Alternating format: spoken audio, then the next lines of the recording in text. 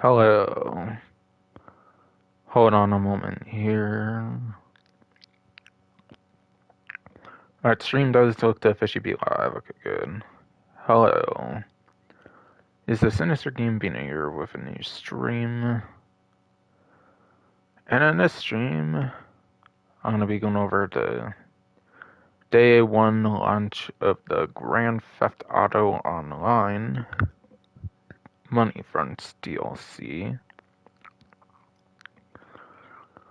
But yeah, for a title, for now, I could maybe try to see if I can fit a second thing on my title, but I just decided to put the Karin Woodlander HSW.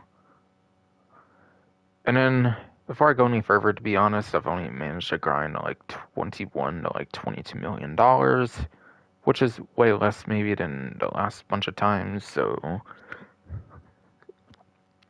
not 100% certain if I'll get to customize all the vehicles and stuff as much as I usually get to, but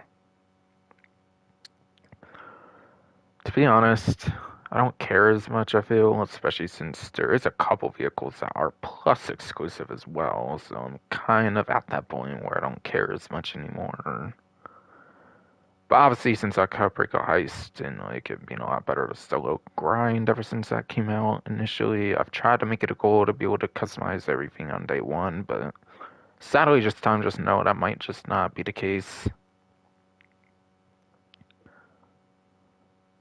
I didn't get to grind as much as I would have thought and whatnot, being tired and stuff on Monday, but I did grind a bunch of import-export as much as I kind of realistically could before the update dropped in like the last day. Let's just explain that kind of stuff.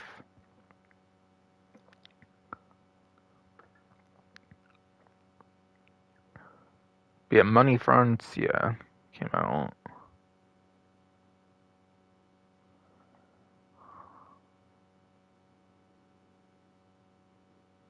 Yeah, honestly, this first thing, I feel like I pretty much already explained over on the June 11th Rockstar Newswire, so I don't necessarily really think that, like, mentions much more really than what's already been mentioned on June 11th for that Newswire that I've covered on my latest video.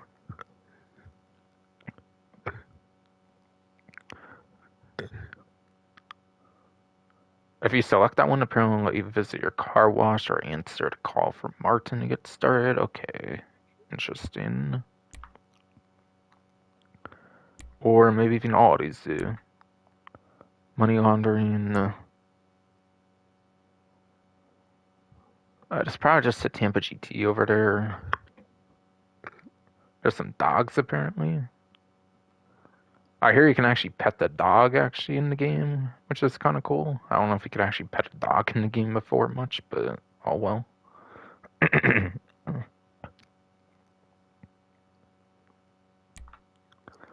Yeah, I don't know if I've heard anything about a new weapon, unfortunately, though, so there might not actually be a new weapon this update, unfortunately. But yeah, I'll do my trophy video eventually for that, to see if that's true the case or not, hopefully. To be fair, I guess the last update, they kind of just did a variation of a previous weapon with the L Strickler for the most part. But yeah. Whatever. Don't necessarily think I have anything more to mention, I think. But yeah, money laundering.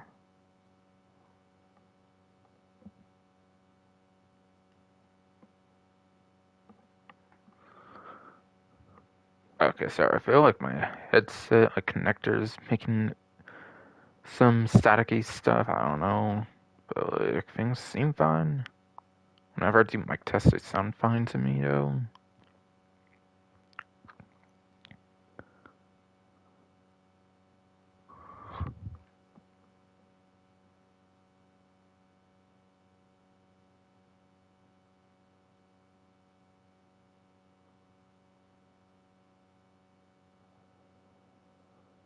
Yeah, I'm sorry, but does this mention much either, I feel, compared to what I've already mentioned on the June 11th Newswire? That's too worth covering, I don't necessarily know. To be honest, again, there. Yeah, guess I'll move on then.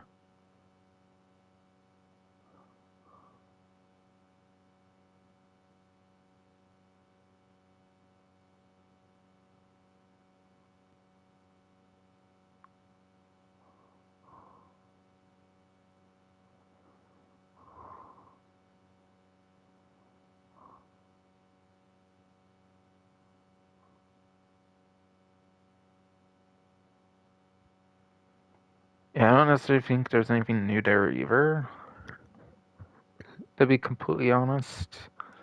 All that was kind of already known with the smoke on the water, the hidden solid doors. Everything there, realistically speaking, you could kind of get vibes towards already, basically, from what they announced on June 11th. Yeah, here there might be some new information though. Or here it might only literally be talking about like vehicles already revealed, but they have revealed like HSW options and stuff, and obviously all that would have been found out anyways. So here as well, I'll probably have some stuff to talk about. But yeah, Money Fronts introduces several new vehicles, including the overflawed Suzume, whatever the fuck all supercar there. Now, they might make this pretty apparent, but it is a plus-only vehicle as the free vehicle for the month as it stands right now. And it's too early right now to gauge the exact performance, so don't be surprised I don't talk performance about much of these vehicles. But basically, this vehicle is kind of like a Pipistrello again, I feel. Another like early access plus like electric supercar. It was kind of like the Pipistrello from it. Yeah, it was like the Pipistrello from like a year ago. Yes. Yeah, sorry, I feel like my throat's kind of dry and shit or something. But yeah, they did the Pipistrello back in Bondar Bounties DLC like a year ago. Just kind of like a 2.0, like a 2.0 of that, basically. Maybe it's like a little bit better of a Pipistrello or something, is what I'm predicting. Again, as a plus vehicle. I don't buy plus, so I'm not going to be able to show this one off. That's kind of okay, but at the same time, pretty annoying that there's not one, not two, but 3 vehicles tied to plus exclusively right now. So you can only get literally 3 vehicles right now if you have plus, and otherwise they're pretty much for drip feed basically as a full release. Kind of scummy they're doing it with a couple vehicles now, not just one back in the days. Usually they only hold back on like 1 vehicle for plus, now they're doing it for like 3 of them, which is fucking annoying. Honestly though. Not giving these bastards $8 a month just to get early access free fucking vehicles is just not going to. Like, I get Bruffy 1322 ends up actually doing that or something. Though apparently you can also buy these from the car meet, apparently. So, if you know a plus member that has these vehicles, you can actually buy them early, I believe, from what I've heard, through the car meet. So that actually might be an option if you want to do that instead of, like, forking out for plus, by the way. Or waiting until drip feed, basically. It's just so people are aware, basically. That actually might legit be an option from what I've heard. If you do want this early for some reason. Yeah, basically just sounds like a Pipistrello 2.0 from Bondar Bounties again.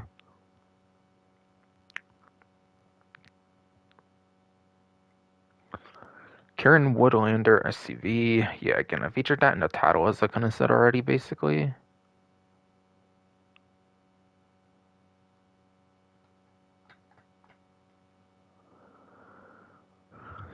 But yeah, it is confirmed. Apparently, it does have a house special works upgrade, apparently. So, it is an HSW vehicle, and the other one is actually plus exclusive right now. So, that's the one I'll actually be using for HSW time trials, because it has been 8 weeks of me using the Karin S95, S95, basically. Whatever one is more proper, not 100%, but yeah. I finished up that vehicle, so I might be doing a run of HSW time trial with the Woodlander. Oh, and also they did fix the Firebolt ASP apparently when it comes to HSW time trials. Now the Firebolt ASP is actually truly usable on those HSW time trials, by the way, instead of it zeroing out right away and having like a red bunch of zeros, basically, or something as the par time. It looked like that was in the patch notes, so I'll say that right now for the Firebolt ASP, so that's apparently fixed. So it's actually truly 100% usable for the HSW time trials. Not sure if I'll go back to that vehicle like to use it proper now, but yeah. Just be aware that's the fix they apparently did.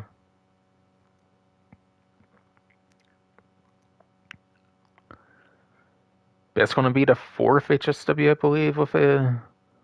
Or no, the fourth SUV, excuse me, with an HSW upgrade, because there was the Astron Custom, the Den, and Drug Wars came out. The what was it called? The Izzy Rally or something? Yeah, some kind of Izzy Rally, whatever SUV I think was after that one. Chop Shop DLC came out with the Vivinite. So I'm pretty sure the Woodlander is the fourth HSW SUV in the game. So it'll be interesting where that one fits in. I might have heard from a comment or something, it's kind of like a monstrosity kind of in a way, but for the SUV class, so that would be maybe a bit interesting. From what I've heard, anyways. So my speculation was kind of wrong. The Suzume is not an HSW vehicle.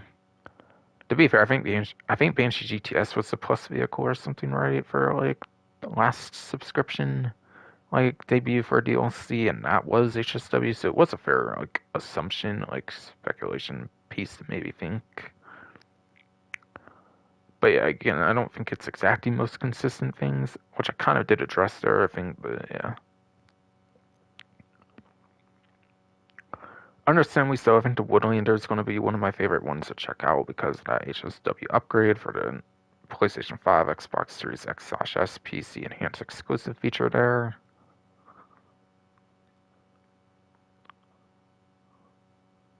And then, yeah, they did mention the police bike, and it comes bundled with a Summer Highway Patrol outfit, which they did mention. When you do obtain it, it funnily enough does say Agent Sabotage as well. And I did cover that in the leak videos as well, back in my one leak video as well, actually, I mean to say, for Agent Sabotage DLC, where the police outfits are truly from that update initially. Technically, they were just not released during the update. But yeah, at least one of those Agent Sabotage police outfits are finally in the game, so that's pretty cool. But yeah, that was already kind of all mentioned there, basically. And then the Everon RS, whatever.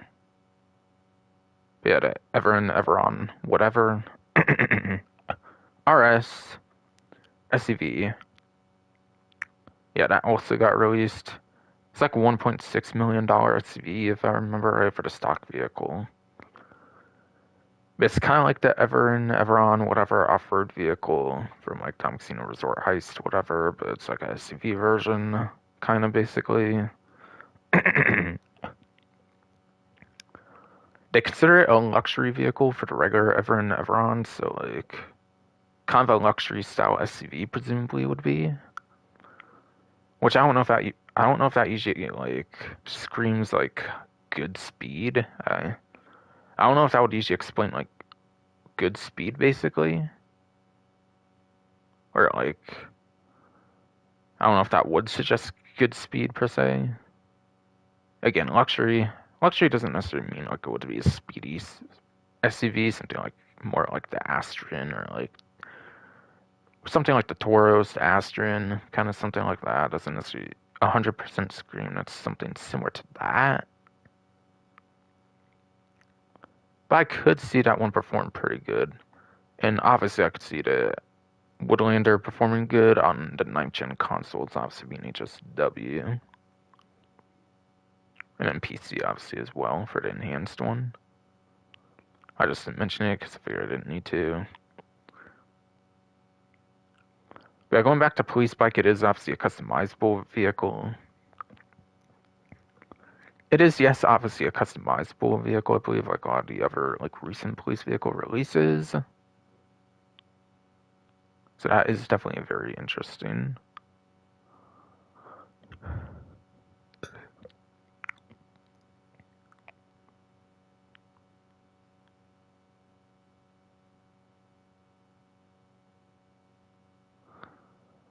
But yeah. It's very similar to 2013 one, but yeah.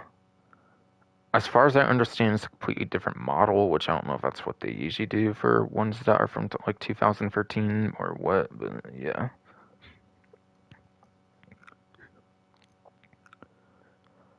From what I heard or saw, I think there's like exhaust and like fairing upgrades. There's a little bit of customization on the police bike. That's kind of a cosmetic difference. Otherwise, it's obviously like a lot of your box standard stuff, like your armor, engine, all that kind of stuff. And again, it does come with that new outfit, yeah.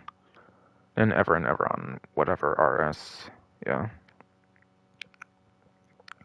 Again, I assume it's like a luxury SUV more than like a speedier SUV in a sense, if that makes sense, based on the ever on I was already in the game, basically. But yeah, there's more than this obviously released, by the way, but yeah, I'll get to that when I'm more in the game, where it makes more sense to do that. And then Mr. Faber work, whatever. Didn't necessarily mention his character and stuff, so I guess I can talk this stuff. I think it would make sense to do. Professional money laundering services are in high demand in Mr. Faber's. Clients are not patient people.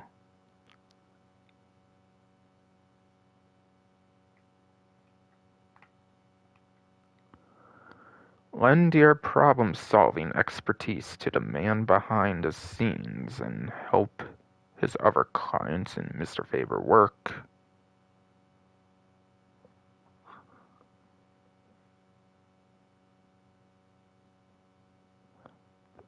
By recovering stolen assets, escorting valuable cargo, and dealing with rival outfits. Okay, sorry for that long pause. I just wasn't really sure or something. If I was wanting to say something, like, kind of as I was reading it.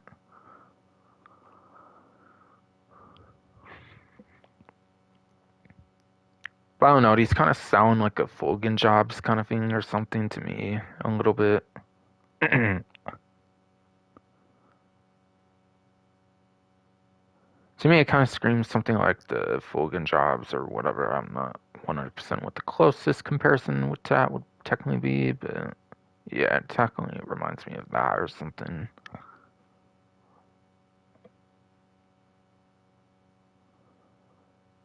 Maybe a combination of that, like security contracts, it kind of sounds like to me or something.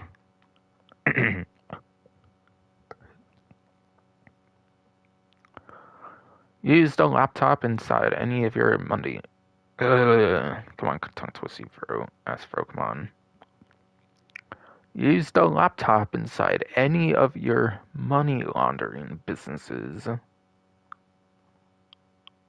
to assist with Mr. Faber. Work for GTA Money and RP rewards.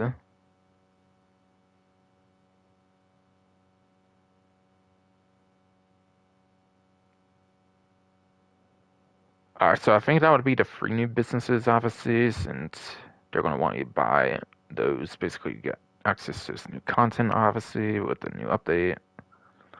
So the hands-on car wash, the smoke on the water, or the hit consolidator should be the only free places you'll be able to do that, obviously. It says businesses in plural, after all.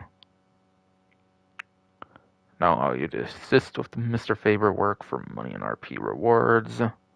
Alright. Alright.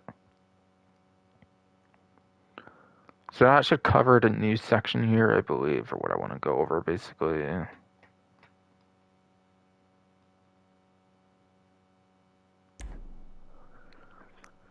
Alright, so on to the online tab here, basically. It says now available. On top it has select to learn more.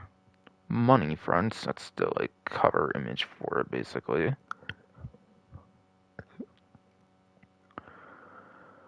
Not sure if that female character is an important character, but they're kind of front and center on the image, so maybe there's some kind of significant character and like some story contents or something for the update or something. And I want to say that's probably that Tampa GT down below, at least, and all that. Same as that, basically, yeah, but not showing like the dog and all kind of stuff, I guess.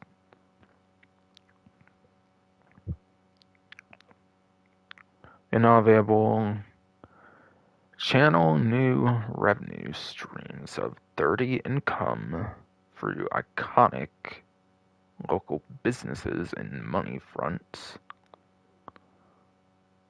And again, on the bottom just says select to learn more like it does in the red up there. New to hands-on car wash. Get the new hands-on car wash. Select to visit your car wash or answer call. From Martin get started, which was basically the same thing as what was there on the text. Oh, or I guess aside for this one, which says select to visit the luxury auto showroom.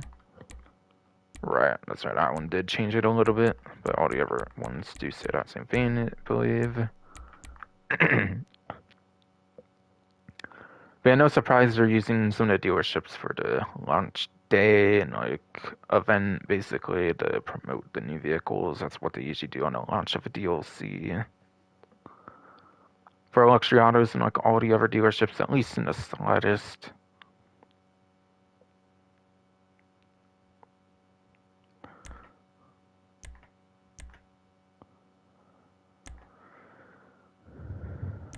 And a new Highway Patrol bundle. Get the new Western Police bike and bundled summer Highway Patrol outfit. And then I'll select the visit or stock cash and carry, since that's where all the police vehicles are put on, basically.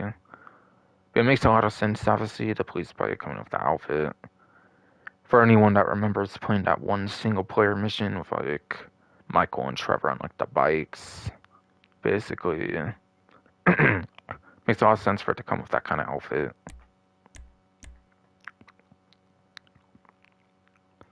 Alright, then on here, apparently, it says strict business, your criminal empire awaits. Select to choose where you want to enter free mode. Huh? Is this like going to be a new feature or something, or is this just going to be for like this one like event or something? I'm not really sure. It would be kind of nice if they actually let you have some place to choose where you want to be each time you launch. Albeit it would probably be in a public lobby. I don't know if they'll let you choose like invite only from this menu still, unfortunately, if you're on the PlayStation 5, Xbox Series X, S, PC Enhanced for the new menu, obviously, but yeah.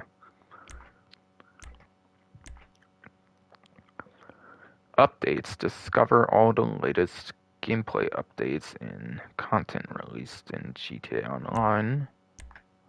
Select to learn more. Interesting.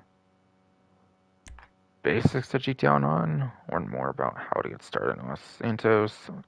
Learn more. I feel this one for sure would just be here for 1 week. I'm not sure about this one. Some of these seem like just one-time things. Not really sure, to be honest, but yeah. I feel like I should have like a new tab, like asides for just like a first week of like a major content release. Instead of like having what's new on here.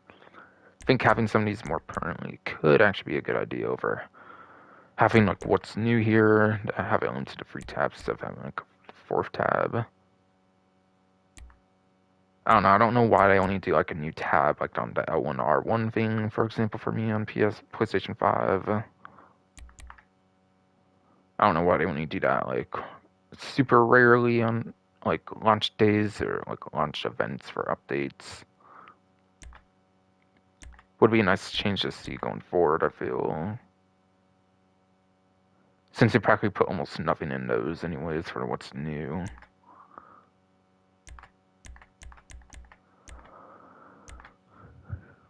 And yeah, free mode. I gotta imagine it forces you in public lobbies still. So, not the way I do things. I just go to story mode then, and then go invite only from there. Would be the way to do it for me, anyways. But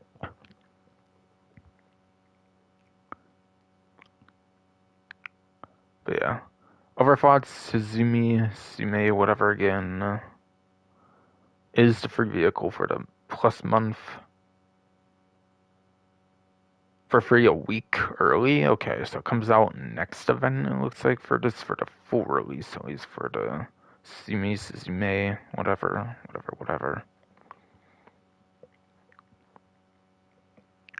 So you will not have to wait long for this one, at least. But still. That's not my main problem. My main problem... Not, yes, that is not my main problem. My main problem is the fact that they're releasing not one, not two, and then three vehicles. Three of the vehicles you have to have early access or plus this update, which they've never done before. I'm pretty sure it's always been limited to one vehicle before, not fucking three of them, so... Getting really annoying with the plus subscriptions, feeling more and more forced, I feel, in recent times, I feel. In the slightest, at least.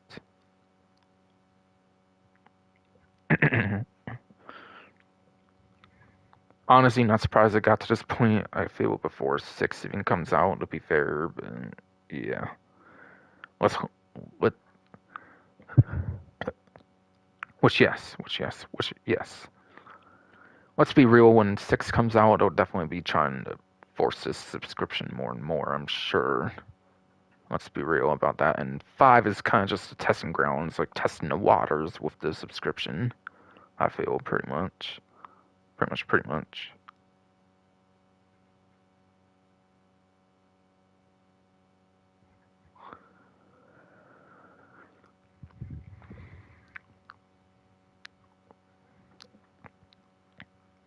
The monthly plus bonus for the 500k each month. Obviously, that's still a thing. Get plus. What is plus? New benefits every month. This month and plus. Alright, so yeah. I guess I'll go on to Newswire for plus subscription and then see if there's anything I want to talk about. I don't think will fit elsewhere or something.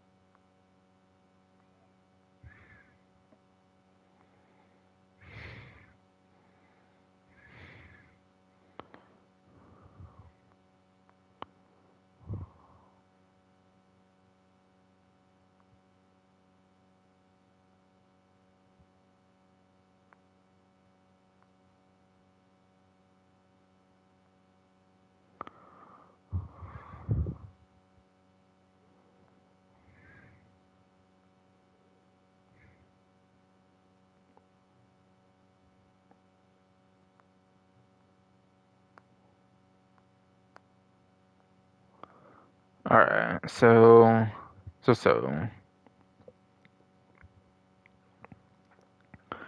Whatever thing that I clicked on from like the Twitter, I guess was just a general plus website, so I guess I have to click something like see all current benefits or something, I guess, to get to the actual proper newswire, perhaps.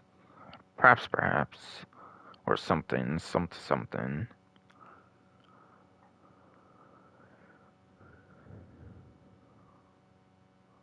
Okay, so it looks like you get till July 16th, apparently, so you basically do get 1 month, so this is a full month like usual, unlike the last one, which is a shorter one, obviously, which suggested a new DLC coming out. And on June 11th, obviously, they confirmed it was coming out for the 17th of June.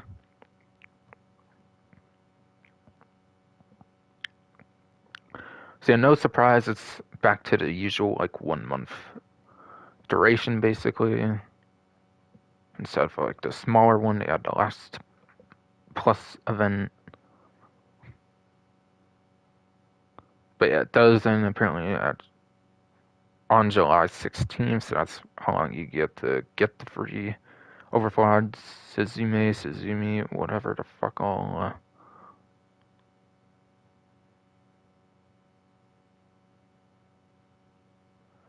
And yeah, the new permanent benefit that they announced on the June 11th newswire is you can also spin the lucky wheel twice a day as a reminder. So 2 spins each day for the lucky wheel if you do that.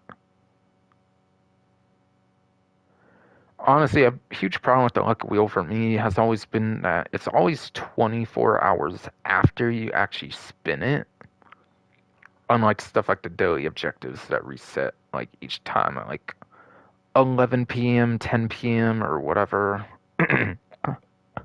11 p.m. or 10 p.m., whatever. Yes, indeed. Yes, indeed. So having two spins does kind of alleviate that, I would say, pretty much, if you decide to not spin for like a whole day. I feel it's kind of stupid how it works that way compared to daily objectives and stuff that reset at a set time each day. I feel that's how the wheel spin should work, is they should like reset a certain time each day instead of being exactly 24 hours like after you actually spin it. I always found that to be kind of dumb. So I'm kind of mixed on that benefit, if it's actually a good benefit much or not.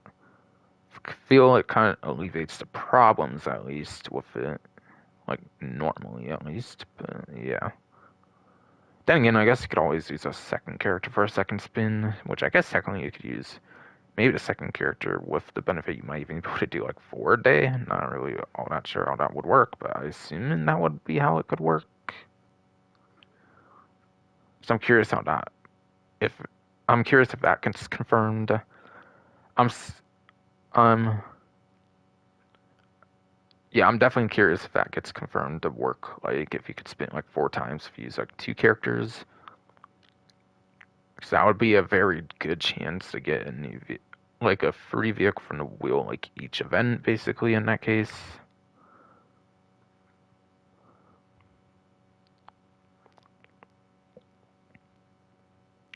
apparently there is 2 times money in RP under all new money laundering not operations, but the money laundering missions. My bad there. My bad there. But yeah. I might do a separate business stream, not just because I'm like lower on money than usual, but I usually do a separate stream for the businesses. I did it last time as well, where I had like 40 million, which was plenty for day one, basically. Basically.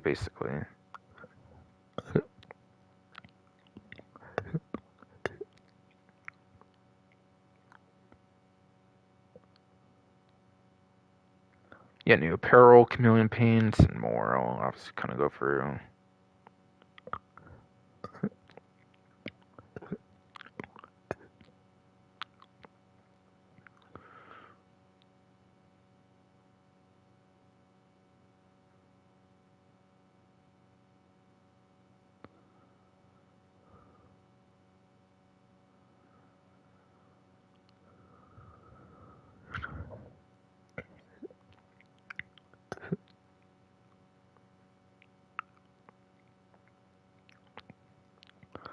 Also, there is some kind of exclusive livery, I believe, for the Suzume right now. Suzume right now, whatever.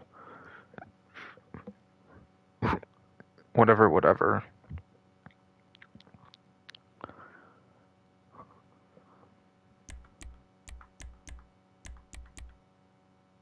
So, like, yeah. I don't know if they mentioned what the new, like, livery is called, but yeah, there is an exclusive livery for the vehicle if you do have it for plus, basically. Basically. But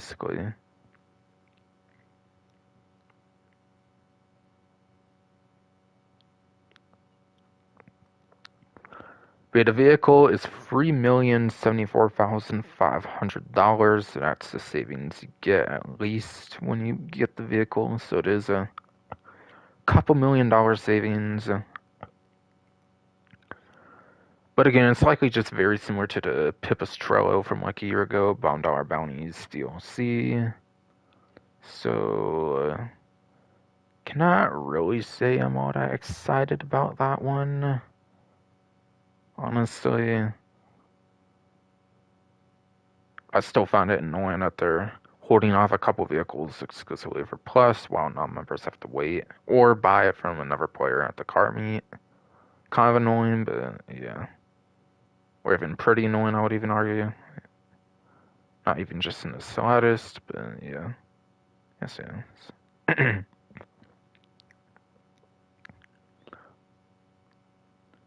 Yeah, I think I mentioned other vehicles in that property thing, like the the garage thing, whatever they have at like the port area, whatever. I'll mention like the rest of those when we get into the game for like the app thing on the phone, basically, I think. So I'll just wait for that. Again, that lucky wheel spin is a persistent benefit that will always be a thing for the subscription from now on, basically.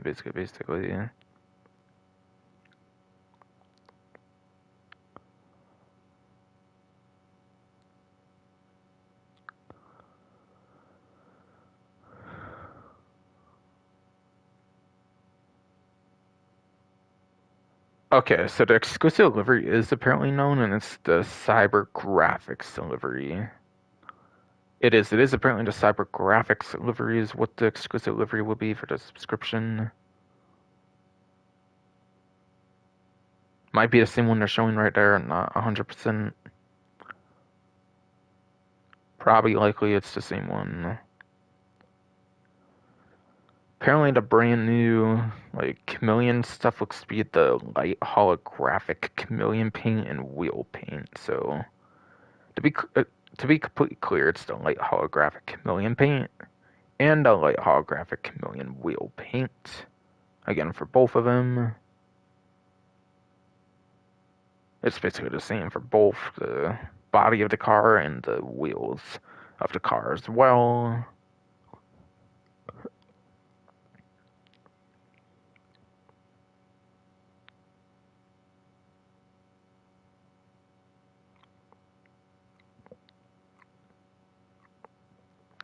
Now, I'm not sure if this vehicle has those colors on it. It might. It kind of looks similar actually to what the image I'm seeing on like other vehicles, I think. But yeah. Not plus members, so I won't be able to show that off as much though. No.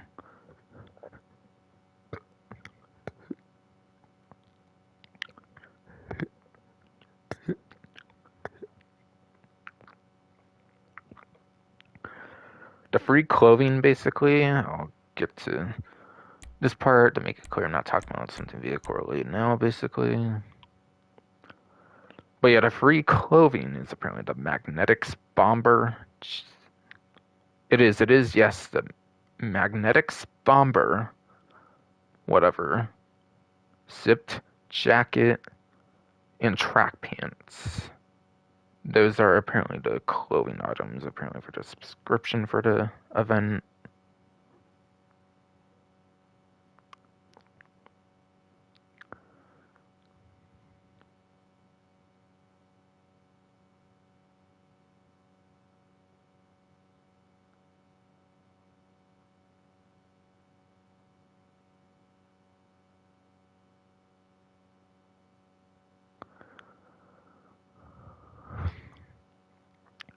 Looks like no GTA Plus game like edition yet.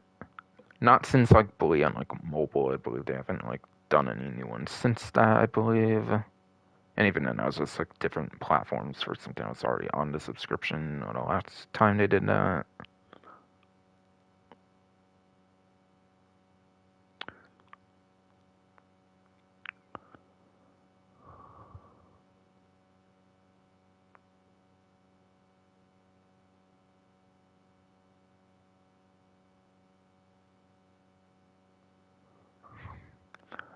But there is 2 times money in RP on the new money laundering missions, which is basically 4 times as well. Apparently, it's 2 times for the basic event for the basic time, basically. Which it does look like it goes till the 25th, so it looks like it's going to be a longer 9-day event. Looks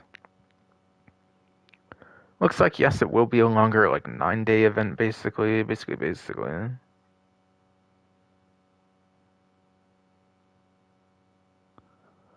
So yeah, plus members can literally get, like, 4 times on the money laundering missions, apparently, for the initial, like, 9 days or so. So chances are, if those pay extremely good and you are a plus member, that definitely means, like, don't expect that to pay all that crazy going forward after, like, the first 9 days.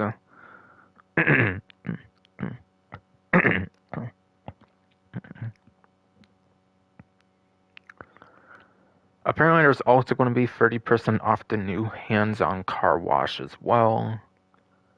Which I think the basic property is $1 million, and there's only like a tint renovation, I believe, for it. So there's only like one renovation for it, like at all. So it's basically a $700,000 property then. It is then, yes, a $700,000 property, it sounds like.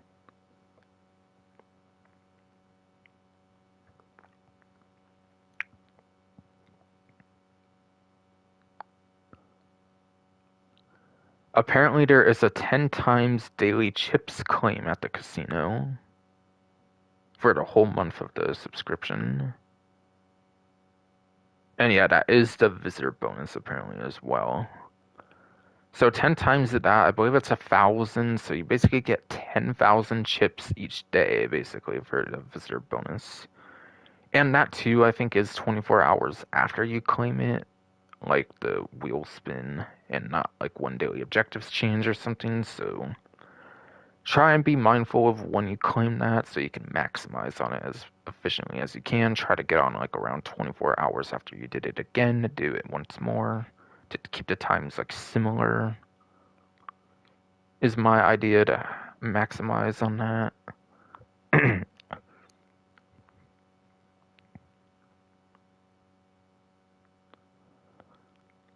But you can also turn it to $10,000 for actual GTA money if you wanted to each time. So that's like a couple $100,000 or something maybe if you take advantage of that each day as well for the 10 times visitor bonus for the casino chips. But it's not just for casino chips. If you have like all the decorations and everything you could use the casino chips on, basically. You can also, yes, turn it into GTA money, I'm sure, as well. Or of course, or of course, yes, you can gamble with it, obviously.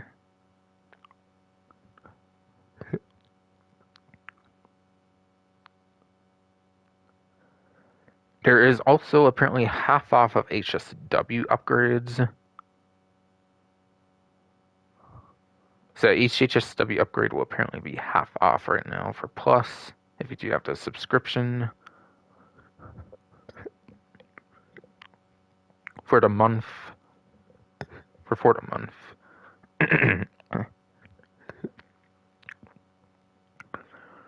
That will obviously be especially useful for the 2 vehicles that just recently got HSW upgrades. Since nobody could have earned them, of course, for those HSW upgrades until this update came out, basically, for those particular 2 vehicles. For the Woodlander, and it's also the Tampa GT, if I've not mentioned, actually has an HSW upgrade, but it's only for Plus right now until it gets the general full release treatment, basically.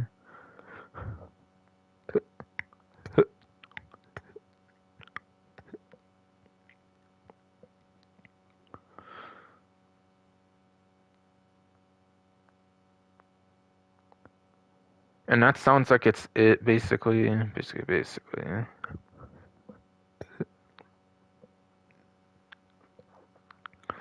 be fair, it seems I'm on the Plus website, not the main like newswire, but I assume that's all the stuff going for it anyways, basically. I do assume that's all the stuff actually going for it, though, to be fair right now.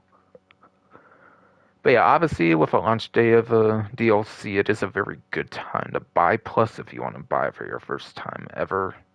If you ever want to support that subscription, buying it on the launch of a DLC for a month is the ideal starting point, since that usually gets you to discounts for like new properties and whatnot that will take a while otherwise to get on a sale usually.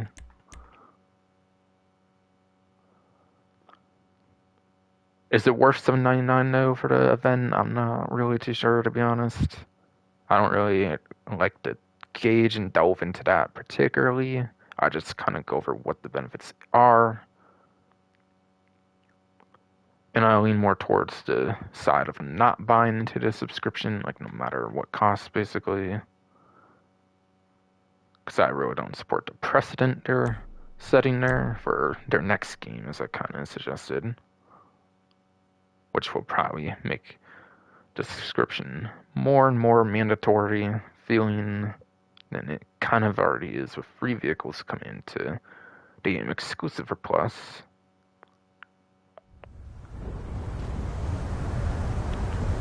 So again, I'm going story mode so I can do my only lobby, kind of like I said earlier.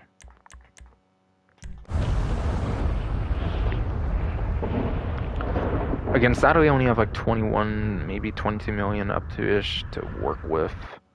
Maybe almost 24 million.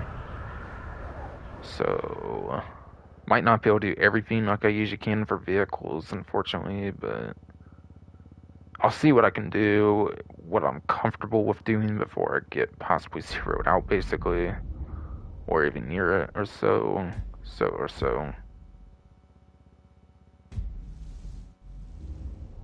Huh? Feel like it loaded kind of weird. Southern San Andreas Prado, Electric Motorsport, and Warsaw Cash and Carry. Those are websites that have stuff currently. Do a challenge. Wicca challenge. Robbie vehicles. Lock 15 platinum awards for heists. Original heists. Wait, why is that popping up? What? I haven't done original heist stuff in like so long. Like, what? Not since like April, I think, when they were double money or something. The upgrade now available for the Karin Woodlander at House Special Works, as I said, and and the game set as well on the initial like new section of the menu.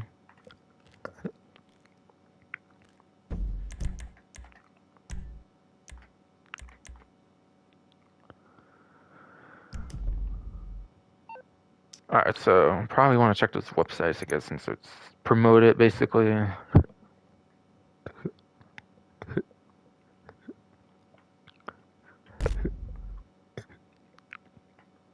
Shot caller, like what? I'm sorry, but like, why does that happen? I swear, like when a new DLC releases, like they just randomly like give you awards again. I don't know. I don't know. I don't think it's supposed to happen, but okay. Okay. Alright, so before I check those websites, I did want to point out Benny's actually. Now with the lock-on jammer thing, they did bring back some vehicles that were vaulted previously again, like they did in Agent Sabotage the last update, so I did want to bring it up a little bit here. There was one vehicle that was infamously removed when it came to the Benny's website, and it was the only removal on this website, I believe, and it should be back. Yeah, the Comet is back in the game, basically. This was previously vaulted, but this now has a lock-on jammer, apparently, as well. This just got the lock-on jammer this update, apparently. Now, I'm not really sure if the Retro Custom gets the lock-on jammer as well, or if it's only going to be the basic Comet. Might want to keep that in mind if you do upgrade it to the Benny's version. Yeah, the Comet's back for purchase, which is cool. Definitely. Definitely.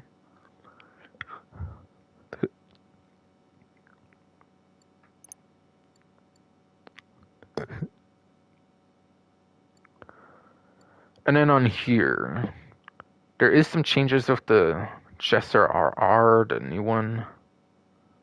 What was known as the Jester RR wide body, I believe, back in the game before.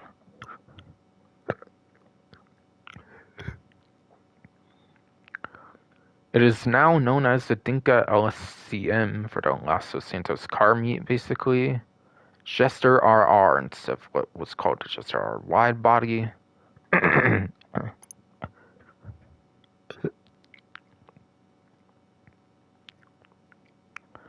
And they have updated the description, I think, a little bit too on the bottom here. Car meet showcase vehicle, which is probably why it has the brand of the LSCM now, and that little icon for it now. But yeah, car meet showcase vehicle. Unique body kit with limited customization.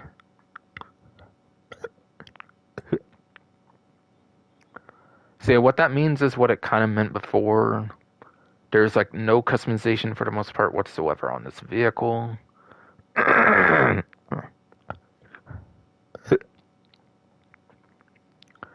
They kind of tell you up front now that there's actually a lack of customization now, which is obviously a good change.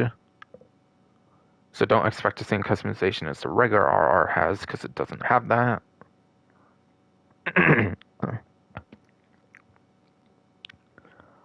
However, you can also remove the livery on this vehicle now. So you actually can remove the livery on this now when you couldn't in the last update, which is good.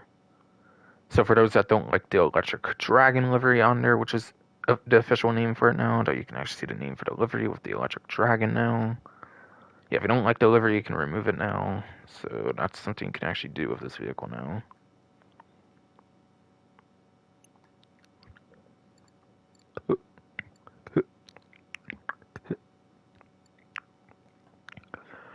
Also, something regarding the Coquette D5, whatever. Apparently, it's still bulletproof, so be aware of that.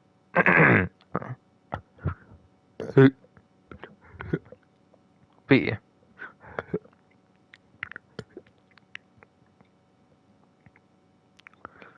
Yes, be aware of that.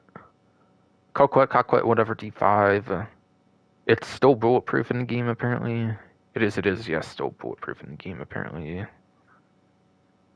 So it didn't patch that whatsoever, unfortunately, from what I've heard, and all that kind of stuff.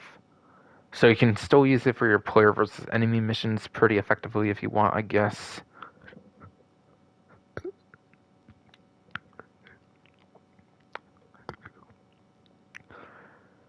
And I'm sure there's also those scumbags, basically, that use a God mode glitch with it and then fucking wreak havoc across the lobby, basically.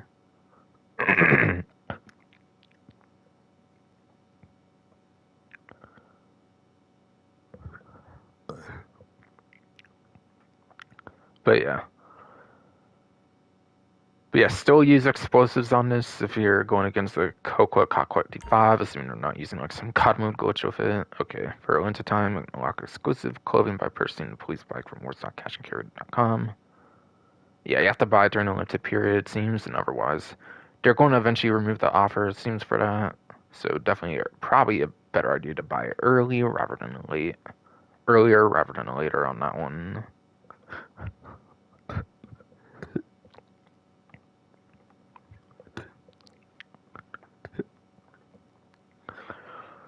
But yes, it is very much still God mode with the like bullets that hit it basically for the windshields.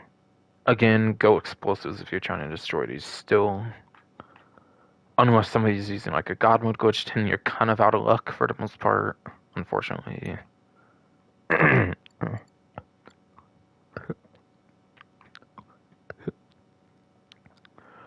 Yeah, there's 3 new vehicles apparently for day 1, it looks like.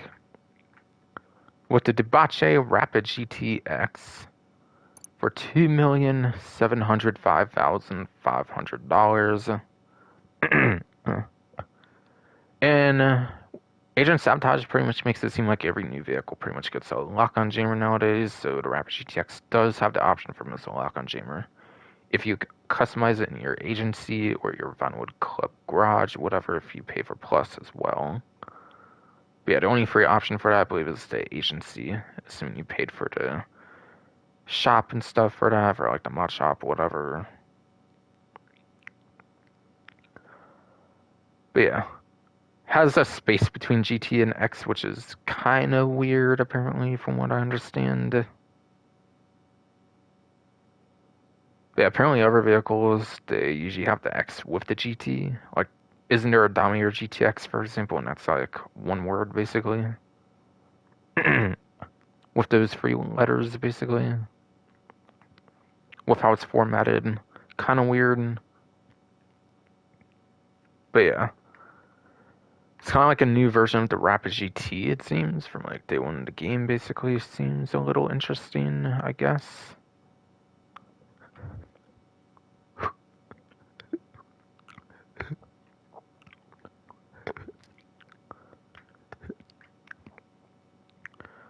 But it's a basic sports car, I guess, with the lock-on jammer as well. I'm not going to necessarily assume how quick this is. It looks like it would be a quick sports car to me, though. This one does seem like it would be on the quicker side to me, just looking at it, though.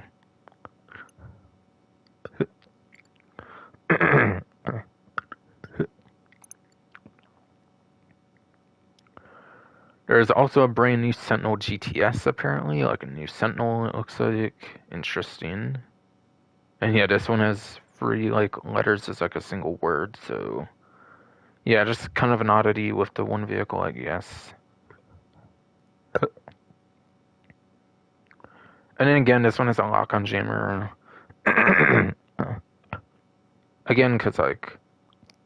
That's kind of standard nowadays that the new vehicles tend to have lock-on jammers.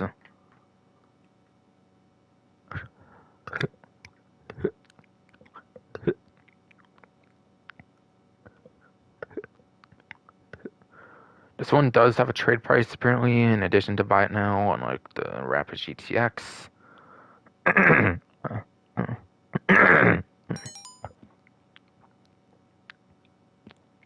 OGT, cocaine, whatever.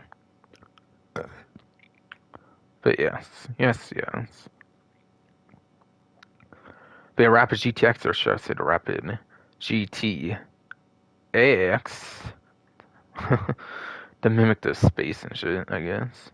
With that long pause, why not?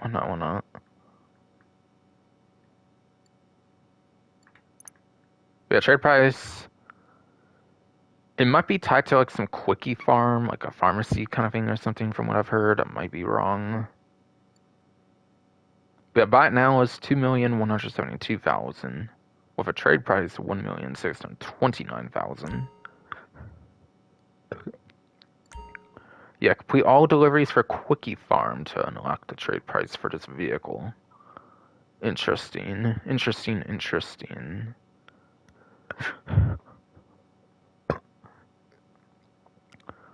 So for some reason it's tied to all those contents, and that will get you a trade price.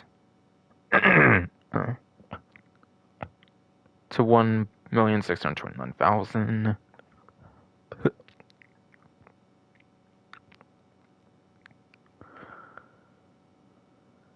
Which gets you like around 500-ish K off the vehicle, it seems. So that is kind of nice. That is definitely kind of nice, no doubt.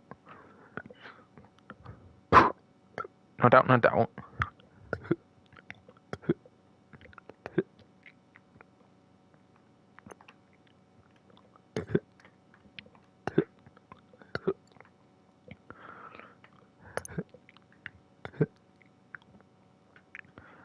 And yes.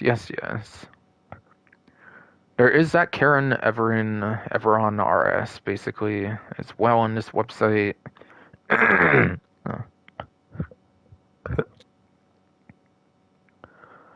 So contrary to the regular one, apparently.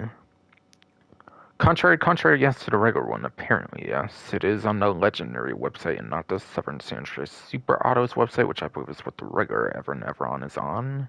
Kind of weird there if able to another Audi with a vehicle, I guess, but yeah.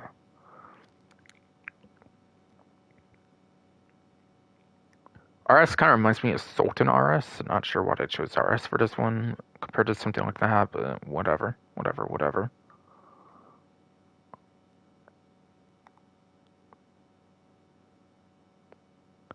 And again, this one does have a lock-on jammer available too if you get it at the agency.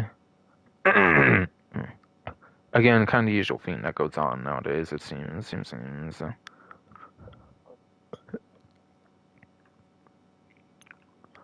But yeah, this one's a sedan, I believe, by the way. I don't think I said yet, but this one's probably a sedan.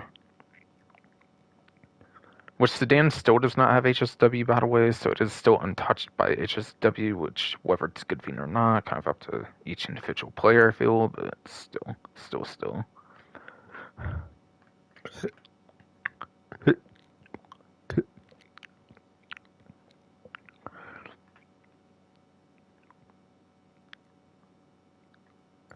Yeah, this one's a CV class, as Rockstar already revealed in the Geno 11 for Newswire, obviously, though.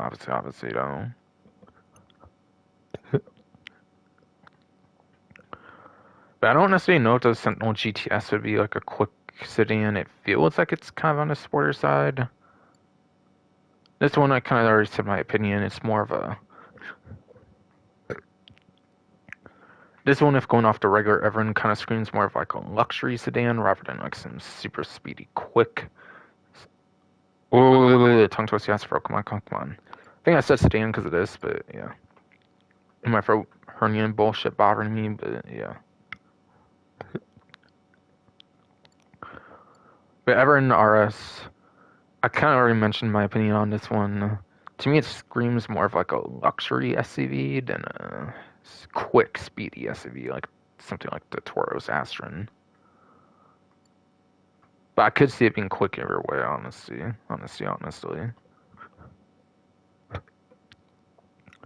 Hard to say again, because it's only been the first day. Hard, hard to say, yeah, because it's only been the first day. So obviously, the proper like expertise testing has not really been done by Bruffy1322 racing YouTuber, basically.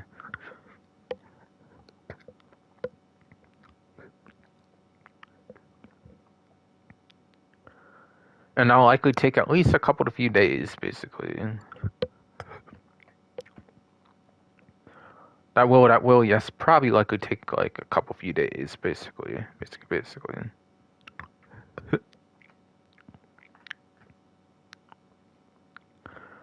But yeah, those are the free vehicles available if you do not have Plus. If you do have Plus, the Suzume should also be here, I believe.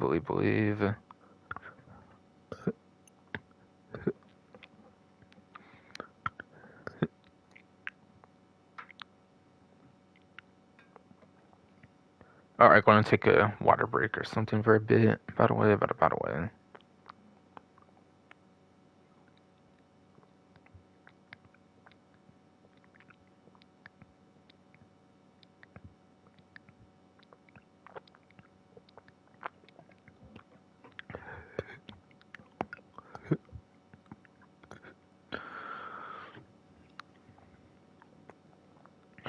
Man.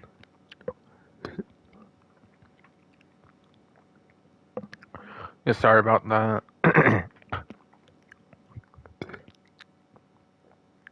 sorry about that.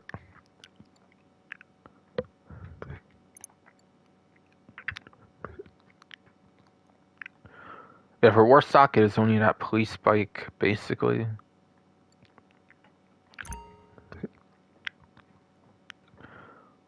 And yeah, there was a clothing icon.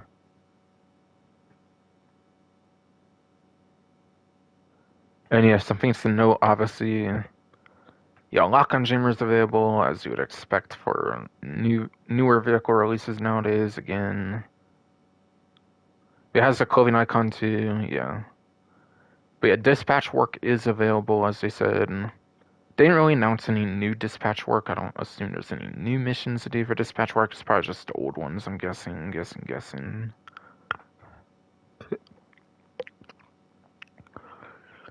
And purchase unlocks the exclusive Summer Highway Patrol outfit, apparently. Yeah, sorry. It's been talked about. Which is noted by this clothing icon thingy here.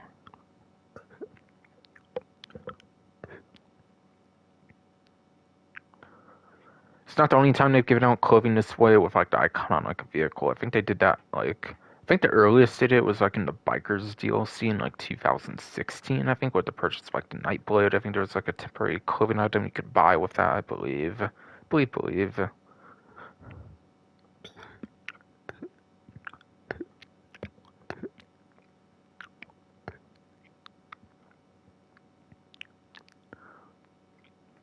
And then yeah, they've done this since like Bombdar bounties, I believe. believe. I believe, yeah, they've been doing this for like a whole year at least at this point now, but yeah. As of the last summer update for Bondar bounties, vehicles can only be modified properties you own. To be fair, that part's always been the case. Yeah, that part's always been the case for police vehicles, actually.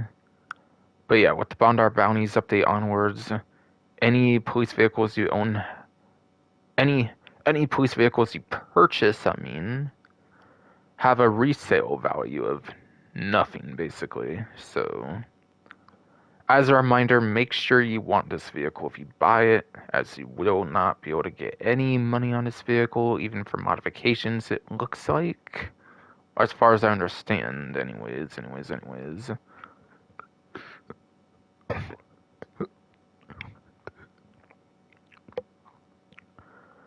So definitely be absolutely sure you want to buy this vehicle before you buy it, because you will not be able to resell it for really anything, it looks like.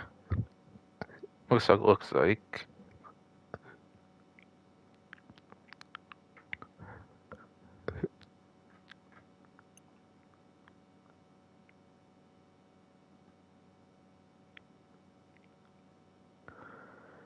By the way, 3,720,000 is a trade price. This does have a buy it now price. That's in like 4 point, like. I think.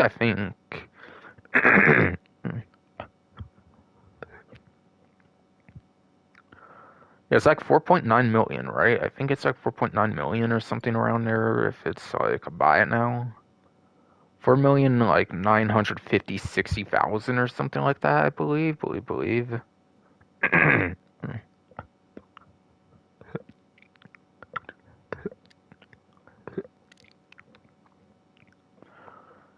So yeah, definitely get a trade price, I would say, for this vehicle. I don't know what the trade price is since I already have the trade price. Probably just something to do with the dispatch work, and I assume that's kind of why I already have it, since they do tend to give them to you automatically for certain things.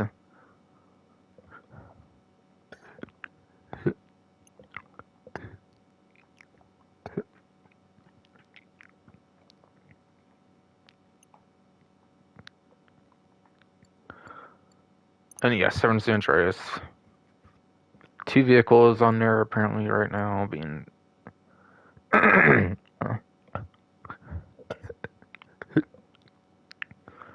being that Karin Woodlander with HSW upgrade if you're on the PlayStation 5, Xbox Series X/S, and PC enhanced. Which yet will also have a lock-on jammer like all the newer vehicles, and you should be able to also have it in addition to HSW at the exact same time. So at the exact same time, you should be able to have both those on, like other HSW vehicles. Obviously, like the weaponized Ignis is the first example, basically. Kind of.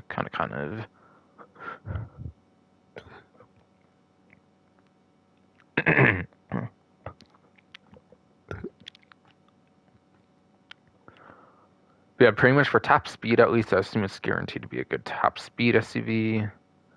Not all HSW vehicles have a good lap time per se, so that is yet to be seen, but this obviously should be groundbreaking if you're on a PlayStation 5, Xbox Series X/S, PC enhanced.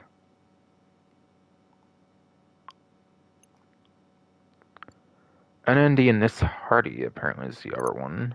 This was one vehicle. Rapid GTX, the Sentinel GTS, those were not announced before, and then this was also not announced before, I'm pretty sure, and these are all just revealed with day 1 of the update.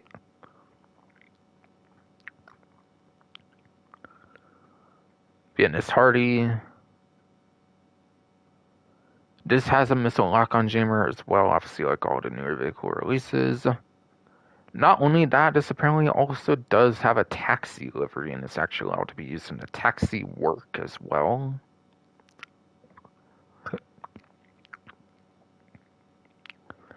This does apparently have a taxi livery and can be used for taxi work as well, no doubt. Apparently that's the case from what I've heard. This one's a sedan vehicle, I believe, as well, just like the Sentinel GTS, I believe, too, by the way. So this seems like an interesting vehicle for taxi work. It could be the new fastest option for taxi work.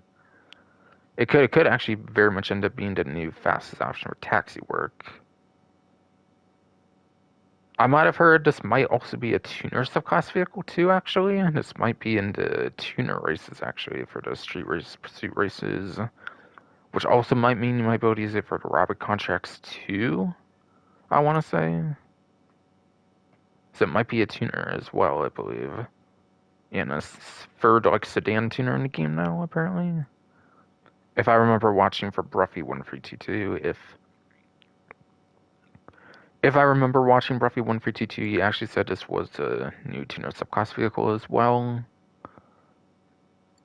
Alright, but this one apparently starts at 1,611,000. This one's 1,480,000.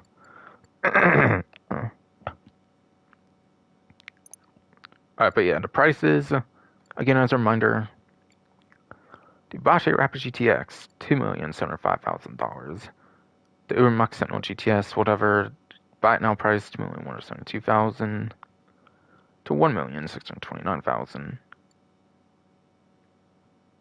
Karin Never on RS, whatever, $1,665,000.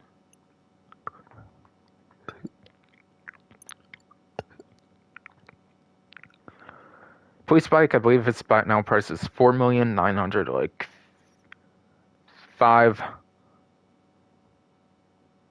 yeah. 4,900,000 like 60,000 or something, I think, like that. It's buy it now price, if I remember right. But I don't know 100% since I have the trade price already for whatever task it has. And then the trade price is $3,720,000, which is the cheapest it'll be off of discount, it looks like.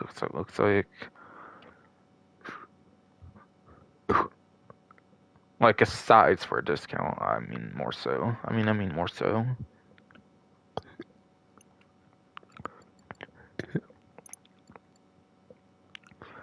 And then, yeah, again, this one's 1,611,000, and this one's 1,380,000.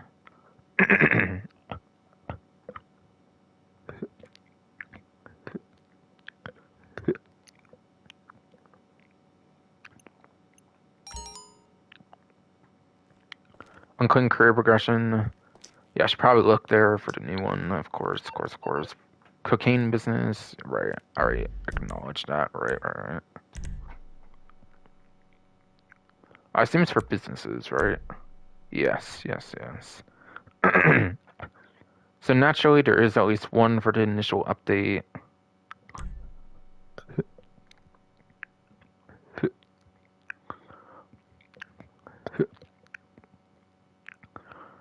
Tier 1 requires meeting Mr. Faber, whatever. Acquired a hands-on car wash, and complete any job at the hands-on car wash, Smoke on the Water, or Higgins Hella Tours. So this is pretty much your basic stuff, like your usual tier 1, obviously. Meeting Mr. Faber for like the introduction cutscene or whatever for the business, whatever for the hands-on car wash. Acquire the initial business for the main one that you need access to for the Smoke on the Water, and then the Higgins Hella Tours. And then, yeah, you have to complete a single job at any of those 3 new businesses for the hands-on car wash or the Smoke on the Water or even the Higgins Hella Tours. Gets you the hands-on car wash cap, apparently. Tier 2 wants you to acquire the Higgins Hella Tours for one of the other businesses you need, of course, in addition. Like, after you purchase the initial hands-on car wash, then you have to complete 10 jobs at the hands-on car wash, Smoke on the Water, or Higgins Hella Tours. So just increase quantity from tier 1.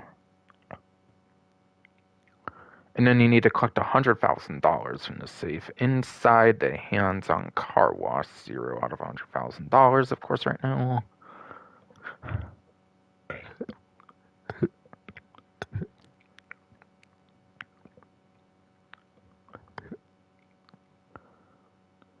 Doesn't sound difficult. Thing is, it's only tier 2, so not surprised. Not surprised. And that gives you the Higgins Hella Tours T, apparently. Cool. Tier 3 wants you to acquire the Smoke on the Water. And then you also need to earn $500,000 from completing jobs, hands-on car wash, Smoke on the Water, or Higgins Hella Tours. Yeah, I'm kind of worried how easy that would be, honestly, since this is supposed to be legitimate work, apparently, and it's not, more illegitimate like the existing counterparts, basically, for the counterfeit cash, the air freight, and then the weed, whatever. Also obtain the maximum possible bonus in one Mr. Faber work.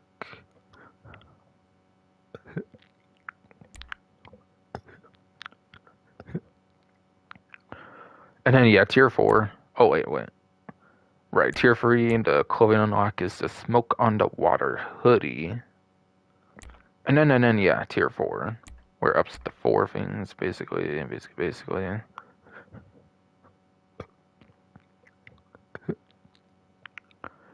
Once you'd unlock 14 platinum medals for money fronts. Yes, it wants you to unlock 14 platinum awards for money fronts. Obtain the maximum possible bonus in all Mr. Faber works, which is 6 of those. Allows you to expand as well to probably see that stuff, I guess, for that.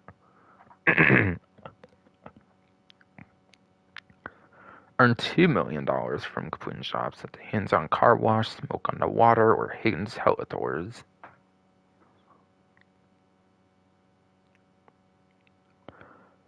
And then last but not least, collect $500,000 from the safe inside the Hands-On Car Wash. Alright, so that's 4 times and then 5 times of what other ones actually do for tier 3 and tier 2. Yes. Times 4, 500 to 4 million. Or no. Come on, bro. Yeah, 500,000 to 2 million, I mean. Yeah, times 4. Obviously, between those. And then times 5 on tier 2 requirement there from 100,000 to 500,000. From yes, 100,000 to 500,000.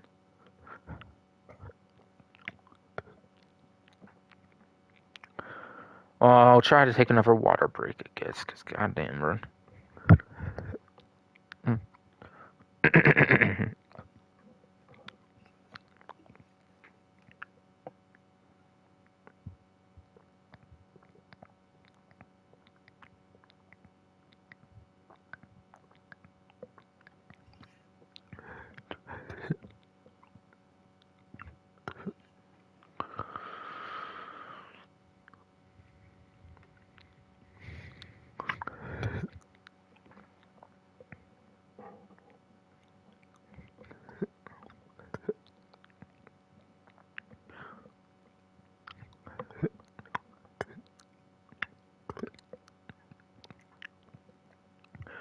And then, yeah, it is worth saying the tier 4 vehicle reward just looks to be the brute pony from like 2013 with a Smoke on the Water livery to it, basically. Which, yeah, I don't know if you can own the Smoke on the Water livery before, like, this came out. But yeah, it's for a day 1 vehicle, basically, and it's just a certain livery on it, so...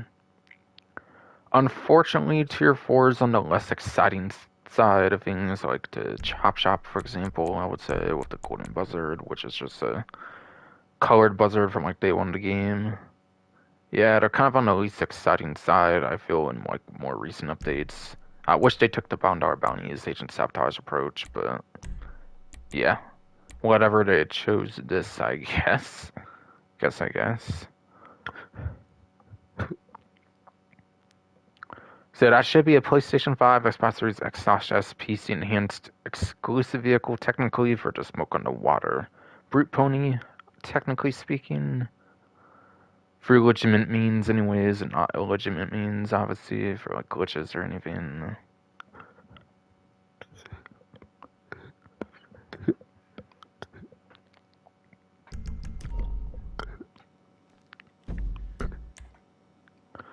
Alright, so stats, awards.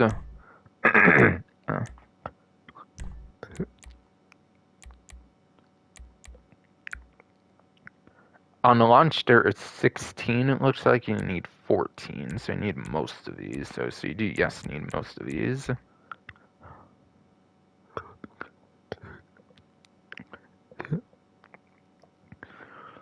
So Liquid Market apparently completed as a leader, apparently, for a guaranteed platinum, like instant platinum.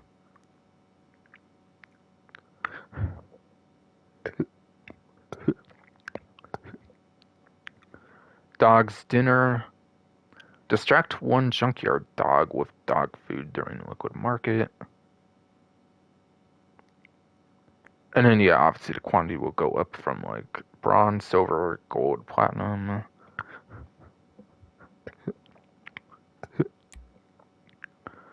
So that's going to require multiple playthroughs of Liquid Market, basically. Basically, will probably require, like, multiple playthroughs to do.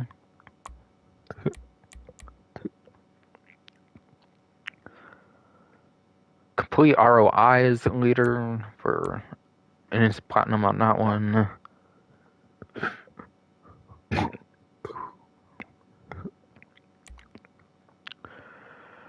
Compound interest. Complete compound interest is the leader.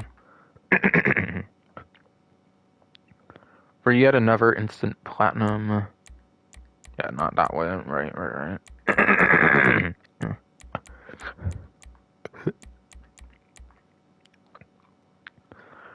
Complete mutual funds is the leader, apparently. This looks at that flatbed custom. Or apparently it's called a custom flatbed for some reason. They kind of reversed the words for, like, no reason whatsoever, apparently. Kind of another misnaming kind of thing, like the Rapid GTX having a space to it instead of, like, being one kind of word. This one's called custom flatbed, not flatbed custom, apparently.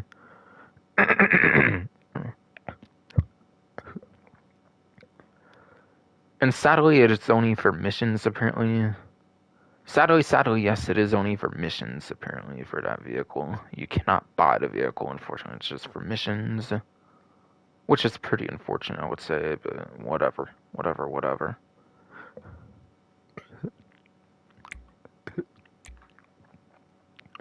Yeah, mutual funds is instant platinum, obviously, like other similar ones. Current liabilities, complete current liabilities is the leader. For another, like, instant platinum. Gut instinct. Find a target without any hints during current liabilities. So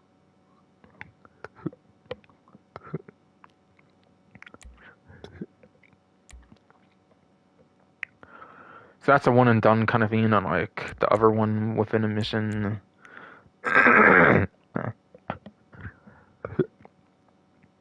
Unlike the other one during some kind of mission, this one's a one and done kind of deal, not one you have to do multiple times at least. So that's a pretty instant platinum. The Monopoly, complete the Monopoly is the leader.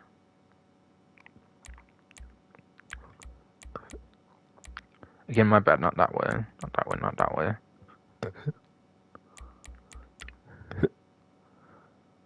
Profit maximization. Steal all bonus loot and all Mr. Favor work. So this one you'll have to kind of go out the way, of course, in all of those different ones to make sure you do it well.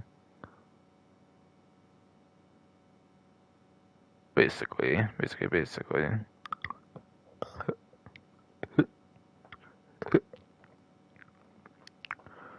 That might also be how you get the 2 million quicker and all that might be how you get, like, that $2 million quicker and stuff as well. Hence profit maximization.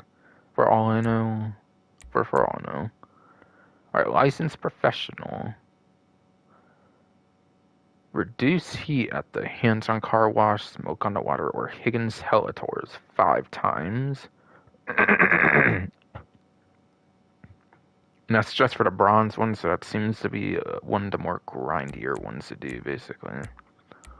Seems like it's going to be one of the more grindier ones to do.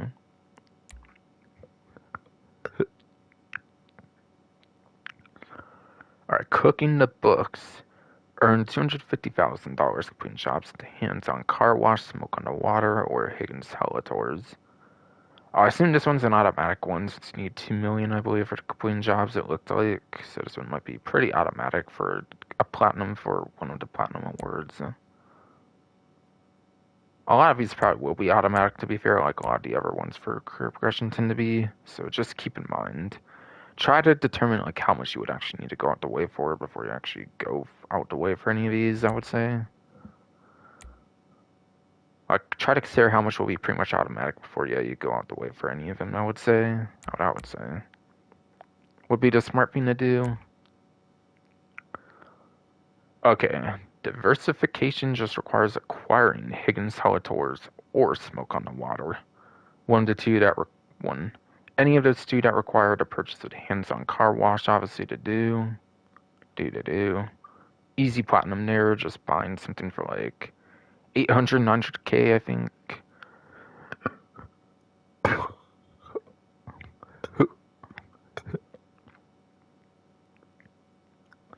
It's like 800,000, 900,000 for any of those two, I believe. So just a 6-digit payment, and that basically gets you easy platinum. So that's cool.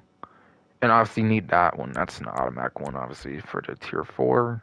Since you need like all of tier 1 to free, I believe, before you can claim the vehicle for tier 4, obviously. Obviously. Kush Collector. Find and collect all 10 smoke on the water product in one day. For pretty much instant platinum. Squeaky Clean requires collecting 50k and 100 income from the safe inside the hands-on car wash.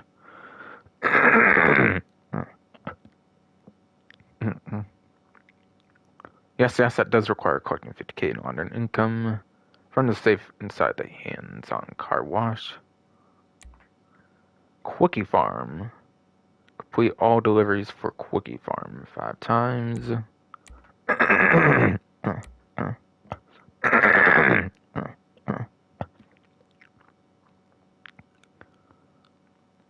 yes. This one's tied to the safe, so I assume this one's pretty much an easy one to platinum for the career progression, since career progression already wants you, since yes. Career progression already wants you to collect safe for tier 4, I believe, already, without the award requirement even. So that should naturally be easy platinum to obtain for tier 4, basically.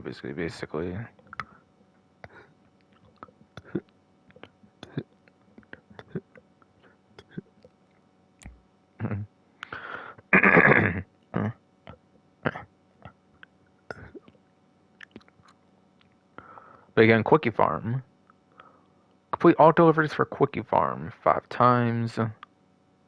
You might only do that one time, of course, for the Sentinel GTS trade price, so 5 times seems kind of obsessive for this one.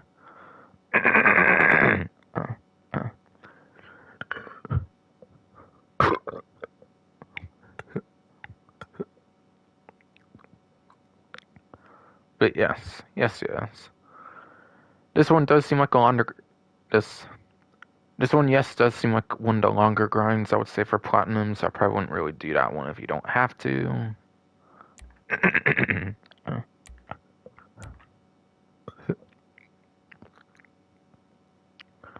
And then complete all deliveries for Quickie Farm in under 10 minutes. Complete... Yeah, for first responder. Complete all deliveries for Quickie Farm in under 10 minutes. And yeah, 10 minutes times like 5 would already be like 50 minutes just to get to silver. I don't think that would be a great one to grind, quite frankly. But this one's a pretty easy platinum if you do that one time under 10 minutes at least, so.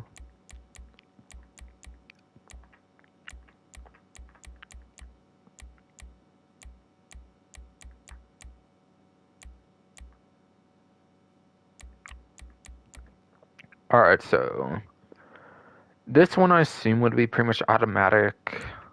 This one you have to do something during liquid market, so this one's not going to be automatic. I'm pretty much sure this one's not automatic. Unless you need it for like a bonus or something. Unless you need it for a bonus or something, but you only need to probably do that like one time anyways, so yeah, it's pretty much not automatic for the platinum on this one. So I think that one's pretty much automatic. Same with that and this. This too, probably. And that, even for those 5, I would say would probably be automatic 5 platinums there.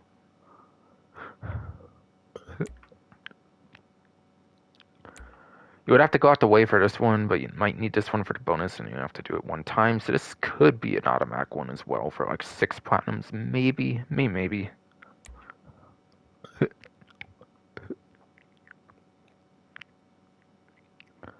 Yeah, the Monopoly would be pretty much an automatic, like 7th platinum, 6th to 7th platinum, I should say. Might need those for the bonus, I'm not really too sure. So this could maybe like up to an 8th guaranteed one.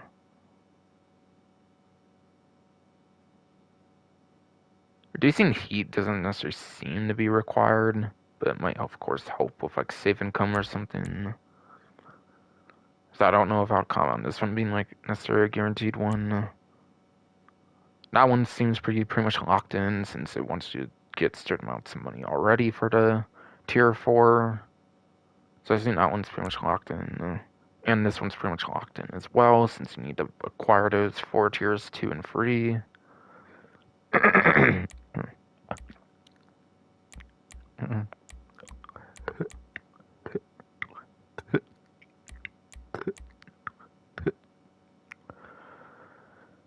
Yeah, I'd probably do this one. This one's yes, I would probably do this one. This one doesn't sound like it's too bad. Even if you don't necessarily have to do it. Again, I think this one would pretty much be an automatic one once you're doing safe stuff anyways. This would probably want to go out the way for. That would probably be worth it for 1 of 14 platinums.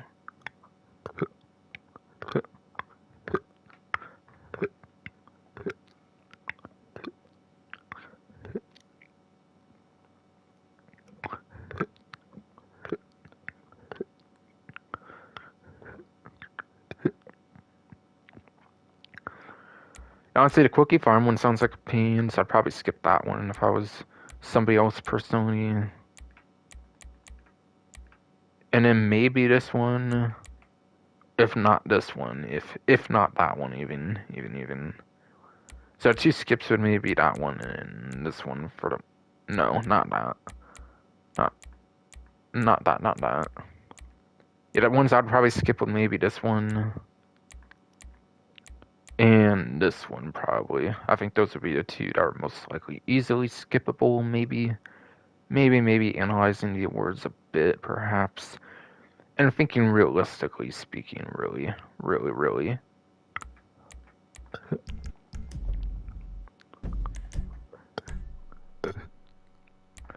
So that was the full analysis of the money fronts tier 4 for the platinum awards side of things, basically. Alright, yeah, it's all those 6 tied to the awards, basically, for like 6 of those 16 awards. As expected.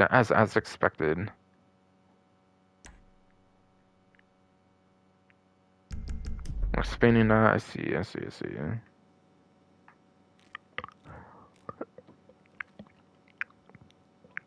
Alright, taking yet another water break, so my throat earning should just ain't stopping, apparently.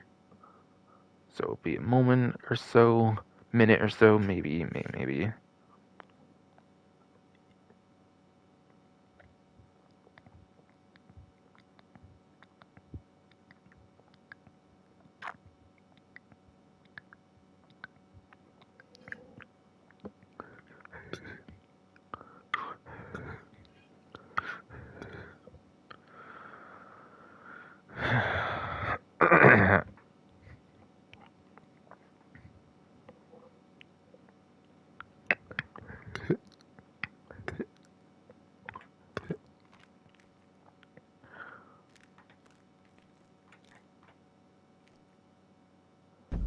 Alright, anything else I wanted to go very much?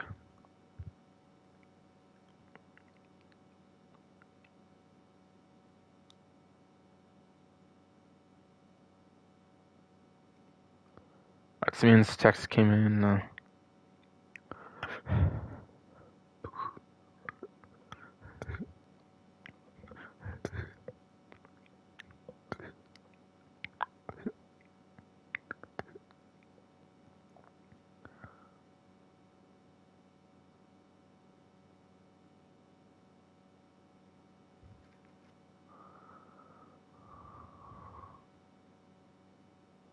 I don't know if they really explained the limited period part. I don't really know if they explained the limited period part for the clothing. I'd buy it sooner rather than later, like I said. Basically, just make sure you get the outfit for it, basically.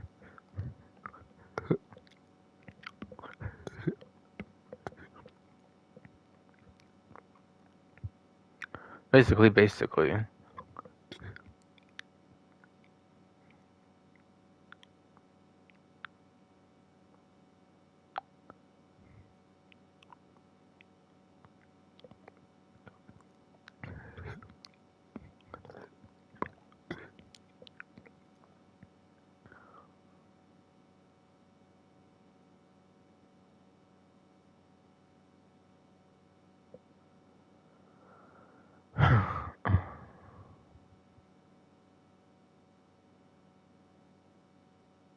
Alright, yeah, sorry about that. Just making sure I had everything covered there. I do.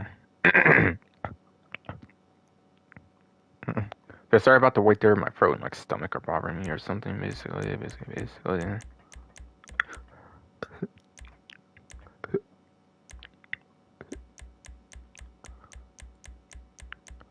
I think I'm good to get out the building now. I think.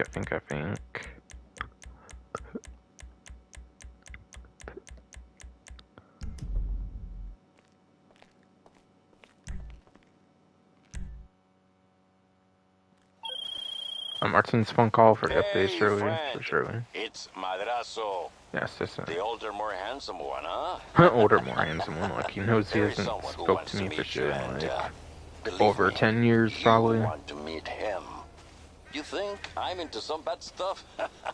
Let me tell you, this guy has a finger in every pie in Los Angeles and beyond. Meet me at LSIA and, if you embarrass me in front of him, I will kill you. Okay. Here's me in front of him, I will kill you, damn. What's that mean, he says, in the contact missions? I love you in an appropriate way, I mean. Otherwise, you'd be dead, of course, I think is what it is, right? Right? I think so. I think so. Yeah. I don't know, I kinda tried and failed to do the Madrazo voice, especially because my throat and stomach and shit. Yeah.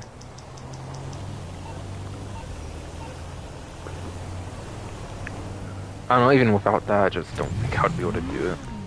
In the exact kind of voice I wanted to do. Okay, I have my oppressor out from when I was grinding, I believe, for Monday, basically, and like the not last, but the first couple hours of Tuesday, basically. Yeah, I was charging my controller just in case. It's question mark, so yeah. I'm using like that short as hell Apple charger to kind of give you like iPhone 16s and shit, and like in the box and shit, fucking. So I could use like a longer one for my phone and my PS5 controller. Yeah, kind of a pain in the ass.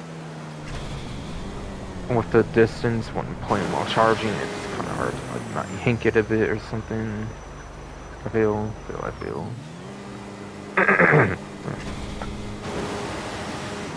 But yeah, might want to be in a different vehicle. I don't necessarily know if I want to be in the oppressor, just because. Do I want to be in? Let's see, what do I really want to be in actually? I do really like the Iron Mule, but yeah. Like, I don't know. Yeah, honestly, I've kind of grown past the F-160 Roger in some cases. Guess I just use the Iron Mule, which I can't do for the terminal. I have to do it for the interaction menu, I believe, on that one, since it's a large size or something. Something. Wait, it got destroyed. Did it actually? I remember that happening? I don't remember. What's the last thing I did even in the game, actually? I kind of forget. Okay. Okay.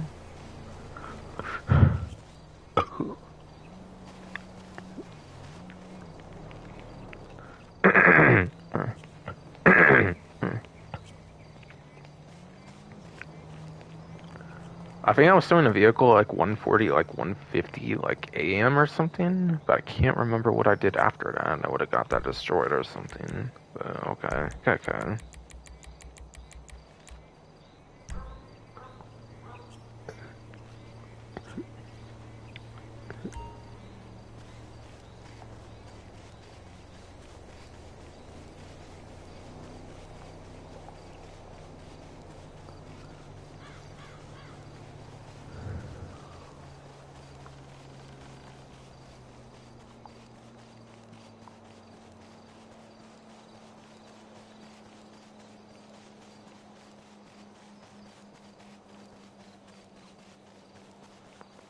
And is there anything else I want to say actually regarding the Martin dialogue? I kind of forget it.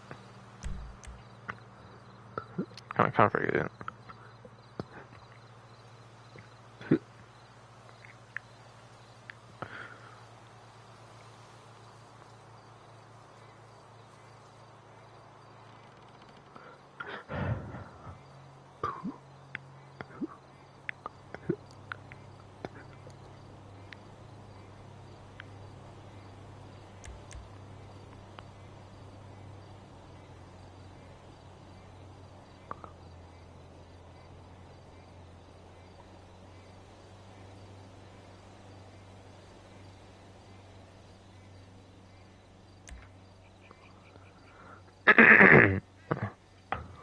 Yeah, I feel him seeing that first screen basically fucking to me is kind of like them. I don't know. It's kind of like him acknowledging that he's not used much in the game, basically. Being most prominently in the 2013 contact missions before this, he's not really been involved in any like heists aside from Kyle Perico heist. And even Kyle Perico heist, his character wasn't that prominently featured in it like at all, right? Like I don't even know if he had any voice lines in Kyle Perico heist. I don't think so. Might have just been like images that Guillermo Draza was trying to get him back for him or something. I forget.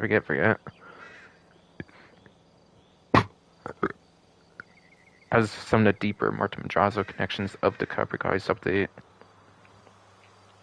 DLC, whatever.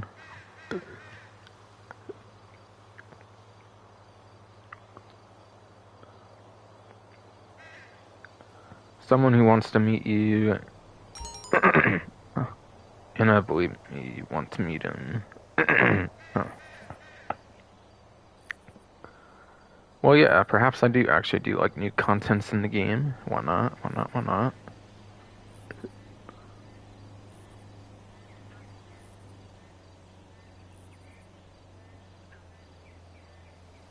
Yeah, I mean, I don't know, man. There was that Trevor image and stuff of Patricia Madrazo and stuff. I don't know if that's just into bad stuff or not, per se, but still.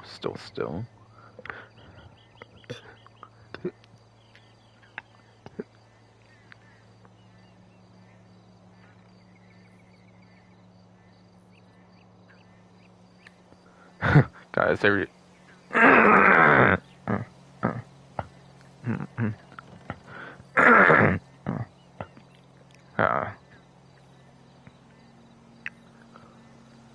guys, a finger in every pie in Los Santos and beyond.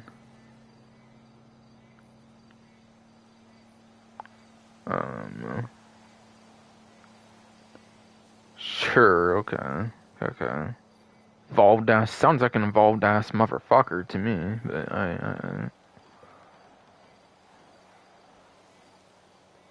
yeah, I think I acknowledge everything I want to say there now, basically.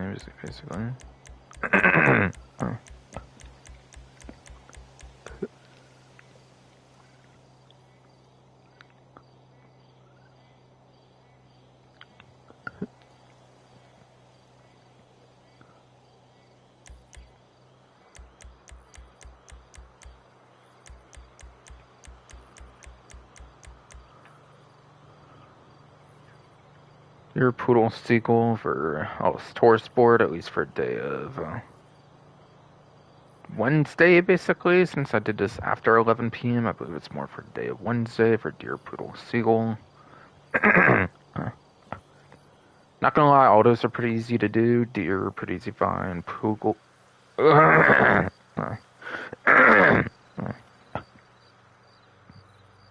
deer is obviously really easy to find. Poodles, easy to find in the city. Seagull, like near water. Docks area, all that kind of stuff. Yeah.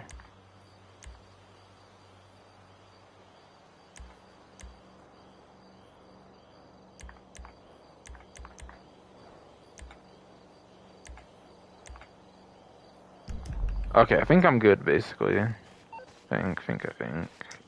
For the current moment, kind of. Trying to think of as much to cover as I can. earlier on rather than later on, basically.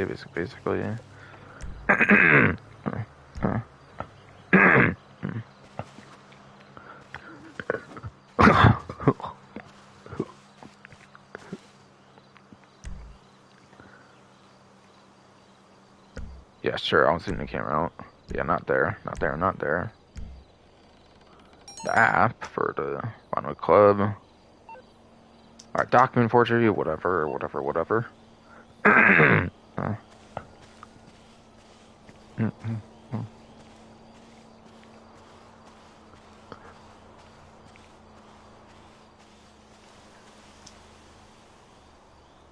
Yeah, the Final Club I want to go on. Right. That's what I was wondering for like a while or something, what I was trying to do.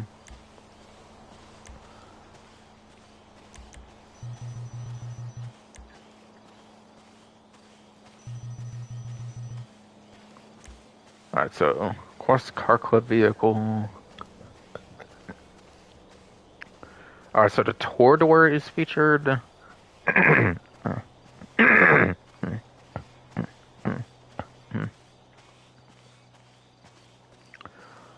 think the Torador may have featured in the last one, but yeah, Torador is a submarine vehicle with the machine guns, missiles.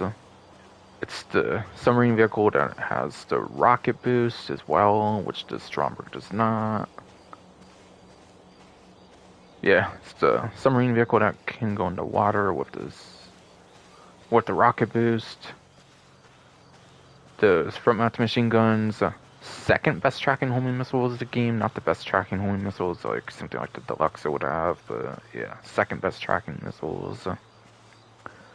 Only vehicle aside for the fully loaded Ruiner 2000, that's like a land vehicle that has unlimited homing missiles as well, so it is a pretty valuable one if you are looking to pick one up. It could be a good time for a plus subscription that has a base 20% off discount for any vehicle featured on there, aside for obviously the free one, which is a 100% discount, obviously.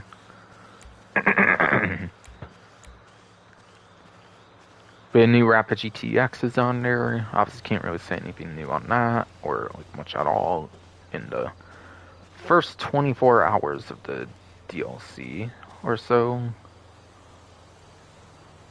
Yeah, it's not 2 o'clock AM yet, so it's been still within the first 24 hours of the update as of when I'm recording this.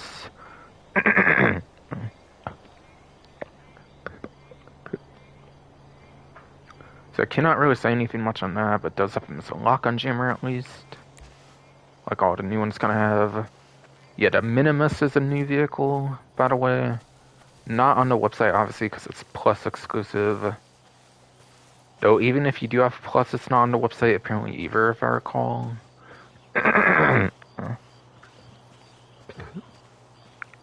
Is this one a sedan as well, if I remember right? I could be wrong. I think it is a sedan.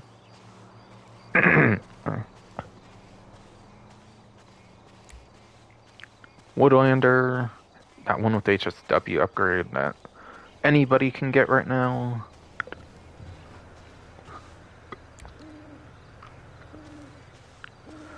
Sentinel GTS is the one that has that trade price for the Quickie Farm stuff right now, basically.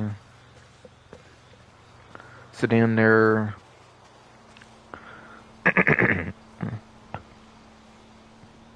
Yeah, Woodlander is obviously a good one with the HSW upgrade, surely for the 19 version to definitely pick up. Sentinel GTS, obviously, again, to really comment much on that, like with the Rapid GTX. And then I don't even know anything remotely much on the Minimus since it's Plus exclusive, obviously. But I think it's a sedan of some kind. Might be a pretty top performing sedan. From the looks of it, it seems like it has potential to be a top tier sedan or whatever class it's in.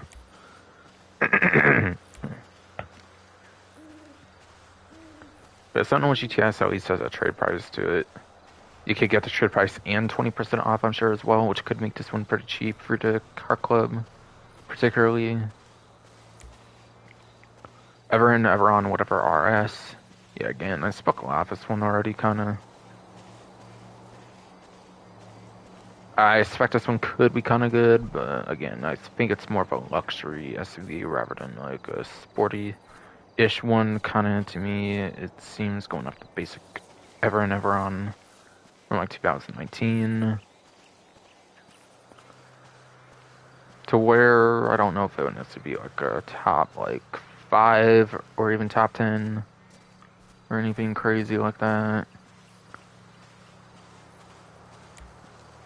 Tampa GT is also the other Plus exclusive that's not the free vehicle, along with the Minimus. So for the Minimus and the Tampa GT, you do need the Plus subscription for those. Like all together at the current moment. Unfortunately, so this will come out later on for non-Plus, obviously. Like myself.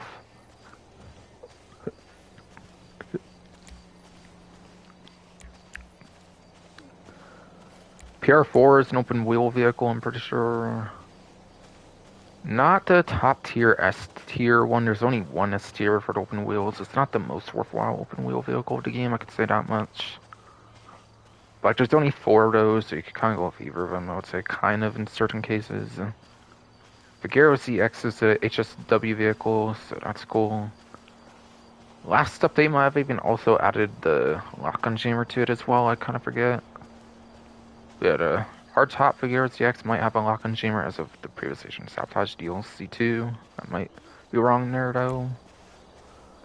And then, yeah, the last one is obviously the free Suzume, whatever. Which, again, is like Pipistrello 2.0, the Pipistrello kind of from like the $1 Bounties DLC, but yeah. Maybe it's a slightly better performing one or something, I don't know. That's kind of my guess anyways.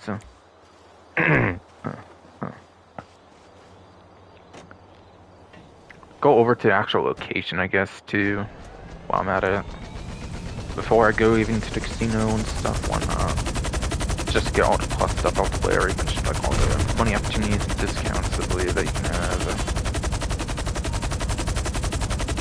Kind of just messing around with the headlights, just I don't know why I did that, so, unless it was that, basically, but, yeah. Yes. God, honestly, I never feel just as chaff or, like, any sort of countermeasure on it, just because I'm still used to using the cargo bob for, like, years, just, yeah, honestly, God, like, just because I'm so used to, like, not using the, like, or no, just because I am used to using the cargo bob for years, I kind of forget at times like countermeasures on it, so I was feeling kind of awkward using it sometimes, and with the fact you have to press and hold for like 2 different functions kind of make it a bit confusing to use at times or something for me, maybe.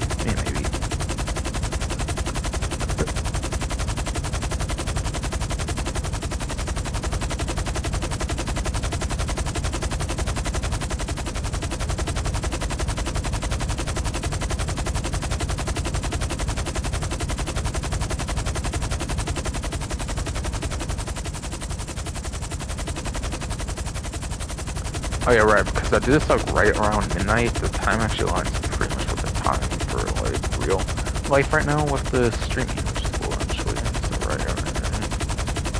And yeah, I think the longest I get for a stream would be 11 hours-ish, like late 11 hours. I think it's by the time I would have to cut the stream outright. And anything past that is pretty much lost media from what I understand. At least for most channels, or at least the unsuccessful channels. Other channels, it might be, of course, longer than 11 hours, it's just 12 hours plus. But you might actually need to be like a successful channel for that, I'm not really too sure. But yeah, that's nice.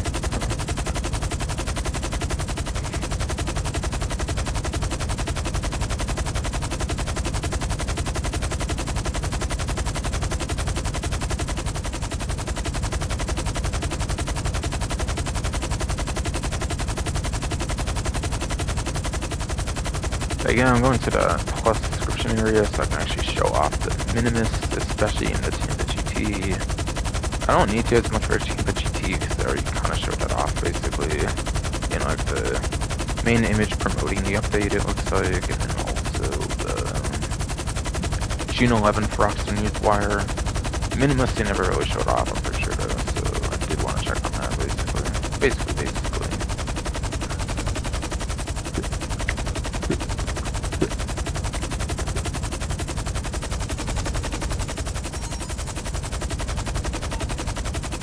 And of course, when you get near, it does tell you about that stuff. Basically.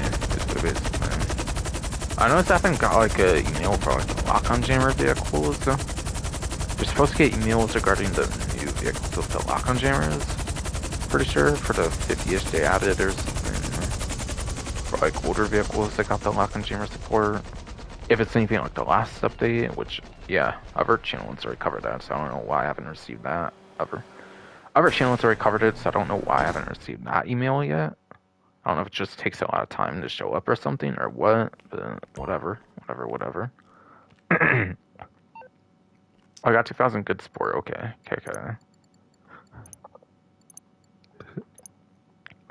Good, because you can't bank $20 unless maybe you do it for the ATM, which might be a possibility. I don't know. But yes, if it's under 50, you can't bank. If it is under 50, you cannot bank, at least on the website, unfortunately. Yeah, 2020. 21,080,266. See, like, how much I can hopefully get good use out of that. Hopefully I can find a good way to show off a lot of stuff while using it. Basically. But here's Karin Woodlander, which is the new HSW SUV. In person at the car club, obviously.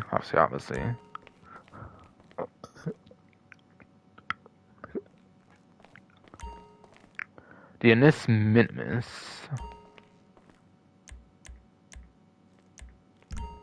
Yeah, it doesn't really show the class on here, unfortunately, but yeah, I believe it is sedan, I believe. I'm not though. Not though.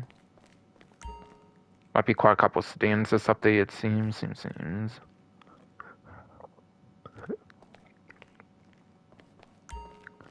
There's a Debauchery Rapid GTX, or the Rapid GT AX.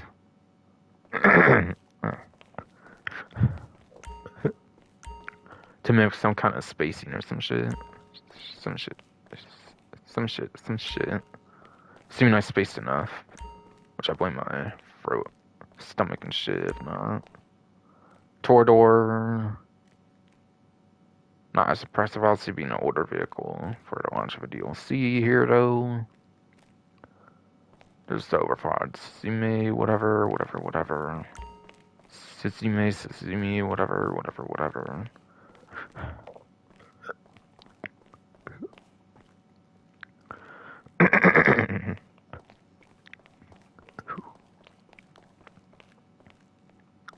Kira ZX, another one of the older vehicles here on the Torador, and then the PR4 as well, and all the other ones I believe are new ones. Basically.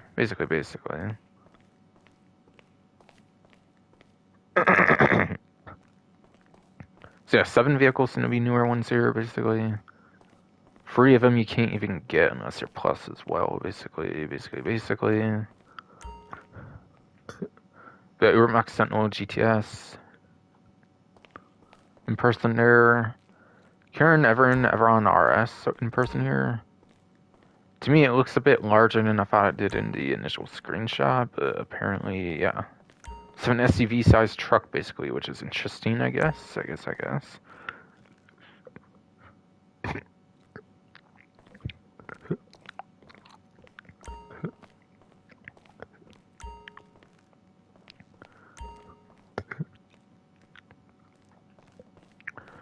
And then, yeah, this is the Class A Tampa GT, that, like, green vehicle that was in, like, the main image for the June 11th Rockstar Newswire, basically.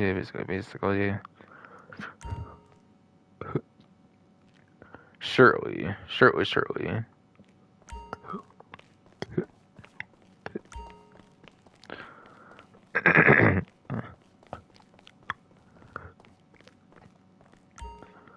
And yeah, I'm not sure if they're showing off like that exclusive livery or any of that like new chameleon paint stuff on this one or not. Might need to look more on like the Plus Newswire or something to see what they actually look like or something, or the actual Plus website basically. One or two, perhaps.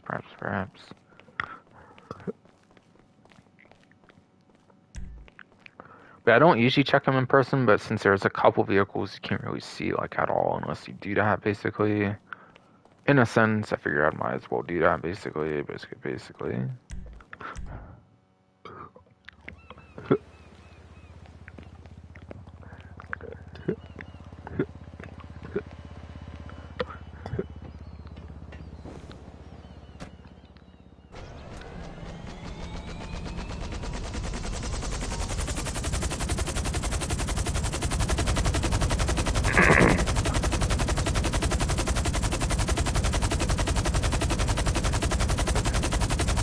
So now I'll go over casino, that kind of stuff, to go over like the generic event kind of stuff maybe and whatnot, like for it. I'll obviously try to get through it quicker than I usually do, hopefully, for like dedicated event weeks and stuff, obviously, where those are the things to cover, obviously, most of the weeks, since there's a huge update that got released on today. It's been the 24-ish hours, a little past now, actually, since I'm 2 hours in the stream now.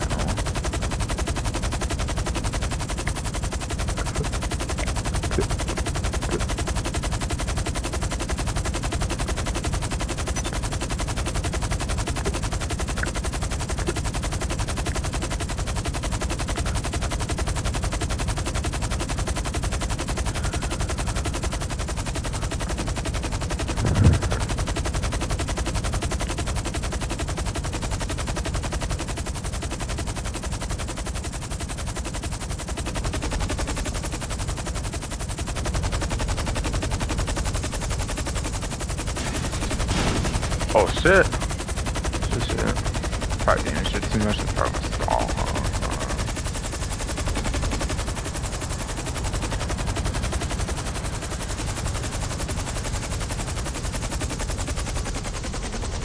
Yeah, better just land on the side there, I guess.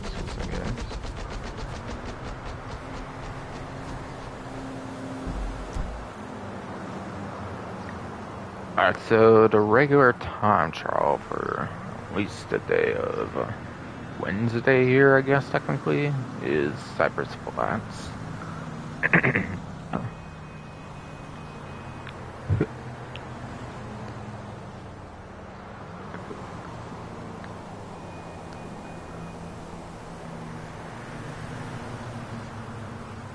Out to turbine-covered hills. So I don't know if that suggests it ends at, like, the Ron Norton wind farms or something. It might. If that's the case, it does look like it could be a top speed heavy time trial, since obviously there's the highway over here to get there. So I think this one could largely be a top speed focused time trial because of the highway access, if it does in fact end at the, like, Ron Artemis wind farm or something like the description suggests.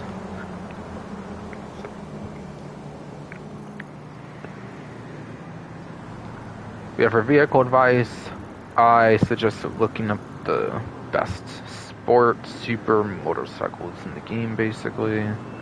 Those couple classes tend to have, like, the quickest vehicles of the whole game. So those kind of vehicles would be the most ideal to use for anything that's at the top of those classes, essentially.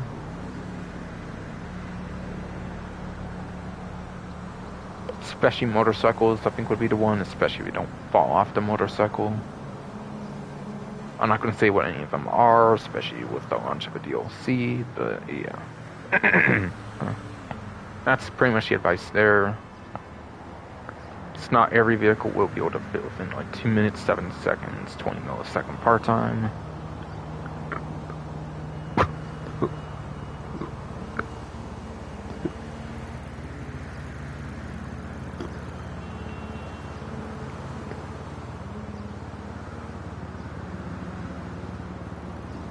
RC Bandito time trial looks like for a day of Wednesday, technically, I guess here is the cemetery one, it looks like.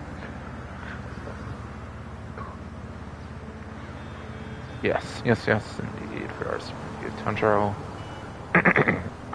With part time in 1 minute 20 seconds.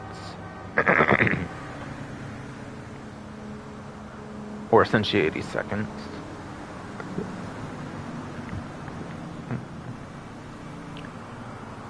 Yeah, this one, the RCB and Dito in general, it's all about kind of learning how to do the turns and corners.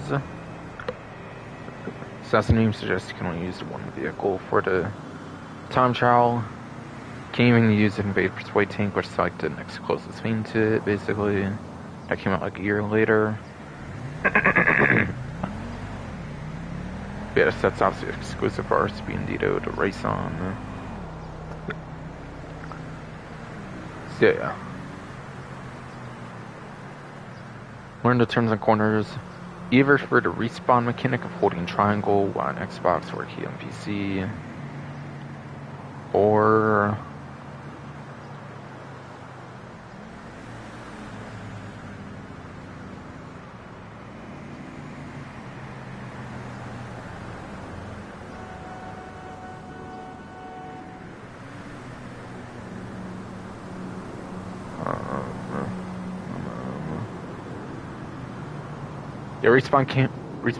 yeah, respawn mechanic, yes, or a video guide, basically. Video guide, basically, is what I was trying to say and think of. Okay, and apparently this is where the quickie farm is at. Okay. Right under the most popular of the Los Santos customs of the game, basically. Basically. Pretty much that's the most popular one from my experience in public lobbies.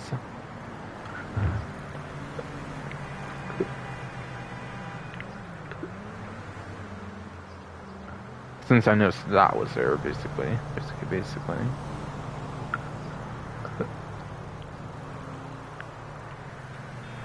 Okay, there's two icons apparently for that, basically.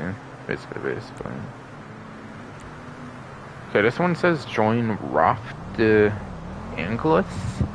Whatever the hell, and take control of San Andreas' biggest money laundering network.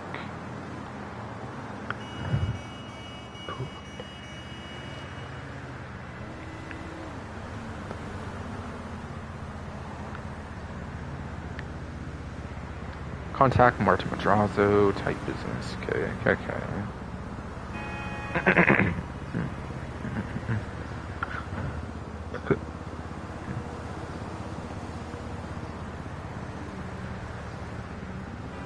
Again, respawn mechanic holding triangle, one Xbox, or key and PC, or video guide for learning the turns and corners, basically.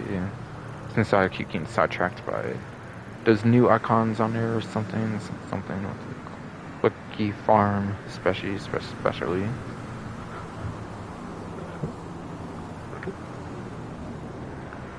The weekly HSW time trial, which might be on a longer time period of like 9 days, since there's a longer event, apparently, I believe, again, like the last event.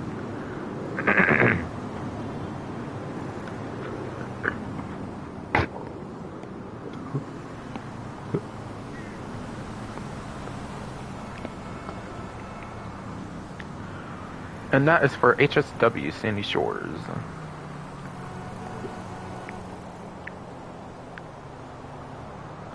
But yeah. That's usually the one I start a new vehicle on, I believe, since it lines up with 8 weeks after using the HSW vehicle for me, so...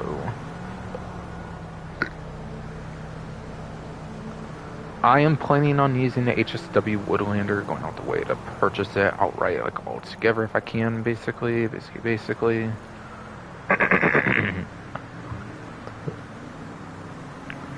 So with my more limited $21 million this time around, that's definitely one I'm going to maybe try to, for sure, be able to afford entirely, if I can.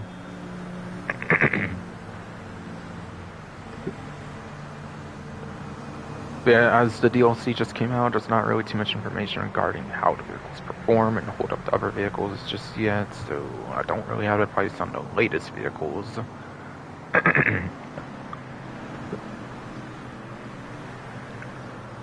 But you have Class C, Class B, Class A, Class C being two, ironically, with classes that start with C being compacts and coupes. With the barrels of RA of compacts being the only compact HSW, and then also the Sentinel XS and Euros X32, whatever.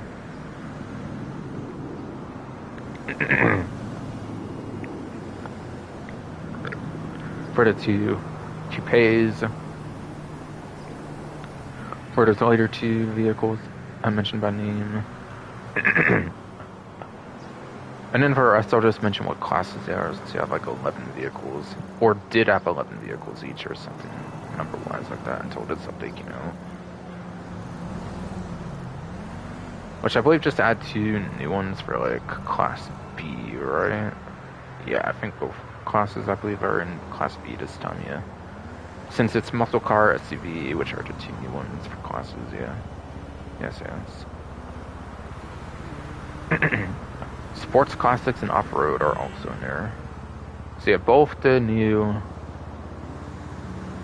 Woodlander and then the Tampa GT, those 2 are Class B HSW vehicles for those new ones for the SUVs and muscles, respectively. Those 2 I should both be able to use during this DLC, obviously, and then once past those, within like 4 months, like 16 weeks or so, and then I should be able to pull off the other shit, basically. Like, use other ones, I guess, if need be, basically.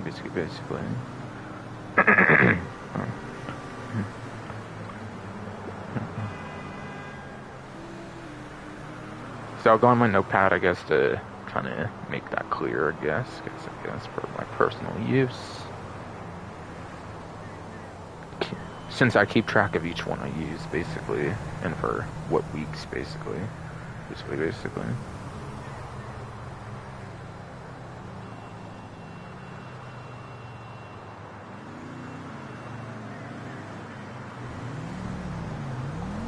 Woodlander.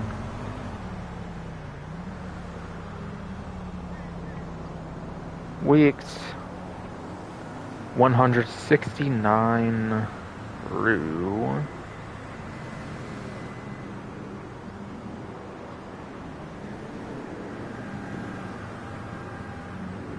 yeah.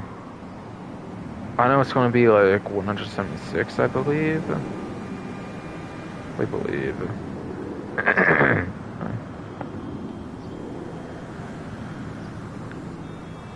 Yeah, for now,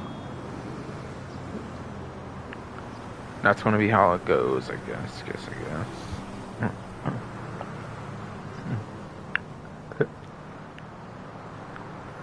I don't put the week 2, I don't put the end weeks on there, basically, or whatever, till like I'm done with the vehicle. So I know I still need to do a vehicle, basically.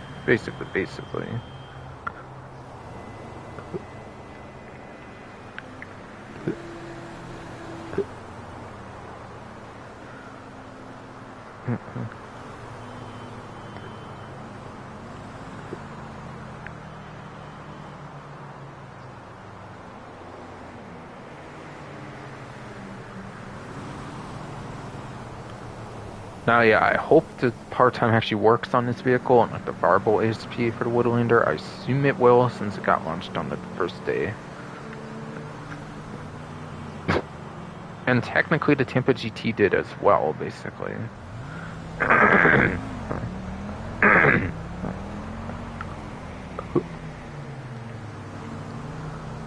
Basically, Tampa GT launched on day 1 of the update 2. It just paywalled behind Plus for now, basically.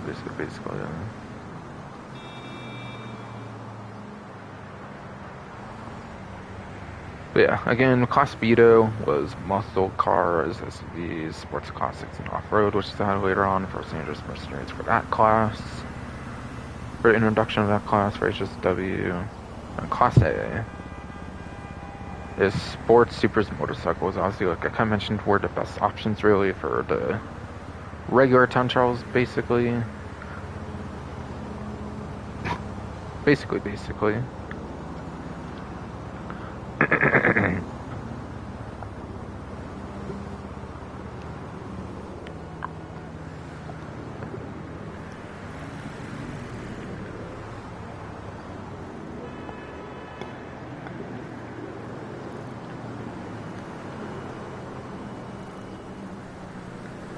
But honestly, yeah. Any HSW vehicle should easily have an easy time on these, so I don't think I need to mention too much on advice. Besides for any possible beginning shortcuts, I mostly just take the GPS route, I think, on this one, honestly. Yeah, GPS route, for the most part, being an earlier one, does work pretty well. If I remember correctly, with minor shortcuts really being the best you can really do, I feel, for the most part, from there.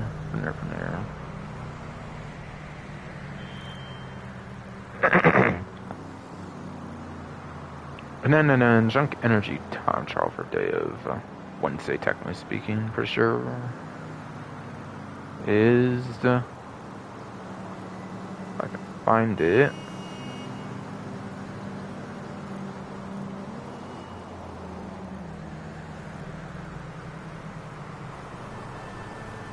All right, there. All right, not bad. I was kind of wondering where that was. Basically, it is Alta apparently.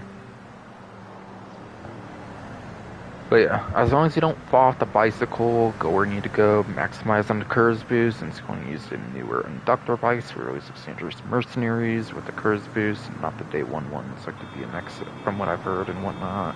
You should be pretty much good to go.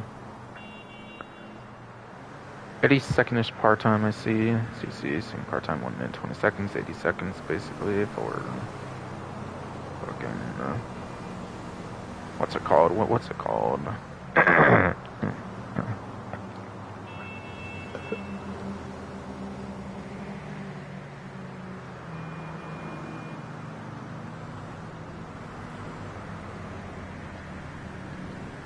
Yeah, 1 minute 20 seconds, 80 seconds, basically, like the RCB Beta one.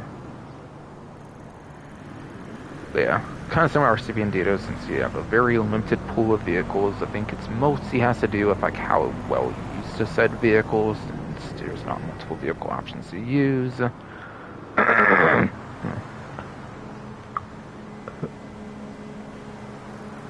So yeah, don't fall off of it, go where you need to go, maximize on curves boost efficiently and all that kind of stuff, so you have no problem doing it. And if that doesn't help, then just look up some kind of video guide and hopefully you'll understand it with that. Then on Supreme Race, apparently it is for the motorcycles class this time around. And yeah, those don't exactly have a letter tier system, I believe. So I believe it kind of goes like it usually does. I think the Power Surge is kind of the best one, if I recall, for lap time. I mean, aside for HSW Hogtail Drag. There's only one HSW vehicle, obviously, for nitrogen to start there, actually. I mean, for PlayStation 5, that's supposed to be /S, PC Enhanced. So obviously you want to use HSW Hogtail Drag in most cases, being like the best lap time option, and lap time is what you want in most races. Otherwise, yeah, I think it's the Power Surge, like the Shotaro, and the traditional Hogtail Drag. Maybe it's even Hogtail Drag above the Shotaro for the PlayStation 4, Xbox One, PC Legacy on those legacy platforms. And for top speed, yeah, it's either obviously the Hogtail Drag or even the Western Reaver, I think would work good, since it's kind of better top speed for some reason than the HSW Hogtail Drag for 9th gen even as well. Western Reaver also did recently receive a missile lock-on jammer, apparently, as well.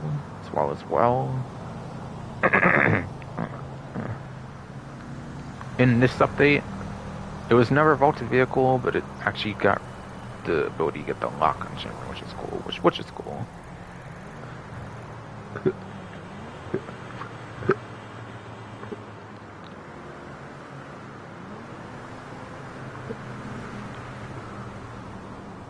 And then, yeah, aside for that, I believe it's the My Bots Mancha Scout and the BF400, I believe, for the ORT you want to be using for, like, top speed.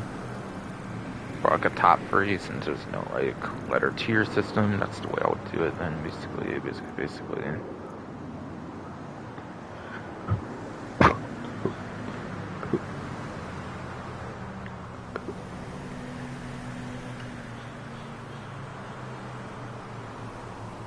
Guess I'll check Bruffy 1322 spreadsheet as well, basically, while I'm at it. Make sure those all seem correct.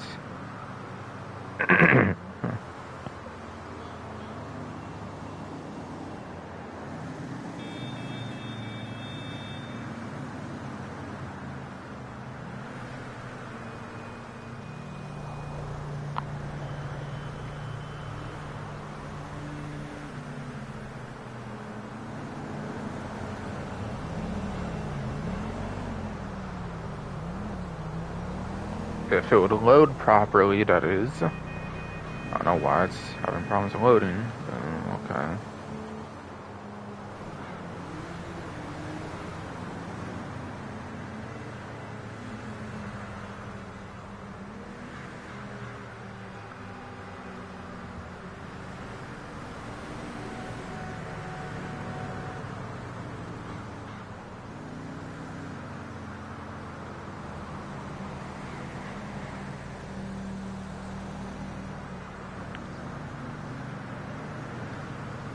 Still didn't update the spreadsheet, I guess, for the end of the Agent Sabotage DLC. Which is a little annoying, but yeah, not too surprised. Probably will do that by the time it gets to the once for this update or something, I guess, for Breath 142, since that hasn't already happened.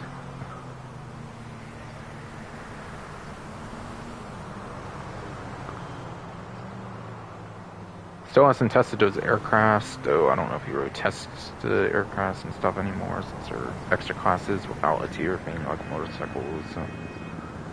But whatever.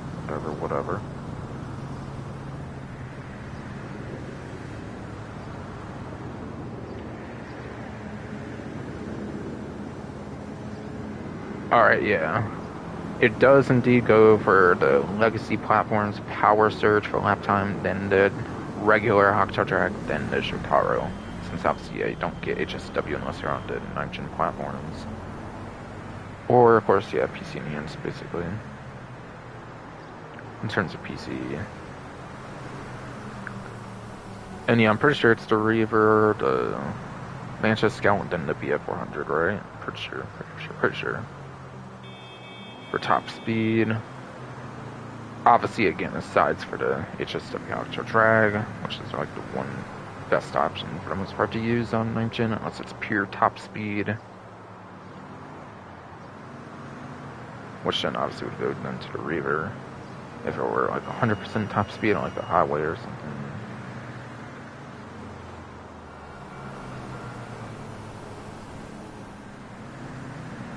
Yeah, I was in fact correct on all those. Just want to be absolutely sure. Make sure I didn't accidentally mention misinformation or something. If I remember it quite well, I guess.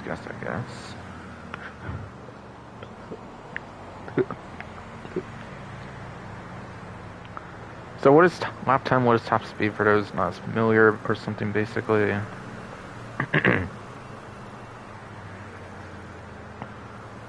Lap time is basically turns and corners in the city, all kinds of places where you would need to do a bunch of turns, which is most races basically, which is why lap time is most preferable in like 90-ish% of cases or something. It's a lot more niche basically to have top speed but yeah, those top speed cases tend to be highways, airport runways, airstrips, including the newer Tonga Hills airstrip, which I'm happy to report. Apparently, it's used for like aircraft spawns now. Apparently, it's usable in aircraft spawns now for the like spawn locations of personal aircrafts. So that's a huge change, actually.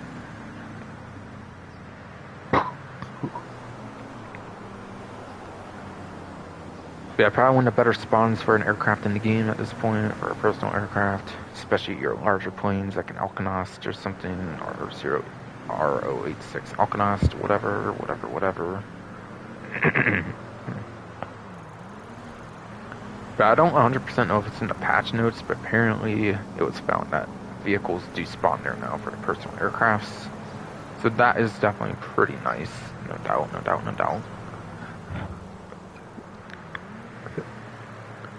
But obviously that's also a good area for top speed, technically. Being an airstrip. Being an airstrip.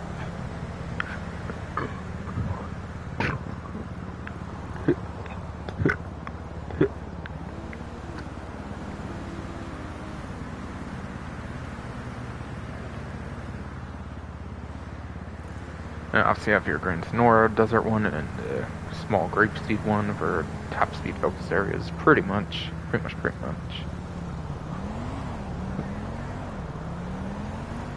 And then how do you know what the race course is going to be if I'm not going to the actual race course? As you can see in the bottom right with that black rectangle,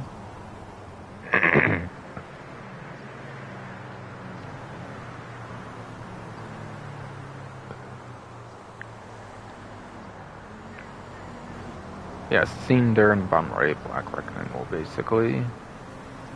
You can start job with square, X on Xbox, whatever key on PC. When you go into the actual lobby screen it'll take you to, you do the exact same button, square, X on Xbox, whatever key on PC. Pretty sure that will bring up the map of the race as well. So then you can analyze for lap time, top speed. You can also do it when you choose a vehicle as well. Also, you press square to have the map for when you choose a vehicle as well.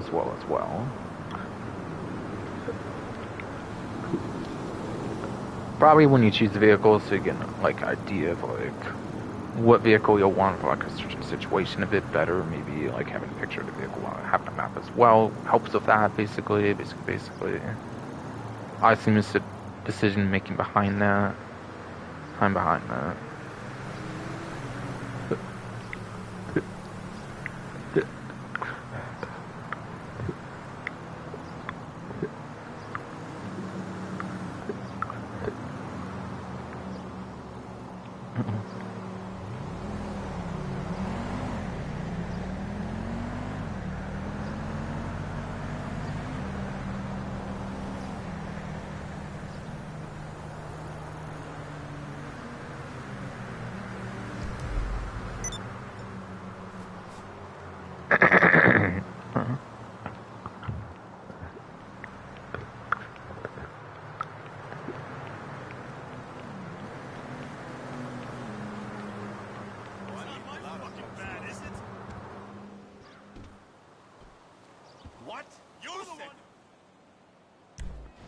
I think it's casino time here, so I went over all that kind of stuff on the pause menu for the time trial, supreme race, like you kind of usually do, basically.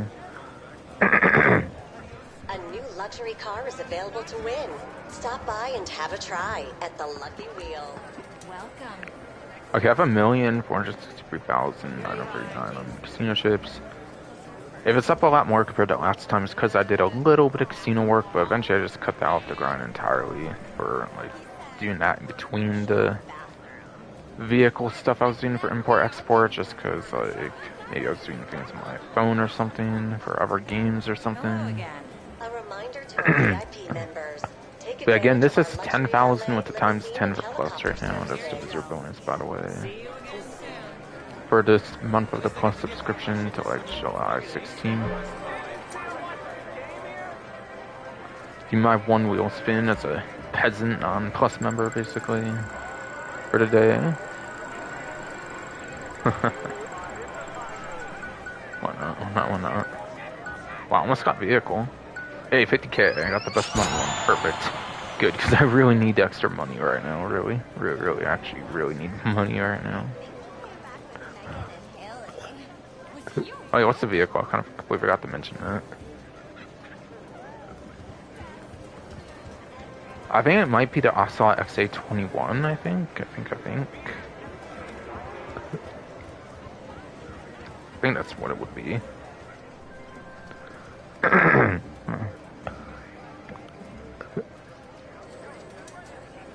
I'll check the newswire, see if they mention any of that on the newswire, or for the day one of the update, which I doubt since there's a lot of information for day one.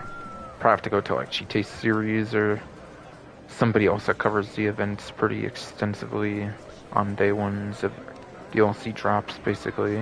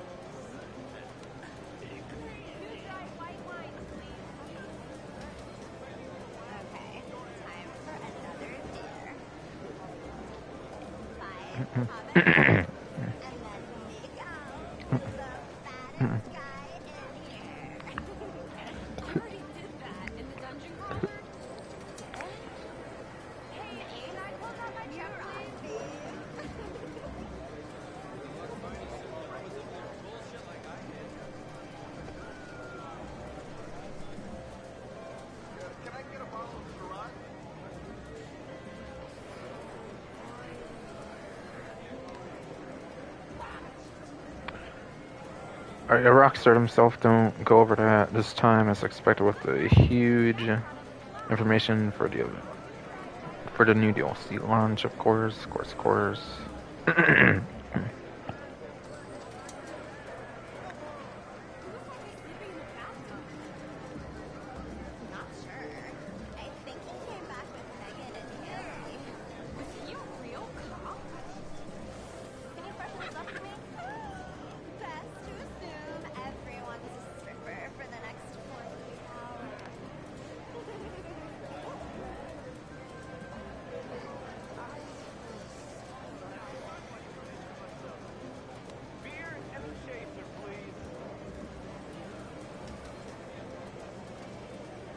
So I'm trying to find something basically about a way, basically.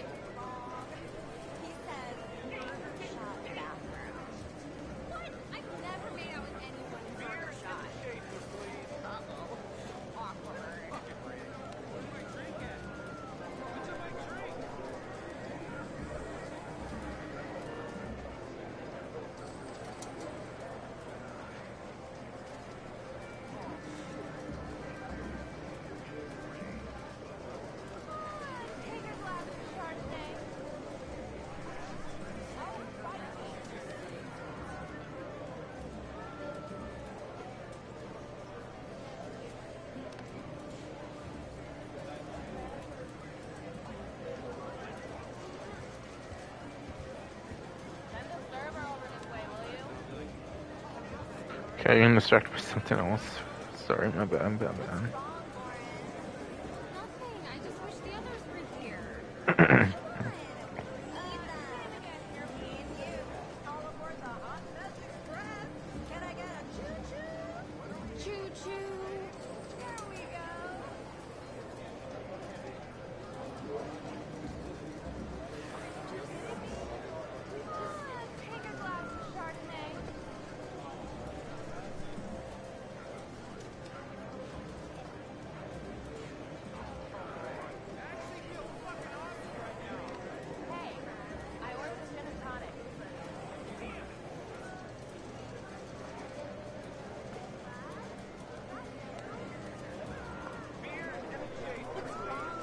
Okay.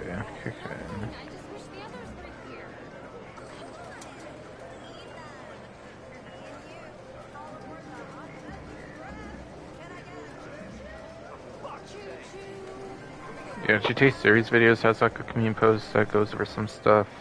Gee, I was out of 5 minutes, my bad. It's just taking that long to find stuff.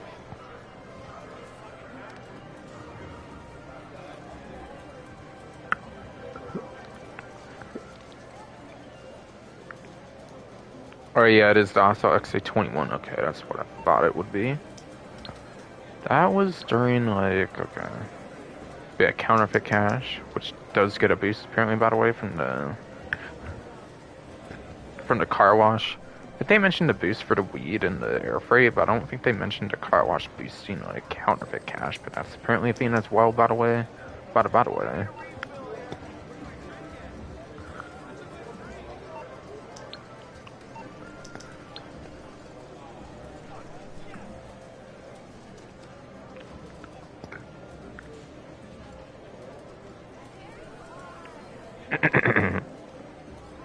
Yeah, be Legend Motorsport, right.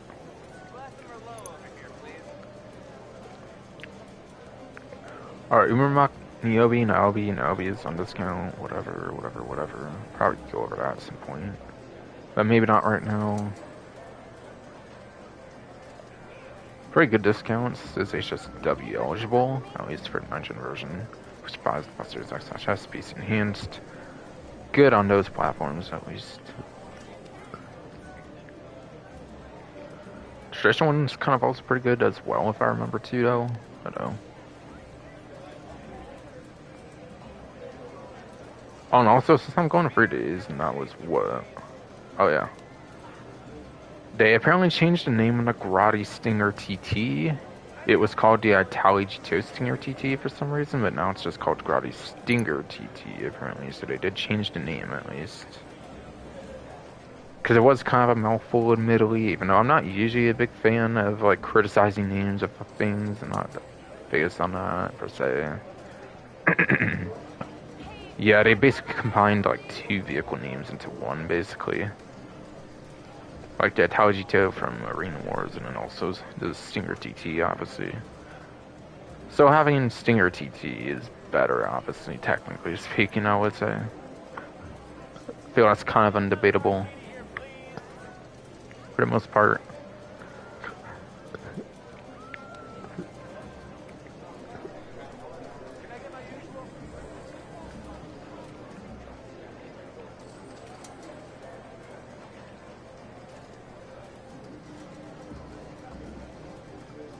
And yeah, also looks like the Overflot of Morgan is also on some kind of discount. Okay. Might actually be a kind of decentish sports car, but not necessarily maybe like top 10 or something. Or like 5 at least.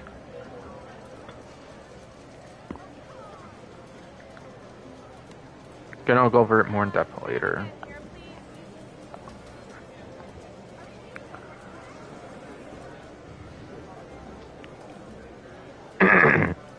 Oh yeah, Paragon R got put back on the website, I think, because that's a lock-on jammer now. That's one that definitely sticks out there. I think it was vaulted for the longest time, and you had to get it for like career progression for 9th gen, but you know, it's also available this way, apparently. I want to say the Stafford, another one that I know is in tier 4, is still unavailable, I think, though. I don't think that got lock-on jammer, but still.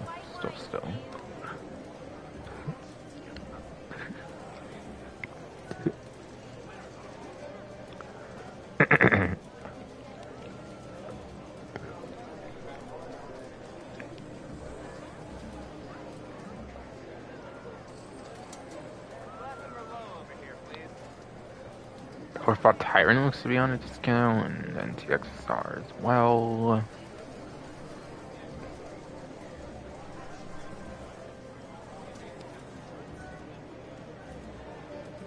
The Tyrant, I think it's just known for the bigger size of the supercar than most supercars, at least.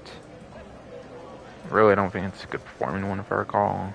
NTXXR is kind of insane on top speed, if I remember right, but it's not really that crazy, I believe, though.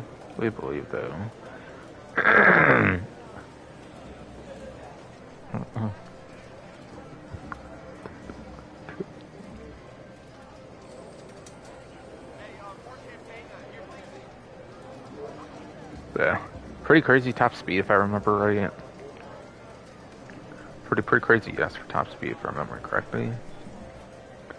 But lap time, not really, if I remember right. If I do remember right, I don't.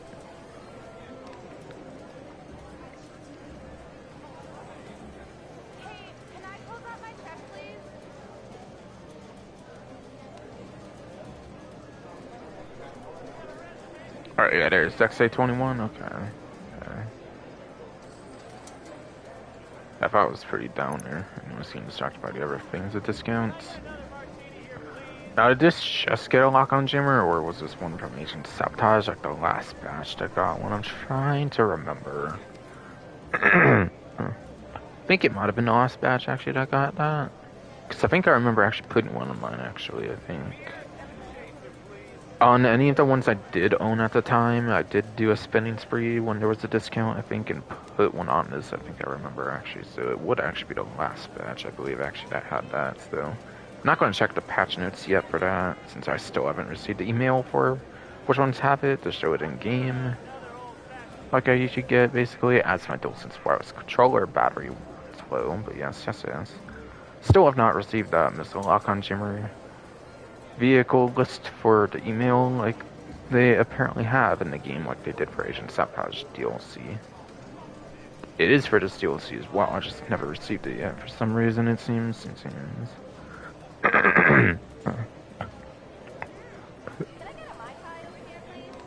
I don't really think this vehicle has a trade price, given like all the vehicles in Gunring DLC that had a trade price, and they were like all the weaponized ones and stuff, so... Looks like this vehicle you'll save at least $2,375,000. Possibly a little more, like 20-30K if it has a livery to it, but I don't actually necessarily think this vehicle has delivery support, if I remember right. Since this was before, like every vehicle pretty much had some kind of livery for the most part,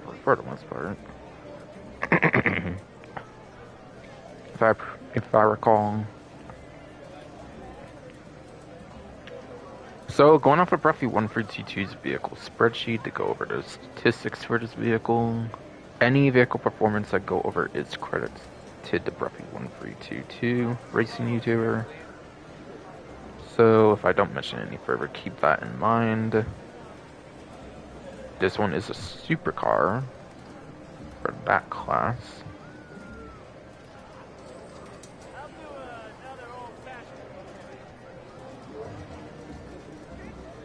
XA21 is apparently at the top of the C tier, according to Bruffy 1322's vehicle spreadsheet. And apparently that's good enough for 16th place for lap time, as well as 40th place for top speed. Which, with that kind of lap time, actually has better lap time than the NTMT HSW, which is the one bad HSW supercar when it comes to lap time.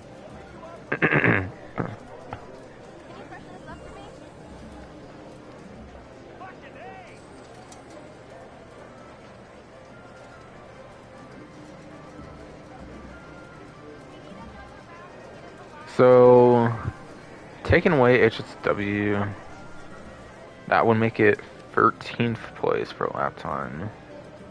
And like 36th place, I believe, for top speed.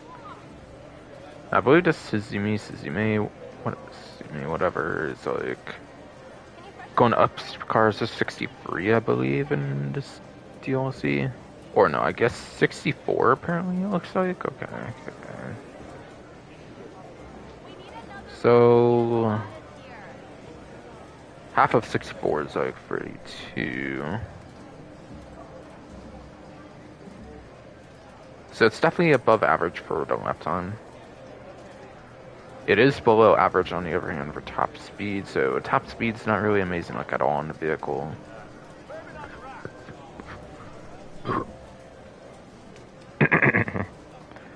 While the lap time's a couple to few placements out of top 10, whether HSW's on or off for race lobby on this version, or of course we're on an unsupported system for HSW.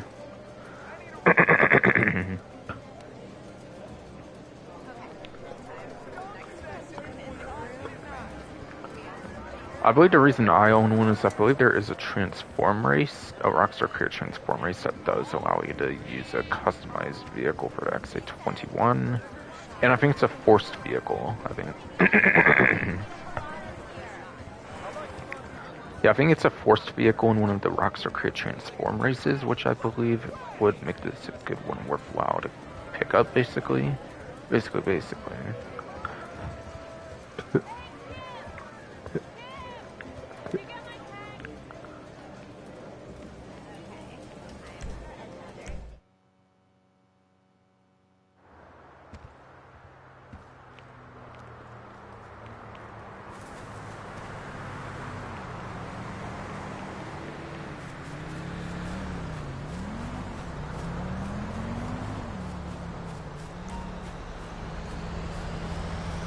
Okay, my character's being weird right now when I'm seeing the vehicle, it seems. What the fuck? What the fuck? Alright, there you go. You found out again the goddamn iron mule. Looks like finally.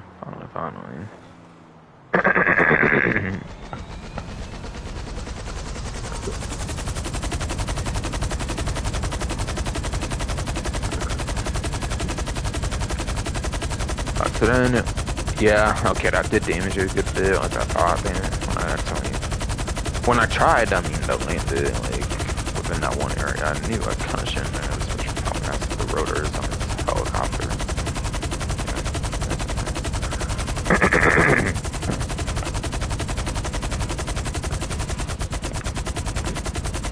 Of course, Dawn like a bitch there, I see it.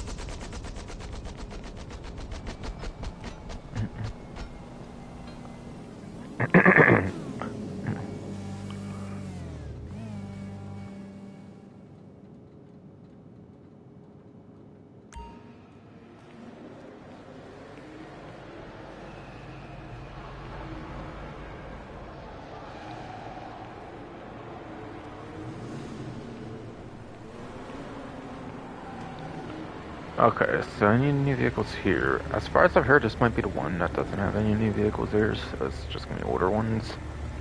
The Vapid Riata, Dinka Enduro, and the Western Cliffhanger. Not necessarily sure if any of these ones are ones that got back with the missile lock-on jammer on top of my head. I might look into it when I go for these. We had Riata is off-road. I'm pretty sure Enduro is like a dirt bike for motorcycles class, and then Cliffhangers.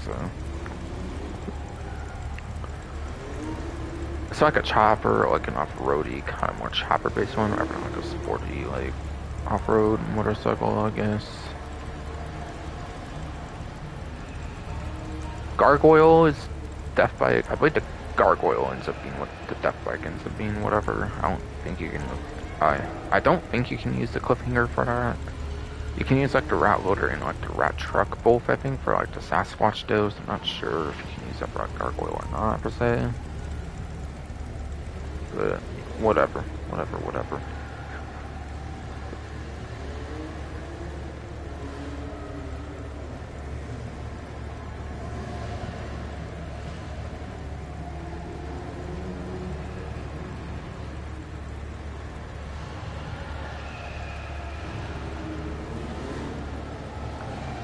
Our spreadsheet has not been updated for new vehicles dates at least, so either there's no featured like non-website vehicles or like they got brought back somehow or something.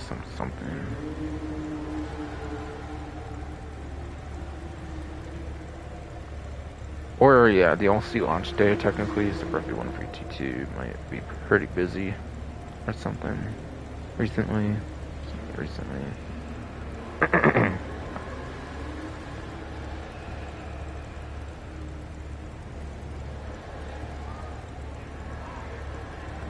I want to check those patch notes, make sure none of those were ones that got new lock-on jammer treatment.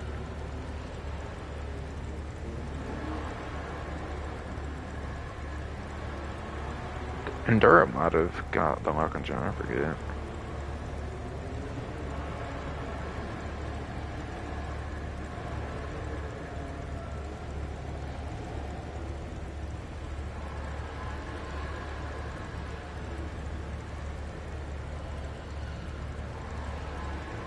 Actually, no, it doesn't seem.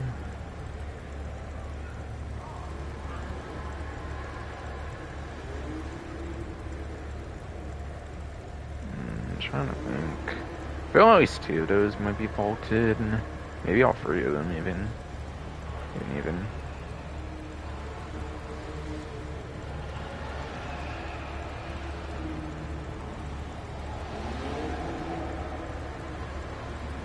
Oh yeah, looks like the Riata's bolted, okay. So I'll go off with the old numbers, and then I'll do +1 as well. Okay. So for how many times the Riata has appeared on the dealership since being vaulted, this one still looks to be vaulted as well, even with this update. I really hope for a final DLC everything comes back though, finally. Yeah. Who knows at this fucking point, honestly. Honestly.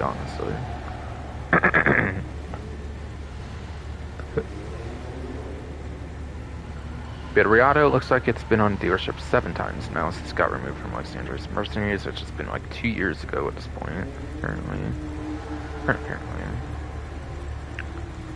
But yeah, it's been on dealership 7 times since being removed from Los Angeles Mercenaries on the website. It's been on 7 times on dealership, yes indeed. Thorough.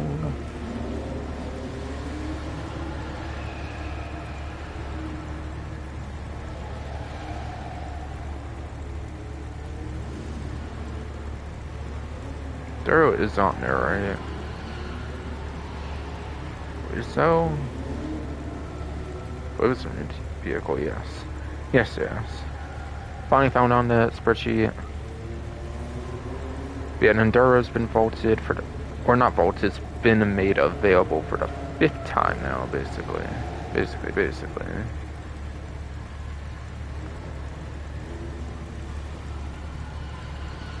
So yeah, 5th time it's been on a dealership or something. Something.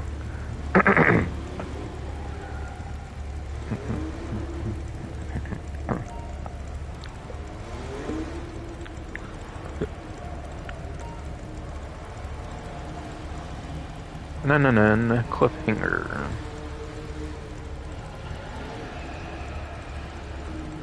Going off the other 2 should be a vaulted vehicle still. Yes, indeed.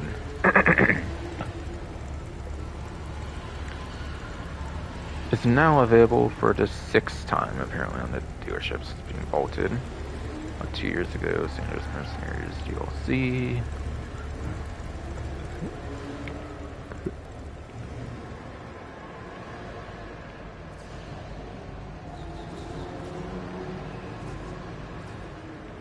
Yeah, honestly, I don't really think any of them are going to be quite banger when it comes to their performances or anything, so, like, up to y'all, I guess, if y'all find this stuff worth purchasing or not. On DLC release event, I don't necessarily know if these are too worth going to wait for, albeit they're all pretty cheap if you wanted to add them to your collection, I guess. I guess.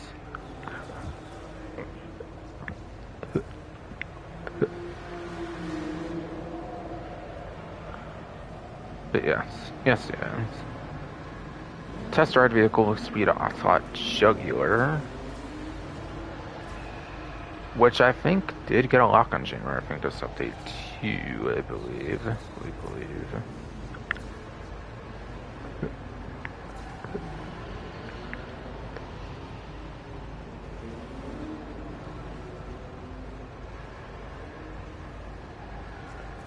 Alright, yes. It wasn't removed at all, I think, ever since it's been available and never been removed from the website. Yeah, apparently the Jugular, yes, has received a lock on jammer in the latest DLC, so it is a bit more interesting nowadays.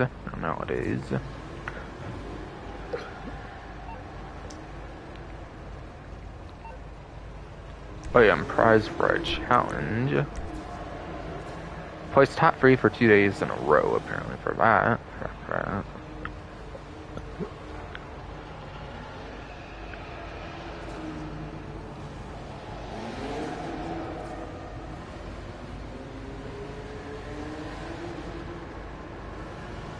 So cool.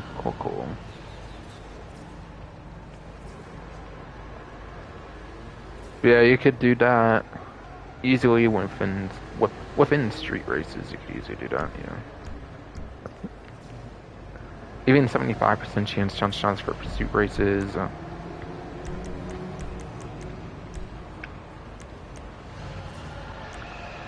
Okay, so things I don't actually think count, basically.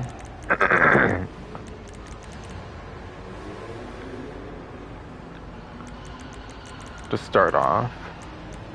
At least solo these stuff don't count, but even with other players, I assume they don't count since it got released a couple years after the prize ride system got introduced and stuff.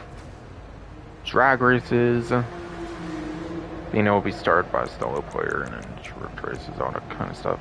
That kind of logic, as well as, yeah, being introduced a couple years after the initial prize ride system. Yeah, I don't think those count, fortunately. Get from kind of quick there.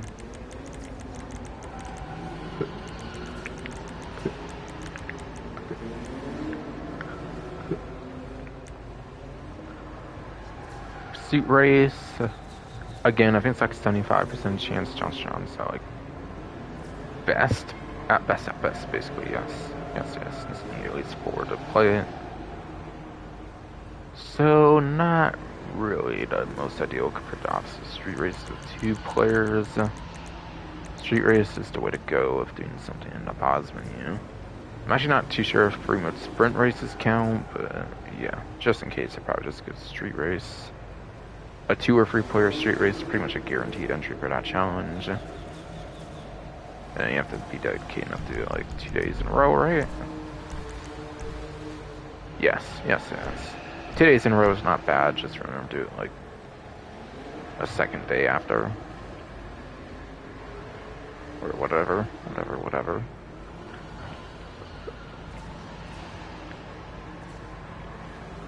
Yes, I thought jugular. Should be Legendary Motorsport, I'm guessing. It is, yes, a 4-door sports car. Should be Diamond Casino Resort. Heist one is too. Might be a heist one, I'm kinda guessing. Maybe 4-door. Looks like the Lampadati Cinco Millas on a discount. Pretty good sedan, or at least before this update, at least. I'd maybe wait on the sedan if there's a couple new ones this update. It's looking like, including the Minimus that's supposed to come out at least. It's at least. If they don't change it too much, the Cinco Mil is pretty good, and even then, even with a couple more being better than it, I think it's still decent enough to consider purchasing, if I recall. For that 4-door sedan of the Cinco Mil there, I don't.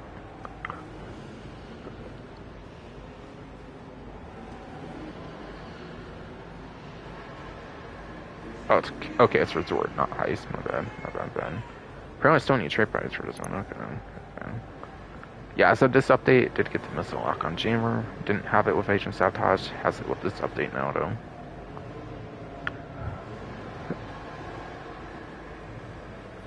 Yeah, trade price for this is tied to the Diamond Casino heist. So, yeah. You have to complete Diamond Casino heist. Finale is later with the vehicle selected. To unlock the trade price.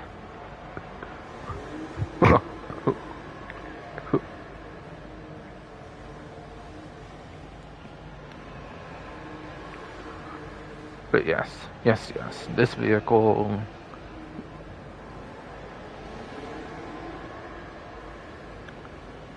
Yeah. It is literally as it says, you just select it as a getaway vehicle. The most you pretty much have to do is steal the vehicle for a getaway vehicle for whatever casino heist you're doing, and complete said complete the said casino heist that you stole it as a getaway vehicle for.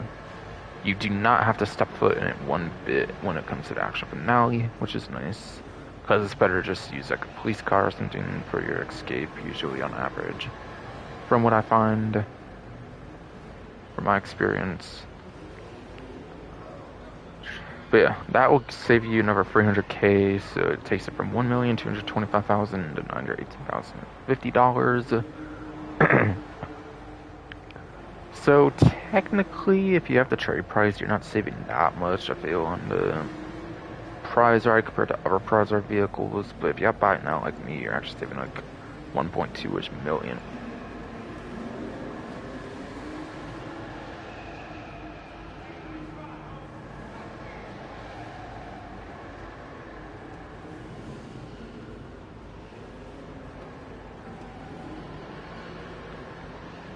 my bad. Controller died there, unfortunately. Hello. Hello.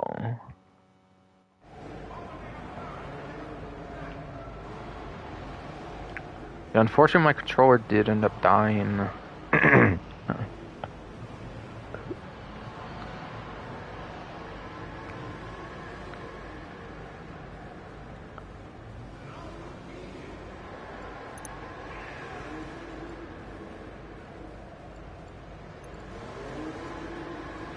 That was pretty unfortunate. The controller ended up dying there, but yes. What was I saying when that happened though? Fucking.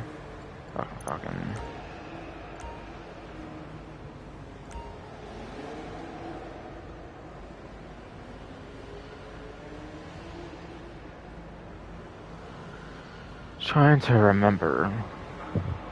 But yeah.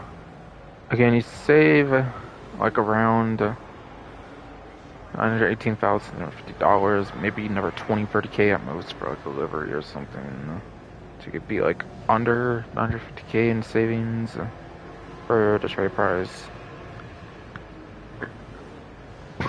Whereas you could save like almost, yeah, like 1.2 million, 1.25 million, like half of like 1.2-ish million or something, whatever, with a livery account most likely.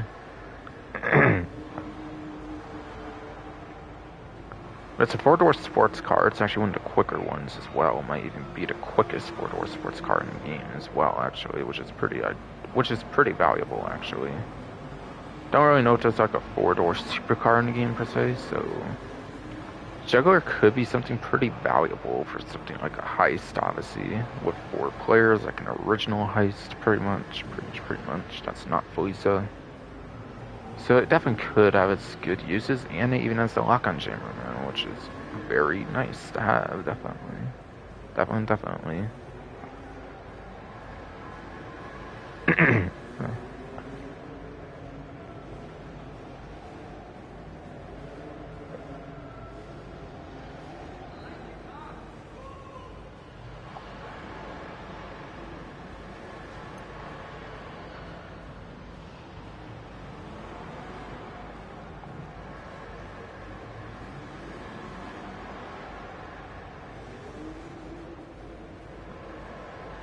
Yeah, definitely a nice discount to have, definitely.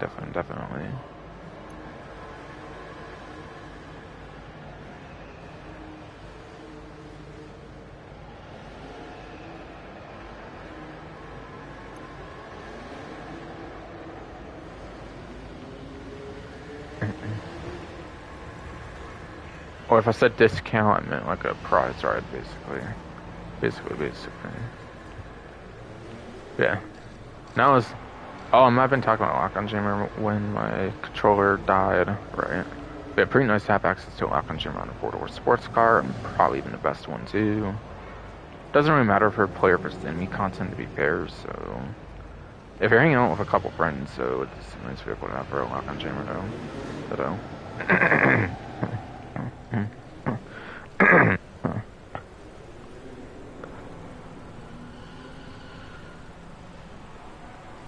Yes.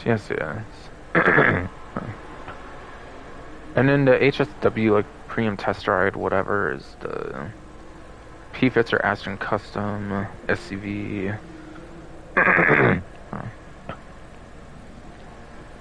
As of the new one, there is 4, but still. HSW is pretty much mostly guaranteed to be good in some capacity, pretty much especially for top speed. Nothing really tends to be under top 10 top speed for HSW, I believe, so obviously can be a pretty good vehicle to have, definitely. Definitely not gonna not recommend that, of course. And just to confirm, the HSW list update with the new 2. They still didn't fix that, bruh.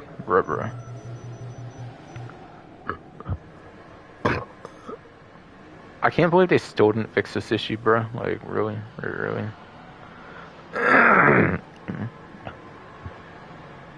Okay, I'm gonna take a water break again. Jesus, bro. Jeez, bro.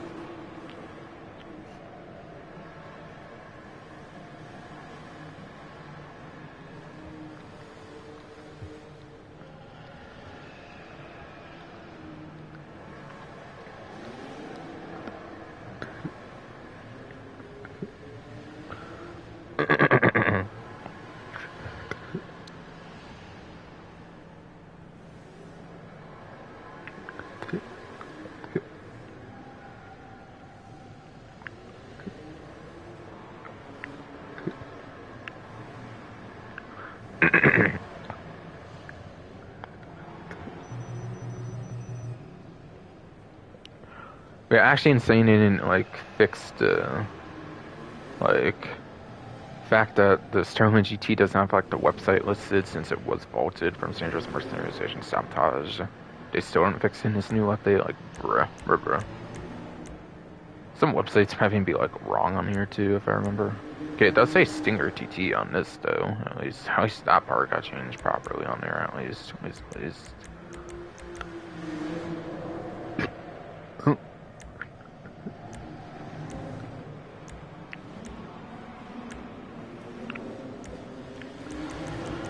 Yeah, again. Apparently the Firebolt ASP got fixed, by the way, again, as a reminder with the time trial glitch, where it would just zero out the time trial, like, outright for the time. Like, you could still do the HSW time trial, it just wouldn't complete the time trial, like, for good, and you only get, like, $1,000 for it. So, like, the 250-ish if you even were to complete in what would have been its part-time, realistically, even. So that's apparently fixed now as of the patch notes. According to the patch notes, I believe it said it was fixed. Karin Woodlander, apparently.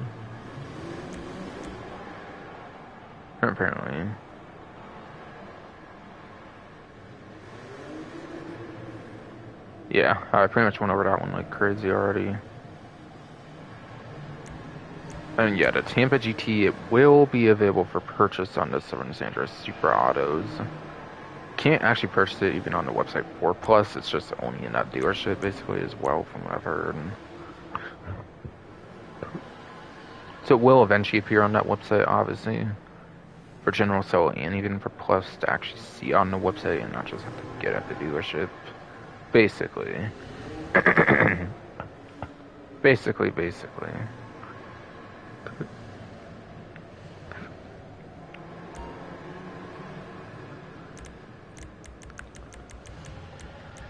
Yeah, drift vehicles. There has been there has been at least a couple new drift vehicles. I think each update pretty much since Chop Shop's initial release for Bombard Bounties and Agent Sabotage. Right, I think it started with the Nebula Turbo for ones for like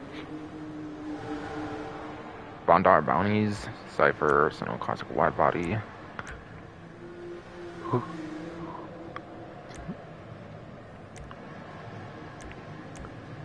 How come now it says cart me? Well, these two say special works. Is that like glitch with it or something, or like what? I'm not sure.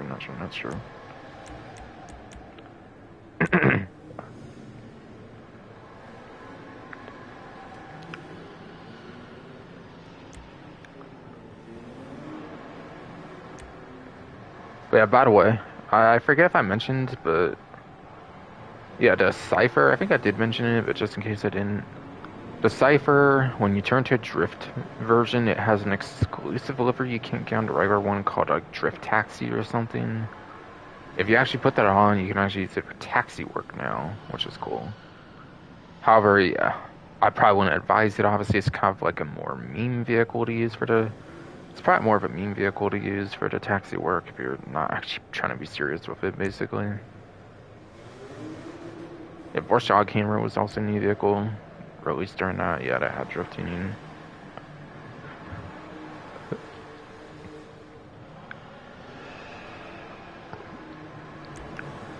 And yeah, Jester Classic, Sheberick, and Fido was the last update.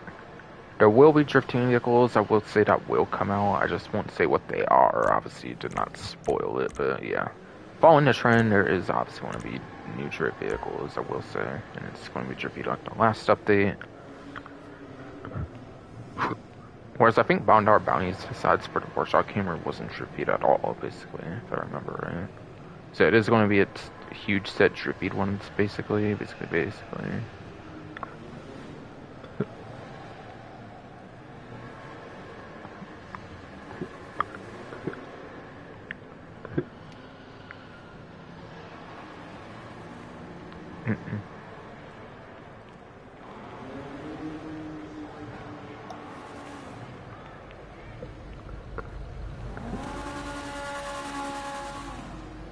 Yeah, I don't have any clothing checks, surely. And the cart me of all places, obviously. Even from what I've heard, there might not even be any buyable clothing in this game, aside from like the police outfit tied with the bike. There might not even be actual clothing store clothing to check even in this update, which is different. If I do recall right, sure. But yeah, Overkill Luxury Autos is still installed entirely alright at that point. Yeah. Getting back to those stingers, do you remember? Obviously, didn't forget about that, right? Soon, fuck off.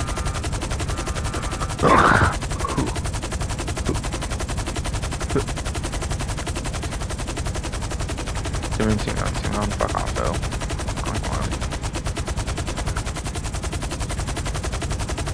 Saw it like 5 times now, which might be around where he stalls good, unfortunately. Might not be much longer I have, unfortunately, with this. Yeah, okay, it's correct about that pretty much. Made to here at least, though. At least,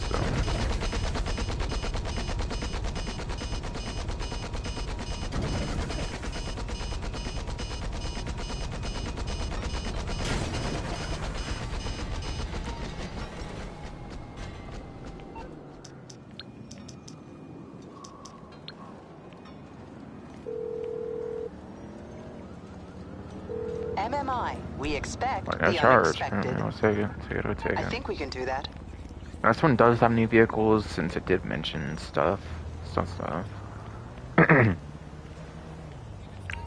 This one has the Dubache Rapid GTX, or should I say the Dubache Rapid GT AX, with the emphasis on the spacing, and just do the EX kinda for memes or something. And the Karin Everon RS, apparently.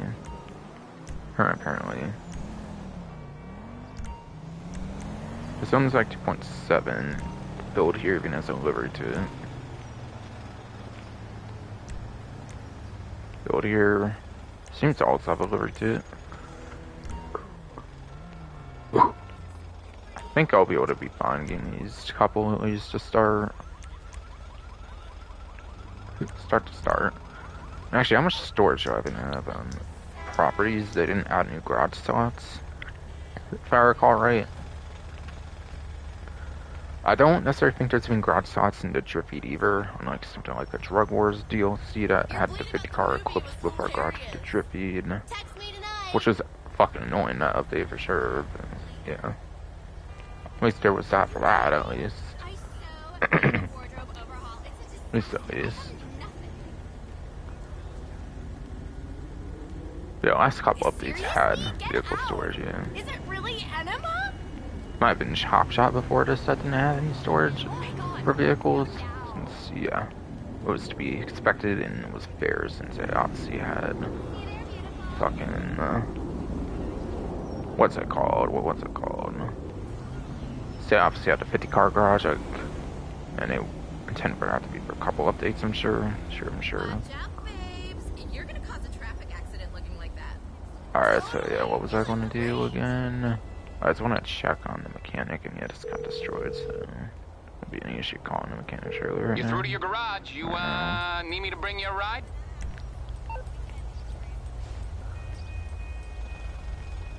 Alright, Turnus Patrol, Care, Pursue, Outreach Faction,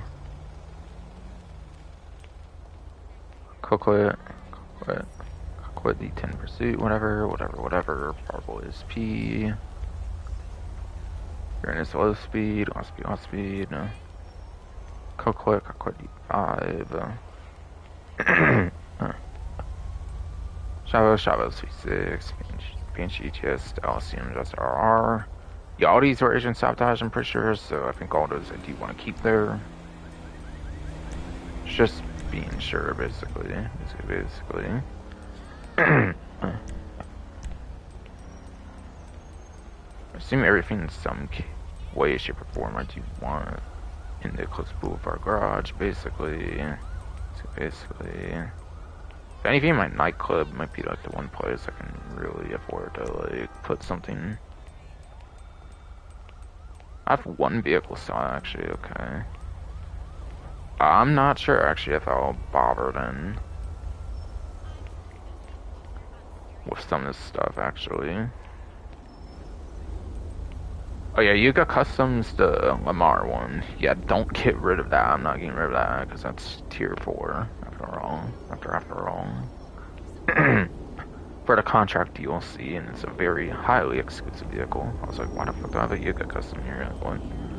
If I was like that one from like gun running, but no, right? Like it's like Yuga Classic custom, whatever, or Yuga Classic, whatever. But yeah, but no, that is the.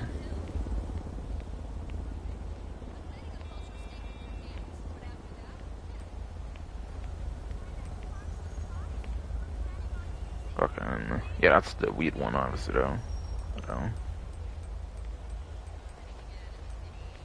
I don't know. Do I want to get to any of these right now? Okay, I got stuff to do. Like, I could use the excuse of lack of vehicle storage, technically speaking, so like a reason not to get much of these vehicles. Honestly.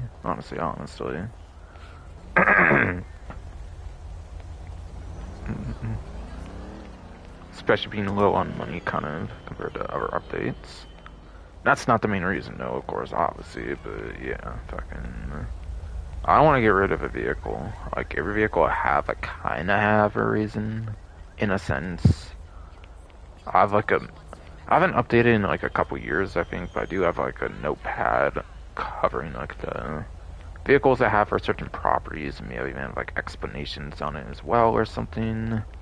Should maybe update that actually, see what I want to do here, since it chose not to add any vehicle storage for the first time since like Chop Shop. Right.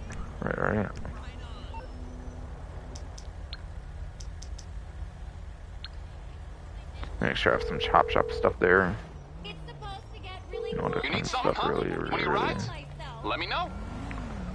I have it initial to a PDB at the end, so that's where I completed my, like, Boulevard Garage, basically, personally.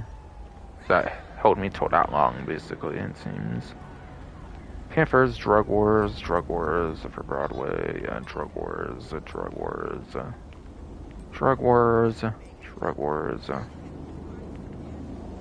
Turismo Classics and HSW vehicle, I probably just don't have a better place I want to store it at. So what update was that released in even the 7 San Andreas? Like Super Autos, like it's for sport, whatever, like a 2017 update or something. Check, I guess, since it is obviously a website vehicle being HSW. 4 is Drug Wars. Flippin' 100 Drug Wars, and yeah, that's Drug Wars. One outlier there is the Turismo Classic, I believe. I'll get back to It was it. HSW, so I also do want to keep that. My dad, I mean, he's really like big time, right? Major player, yeah. Okay, so get this. He like totally wants to invest. Yeah, in like a totally non-nepotistic way. He just like really believes in it, and he wants to like be a... Alright. Yeah, Legend Motorsport, I won't for that.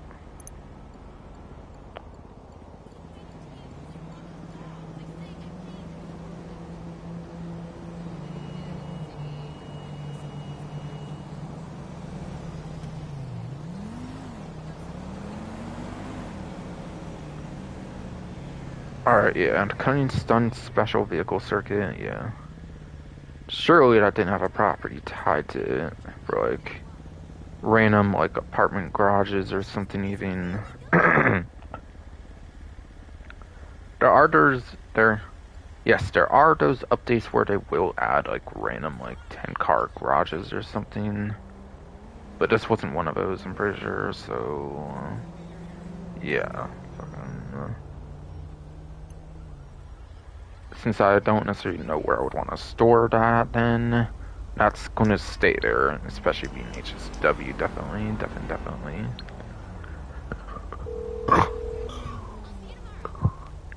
What you need, boss? Some wheels? I can bring them round. Or something. So that's for that. B1's fine with me. Server Customs, Drug Wars, Element Cube, yeah, and it's Drug Wars. Power Surge was Drug Wars, pretty sure as well. It's 95's HSW. I kind of need to start here because I'm using it recently. Standards Mercenaries, which is after the update after Tell 1.35. It is for your Standards Mercenaries. iWagon's contract, but honestly, I might just get rid of the iWagon. I mean, it's unique for SUV. It might actually be the only electric SUV, which kind of makes me want to keep it, actually. But honestly, with all the lock-on jammer stuff nowadays, even for non-contract stuff or like non-true like stuff there, might have to make some compromises anyways with what I want to keep and what not eventually with what I'm looking for in my vehicles. Hiring Hellfire was Dangerous Mercenaries, yeah.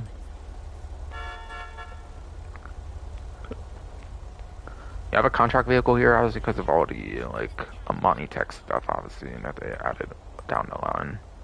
There's exactly 20 they add before Agent Sabotage, I believe, so that's just full of those, basically. Basically. Before they start adding into, like, literally everything, that's just purely got a lock-on chain with no armor, nothing. Not even remote control units an option. Again, that's their, like, last update. Or something. Yeah, Wolf Knight Cygnus is kind of outlier too. I know I didn't mention that there, but that's also HSW, like this 95. Yeah, the launch of the PS5 version didn't introduce like a new property or anything, I'm pretty sure. So those I do want to keep for sure somewhere.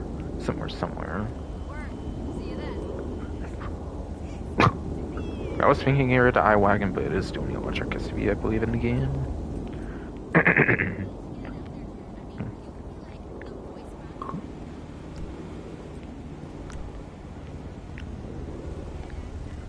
Brigham.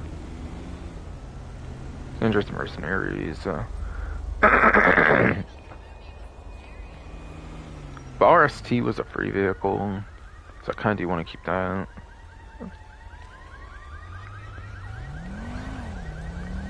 Yeah, that's contract. Cinco Milla. It's on discount right now if I did want to get rid of it temporarily, I guess. Like, again, I think it's still a decent enough sedan worth keeping. Chop shop. All stations W. Chop shop.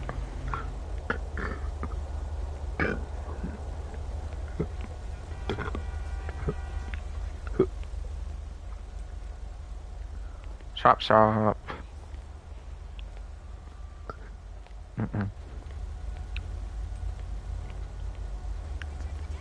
Chop shop. Believe so. Believe so. I think that looks as chop shop, yeah.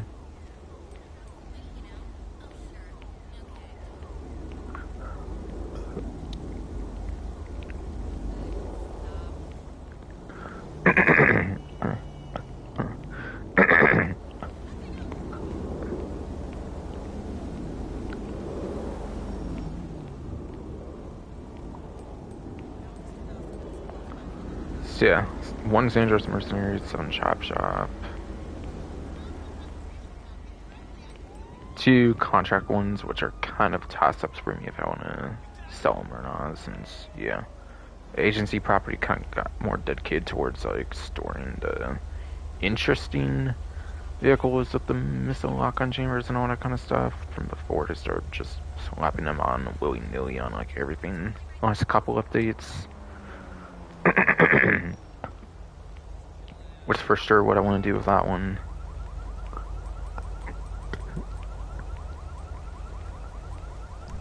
But man, I don't know if I would want to part with those though. Probably chop shop. I have been at like exclusive mention one officer for chop shop or some update like that. I think would fit for sure in my 50 car for what I'm trying to do for theme. Cavalcade XL. Hey, Dollface. What's good in Kind of see hood? Cabrio. I don't know if that's necessarily top 10 anymore, in like top speed or something. Like something I feel should be a like tuner subclass vehicle. Should have been, I feel. But maybe it just wasn't because they wanted to put like hella good performance on it or something. That wouldn't fit with the rest of the class or something.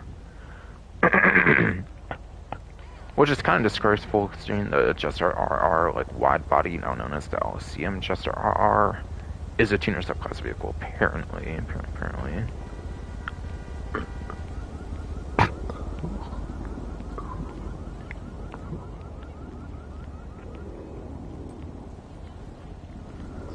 So I almost do want to get rid of that as an excuse to have a couple vehicles for the update that I can show off.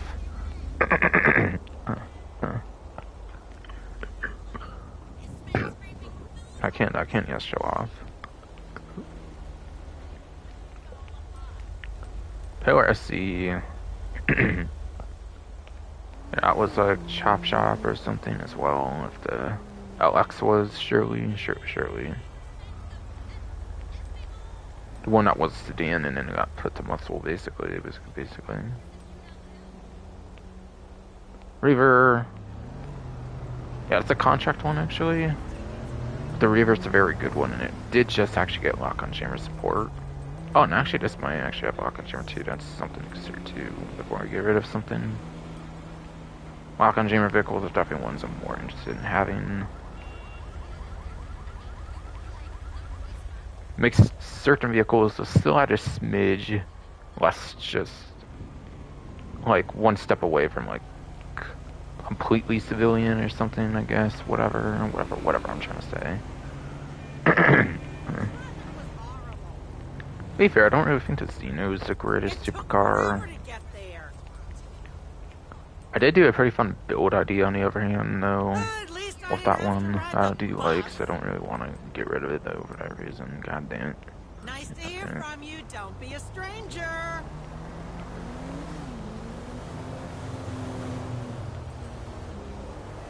And I don't know, it's like the first time in like a long time I feel that I'm like stumbling on like if I want to like make room for a bunch of vehicles right now or if I just want to fucking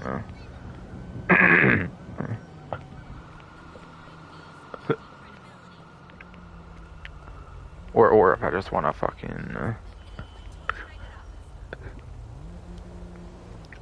get rid of some older ones or something. Like even if it's not a vehicle I'm like big on for performance or something, I have a reason to have it for like a theme or something.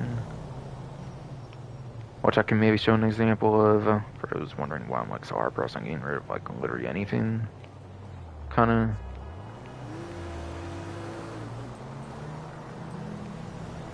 There's some kind of reason I would want all of these. I kind of feel. I don't know, I feel I have like way too many chop shop ones, so given that like. Again, agency basically just turned to whatever has lock-on jammer and stuff from before Agent Sabotage for like those 20 basically.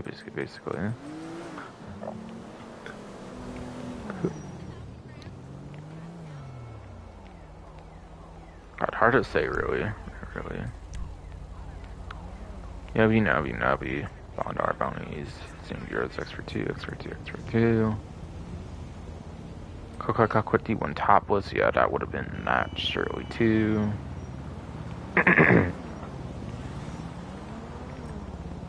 Our bounty surely. Greenwood Cruiser, surely the same. Pipistrello. The FX Interceptor would have been that too. Surely. Go Alex Cruiser. Yeah, Purchaser. Castigator was the tier 4 of that update. And Pizza Boy.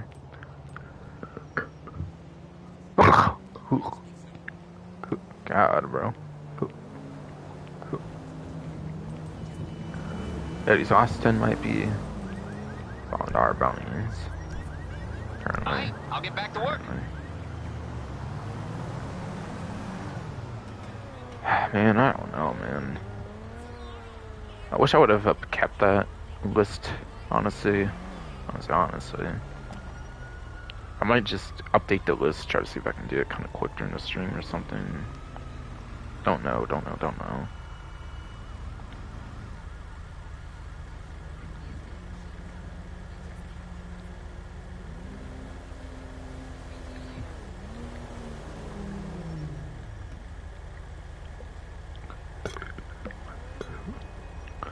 Yeah, take more water with a water break, I guess. God damn it.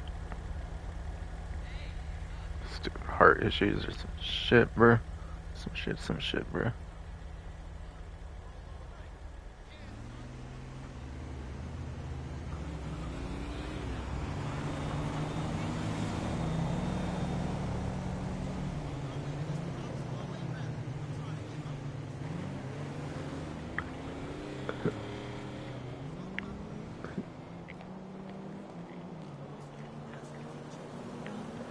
I'm really stumbling like what I want to get rid of or anything. I have one slot basically for the nightclub. Besides for that, probably not anything. Honestly. I'm on the clock. What you want? Some wheels?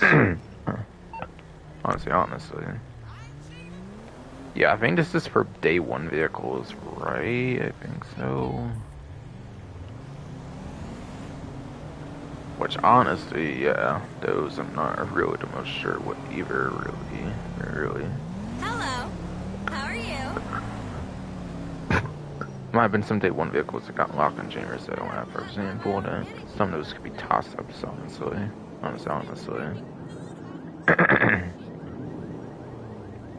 Also, to consider stuff like transform race stuff or something. Kuma just this update apparently got a lock on jammer, apparently. And therefore just got put on the vehicle website again. This has a lock on jammer. Carbon is there, it does not. But just kind of an interesting reason I have this vehicle, actually. I think I even mentioned it like the last stream I did. I think it might have featured the last stream I did.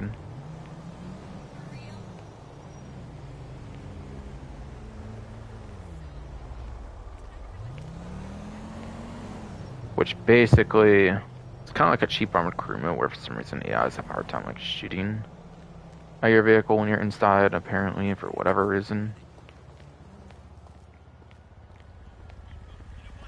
Carbon RS is a collector's edition vehicle though, which is kind of why I want to keep that though. Especially because I paid like the $350 edition for the goddamn 7th gen version of the game. Damon, this might actually be the last Damon if it's in my day 1 property. So that's a rare vehicle to have. So I don't necessarily want to get rid of that, damn it.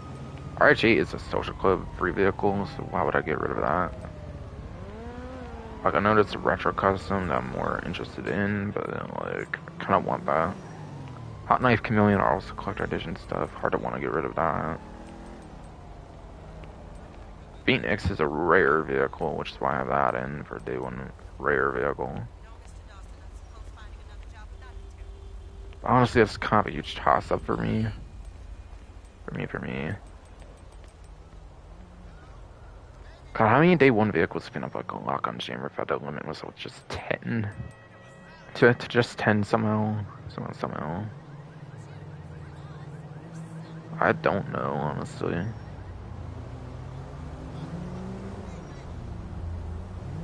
I go on GTA Wiki maybe and see if I can somehow look into that, if they already have the page update or something.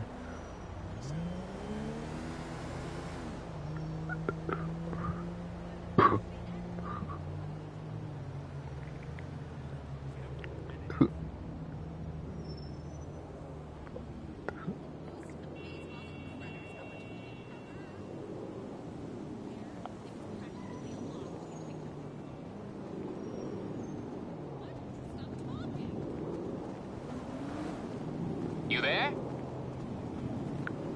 Well, yeah, right. We'll sit, I guess, if I don't remember the menu. Right. Kind of annoying, but whatever. Whatever.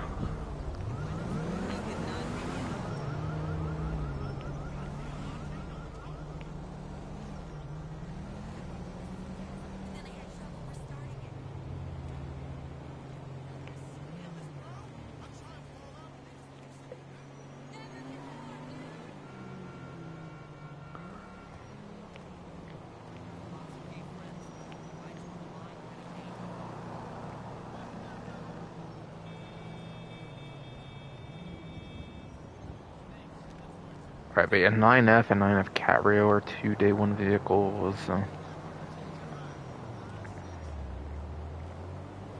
I'd rather choose a day 1 vehicle. Those would be some of the easier ones to pick up, honestly. Again, I guess. I guess.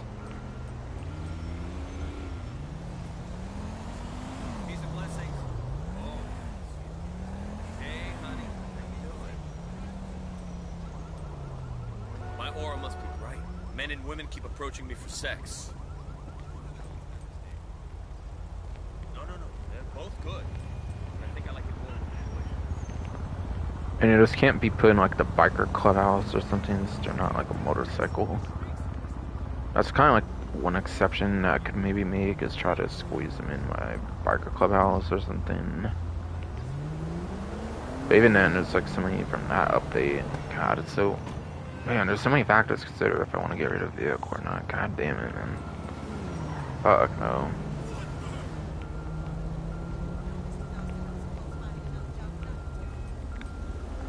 Guess I could use a second character to show some of these off if I absolutely feel the need to, I guess, since I never use my second character, honestly. I might as well, if I feel up to that. Kind of maybe something else I wanted to have an excuse to show off. I never showed off that like new action tutorial, so I might show that off finally. Or something.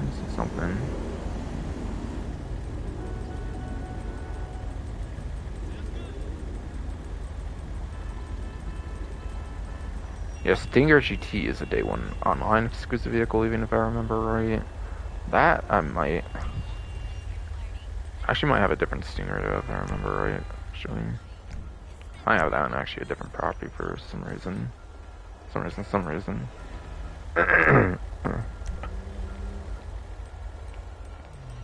have like Stinger Top was there, which is not the TT, but yeah. And yeah, some were available, like made available as well for day 1 vehicles, and like High Life Update, like After Hours, stuff like that. For the website, if I remember correctly, so like... Man, it's such a lot of things to think about with what to get rid of. God, man. Dad, I seriously cannot be dealing with financial constraints right now. Get it? Too much factors to consider with that shit, man. I swear though.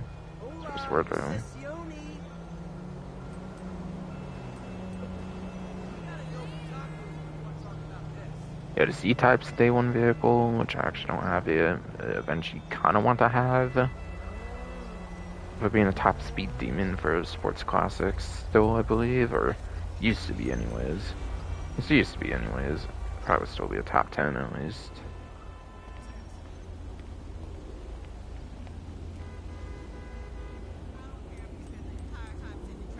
Decisions, bro. God damn it. Yeah, the body 01RR. Double T, Sanchez delivery. I have the Sanchez's in a different spot though, because they're CO vehicles for something with like my office garage, to be fair. One of those. Yeah, the second one. Yeah, I got Sanchez in livery, for example, there. Okay, what the hell did the wiki take me on the top of the page for? I think because of like some ad or something. I don't even know. Bruh. Yeah, man, I don't really know, honestly.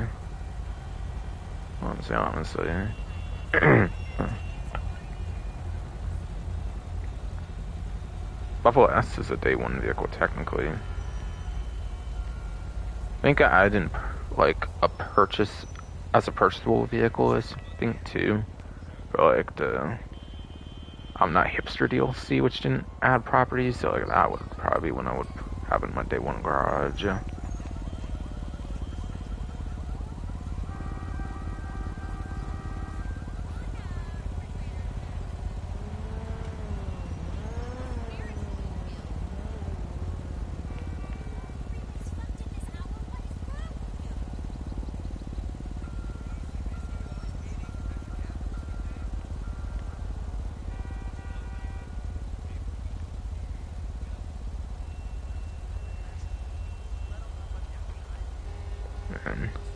And then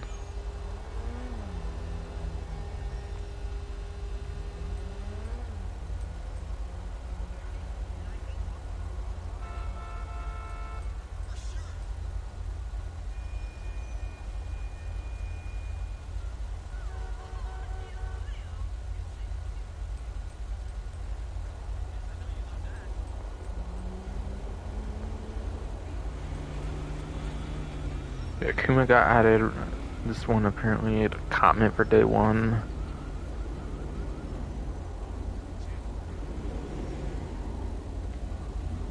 Akachow was at like last team stand update, which I don't think had dedicated properties. I would maybe have to start putting that for like a day one garage or something, or like a clubhouse or something. I don't even know, man.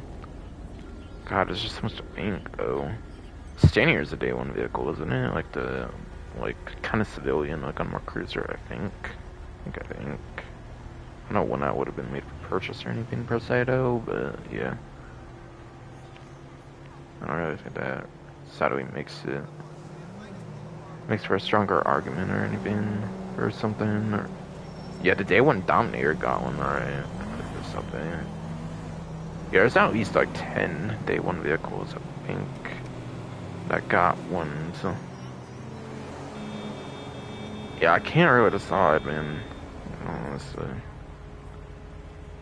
And I'm not just legit saying that just because like I'm trying to save money. I got stuff to do. Yeah, again, there's different reasons for me keeping everything that I have right now. Hi. Remember me? Honestly, I might just get the Woodlander, honestly, for now. What do you think you're doing? What? You for real? I gotta really think things through for vehicle stuff. That's something I kind of overlooked, honestly. To be fair, you don't know until an update comes out if there's going to be new storage or not, to be absolutely fair, or like... I mean, for legitimate means, like, I heard people leak the whole update for this update on, like, a PS5 Pro that was, like, jailbroken or something, I think. But, like, yeah. And therefore was able to put update early. Some, like, Optimal or something on Twitter. Might have been what I heard. I could be wrong, though. Like, X Twitter. XX. X. Yeah. Not social media. I think I made my case clear there. But like, yeah, man, I don't know. I haven't got the 100% look the most into leak stuff, like post-update launch yet, either, so... Yeah, I might make the tough decision. I might not actually modify that many vehicles this update yet. Because I'm not decided if, like, on any toss-up slots to get rid of anything or not. Like, I kind of do have some stupid vehicles, like some Benny's unupgraded vehicles, but again, I have some kind of reason for everything I purchase. If it's like the theme of a DLC, like a property slot was added in or something. As crazy as that even. I think of a lot of factors when I buy vehicles, so... Yeah, it's hard to say, really, unfortunately. Hopefully people understand, man, but yeah. I put different thoughts into why I want different vehicles. I'm different than a lot of people. Like, I like crazy customization. I don't care how wacky something looks, honestly. Just like that fun in the game and shit. Really. So yeah, if I don't like customize a lot of things, yeah, there's actual other reasons for that, honestly.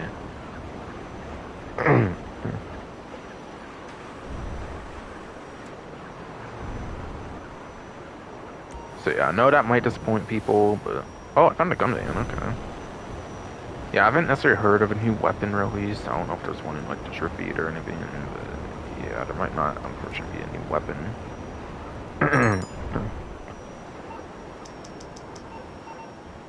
I mean, to be fair, again, I might have mentioned earlier in the stream, but yeah, last weapon was literally just a new version of, like, the military rifle.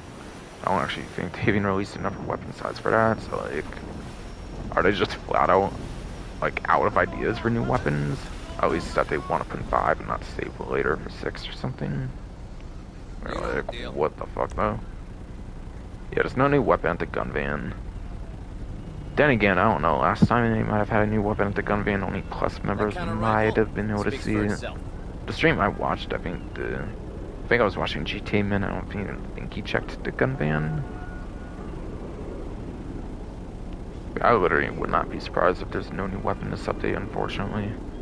Especially with kind of how lazy the last weapon was. Again, it was literally just another military rifle. Like, yeah, it had like the tracers and stuff, which is pretty cool, but technically it was a lazy weapon. It was technically a lazy gun, just being based on the previous weapon. Being kind of like a pseudo Mark II, like a fake Mark II, like, military rifle. But yeah, the gun van, I don't know if it said, like, what gun van stuff's actually on discount right now.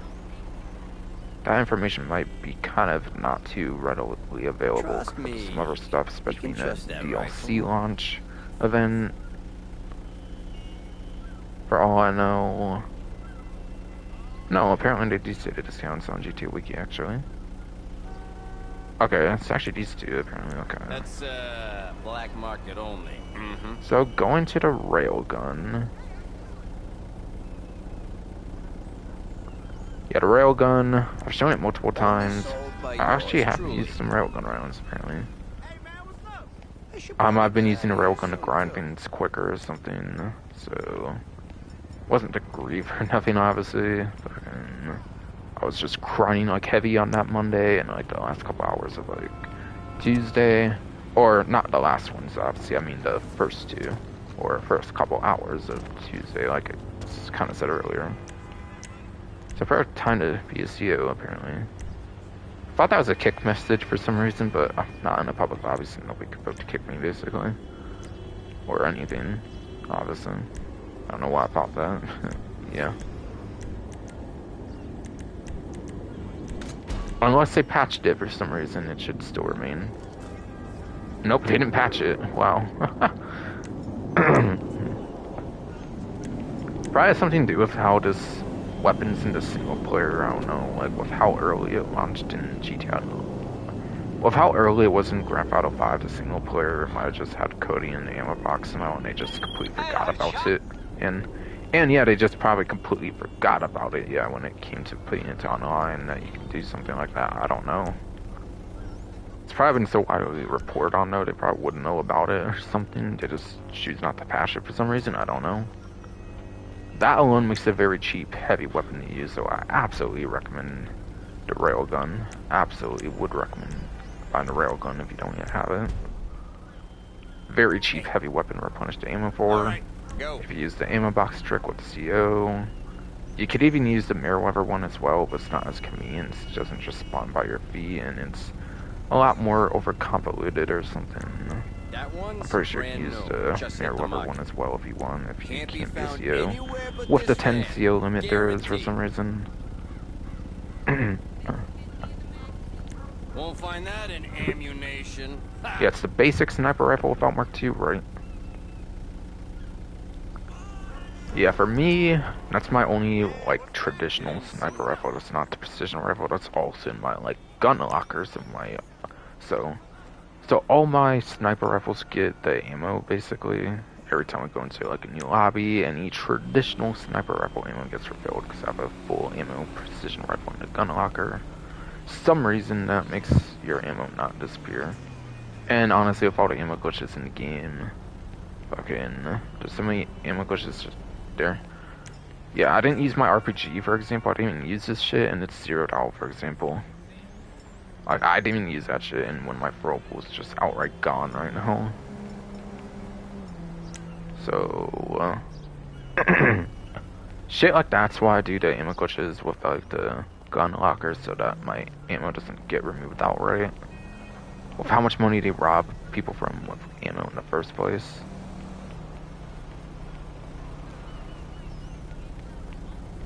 So yeah.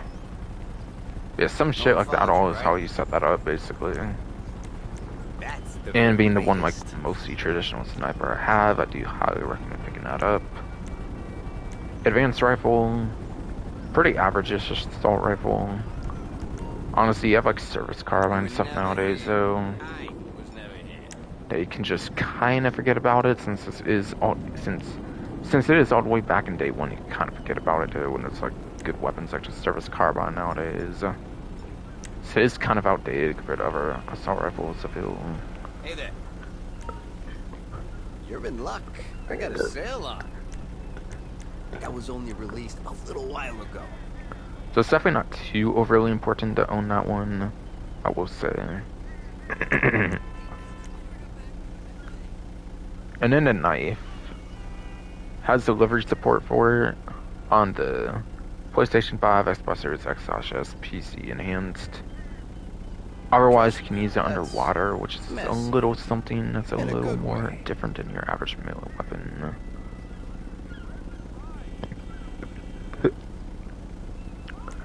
For a couple more unique aspects of the knife.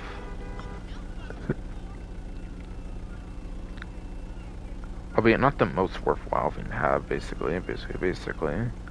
Real easy to clean.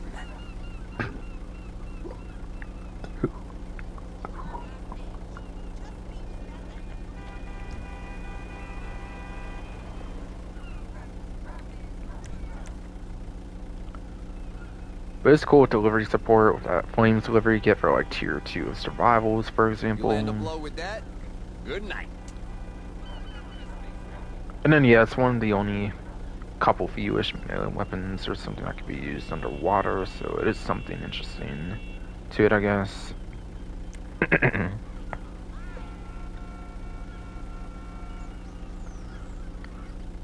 But yeah, for Plus members, there is 40% off apparently of the heavy rifle, which honestly, the most unique thing about it, I feel, is that family's delivery to it or whatever. Yeah, the family's finished, I mean. Pleasure doing business with you.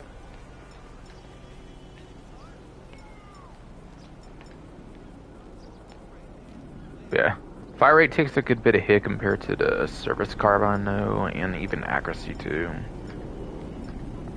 According to in-game stats, which I know sometimes they lie, but I haven't necessarily heard people exactly praise the heavy rifle too much. I haven't... Honestly, nowadays, I don't really hear people praise the battle rifle too much. Or if I said battle rifle, shit. Stupid tongue twisting ass bro, what the hell? Yeah, if I said battle rifle, I meant heavy rifle. I'm kind of talking fast too, I think, because I'm trying to just get through shit. By the way, but yeah, it's no sense.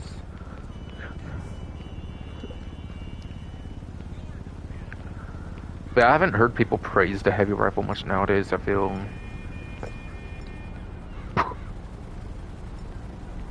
The service carbine's that good that honestly, not too much reason to do that too much, I feel.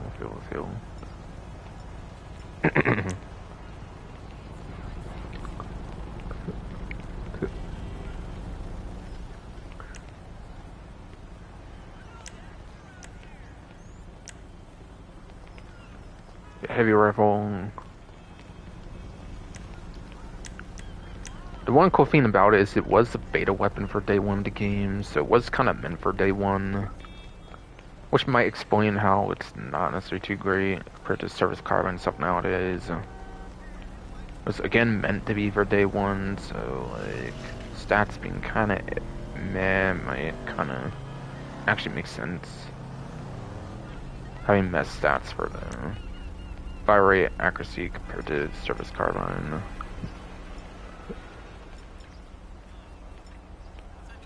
Oh yeah, looking at stats on like battle rifle and stuff, that kind of doesn't matter too much, but still. Still.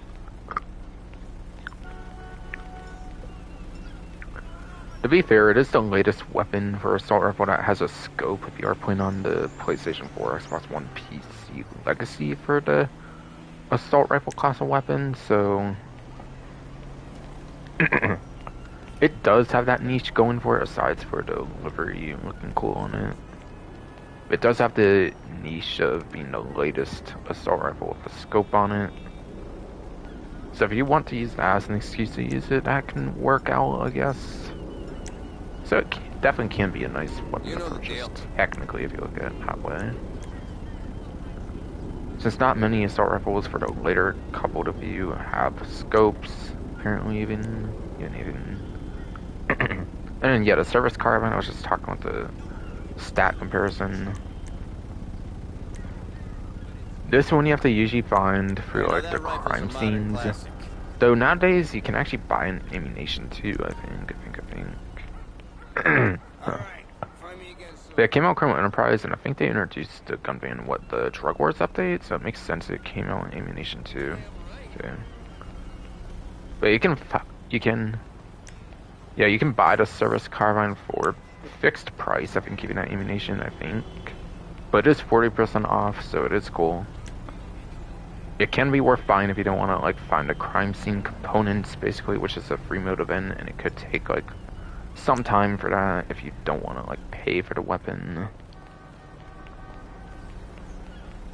Thankfully, I was able to grind those crime scenes kind of during like before the ability to purchase the ammunition was even a thing for the Trippy to Criminal Enterprise's DLC.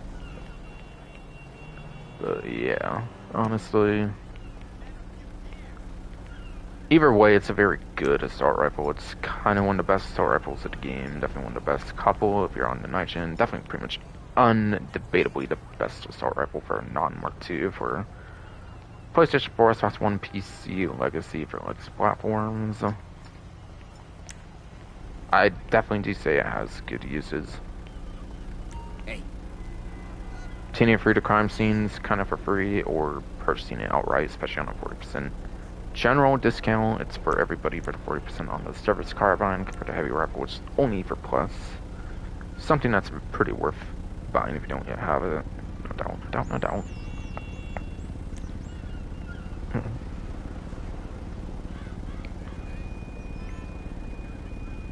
Trust me. You can trust that rifle.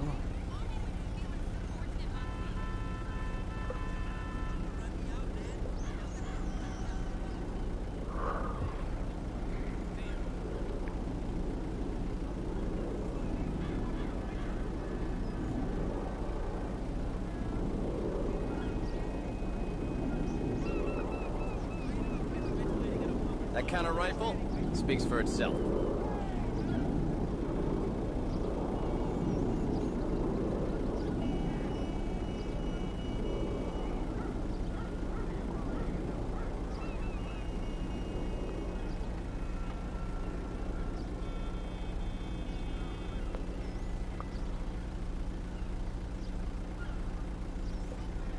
Yeah, now that rifle's a modern classic.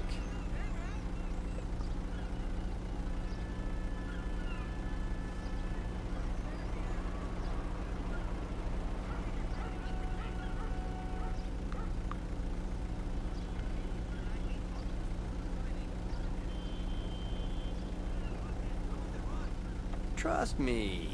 You can trust that rifle. Yeah, I think I mentioned everything I was going to mention there. Pretty much so. My proximities glitched off of my character, apparently. Like, bruh. Yeah, grenade is obviously your basic explosive throwable, pipe bombs. Returning from Grandfather 4, Lost and Damned. Goes off guaranteed every time. When it got introduced into Grandfather Online with the Bikers DLC. In late 2016, late 2016 for this game. To me, it's kind of like a crossover grenade and sticky bomb. Sure doesn't blow up in your hand if it gets shot, unlike a sticky bomb if I recall right, so definitely makes it a good try-by throwable to have.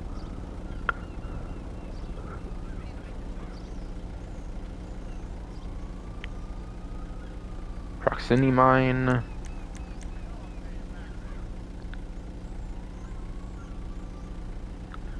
As the name suggests, when it got introduced with a surprise DLC, you wanna make a bang? That'll do it. Blows up within proximity, which is pretty cool, of course. Yeah, that'll hurt.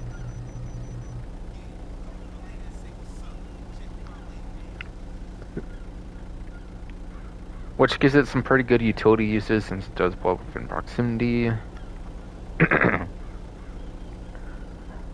yeah, it's a very good anti-grief like explosive. It is.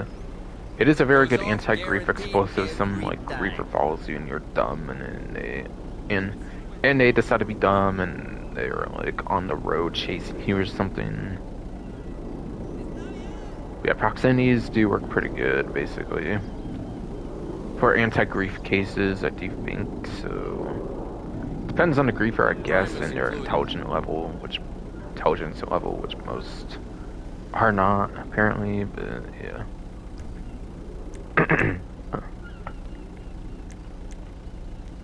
So obviously proximity mining is pretty good. Armor as well. As per usual, features there, obviously. I should probably get out of here soon, too.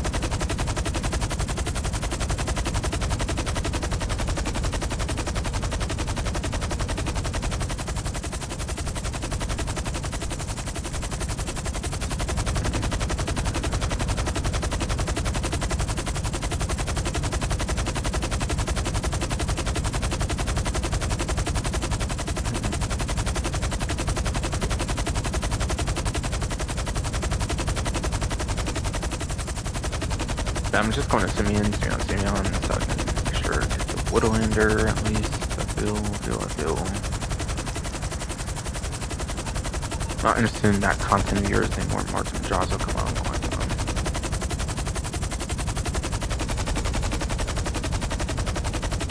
Is that export vehicle or what? No, a drug vehicle apparently.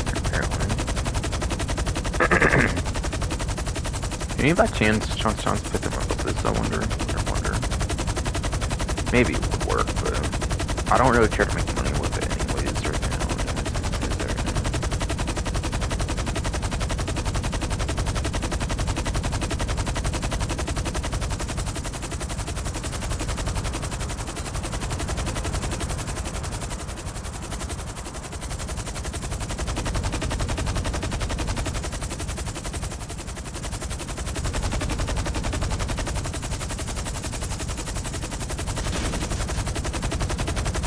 Yeah, it doesn't fit well when this does it. Shit, bro. So I'm probably not going to be using this much after just so.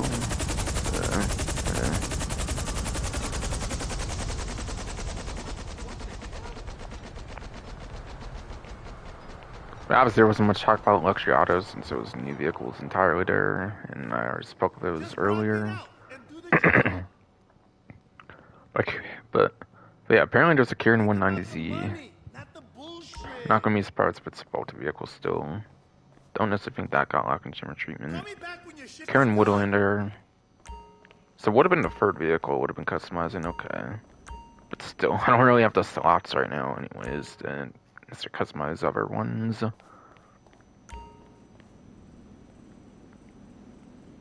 Ocelot Locust. Fucking, yeah, that was an order vehicle to actually have lock and jam support, actually. So I'm pretty sure this one's actually on the website since it got lock and jammer agent sabotage DLC.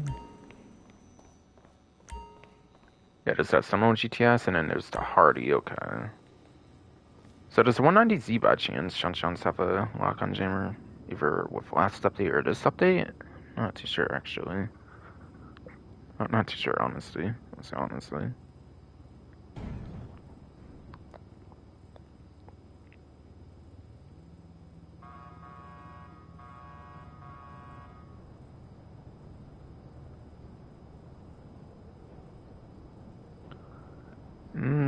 I didn't see it on this list, so it would have had to been in the last update that I would have got a lock on jammer in.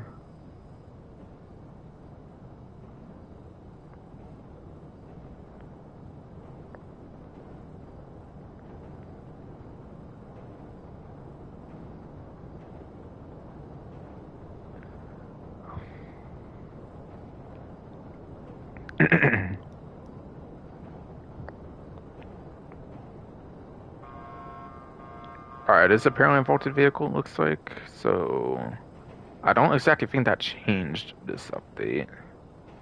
Since the spreadsheet would have been updated and sabotaged. Didn't look like it changed this update, so... I'm confidently going to say it is a vaulted vehicle under Karin 190Z. Or whatever. Whatever. Oh, yeah. So. Alright, yeah, manufacturer was in fact correct there. See. So, the last time it was apparently updated on the spreadsheet from Bruffy 1322's like remove vehicles date spreadsheet. It says 5 times, so doesn't count for this time, so it should be available for the 6th time on the dealership as of being vaulted like 2 years ago. It's Sandra's Mercenaries you'll see on its website page or whatever.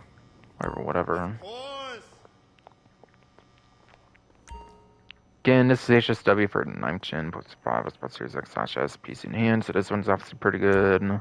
Locust has a lock on jammers, so that can be nice.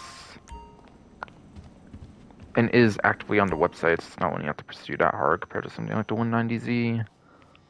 Its 4Vs are literally just website vehicles, so man, it's not too much there's not too much FOMO purposes to run out to get any of these aside for the 190Z. It's on GTS, Hardy.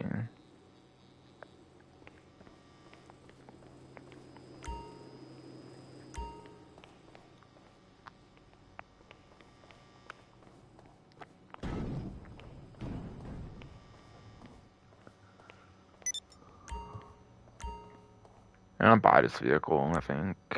Sure. So nice for sure, no, I want to buy. Got an extra slot on that. I don't really think I have another open slot though, to be fair, be fair.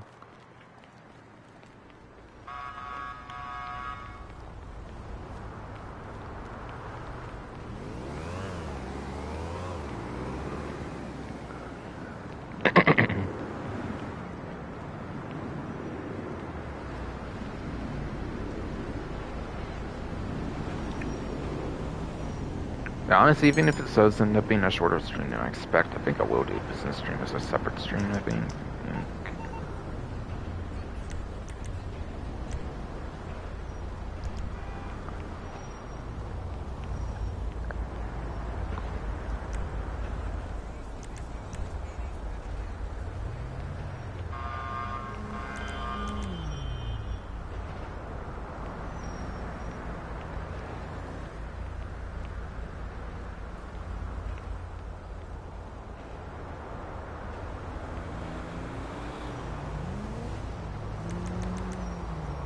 Turn that storage. Get the Woodlander over here.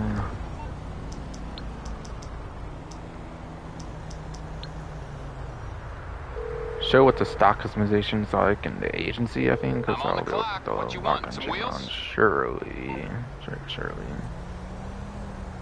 Yeah, definitely did say lock on Jamrock. Like, was available for it, yes.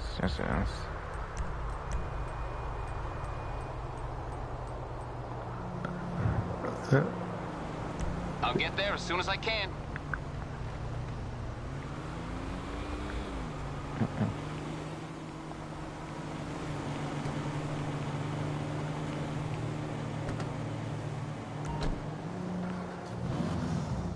Yep.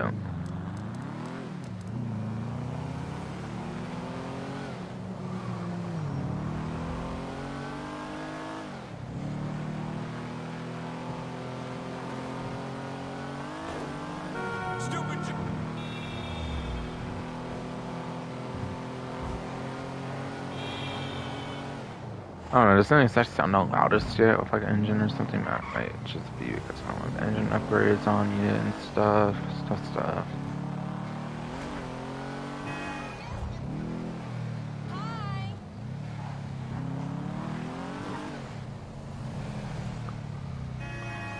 Whoa! No way. Okay, so yeah. I didn't necessarily have too much opinion on how that born done as a traditional vehicle, and why would I when there's HSW on it anyways, to be fair, be fair. So I don't know if it matters since they're both full for me now, I believe. And on here, you can actually see if there's an empty slot pretty easily. It would just say empty over something, right? I think so. So I should maybe check. See if I have any more empty slots actually while I'm here. I think that was really pretty much my only empty slot though on my character, I believe. Yeah, 20 is the cap on those. Indeed.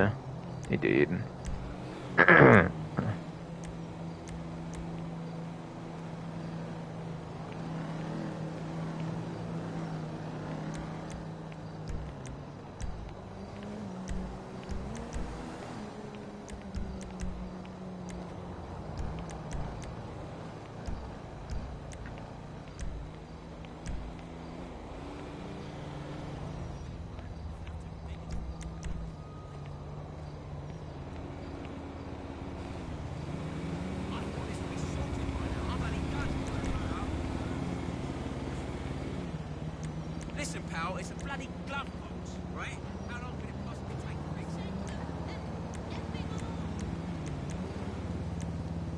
Sort it out, all right? Please. Yeah, I have a lot of weaponized, like arena stuff there. Pretty much.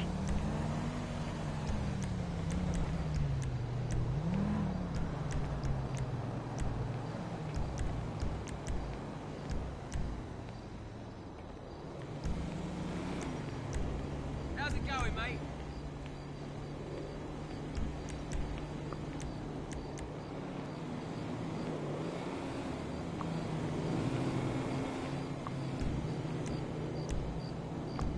Yeah, no, I want to go to agency on that, but yeah. Again, like I kind of said, I'm checking for empty slots pretty much. I don't think I can have any after that. I'm pretty sure it does say empty for us to allow on any of the properties you go through there if it is empty. Yeah, sadly I'm not paying plus, I think. To be fair, I have actually a bunch of storage, basically. Or no, not a bunch of storage, basically, but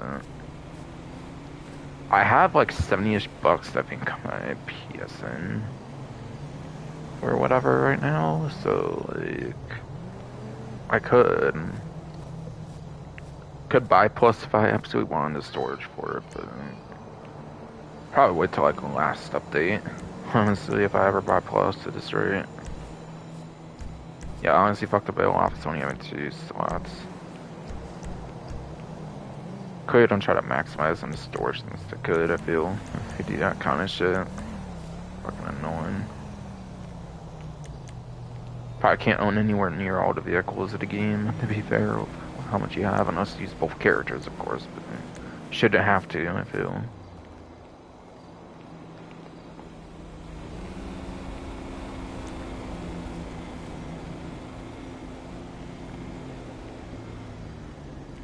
Honestly, if this is the last summer update, then like maybe I should get used to using a second character just for fun's sakes, or having like different shit and stuff.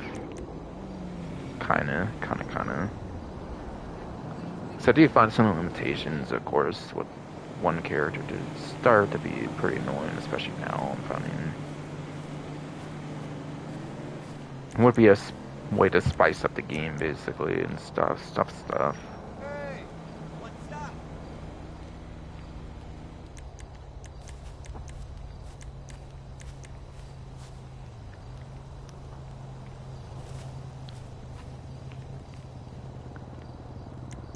Let's see, at the agency, doesn't really matter which order I go in, technically, since they're both full now. They're on it. I didn't necessarily want to do that one. Doesn't really matter, technically, but still.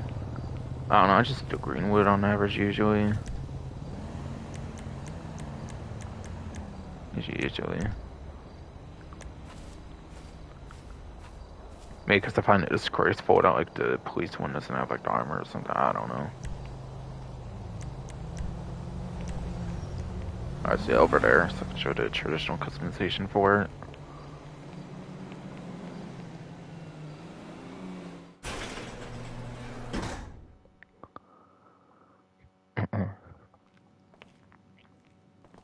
Down 19,470,742 with the purchase, or could have had fees kicking too after that, so I should have said like right away, but I don't think I did, fortunately.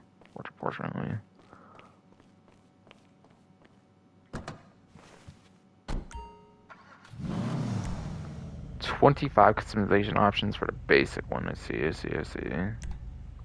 Armor upgrade 20 to 100 basically.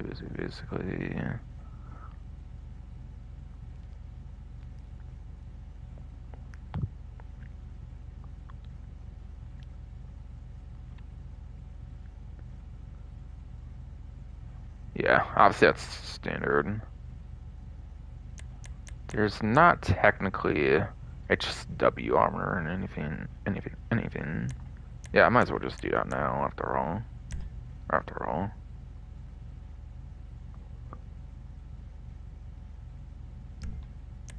Brakes.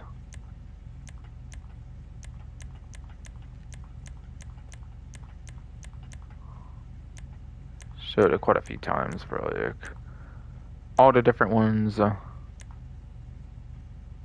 like for that.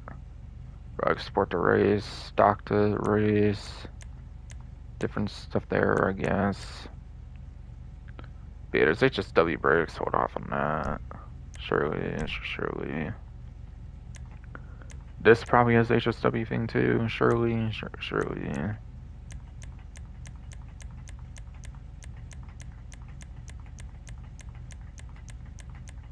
Some differences quite a few times there, but I was curious, I guess.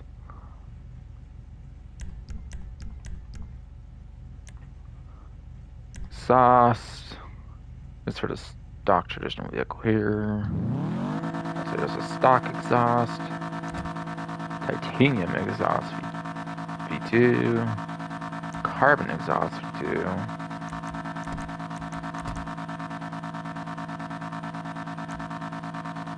Bore exhaust, titanium bore exhaust, primary hexagon exhaust, secondary hexagon exhaust, and copper exhaust.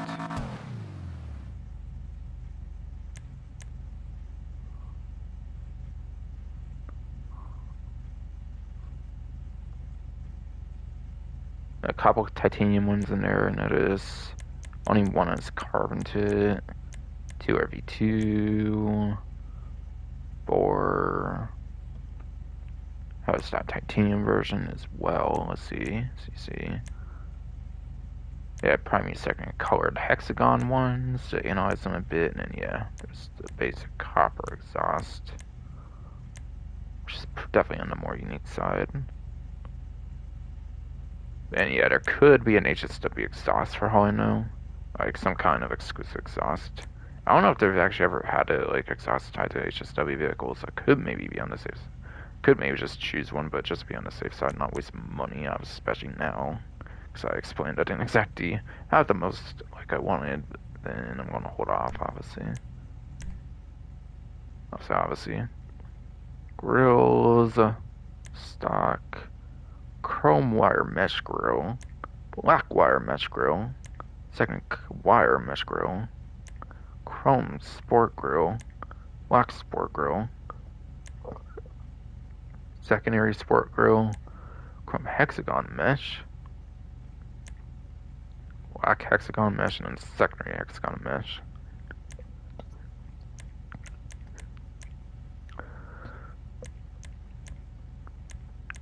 Okay, so right away it looks like every single one aside for stock will remove the Karin logo. So if you like the manufacturer representation on the grill, then keep it stock, I guess. But otherwise, might be kind of worth changing it up for a more clean appearance or something.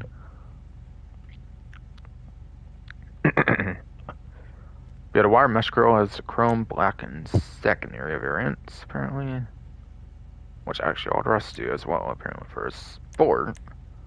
And then hexagon mesh. For those two grill, for sport grill, and then hexagon mesh. Yes, yes, indeed. That's kind of the whole breakdown on those, I guess. Grill, I think it's pretty likely it could have a HSW varianted, so I'm definitely holding off on that. Hood actually has 18 options. Funny, some category that actually has a ton of options on this vehicle, and that has to have the numbers on top, kind of like beneath of Clinton and partner. So obviously you have stock, secondary carbon, simple hoods,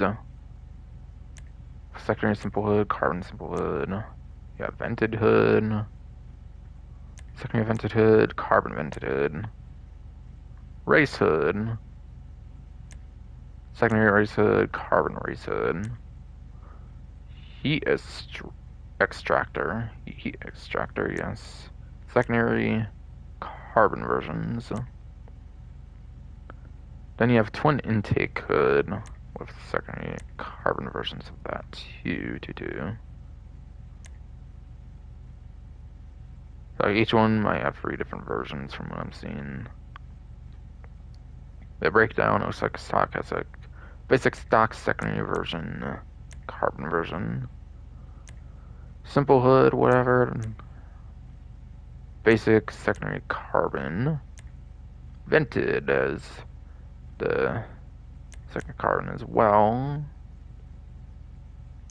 race hood and secondary carbon, yeah. Heat extractor, probably second carbon too. Yeah, that's right. Twin intake hood, second carbon. So there's effectively like 6 different hood options, and like how grill effectively had like 3 additional ones aside for stock, basically, I guess, technically. So that there's like 4 grills, 6 hoods, in essence.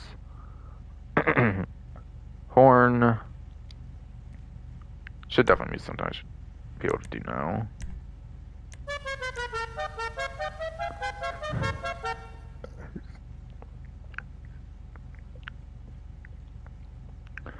I was maybe want to put a jazz horn on the GTX, on the Rapid GT X, I guess.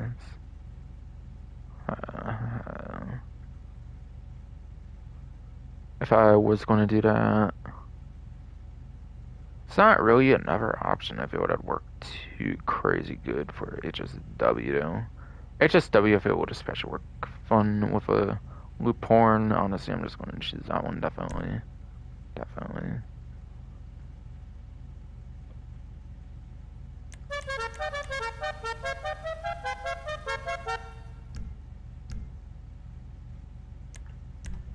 Monitech, obviously, the main reason I even put it here is because I won't be able to do lock on chamber at the house special work, surely.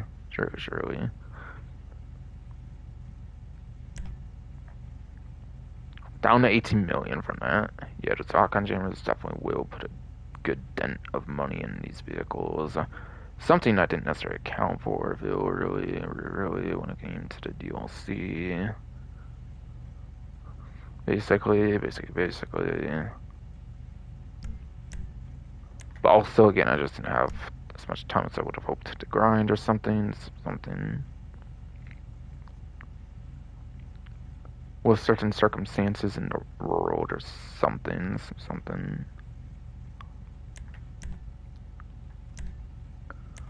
The car headlights, obviously, at the car meet.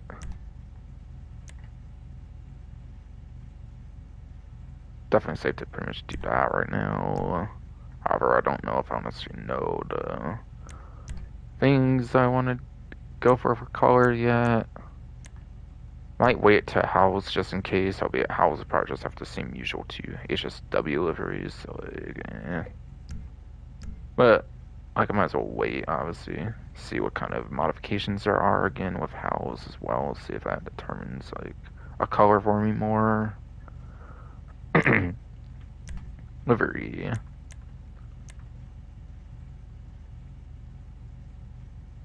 9 liveries. Sides for none, basically. Might be usual for the quantity there, basically. Basically.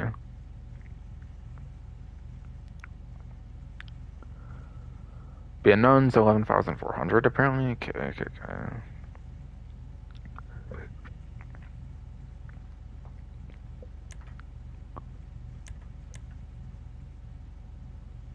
Scented special stripes black. Where's this? Where is this over here? Sorry about like what? Where is this shit at, bro?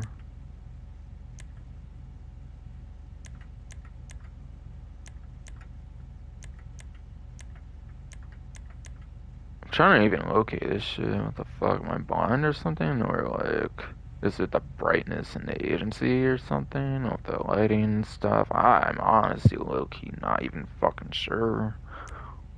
Legit.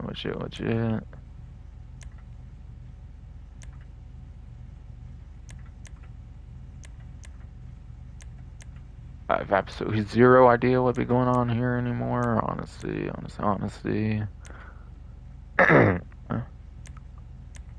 Okay, the white. Okay, it's basically in the same spots as Ash, really, right? Accented, whatever special stripes. Black, white, all around the headlight, kinda ish. Going around to like the hood, the side doors, even beyond to like more of that back window in a sense, behind the back seat, like door shit, whatever.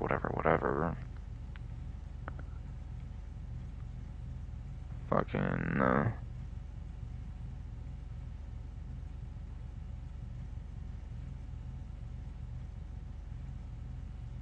The Karin logo, and there's a black Karin logo, and like the white kind of looks like they're. I feel like I'm low-key not even seeing on black like at all in the same spots. So, like I don't know if the liveries are glitched or like what, or if it's color chose or something. Not looking agrees with it or something. I feel like that one's glitched or something. I have no idea, but still.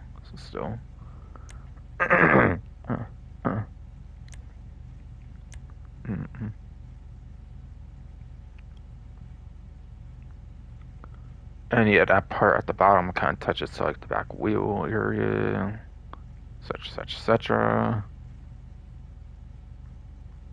It's, of course, the red version.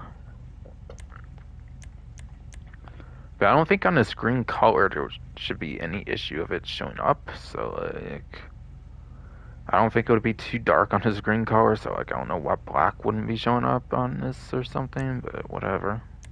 It's probably glitched. I'm guessing. It's probably just a glitch tone livery. But obviously it should be in black, like the white is white and this one's red. Might have like a white Karin logo instead because of it being black or something, I'm guessing too. If I were to take a guess.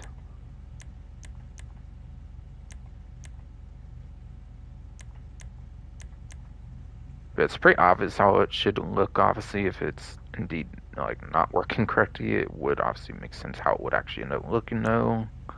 Surely, which the most major difference probably being the Karin logo possibly being a white Karin logo, and would guess definitely.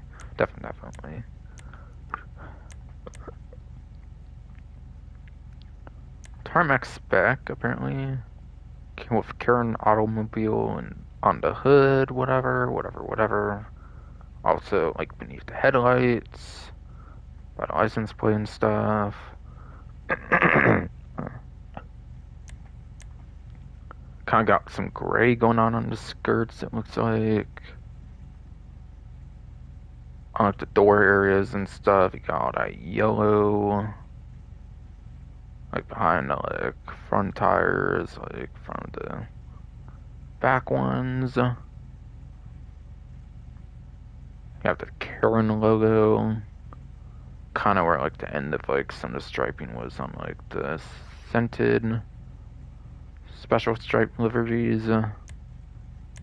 Kind of, I guess. You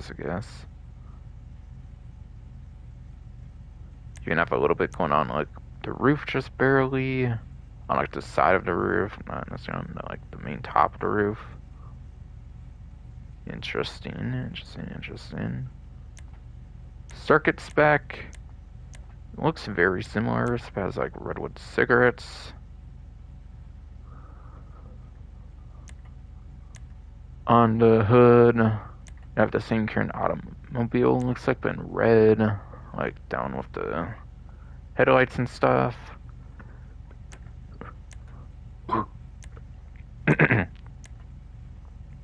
This one's like gray and red instead. It even has like the vice as well on the skirts. Whatever. Got some extra Redwood cigarettes on like the driver passenger doors, basically. And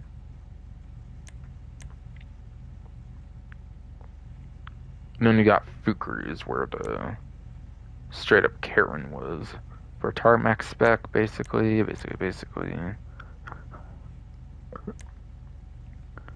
Ego Chaser Auto Sport.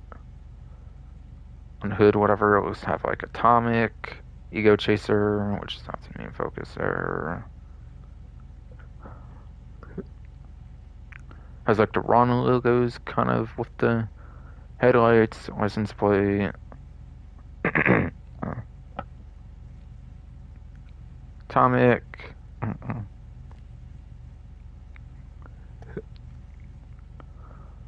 Kind of beneath the Ron, like on the like driver passenger doors. Have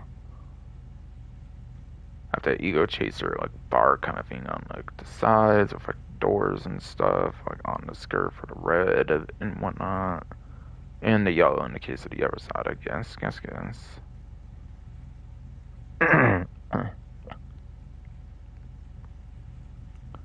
Got like the Atomic kind of wheel kind of logo behind the like back wheels, it looks like.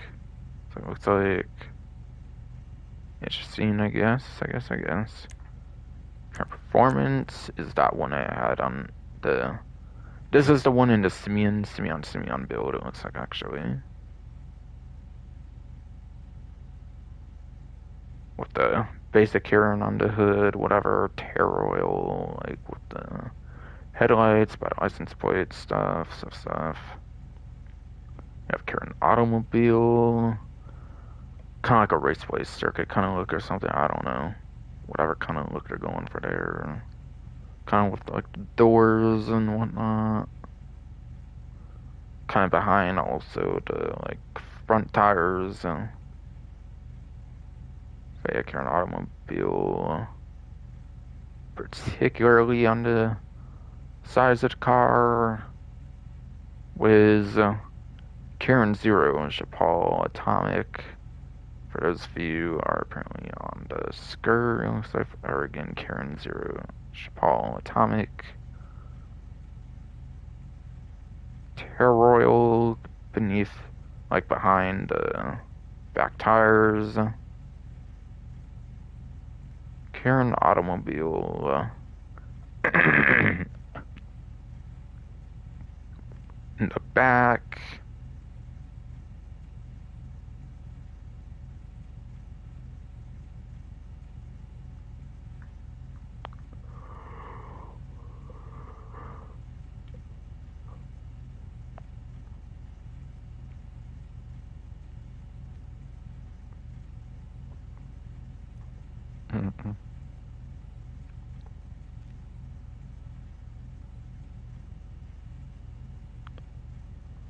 Yeah, current automobile, something like the back, like bumper, it looks like there. Okay. Urban Fighter. It's like a bell on the hood.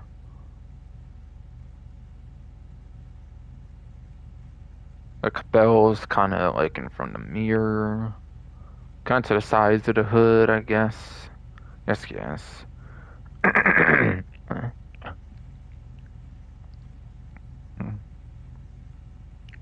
Have like a bell manufacturing, like behind like the back seats, like behind the back doors, above like the back wheel.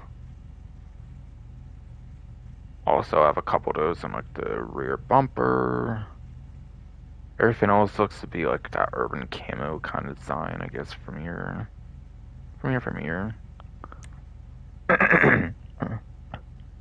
And then you have the backside surf company basically on there for the sides. Look like this bunch of blue.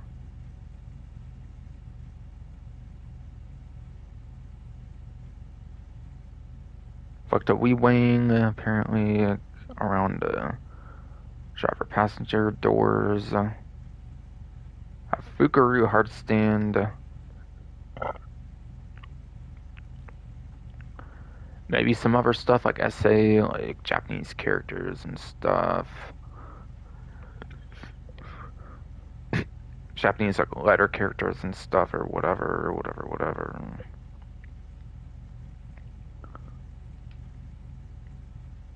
So that's not exactly the most visible, I feel. With what I'm able to see well anyways, from what I can tell.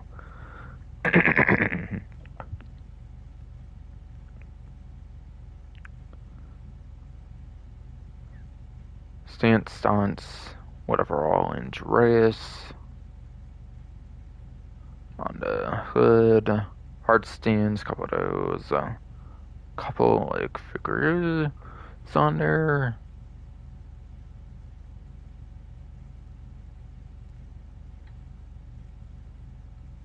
Some A icon thing and whatnot. The AZL, whatever, Dazzle or something. Something. You have those like character things, like the character on like the side there. But like beneath the headlights with like the license plate and stuff.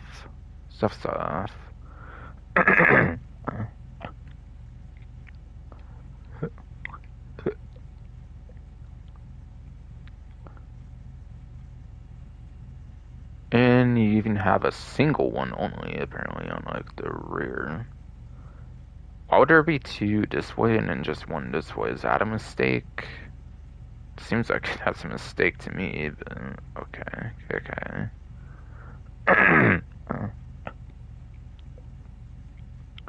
You even have that character actually on top as well. Surfboards? I think it says surfboards on top, apparently there.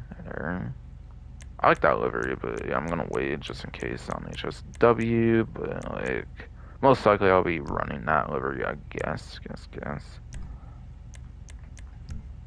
I'll see, that's already on there. Mirrors, should wait on that, definitely there could be HSW option there, but yeah, there's just stock second carbon, just standard options there, it looks like. Plate.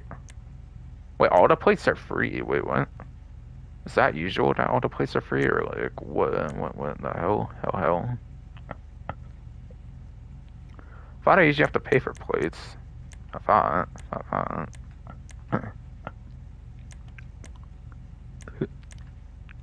But whatever.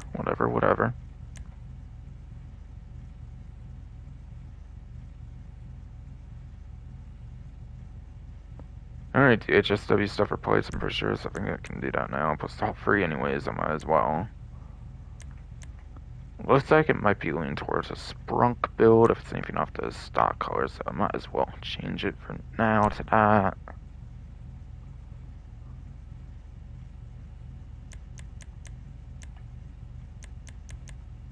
To that.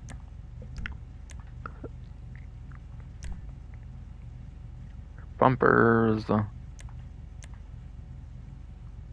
Stock, sport.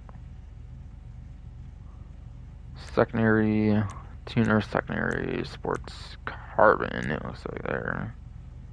Alright, so it looks like for rear bumpers you have the stock one, some sport one with secondary, yeah, tuner with secondary option, and yeah, your last one, the sports tuner bumper is the carbon option instead of the secondary for the second one.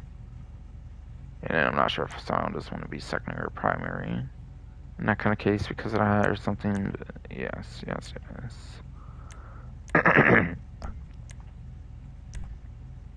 Rear diffuser.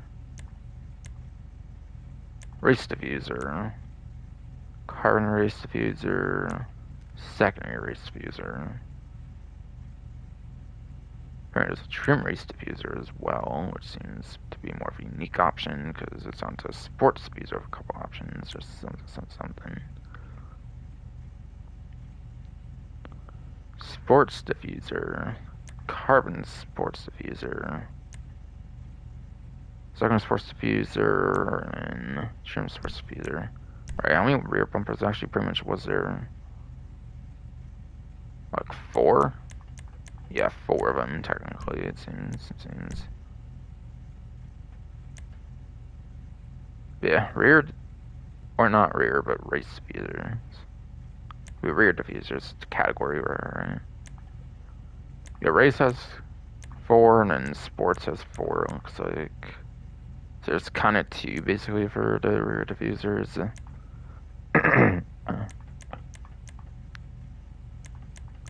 With the basic one, followed by carbon, secondary trim, it looks like. Okay.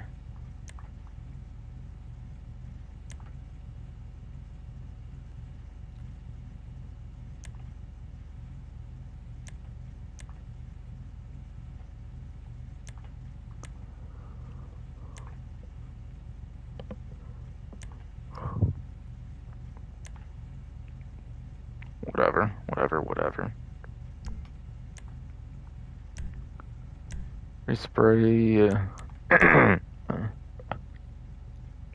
Looks like primary is the main body of the car for the most part. Secondary might mostly just be for like what has secondary soft on.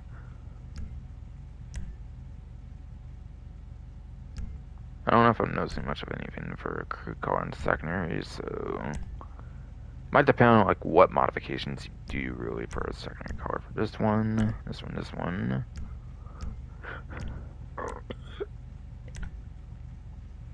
Hot damn, there's 18 skirts apparently. Stock. Simple, which has a carbon secondary. Street, which has a carbon secondary. Well, winged again, also with a carbon secondary, looks like. Drop skirt with carbon secondary probably as well. Yes.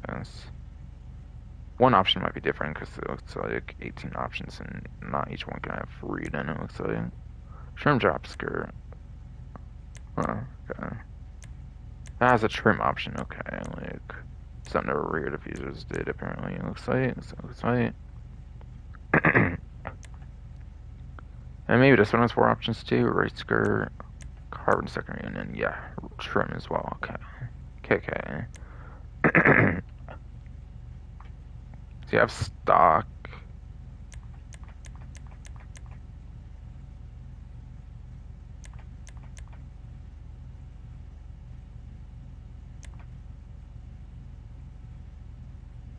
So I think you have like 6 different skirts and 3 of them have like 3 options. Of course you have stock for 4. And yeah, last two had 4 options to get to 18 from like 10 basically. Yes, pretty sure.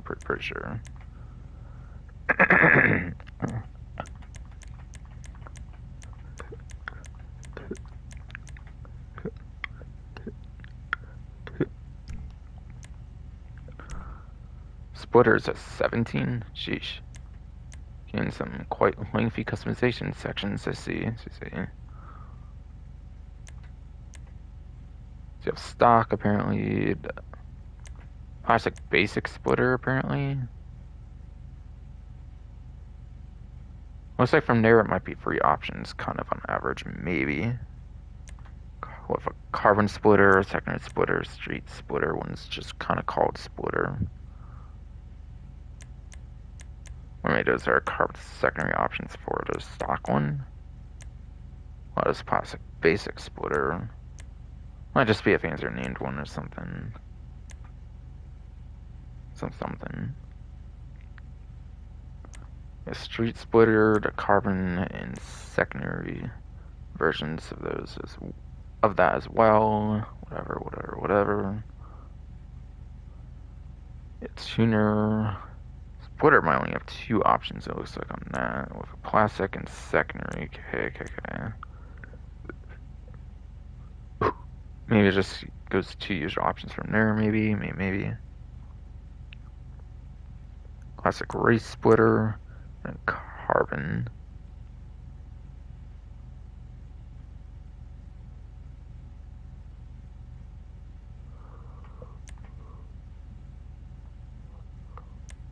Again, there's a secondary as well. Okay.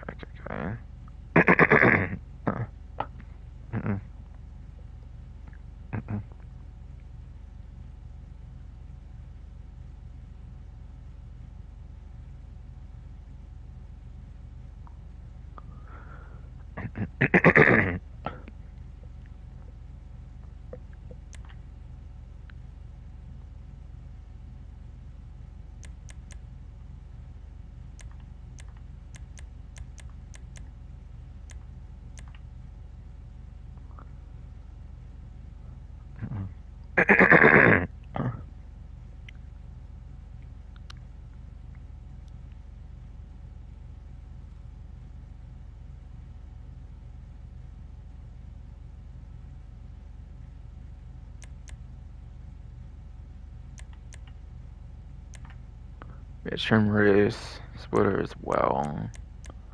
So there's 4 of those then? Okay, so it went from like 2 to like 4. Looks like okay. Which, yeah, it looks like the one after Acme had 4 as well, actually, then, from there. Competition. Carbon.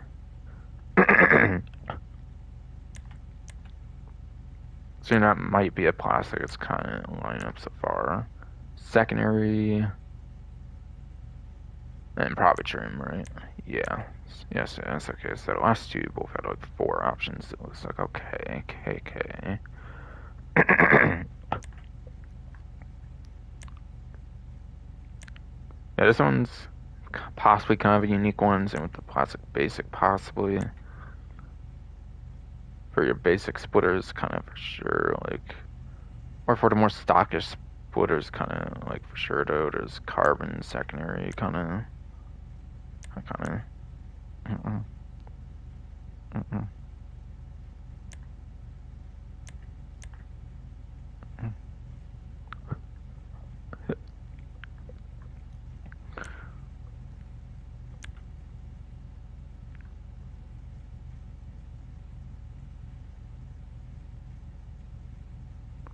Yeah, free those, 2 of those.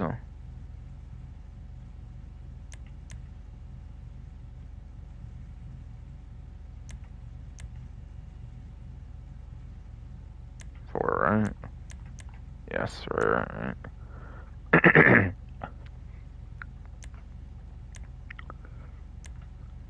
It's like 3-ish, 4-ish, 5-ish, 6-ish. Yeah, it might be like 7 different ones up to I'm kind of counting, I think.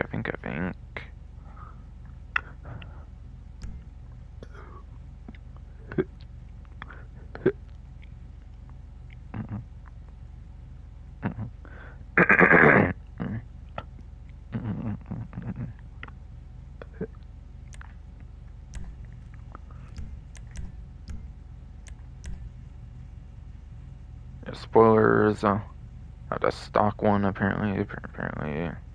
Probably need any but stock. I'm guessing for the traction bonus on this, like most vehicles have. Basically.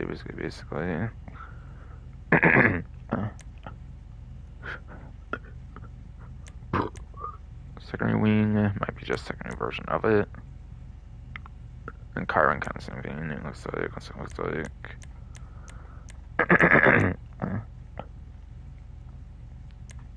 Rally wing, kind of a unique option here. It looks like race wing.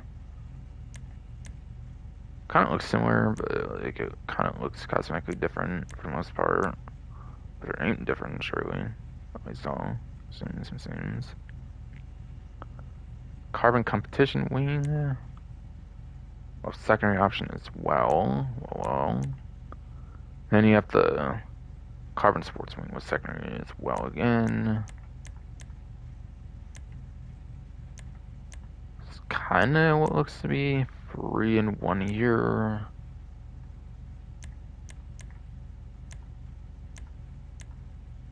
Does pretty much look the same, so it's like 1 to 2. Like 2. Kind of thinking for different ones.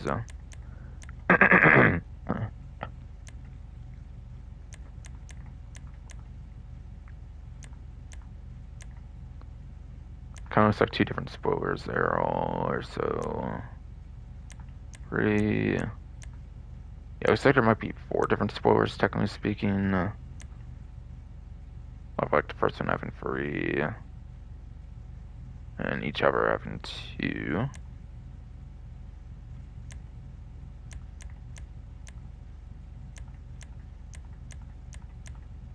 True. I think spoilers can likely have a HSW option, basically.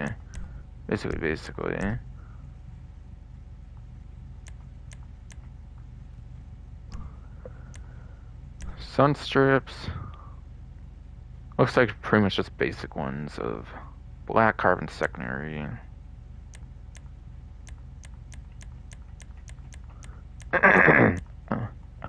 Okay. Suspension.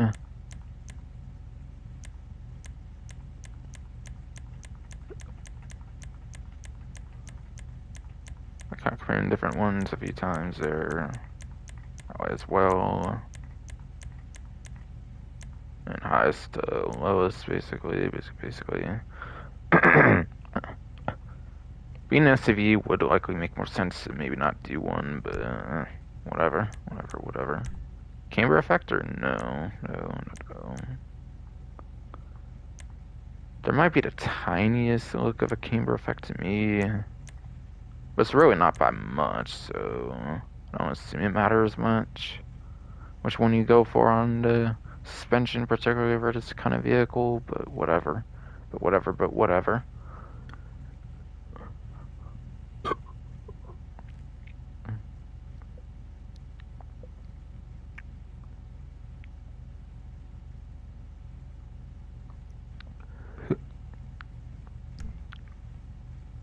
It's HSW suspension too, I think, on average, so yeah, I'm gonna hold off there.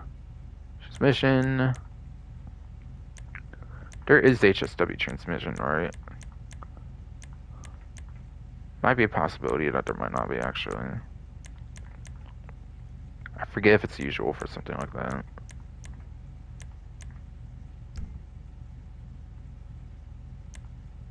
Turbo.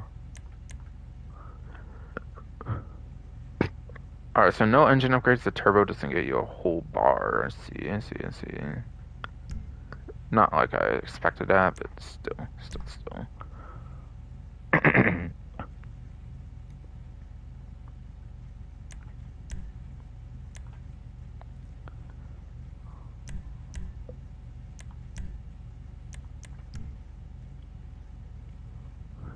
Yeah, those are your stock wheels, it looks like.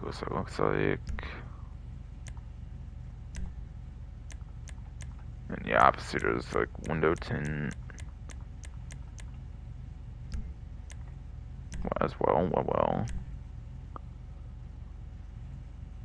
I might do these wheel stuff already too, and they don't really do much there, I believe.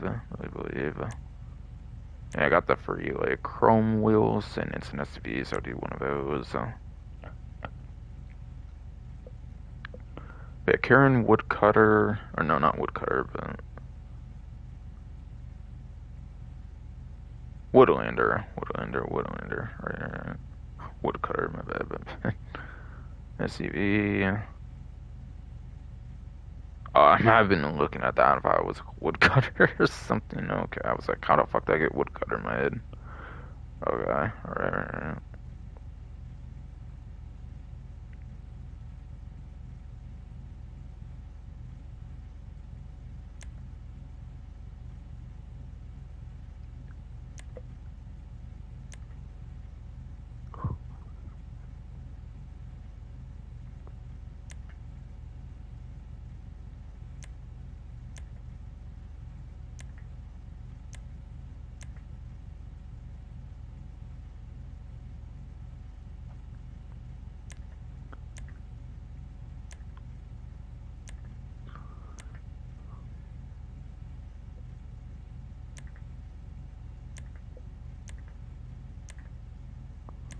I don't think I saw with KW whatsoever as like significant letters per se. Yeah. I guess I'll go off of the class then.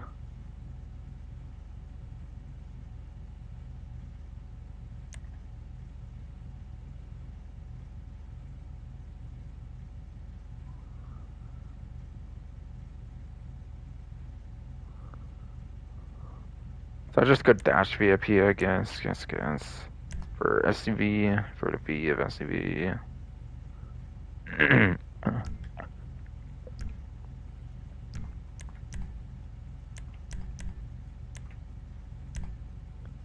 Custom tires, and yeah, that's right now. Color for the chrome ones. Yes. Tires.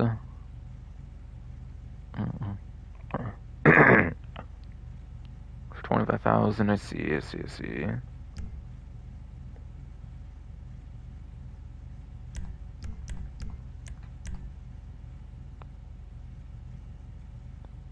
Yeah, I don't know if I necessarily know what smoke I'll end up going though. Right. And also, I think it's pretty much fine to do now for me there though. No.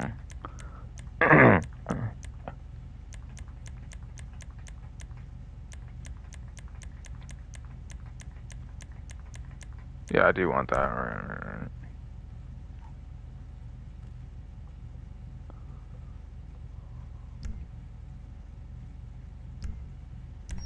That's pretty much it for now. Of course, there's going to be no armor plating since nowadays just get the basic money tech pretty much all called together for the most part. For the most part.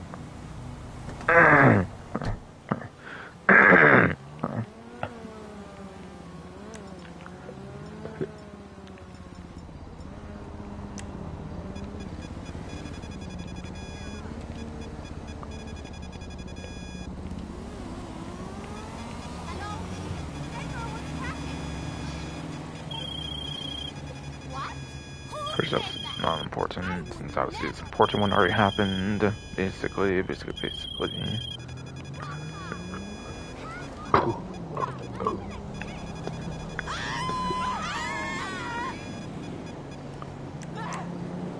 it's just, use your lock on jammer, no remote control unit. They don't really do the remote control unit anymore as of Agent Sabotage. So that's for maybe one vehicle map update. Besides for that, that's pretty much it. Now that obviously it's a new breed, or it's just older vehicles getting it slapped onto, like any new vehicle getting it slapped onto. It's really just a lock on jammer at this point. For anything agency, like for anything agency related, really.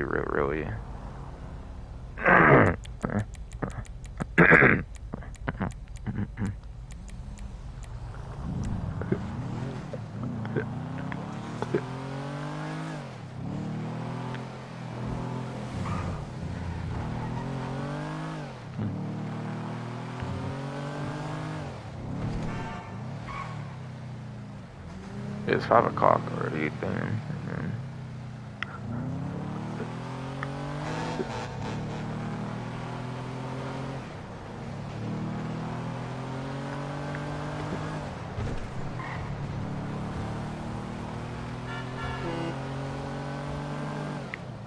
But yeah, kind of want to see if I can get done before the Donkey Kong Bonanza, switch to direct, I guess. But yeah, if I do have any intention of customizing a lot more vehicles, then that's definitely not going to happen, I'm pretty sure.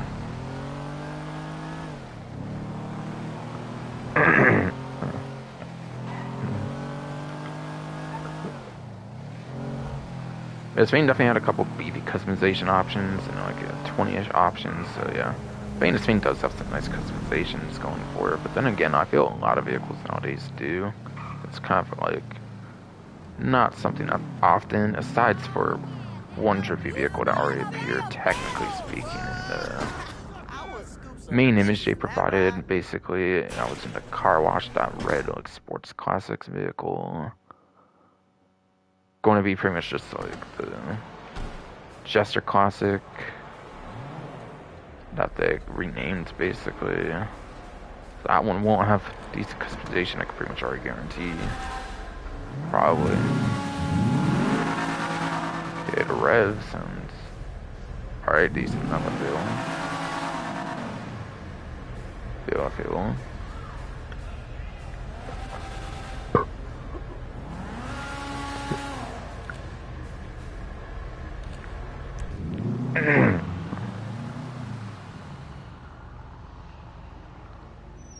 What's that? The HSW upgrade is $900,000 on this vehicle, apparently. Brings me down to $17,999,947. Sheesh.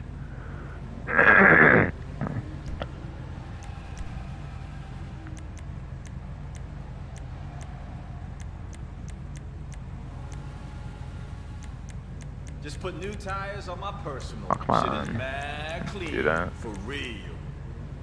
HSW brakes for 60K, obviously.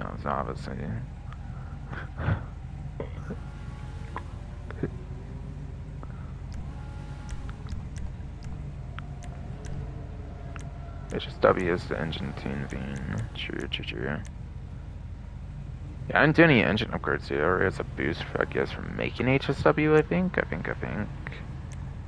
be wrong, though.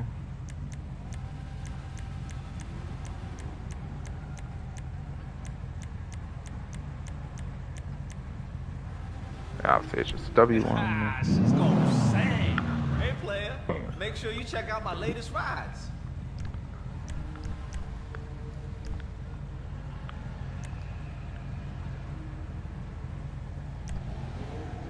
Alright, no new exhaust option again. I don't think they usually do that on HSW vehicles, which I kind of thought I could have safely chose that if I wanted to for the copper. Yeah, I obviously wanted the copper. Copper's a pretty cool color to have on an exhaust, I guess. Yes, I guess.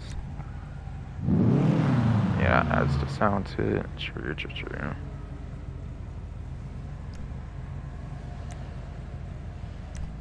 Grill, any new one here?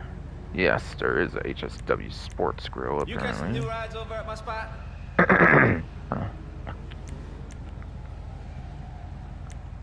Which might be like the FC kind of design they usually do, I think, for a bunch of the like HSW modifications. It's called like FC or something, which I don't know if it's supposed to be like a Franklin Clinton kind of color or something, or like what?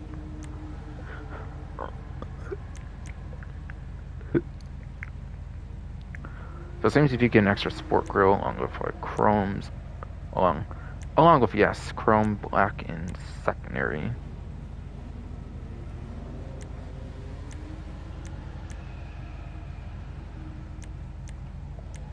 Hey, player, make sure you check out my That's latest fourth rides. sport grill, apparently. Yeah, I do like HSW exclusive modifications. I'm definitely choosing that. Definitely.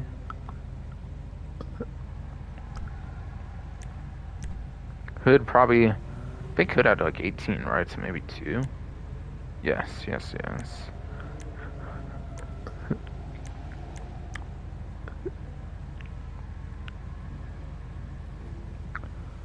So it has a 4th heat extractor, apparently. But yeah. Or no, right. Forged carbon is what FC stands for, actually, if I remember right. But yeah, they call them HSW sometimes, but HSW usually has like the forged carbon kind of looks, apparently. Believe. Actually, I'm not usually huge on like regular carbon, so yes. Forged carbon I do think is pretty beautiful carbon, even on hoods at times, I feel. But I mind it more if it's regular carbon on hoods, but forged carbon I think looks good on anything, honestly. But you have the heat extractor for HSW, and then twin intake hood as well.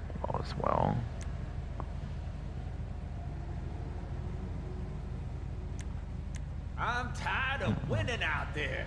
Whew. They don't call this house for nothing. Your twin and intake had 3 before as well, it seems.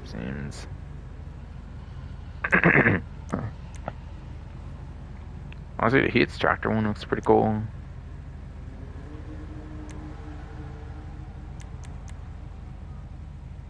Yeah, twin intake one's fine enough as well, though, so I'll just go my usual bottom option there, I guess.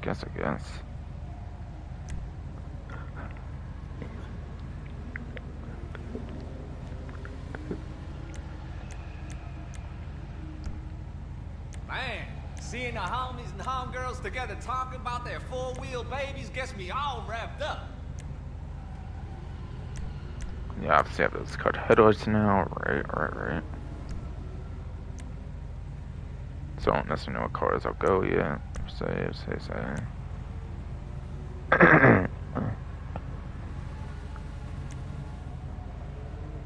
Yeah, there's 9 aside from none, right? So that's probably just 2 HSW editions, yeah. Alright, I'm doing the backside surf cone and then Did you see that essay flex being the bottom one, and I think it looks fine enough. Shit was too hard. All that blue and stuff can go well with the stock green or whatever that's already on here. It goes good if the stock colors are already on there, definitely. So I'll do that.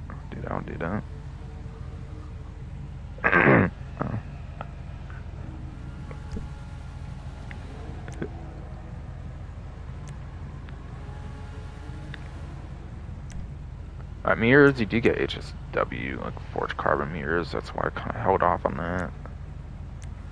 But yeah, they're all pretty basic aside for that, and even then, that's kind of able to be considered basic, surely. I mean, like, almost. But this player gonna keep you guessing, you know?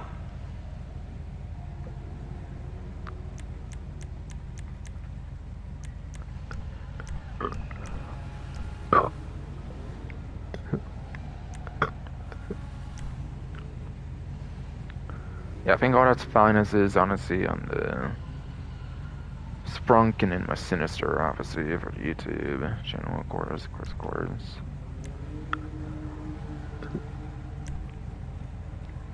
Okay, you do get HSW, want to see for that.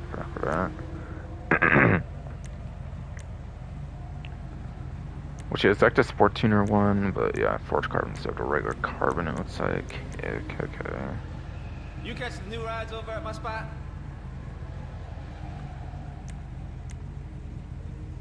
Beautiful. LS custom style.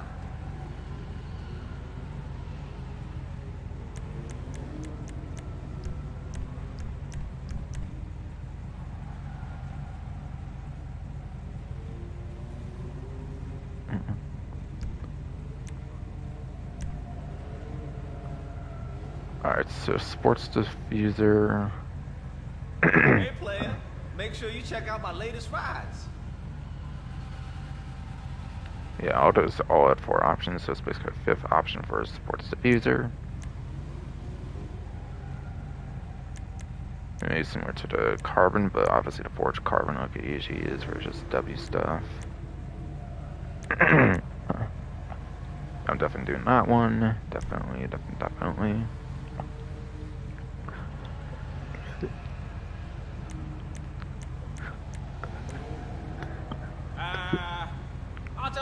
trace.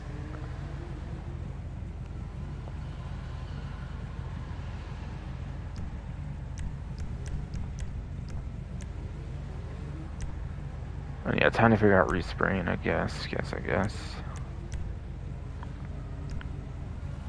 Honestly, the fact that there's the like blue on delivery, it goes good with my crew car. I mean, with my crew car. I mean, yes.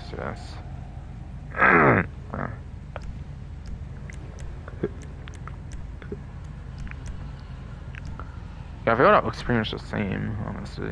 Yo, did you see Susanna So I probably going didn't choose around like that track second the other color, day? like Shit was parts ludicrous. then, I mean, and like, then I'm I could still thinking, but that shit was fire. I'll do the crew on the primary at least.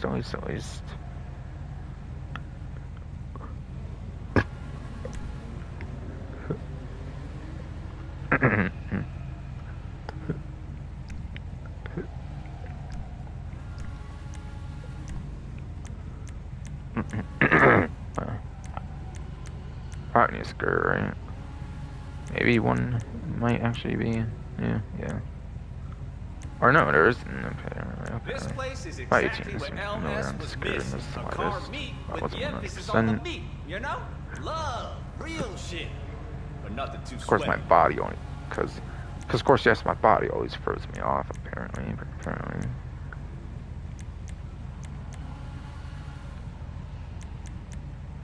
I'm sure I'm fine with the race skirt then, and then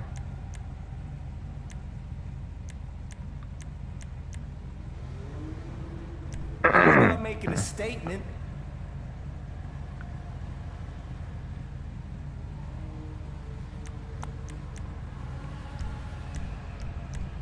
Feeling the vibe, you know? Vroom, vroom, skirt. splitters. Yeah. Maybe there's a new one here. So, I've seen new ones apparently. Okay. That's a front thing, right.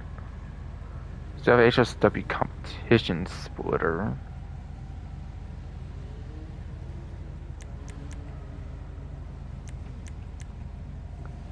Which looked like it had 4 options before, now it's 5 apparently, basically. Which stops the like a forged carbon look again, surely. And then race splitter as well. I mean, fool like platonically, you know? It means you're my homie. Unless we out there on the track. It looks like it starts with the race splitter, or the plastic race splitter, that is.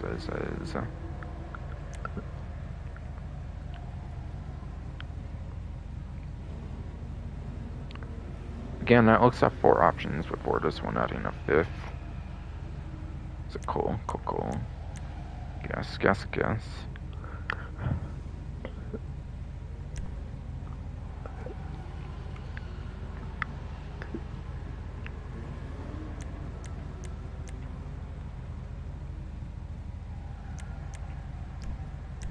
Come by the test track to catch some of Hal's donuts. Fresher than the bakery, baby. Spoiler. Yeah, it's expected. It was HSW one, so only displays 10 at a time, surely, right? So 2 of them then, and then.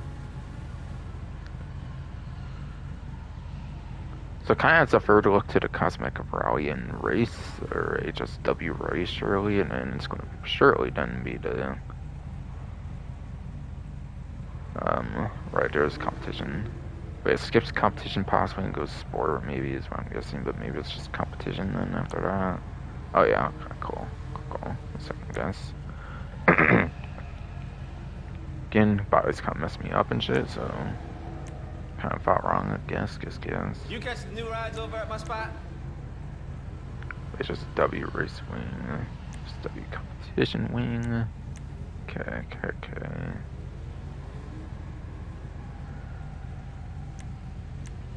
I like how it goes more out that way, obviously, so I'm fine with that bottom option, definitely.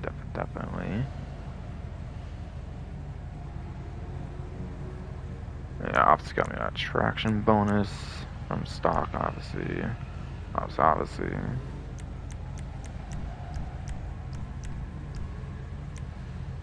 sun strips. Is there somehow going to be HSW one there, or is it just going to still be the basic ones? Honestly, I'm kind of just thinking the basic ones. Oh, okay, there's a HSW. Awesome. Awesome.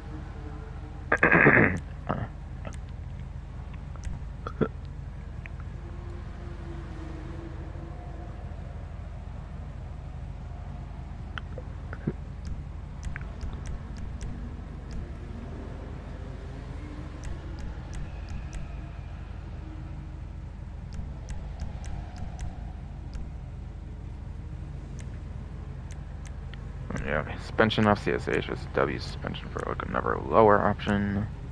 Basically. Fresh paint got me paranoid. You feel me?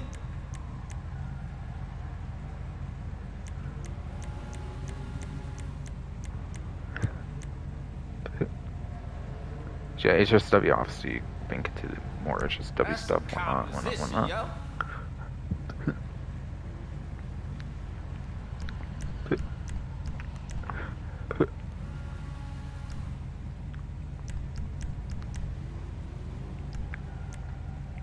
Mission. Alright, yeah, there's HSW transmission. Right. Winning out there. Whew. They don't call this house for nothing. I guess a whole bar from stock HSW transmission. Okay. Yeah, a little under. Whatever. Just thought a smidge under, possibly. That one doesn't make a sound. Whatever. Turbo.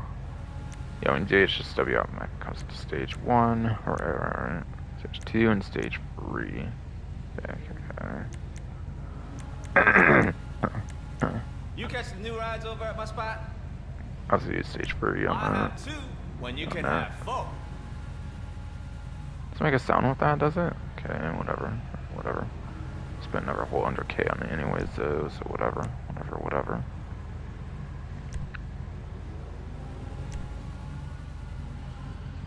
I mean, I did all that, right? Yeah, dash VIP. Color on chrome. There's the custom tires. Tire smoke. Yeah, I kind of wasn't sure on the secondary, maybe, because I was trying to see if there's... It's just me, is there green pearlescent going on in here, or do you kind of like that on the crew? No doubt.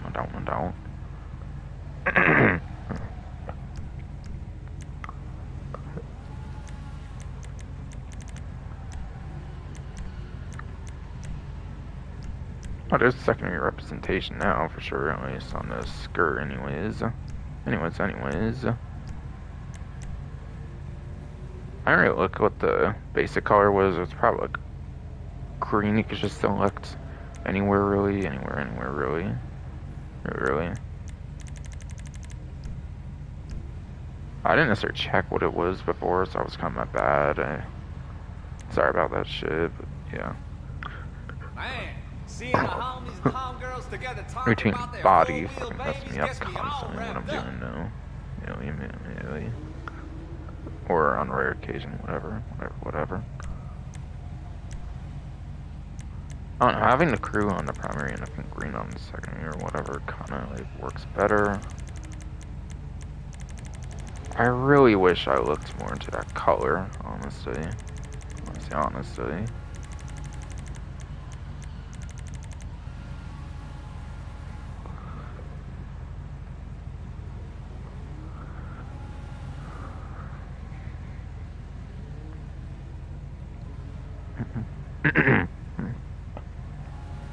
You catch the new rides over at my spot?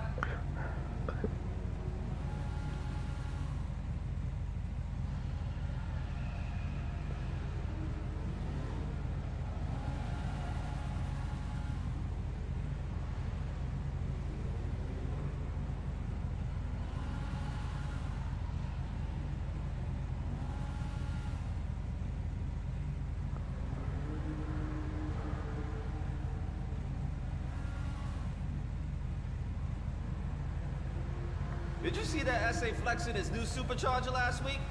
Shit was too hard.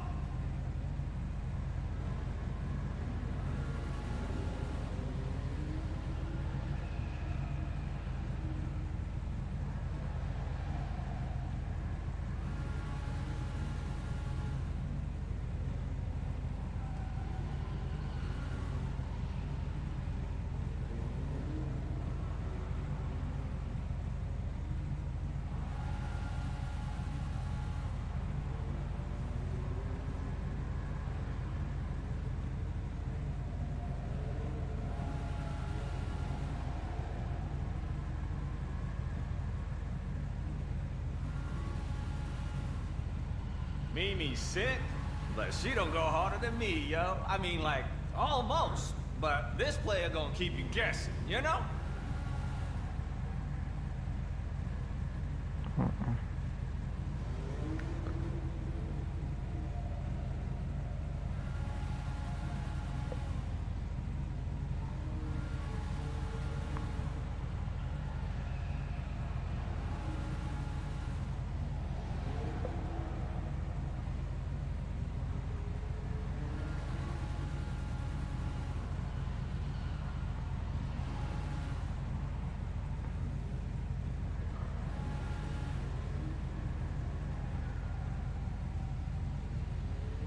Hey, player, make sure you check out my latest rides.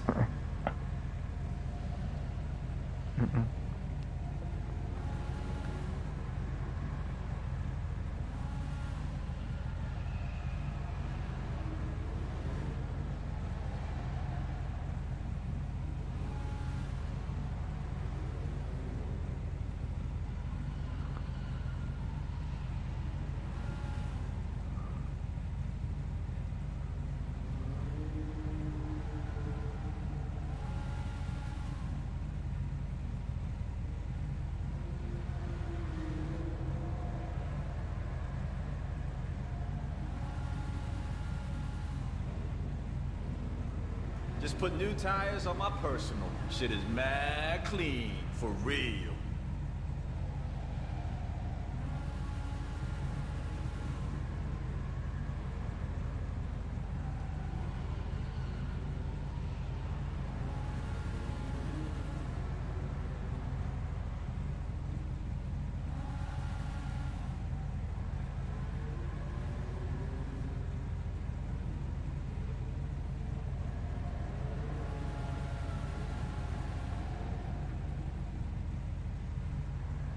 You catch the new rides over at my spot?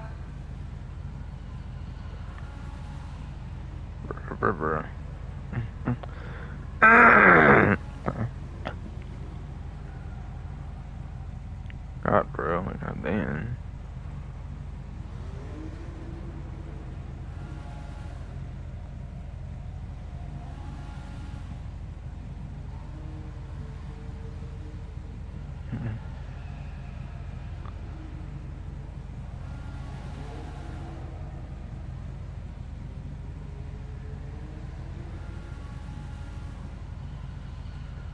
God, Hey, man. player, make sure you check out my latest Wish I knew what the rides. color was on that, though. God.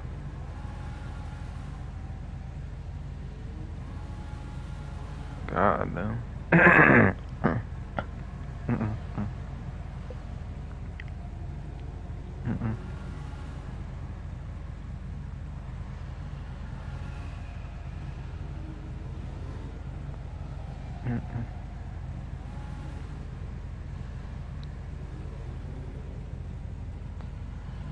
What the fuck?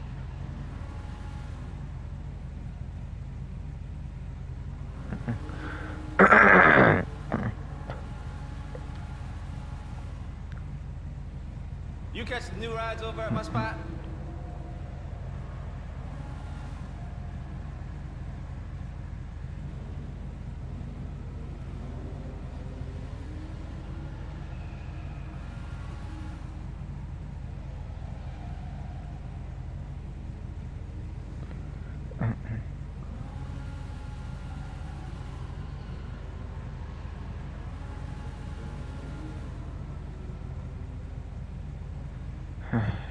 Wish I looked before. Damn color on this shit, bro. Hey, player, make sure you That check was out my on latest there. rides. I didn't look, apparently.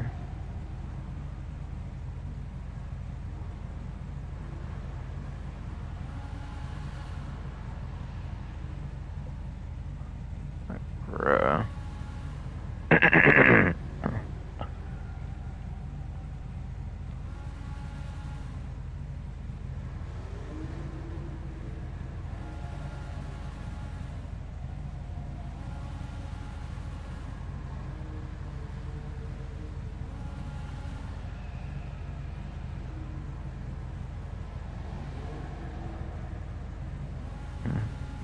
You catch some new rides over at my spot?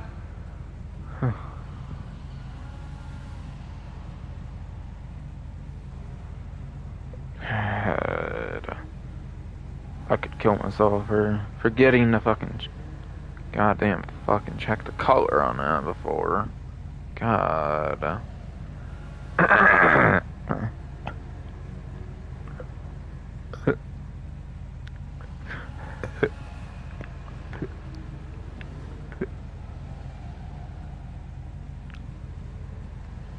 Pulled up next to 5-0 yesterday and started bumping the pace. If he'd have come after me, I'd have burned his ass.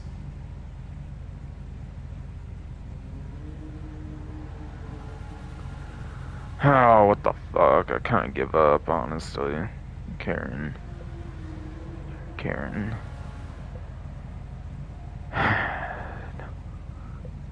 What the fuck?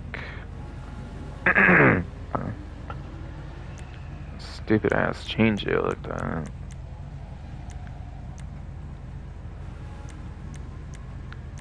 Alright, sea green to me would work with the surf anyways, so fuck ever, I guess. Yo, did you see Susana go around that track the other day? Shit was ludicrous. I mean, like, I could still beat, but that shit was fire.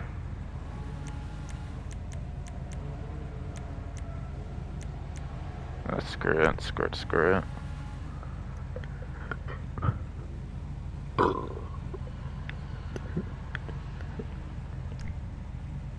I don't really try to go out the way to do 1-to-1 with a Simeon build anyway, especially if I don't think the consistent colors will work with the new build. Which in this case could have, but again, sucks I didn't look at the thing, no. Hey player, make sure you check out my latest rides.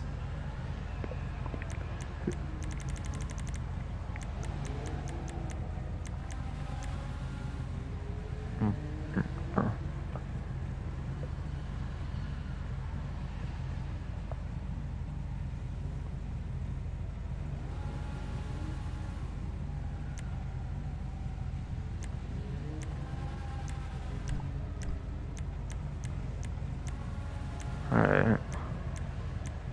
Might do mint green. I'll jump in the next race. Fuck it. I do feel the sea green would go more along the lines of mint green anyways.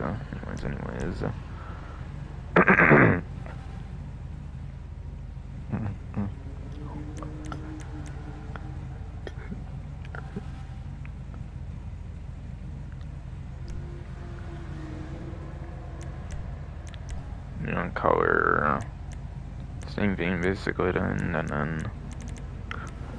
This place is exactly what LS was missing. A car meet with the emphasis on the meat, you know? Love, real shit, but nothing too sweaty.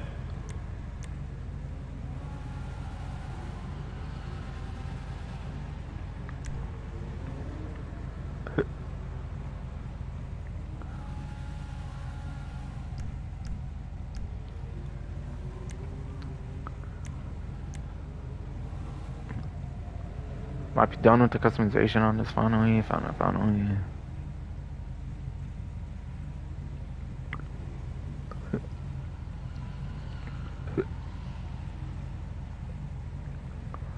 You catch some new rides over at my spot?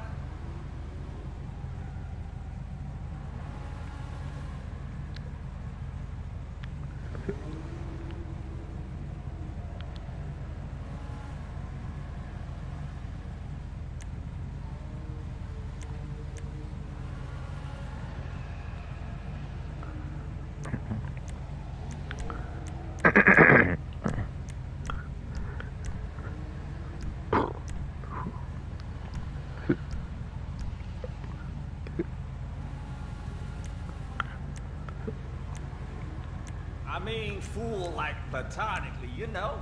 It means you're my homie. Unless we out there on the track. Ha ha!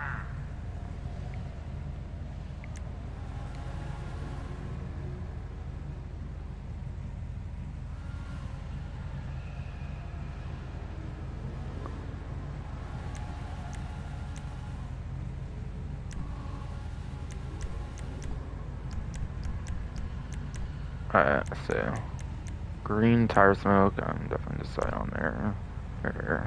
And I think that was definitely last customization, right. Surely. Feeling the vibe, you know? Vroom, vroom, skirt! Yeah! Catch you on the other side.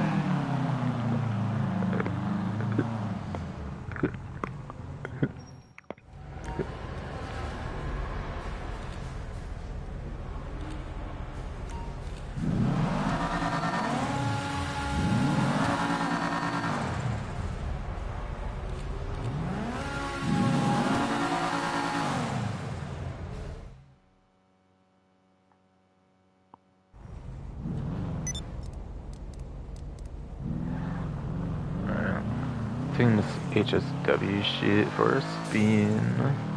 Maybe even way more than a spin. Something.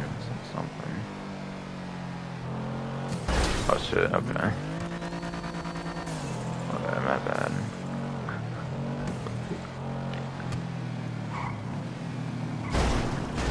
Right, airport's more up there, right, to actually get to it from here. Right.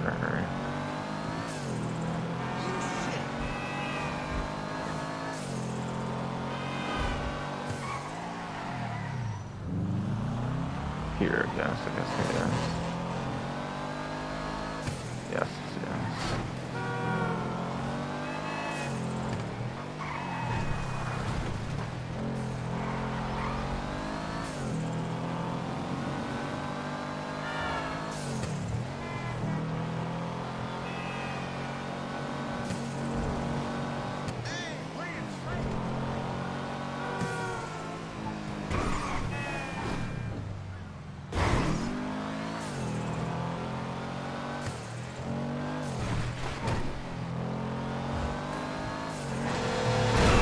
Bro, how? Huh. Still wreck my headlights now. Let's go.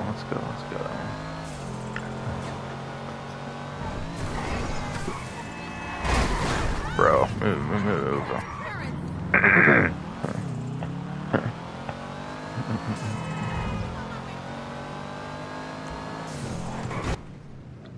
Oh shit, right. I'm in the airport area, right? Did that pop up? What was it? Visit MZ to learn more about money fronts and begin money laundering. Come on, twist the bro. Come on. Visit MZ, whatever, to learn more about money fronts and begin a money laundering operation. Okay.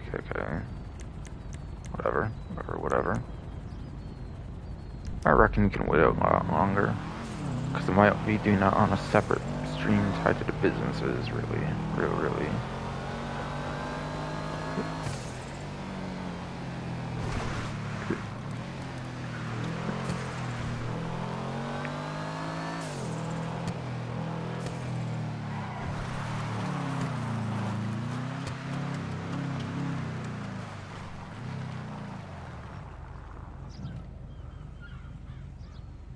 Okay, well, whatever. Just really doing straight line top speed. Like I say, just W when we driving all over the place. Don't hopefully give viewers, like, if they can analyze it good. If yes, they can analyze it good anyways, a good indication of like how good it is, really.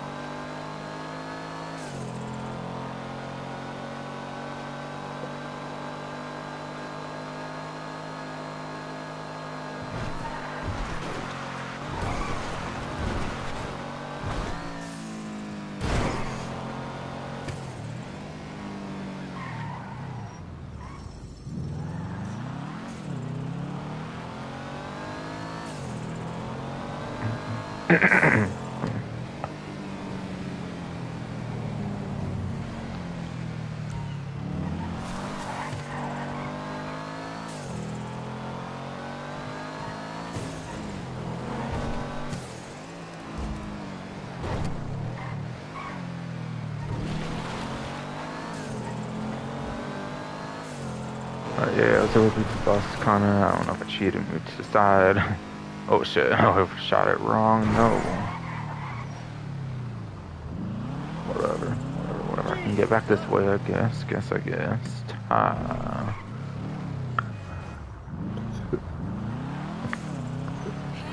Karin, I ain't seen you in forever.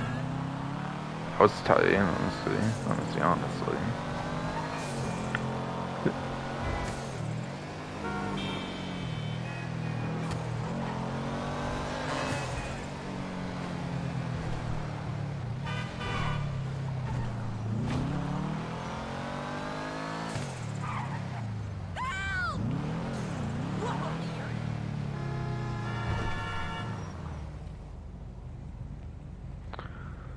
Alright, taking a water break, I guess. Like so long. Feels shit's been kind of fucky for me. Still, or like always, whatever.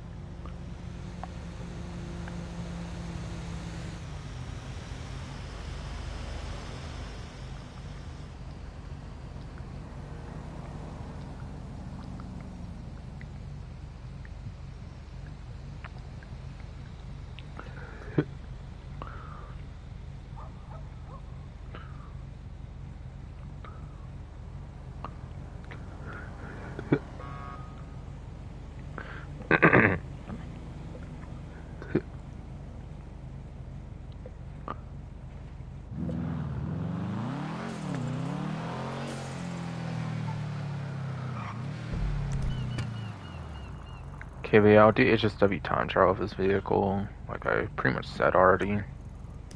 Ready. Since I was done with the last vehicle, 8 weeks of using it for all of the 8 time trials, to this DLC, I was thankfully able to actually get started on this one for the beginning, basically.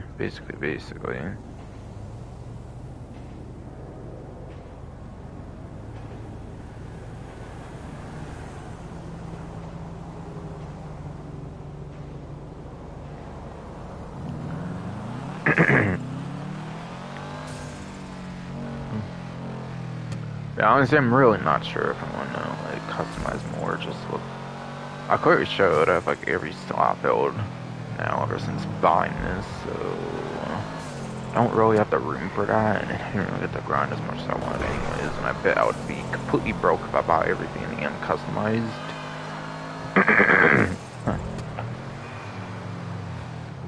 Dang, and this HSW vehicle cost me what, like 4 million? To be fair, the basic price of this was like $1 million less than like the Rapid GT AX. Yes, Rapid GT AX though. Fucking yeah, that shit's like 2.7. 900K with this HSW upgrade on this what, $1.6 million vehicle. That's like 2.5. Modifications probably got this like 3 million. So technically HSW this would probably be a more expensive vehicle than a lot of the other ones. Fair, but yeah. I honestly don't really know though. Like if I have enough I want to consider getting rid of though. Honestly.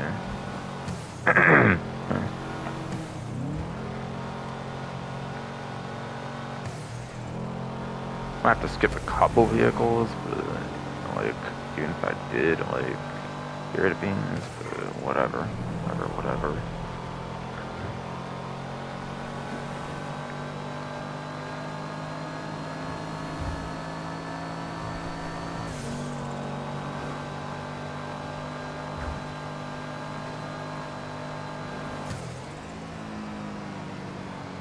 So it's just way too many vehicles in this game, lack of space and shit.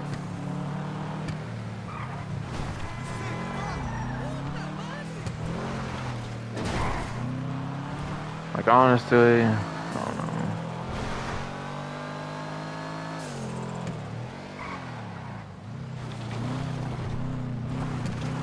I feel this update was kind of thrown together like last moment or something compared to other ones too, in a sense, honestly, because like I think the original Vision plan was obviously to release it in like end 2025, but they delayed it, of course, in typical Rockstar fashion.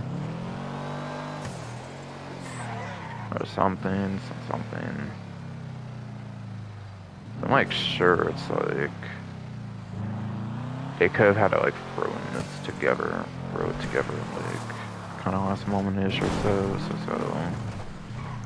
Alright, part-time 2 minute 33 seconds apparently, but this one at least. Could be the general part-time for any like Class B for all I know, since it's SCV and those are all Class B. Tied to a particular class, or maybe they're focused on like each individual vehicle for different part-times. I'm not really all that sure, to be honest. To be honest. But again, check my stream. I haven't checked in like a while, I think.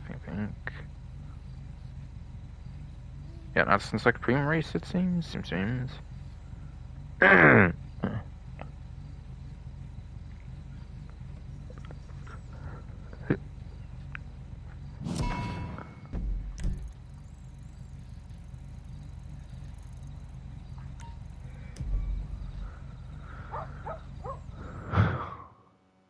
Yeah, analyze SCV so far. I think the board is fucking. Vivid Knight might have the best lap time. It might be like a acceleration, like electric E kind of one as well.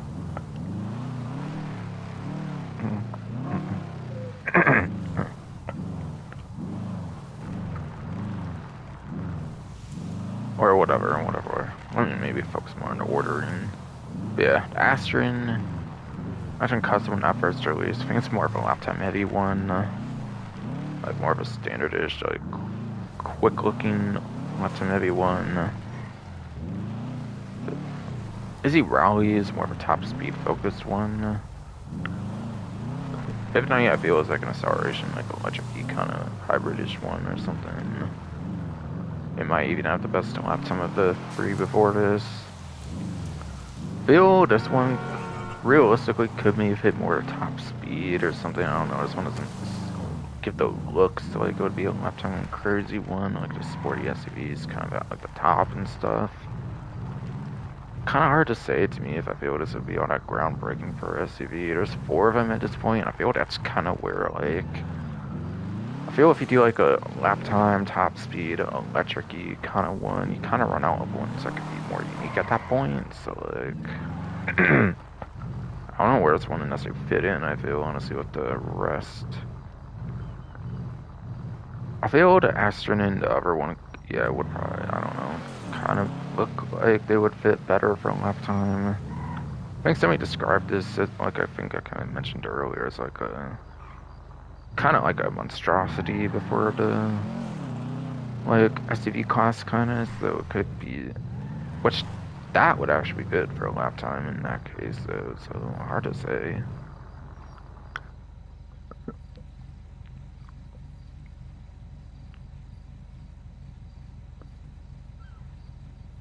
I mean, people can take their own notes, of course, when they watch this, or anyone else, or anything, of course.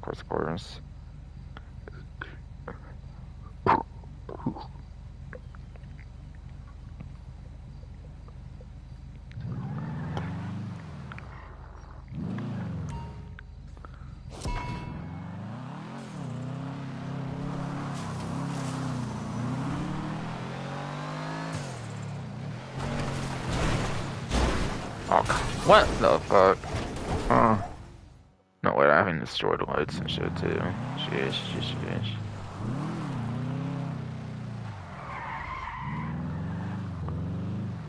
That's pretty annoying, not gonna lie. Not gonna lie.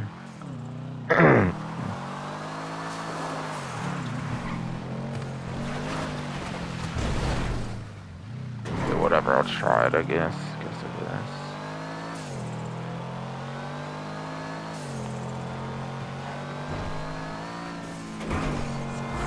Yeah, so we moved quick enough there. Good.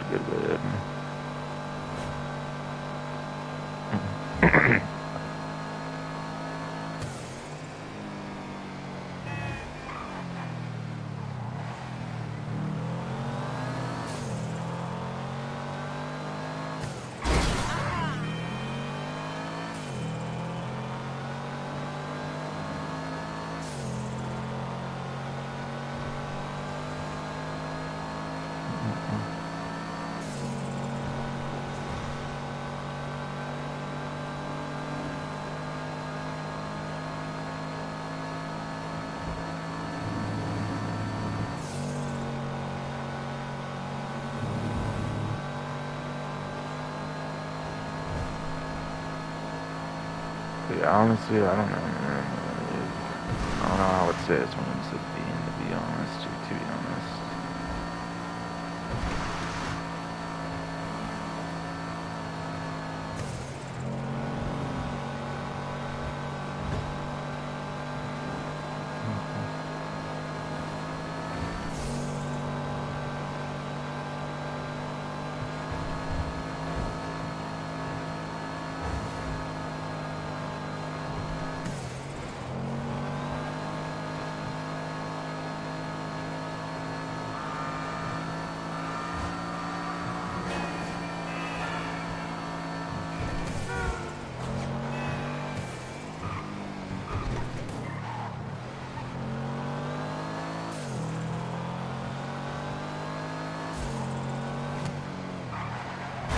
Oh, come on. I was trying to get through there. What? Oh, come on. That's what one headlight would do to me, huh? I fucking this game, you bitch.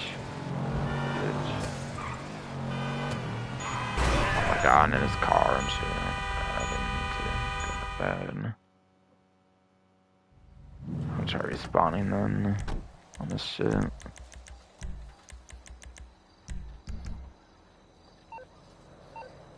Yeah, I got quite a few minutes to wait maybe for actual decent visibility.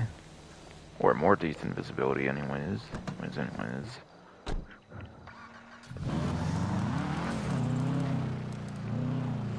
I'm not gonna wait for that, I feel.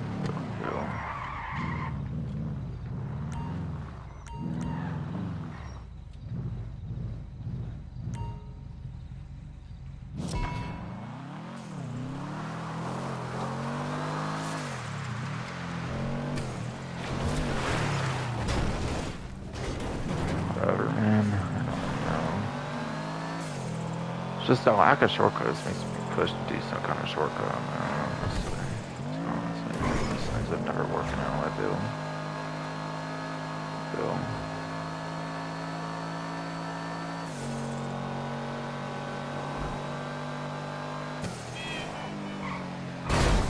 Ah, come on, really? How did I find that guy on the way so hard? Seriously. Just seriously. Again, if I just had better visibility right now, that'd be nice.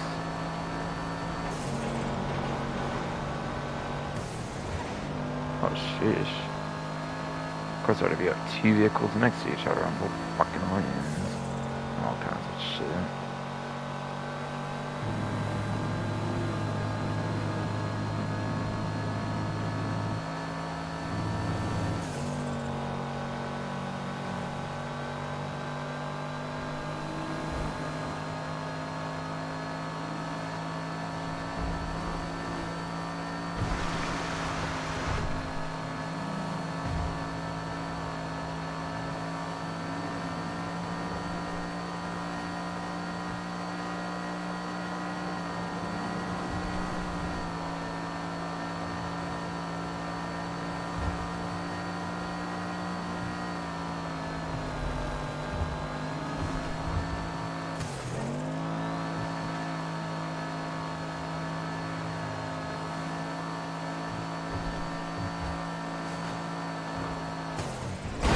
Golly, whoa, okay, I'm surprised how good that still went after that hit.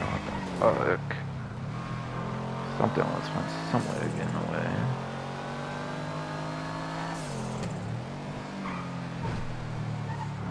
That was how I was trying to do it, yeah.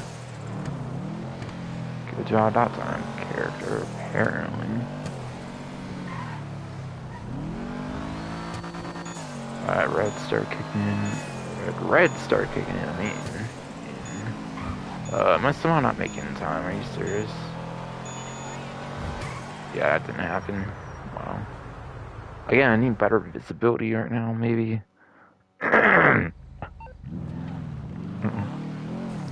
Or just simply don't bother with that. Fake as hell shortcut, I guess, or something. Something. Sure help if I had more visibility in this fucking game. As I get spun out by a fucking shrubbery thing or something.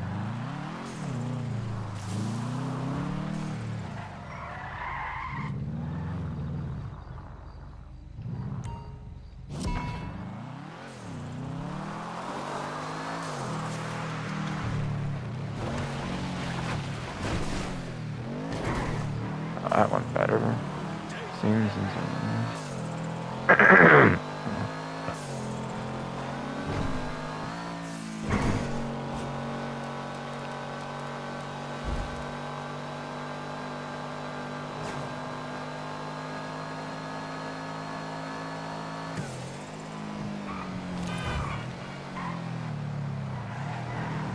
alright, good stuff. Some good stuff.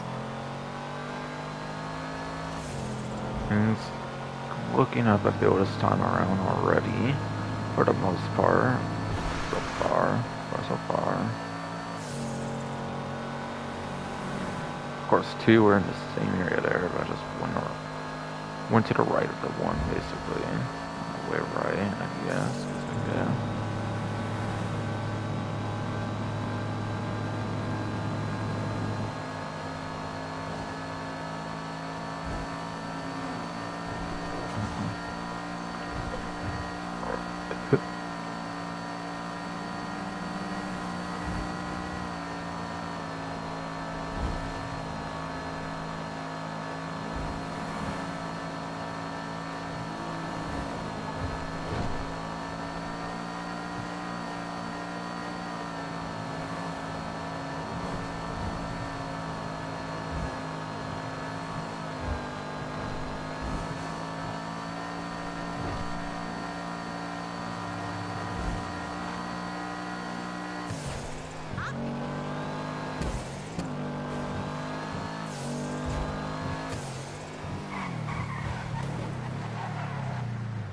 Yeah, unsurprisingly well, I feel.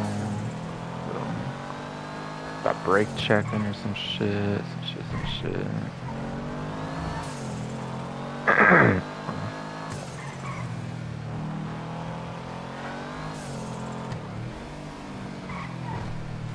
Hey, not bad. Not bad. Might be going much better this time, actually. Yeah, just start going to red there. Shit. Alright, I did it. Awesome.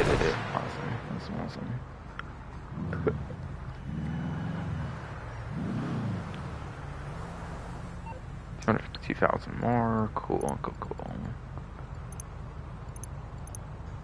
Taking me to 17,754,502 basically.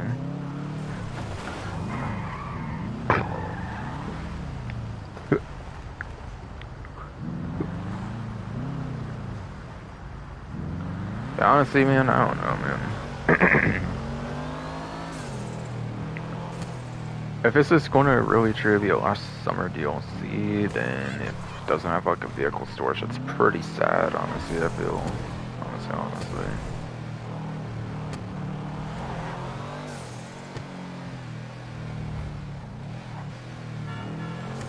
Like honestly, I'm fine kind of protesting it anyways. Like, it was supposed to be one of the last two updates to the game. Last one for like a whole goddamn like 6 months or something. Last thing of summer for the game. Huh. Oh no, that's just about a club, not the lock and jammer one I've still been trying to get. Right.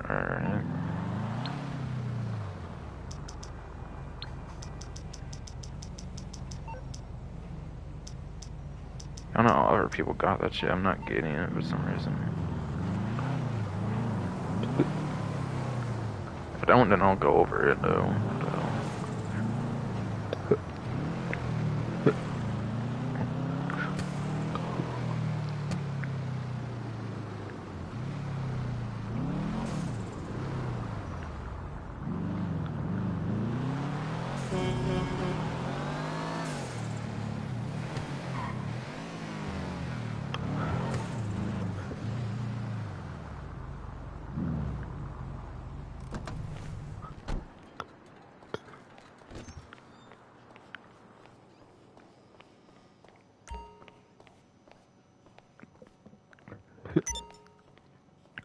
But it just looks like some basic-ish screen to me, honestly. Should have looked though before, but yeah. Almost almost a 6-hour stream. I mean.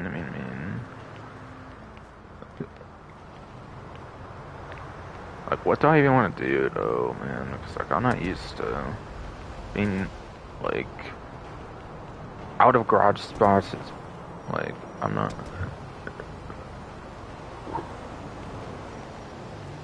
I'm very much not used to being hella out of garage spots, and I don't necessarily want to use a secondary character that I might not ever play on.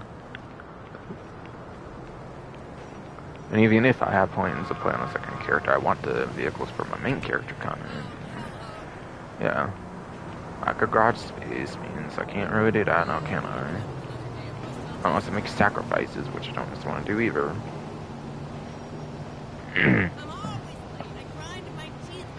And seriously, if this is what was supposed to be the final update before 6 comes out, and there was no property, that's just disgraceful as fuck, bro. Well, I mean, would probably prove it, which yes, would probably prove this would have been thrown together like last moment. Having to make plans and that announcement, the delay in like May, this literally came out a month after in June. Of course, prior to all the DLCs, like after the other one releases, like pretty much as soon as it went down. But like still, though.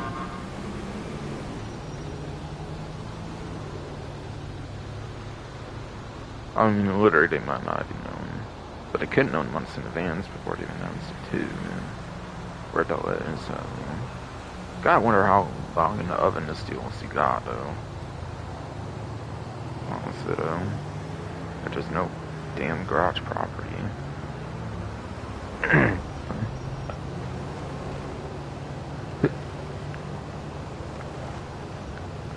I want to see if there's leaks out there, if it reveals like a garage property down the line or something. Listen, can I stop by? I need to borrow some down. Hey, it's not my fault you gave me psychological scars from childbirth.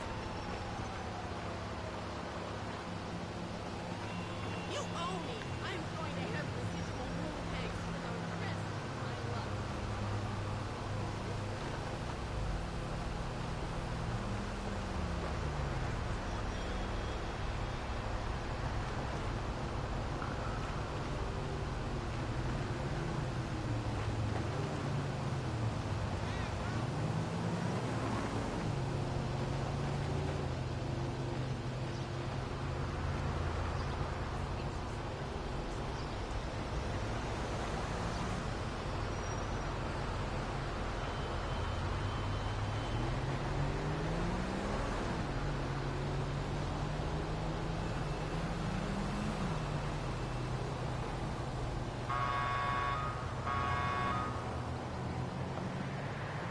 Yeah, man, I don't even know. I didn't see anything about added clothing, it seems, so. Nothing. If that's indeed the case, this was kind of thrown together, I feel like crazy or something. Crazy.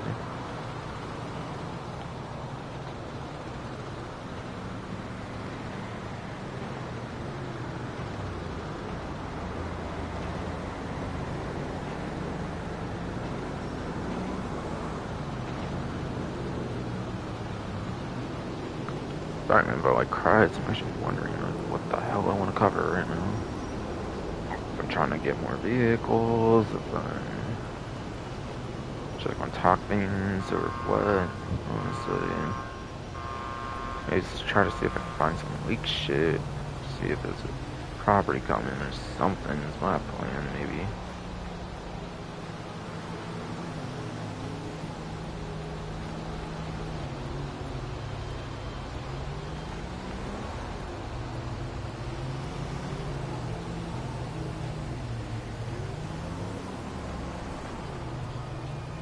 Very mansions are coming in the winter update, sounds like, according to what people are saying.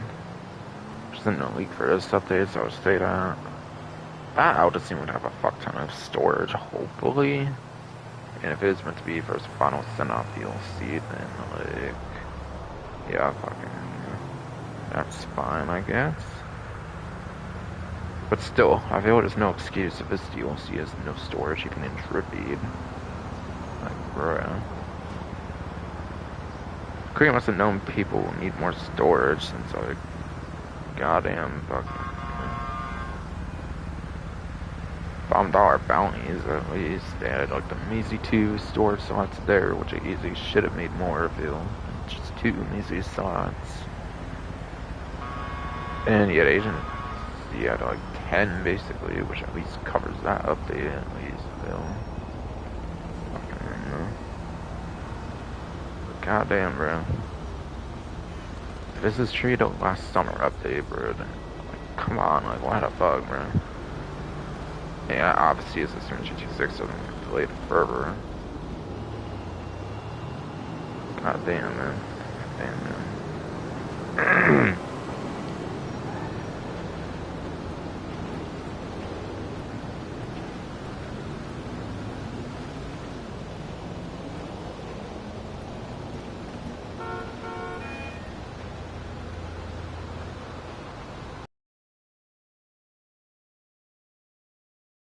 Something like that on fucking Twitter XX. Money fronts, maybe.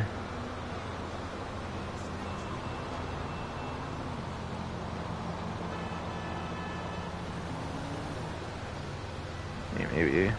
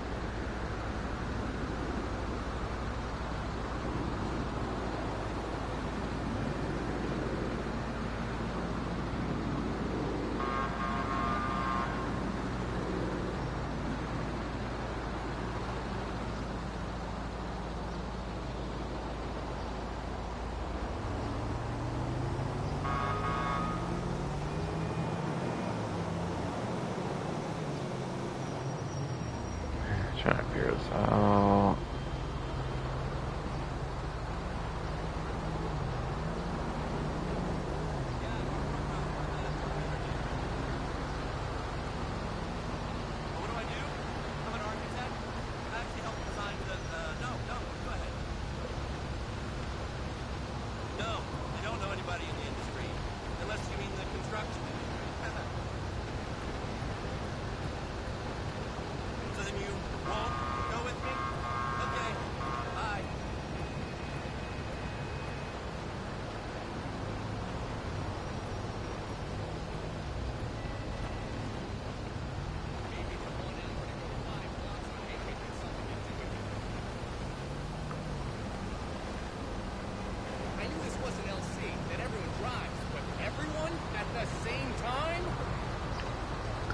Oh, gee.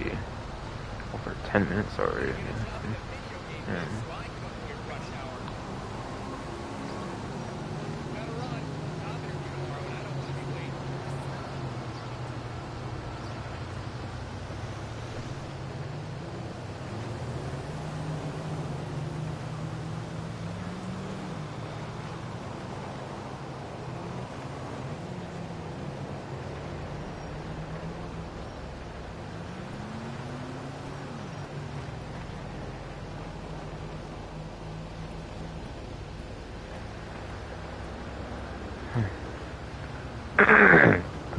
Thankfully, anything I don't do here, I can do in the business stream in some way, shape, or form, hopefully. Hopefully.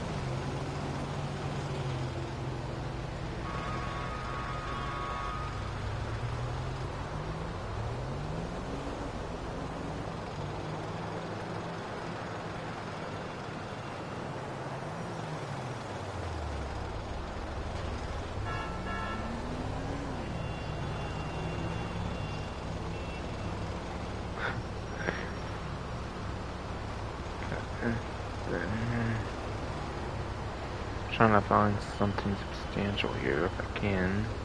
If I can.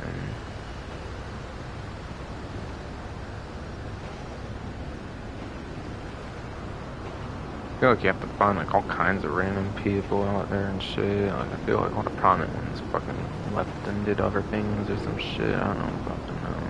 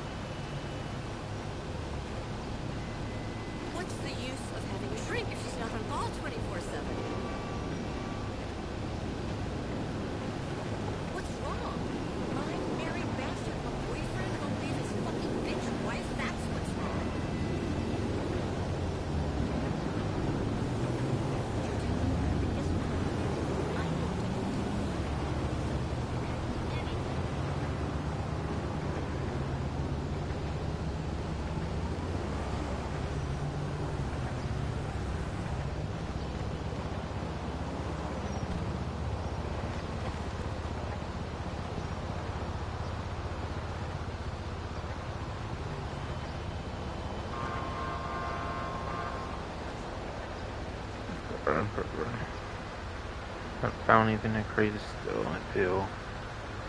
Goddamn.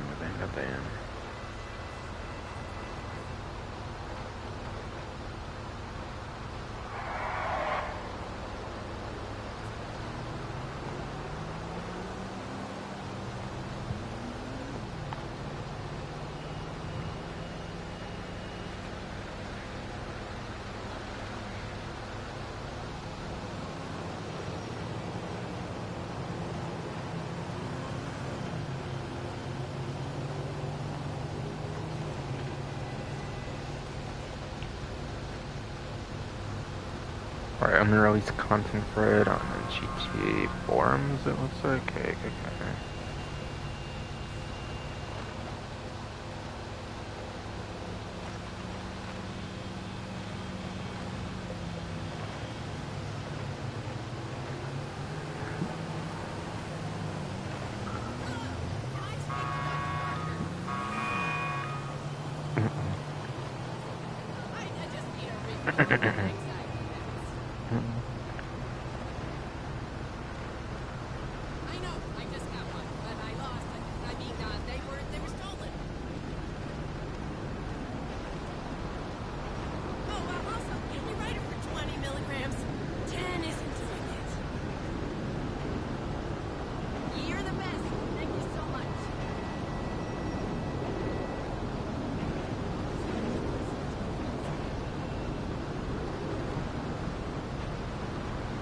Yeah, honestly, fuck the Donkey Bonanza Direct. I'll just watch that shit later, bro.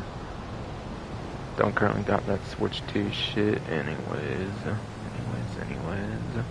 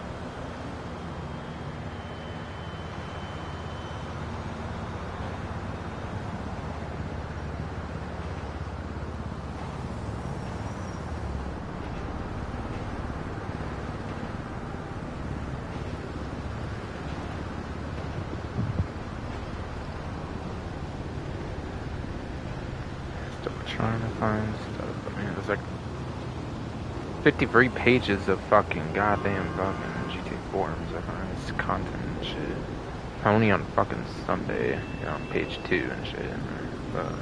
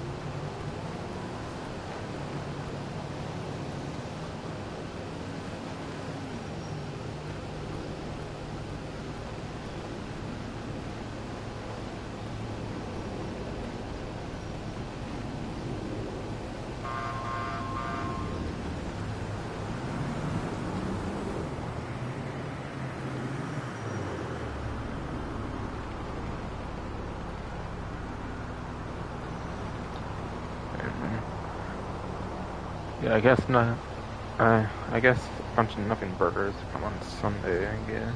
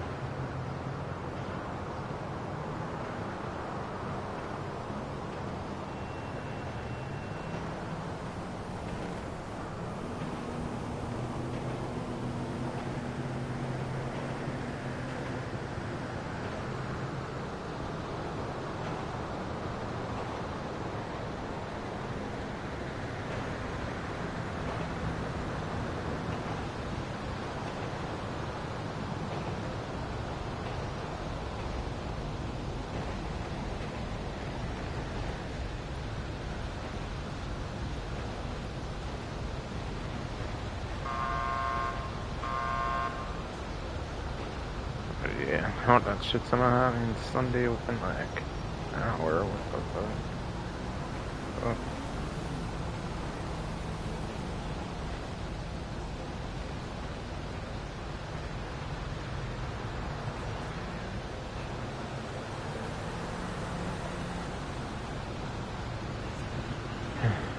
I don't know. It's only 10%, so I guess I'm gonna try to see how fast I can find something. Bro, come on, why the hell did my fucking phone reload like a bitch? I thought,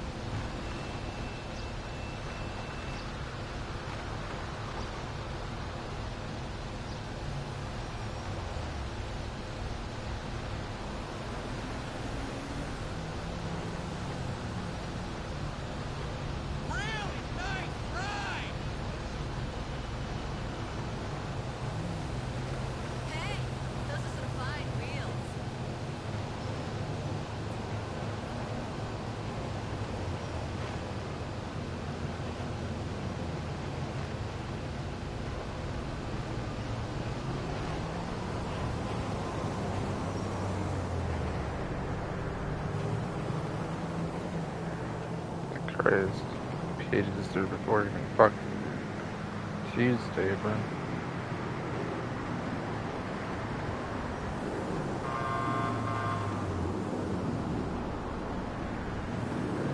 I hit Monday at some point. Or it's so quick so you don't have to pay much attention.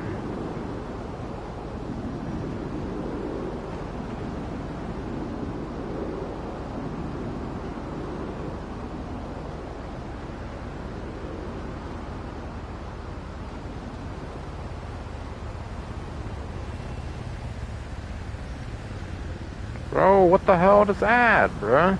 God. Jesus.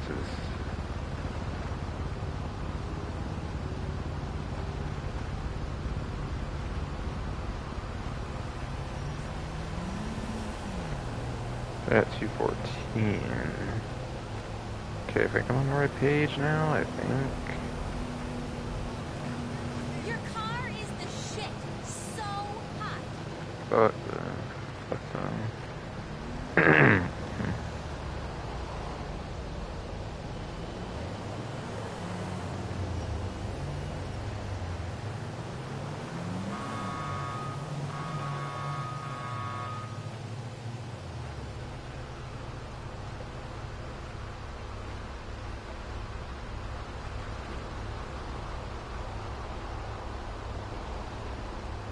oh man.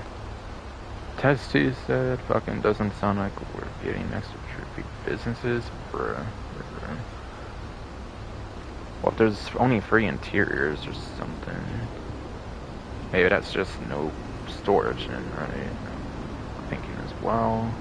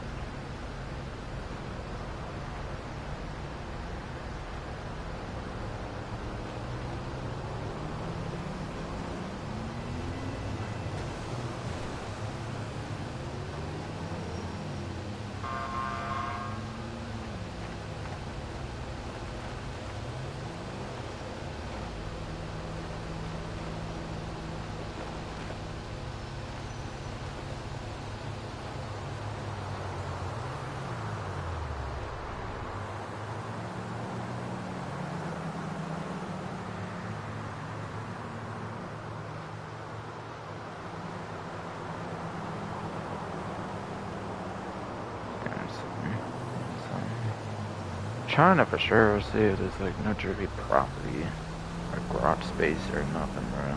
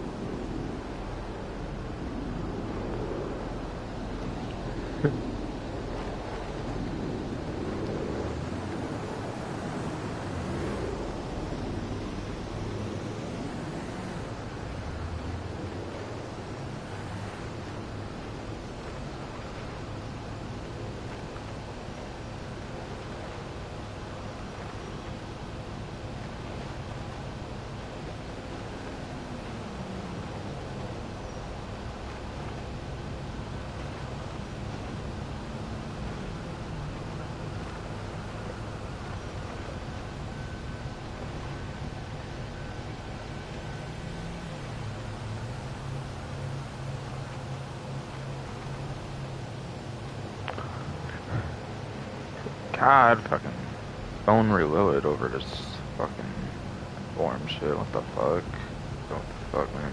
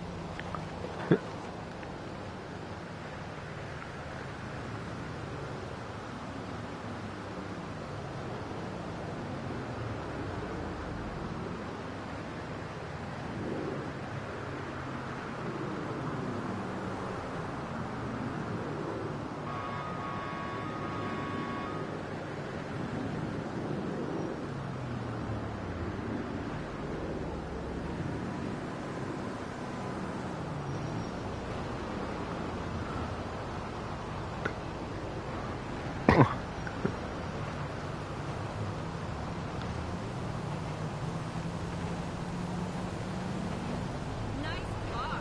Overcompensating much?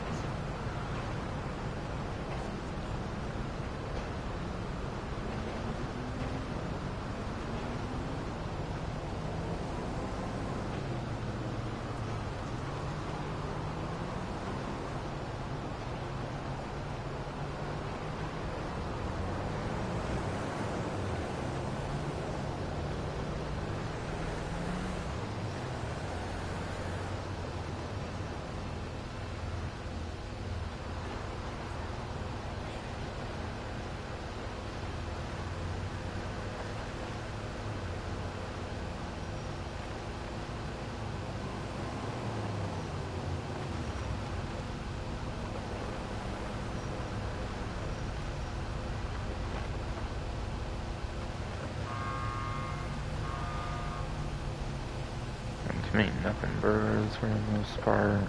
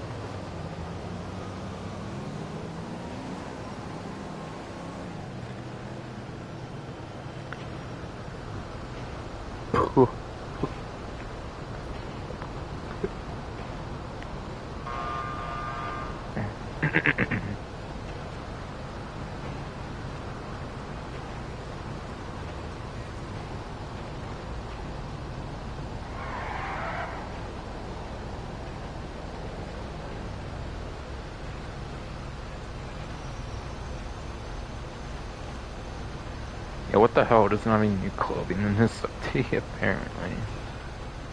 It hasn't, like, every fucking update had new clothing. It's, like, the most minor updates separate, like, capture update and shit, back in, like, 2014 and, like, 14 and most of it and shit.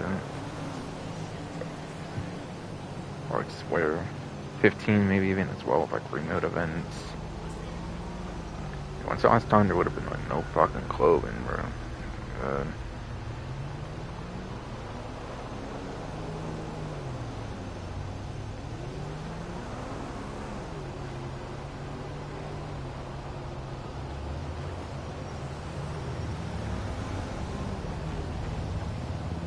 Oh shit, this Arthur person that I went over before actually has some contents. Might be worth checking that out.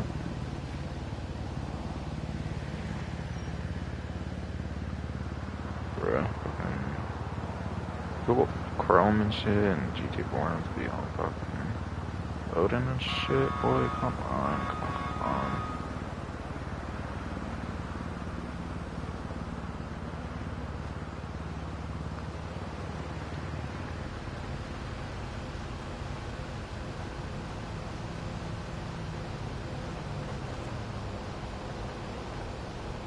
And that image kind of broke when it reloaded. What the fuck?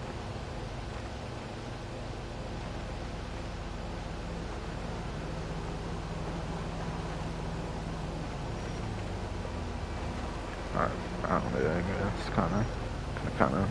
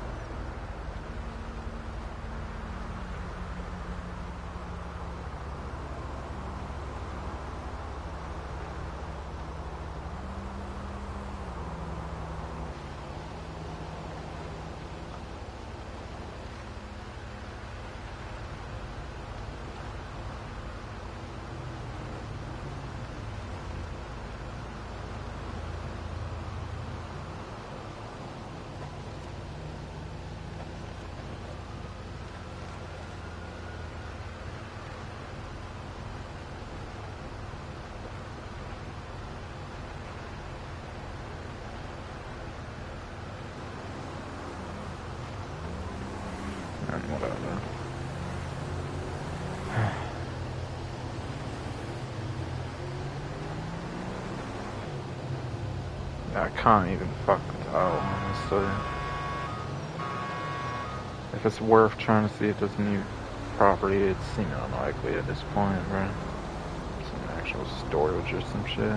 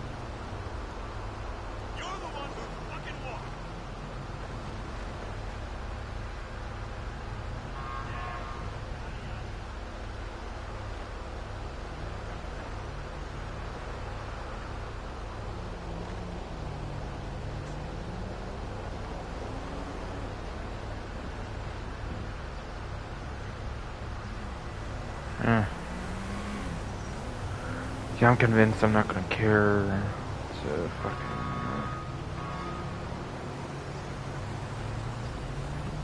bother, unfortunately. Fortunately.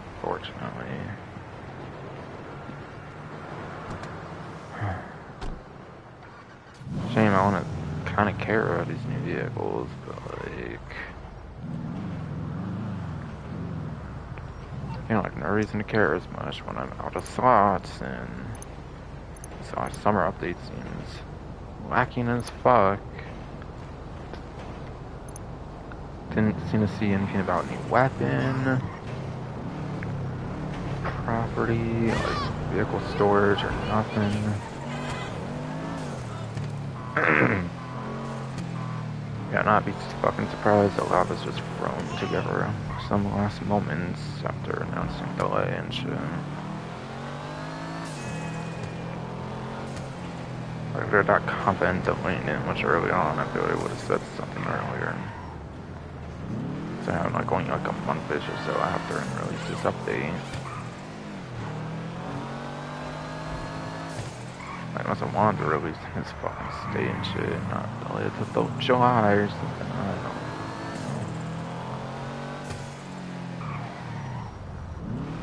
Whatever, man.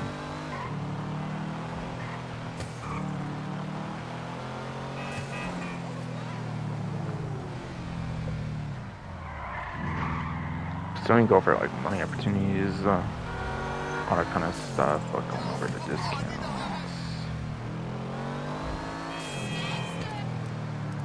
So I'll do that stuff and then passionates and shit at least. That'll be the stream basically. And if I have time to make more money, of course, eventually then get to doing that business stream and stuff, and then I'll decide if I want to go about getting the rest of the vehicles or not. Down the line, perhaps.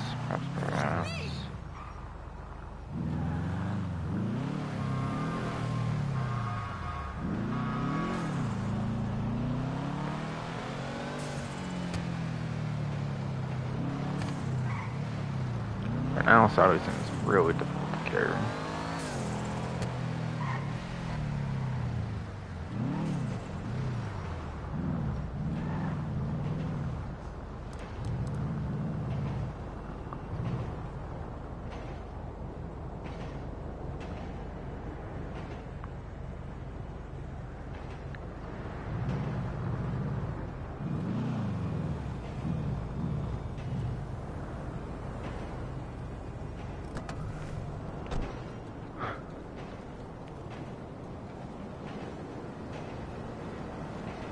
Spanish kind of dead.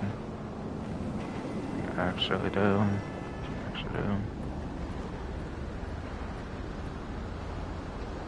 Stream again.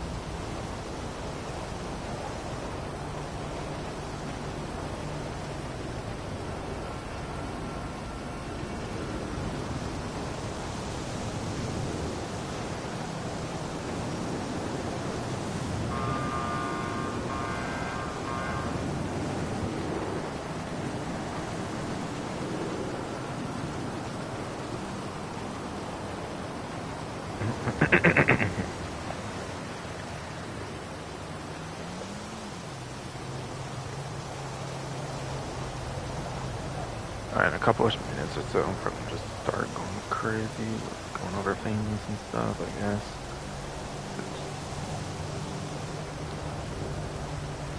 Yeah, honestly, I'm sort of undecided if I want to get any more vehicles in this Woodlander as it stands right now.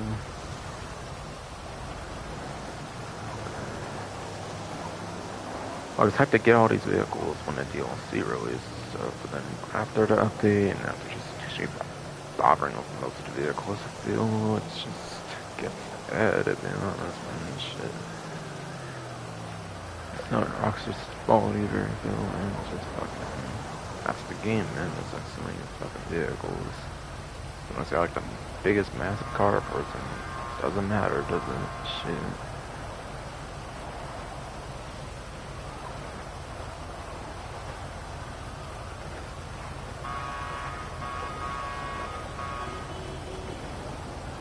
Okay, around a minute to go, I guess, before I start going in. Spiel once it's like 7 hours. Kind of wasted a couple hours just deciding now what to go over next. It's been like hours 6 to 7. To be honest. It's alright on this shit, man.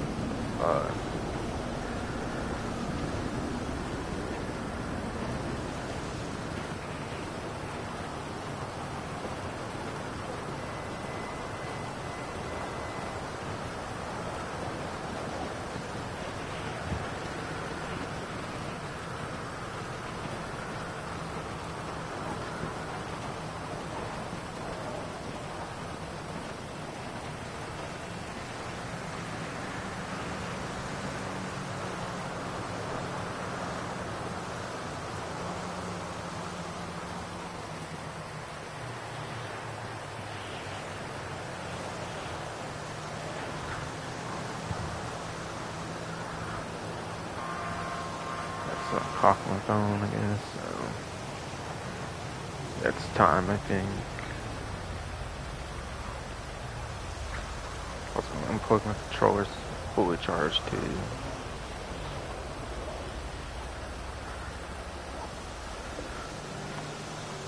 There's a point where I pretty much go over money opportunities, discount stuff, so I'll be getting that.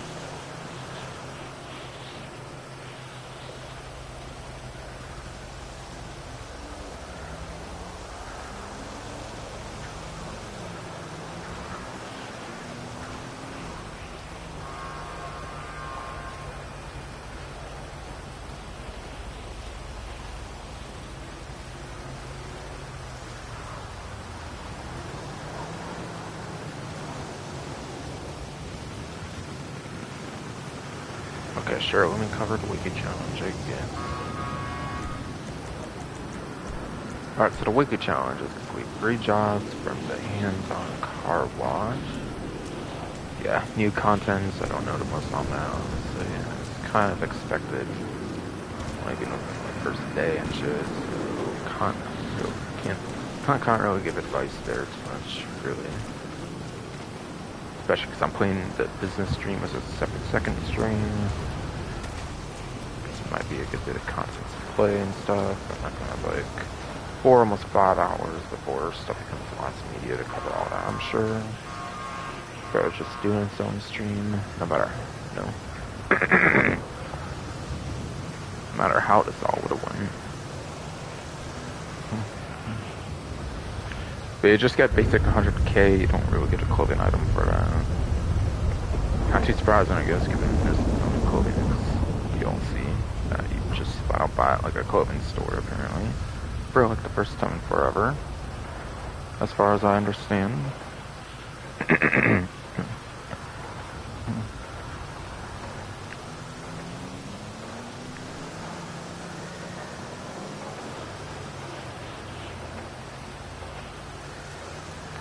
There's 2 times when you repeat on those hand wash car wash.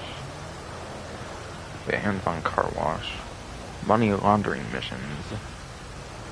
It was a surprising mouthful, I guess, for me. Yeah, there's 2 times on that new content, 4 times for plus, as I think I already mentioned. Turning adversary mode, it looks like 2, I guess, because of that, I might as well check everything. Arena doesn't really have anything to get vaulted or anything. In fact, I got 2 times AP, as they kind of already mentioned, for pretty much anything. Assuming they didn't forget any certain aspects of anything.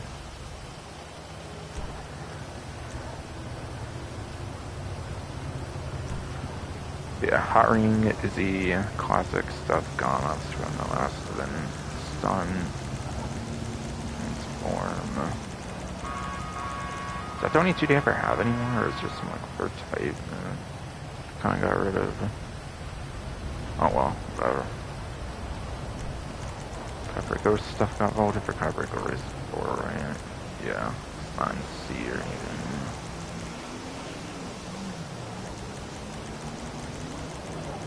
Open wheel was surely vaulted and more nowadays. That was even after they did like a extra payout boost in that same update. Just kind of scummy. Yeah, open wheel was not there. Dude, street. Yeah, nothing really happened there. Death matches, that's for car crash full auto possibly. Vault anything here? I don't feel like I've seen crash full auto on here ever, and I think that was like a deathmatch mode or something with go-karts or something, if I remember right. Box creating everything. Yeah, capture don't do anything for us, really. Last team stand don't really do those. King Hill was only ever like 7 minutes. Survivals.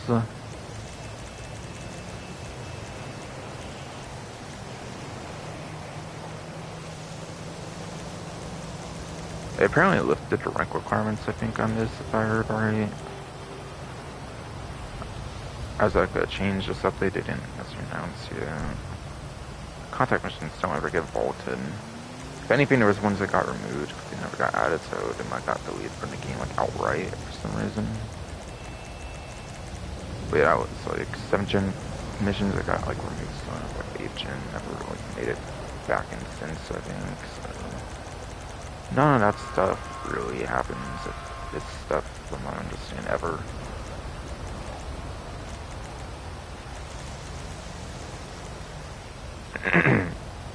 Versus probably has nothing. Yeah. Adversary modes, that's for the usual Sumo remix, which I assume they probably got to keep that around since it's probably going to be their most popular thing if they keep around fucking forever, I'm guessing, for adversary modes. Like, is there that dedicated of a fucking player base on that mode that they just are afraid to remove it or something? I don't fucking know.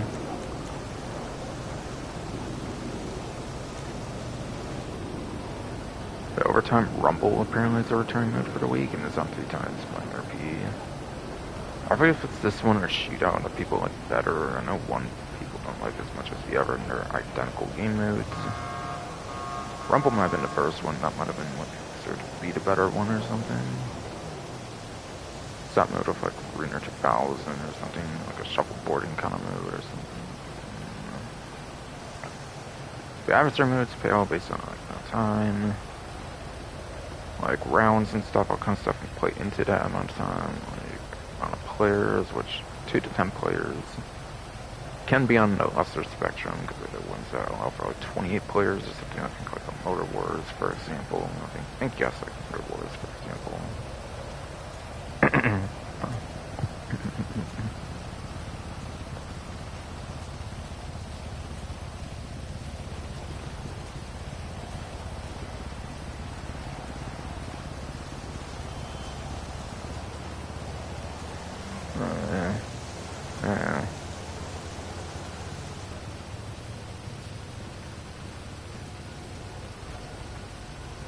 And obviously how good the teams do and stuff too, it plays into that kind of stuff and whatnot. But, really don't make more than like a couple $100,000 no matter what time it's on for like an hour.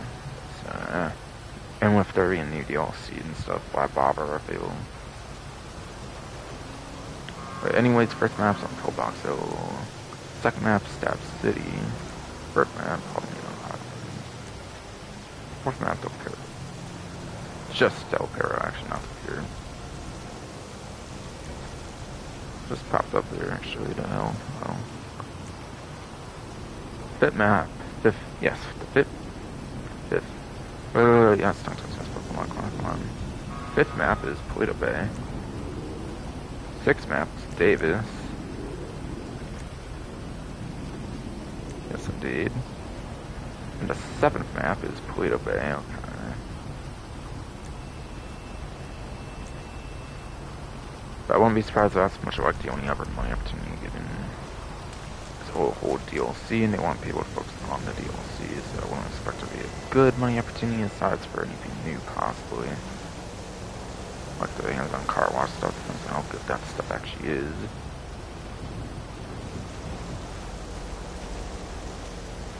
Right, there's also priority file stuff, right? And that's pretty much a double thing that you only do one time. The black box file apparently is a priority file. One of the worst couple ones. In my opinion, it's kind of the worst one because you have to go underwater and then that's big of a... I mean, I like the air side of things, having the Tula. But yeah. Honestly, I kind of like Brute Force because of its stealth, and then the other two are just easily some of the better options to play, so that's kind of just my opinion for when it's the worst one. But as a 2x spin, you can do a single time for a couple $100,000.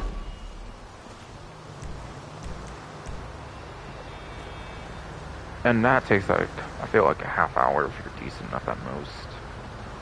So, that's definitely something I feel that's kind of worth doing compared to the adversary mode, obviously, since it can all be done in free mode, basically. All is pretty much done in free mode from what I understand.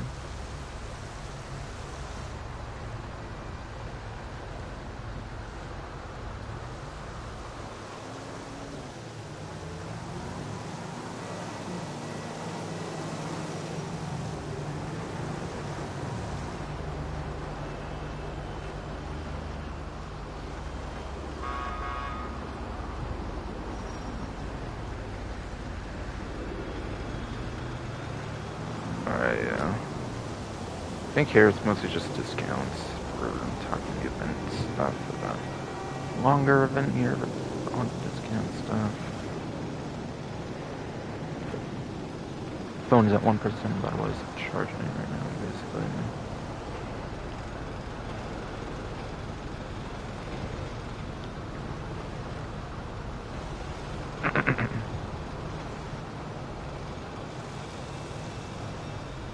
Basically.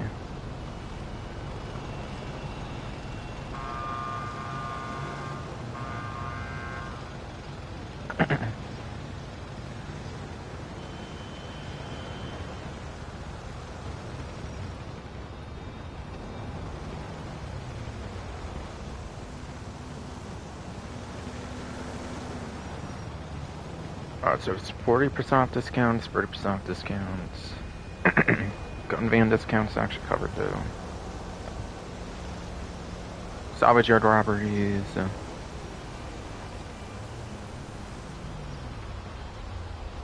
Are they salvage yard robberies now, actually, I guess? And then get to the discounts. That's what I usually do, so that's what I'll do, basically.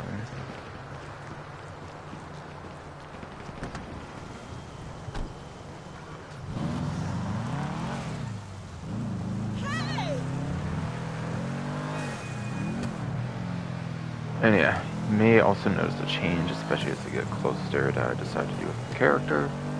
Which is also explaining why I don't have as much money as I would have wanted, since I was at 21 million, so like, maybe like a 25, 30 million or something.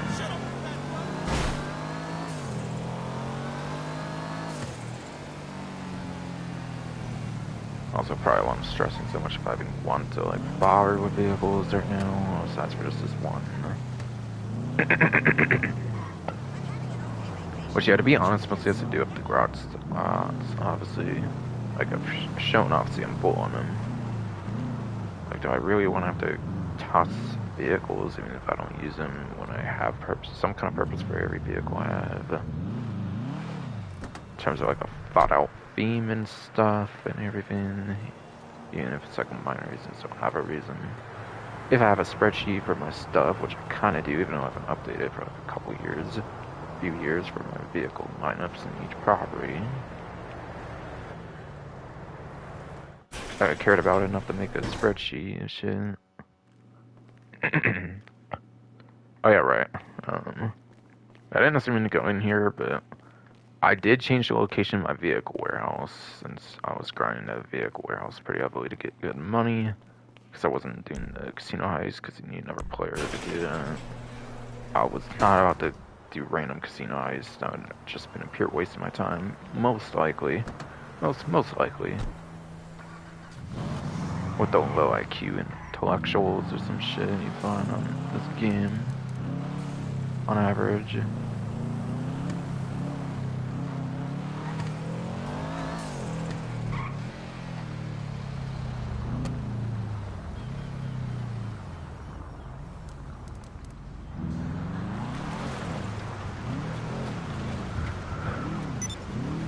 I never necessarily explained why I would have like 74 bucks on PSN or something.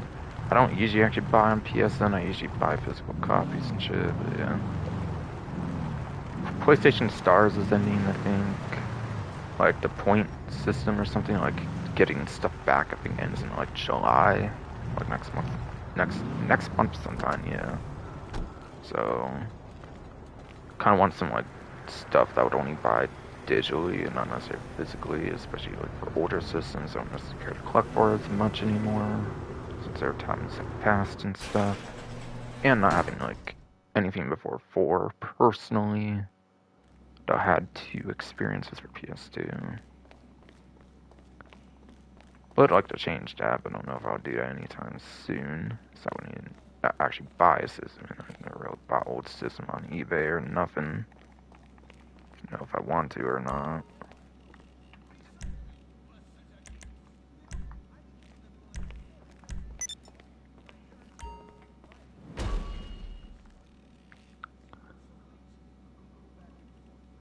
I'm not using that for shark card stuff as far as I'm aware or anything, so maybe the PS4 version GTA 5 is on sale because my disc broke for the PS4 version. Which thankfully was like at the start of the 9th gen and not like after, and I actually had a 9th gen console and everything. That would have been like end of 2021, like be in 2022 or something, I think. Oh wait, it would have been 2022 actually, because that's when the 9th gen version of 5 came out, right? Alright. So it would have been like actually early mid 2022, I think my disc broke or something. For the 8th gen version. Pokemon didn't. I had the game like at the launch, so I think my character got deleted on 8th gen when they didn't bother working on character transfer for that version. Until like the next update after some bullshit.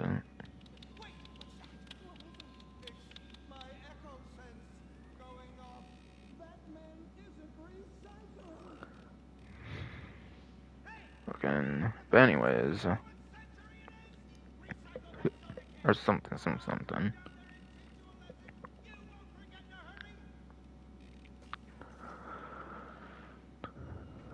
But I mean, on the bright side, if I want to do a second character, but also not have to switch between characters, I could use a PS4 version for a separate character, I guess, since they did that. Maybe, I'm not sure entirely how that works, to be honest, but yeah. Yes.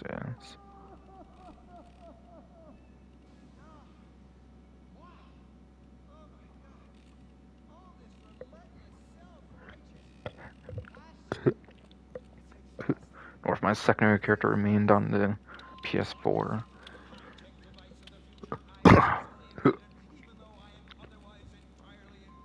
Oh no, yes, my secondary character remained on the PS4. I'm actually not sure on that. And if I only do it with the main one, I don't really know.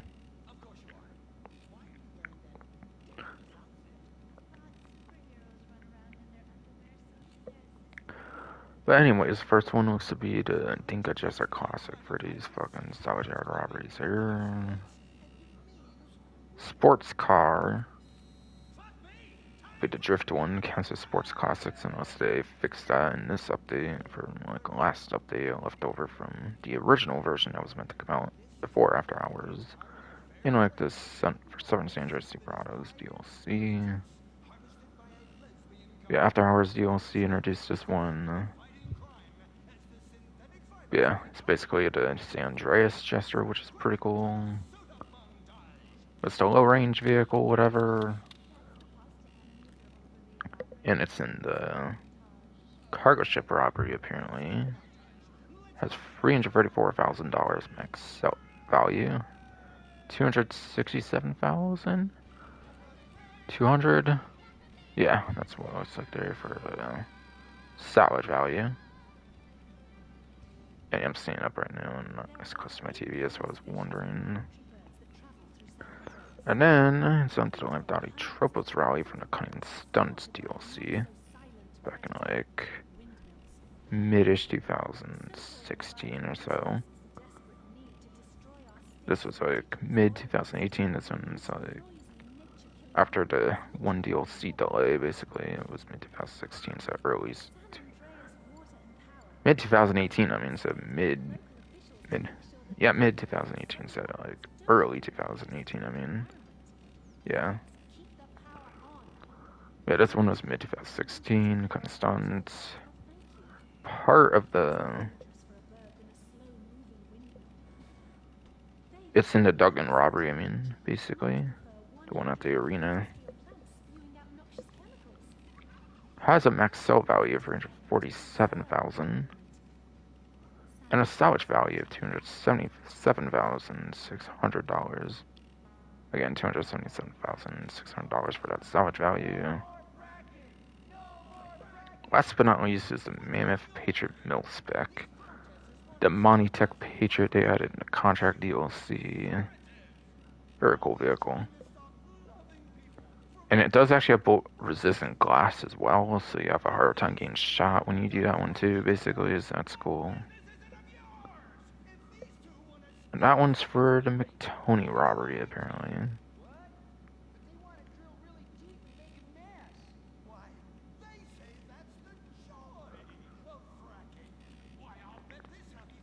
Yeah, it's a max sell value of $350,000. And a salvage value of $280,000. So cool, cool, cool.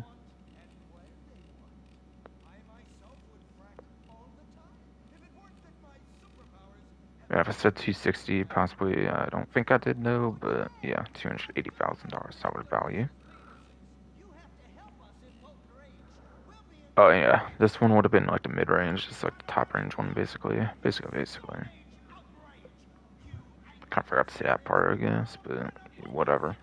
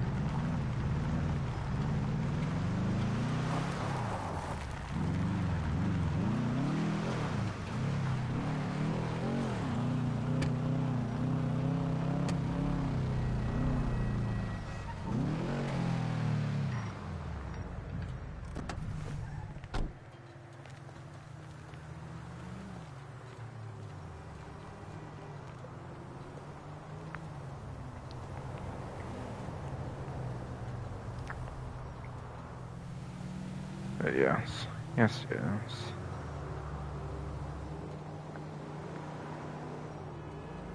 Fucking.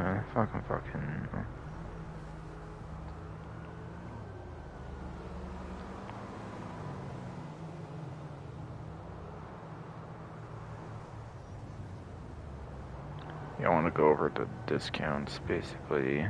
Yes.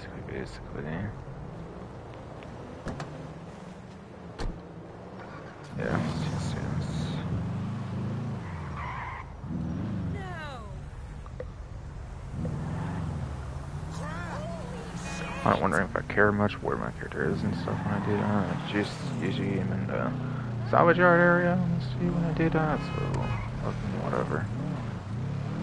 Next to this like tank shit, I guess. Fucking talk to discounts.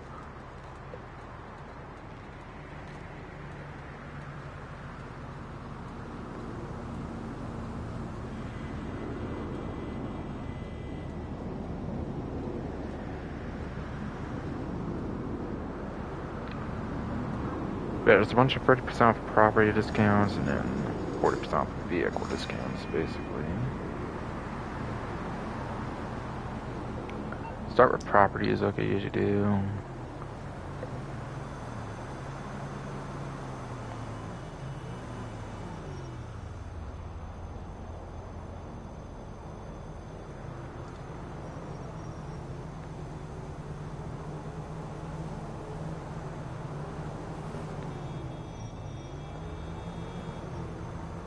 Okay, so the earliest one of these, and quite frankly, probably the most useful in a sense of talking about new content particularly, or the most relevant, I guess, with new content lately.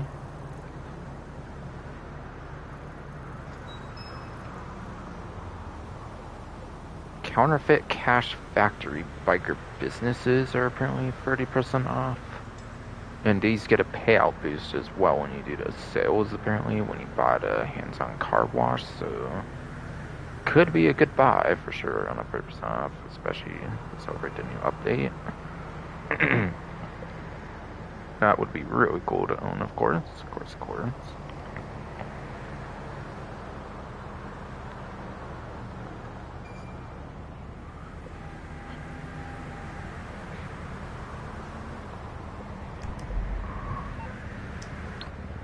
And yeah, that I wasn't going to go to like a clubhouse just show on like a computer, so yeah, I just did it that way. I went that way.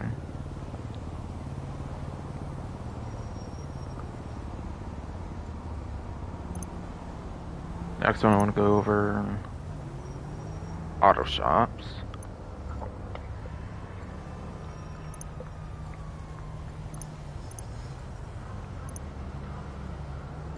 I believe the Mason one's the most expensive one there, 30% off. I'm gonna be surprised if it's just main properties. Yeah, let's just be main properties this time.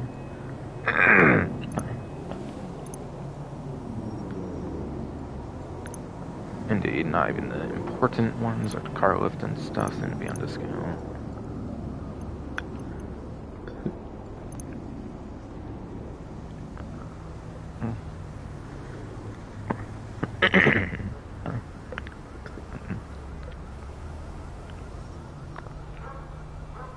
The auto shop client jobs are definitely pretty good, especially if you want to get like a bunch of like levels for your like Los Santos like car meet reputation. That's a pretty good system, I feel. Way more so than the arena, even with a 2 times like permanent boost to that stuff, even probably even.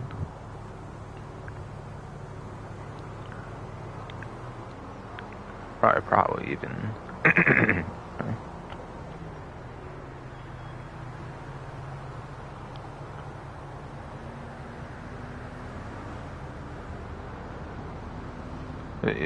Yes. The auto shops get you like a couple fewish $1,000s. Union Depository is pretty much the best one easily, especially on a 2 tons money then or whatever. Definitely can be a very worthwhile property for 2 times on the auto shop client jobs. Down the line, hopefully again.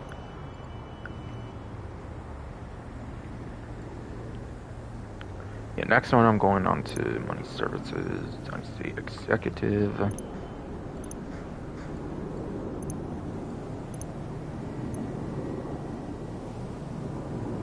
The agencies apparently are what's on discount here for 30% off. I think I have the most expensive here.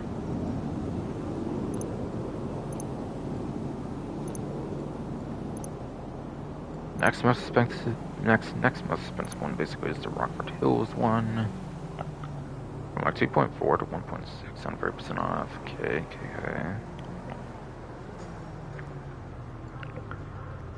Agency, they just had a bunch of like missile lock-on chambers you can buy this update, so definitely a good one to have.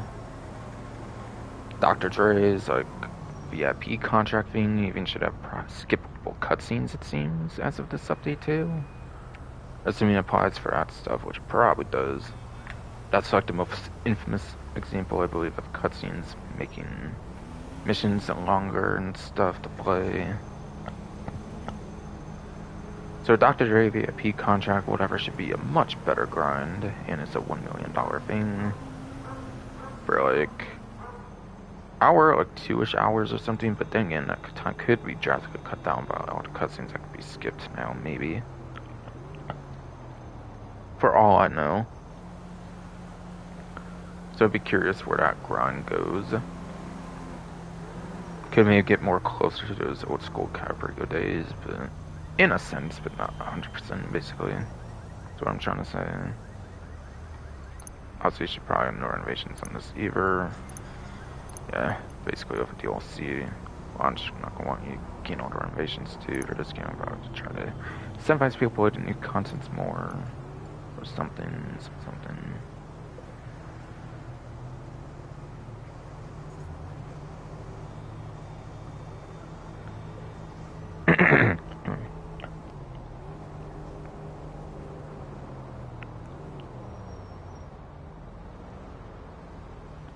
And two pretty relatively recent ones in the last couple updates as well, since all the ones recently were like 2021 content property discounts.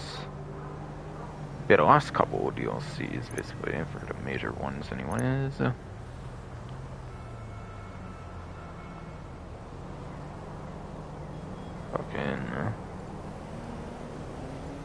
Yeah, it would be bail offices basically. Those apparently around 30%. I think I have the most expensive for that, I believe, of this one here.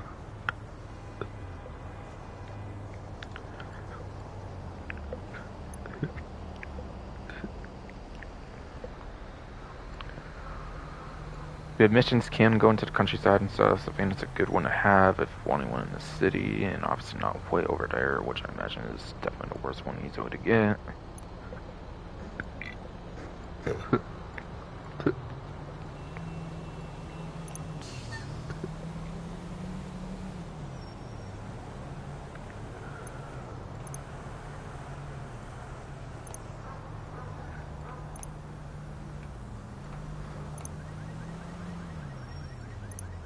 Mission Row is like the next most expensive. Unless this was the most expensive and for some reason I just want that one. But I think this one is the most expensive, I believe. Just because they show one promotional material doesn't automatically make it like the most expensive, per se. So yeah, 2.3 over 1.6 on this.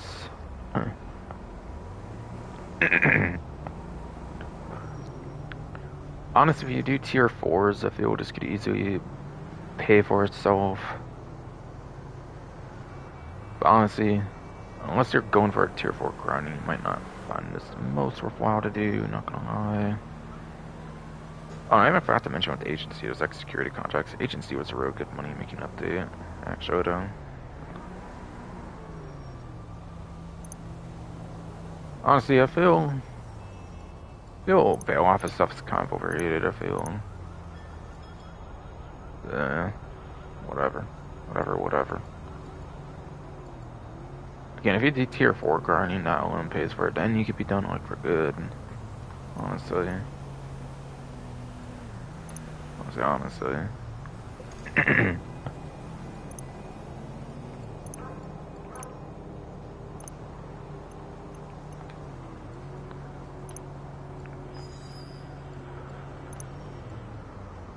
And yeah, the garment factory apparently is also on discount. There's only one of those I can't show it off basically, but yeah. That is on a discount for 30% off. no renovations at all on this property anyway, so you are getting the full thing here, basically. There's no renovations, you're basically getting the full property, you know, it's what benefits you get out of it.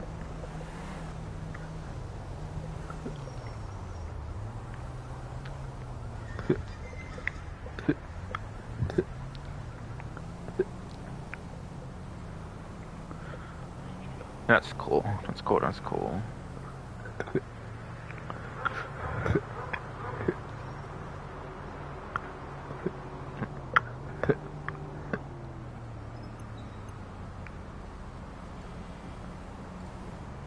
And yeah, all these vehicle discounts go still basically as well.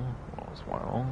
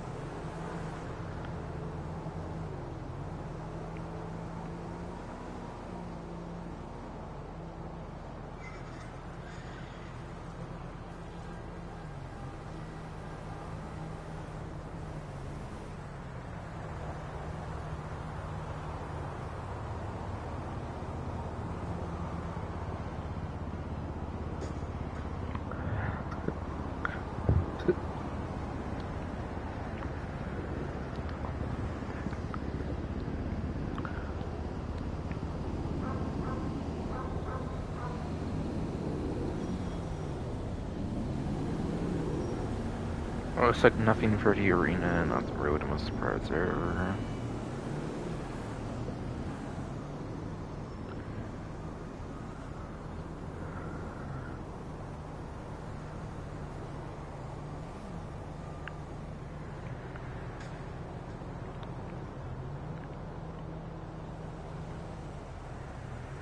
Yeah, not the most surprised about Benny. Zero doesn't seem to have anything.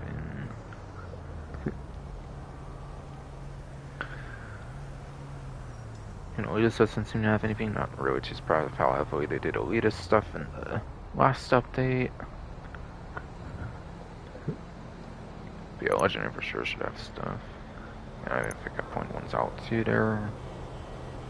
We're mocking Nobi. I got one that's actually on discount, basically. Basically.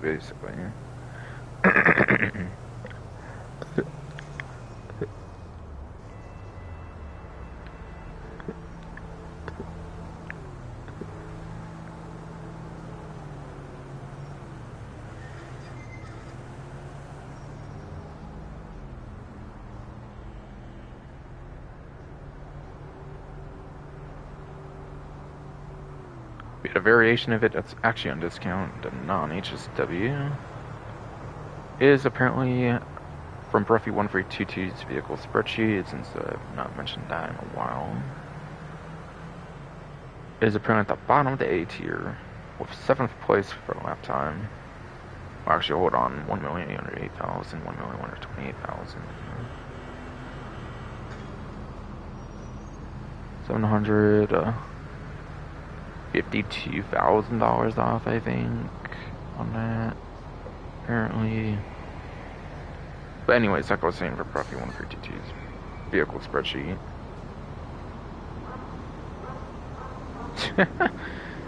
Bro, did you already like rename it to Stinger TT on the spreadsheet, bro? I don't think you updated like more important things on the spreadsheet. Okay. Yeah, I don't see that clock 5 on there still for sports class and like units OSP, OSP, I see. God, oh my God, don't have your priorities straight. I see.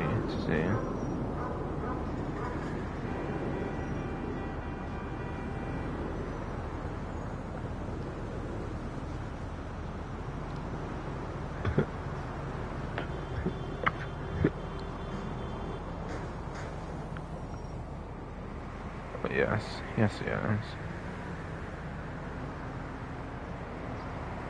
Again, roughly 152's vehicle spreadsheet though.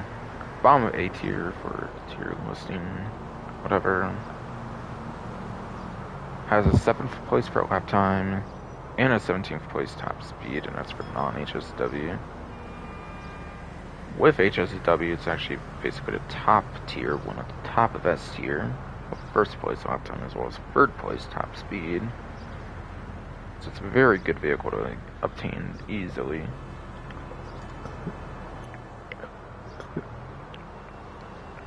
There's no new sports HSW vehicles for this update, so it's pretty much set until like pretty much the final update for the winter update. Assuming the game comes out May 26, 2026 for 6, obviously. Or presumably final update anyways. I don't see any reason they would update when 6 comes out, to be fair though, but still. Our Flaw to Morgan looks to be the next one I'll cover here.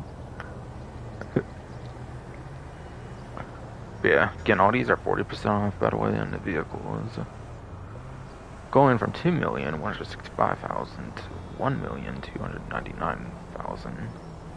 I believe this was actually also vaulted until this update too, so I think it just came back, I believe. I could be wrong though. Could be wrong though.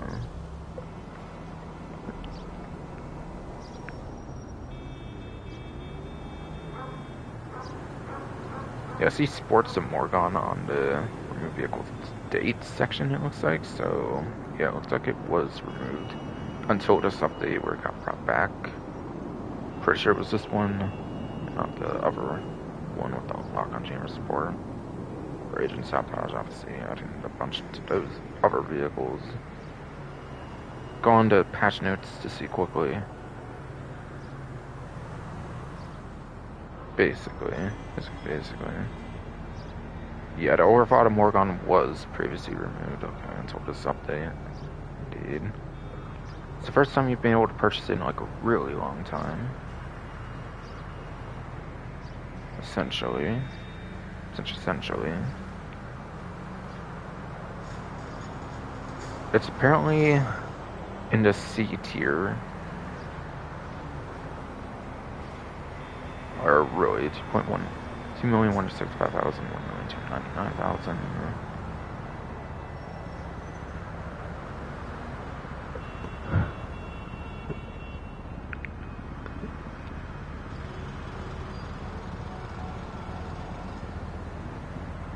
Like around 860, 870K off, somewhere around there, I believe, for the savings. It seems I'm not gonna really go all the way out to calculate that, I feel.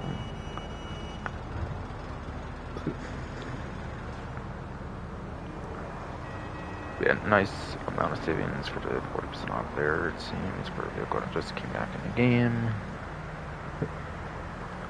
So therefore it does have that missile lock-on chamber because of that. Making it even more interesting, seems.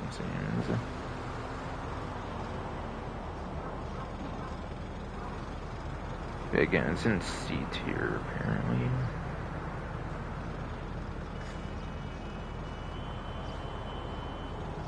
Giving it a 16th place for lap time, and 105th place apparently for top speed.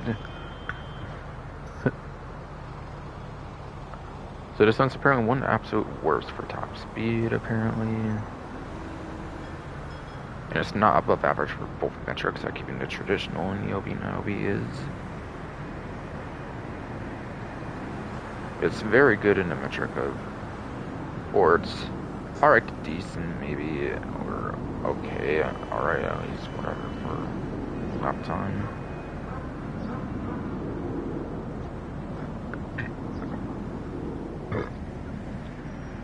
Now, there is new sports cars, by the way, but yeah, it's as of the last update, and it seems it stays around the same for what I'm going over, obviously, for everything.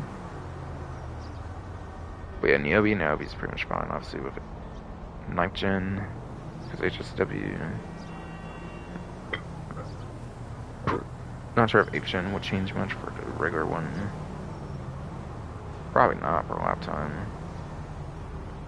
Maybe 2 placements or so at worst to like 9th place.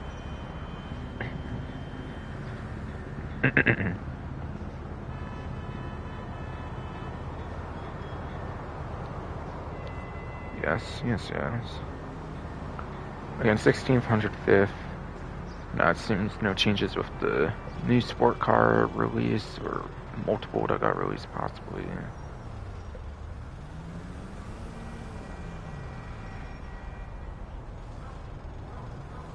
I want to say all the HSWs are probably above that, so it would be 10th place, I think, on legacy platforms.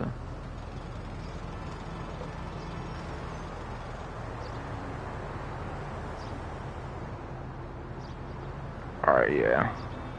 Yes. All HSW ones do have a better lap time than that, and there's 6 of those.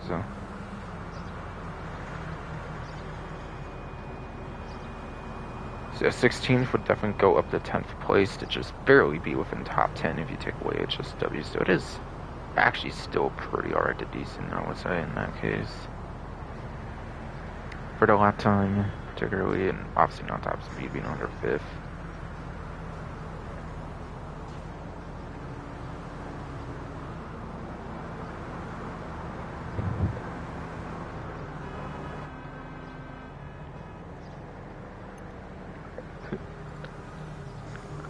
Yeah, still barely decent enough, and that assumes no changes with the latest update much. I could see it dropping down below top 10. Could actually see it dropping below top 10 in this update, if it hasn't already, basically. But yeah, proper testing still needs to be done on these sport cars, basically, to see if that will be the case or not. As it stands so far as known, it could be still 10th place. But again, will not be surprised if how many sport cars release. Being the most popular class, it does drop down to like 11th onward or something. Take it out of that top 10 finally.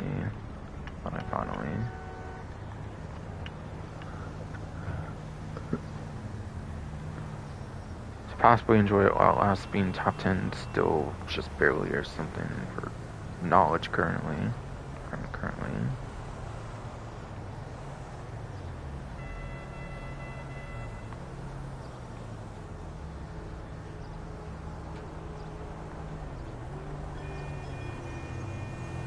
Or if I had Karin up next, apparently. Which is 2,515,000, 1,509,000 over to 40% off. That's over $1 million off, actually. 1,006,000 for sure, to be exact. So that's a good discount, being over $1 million off, I would say. But is it all that worth it for the supercar? We'll have to see.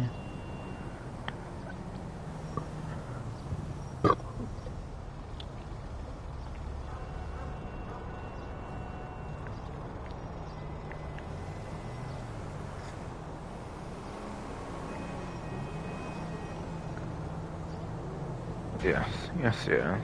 Karin.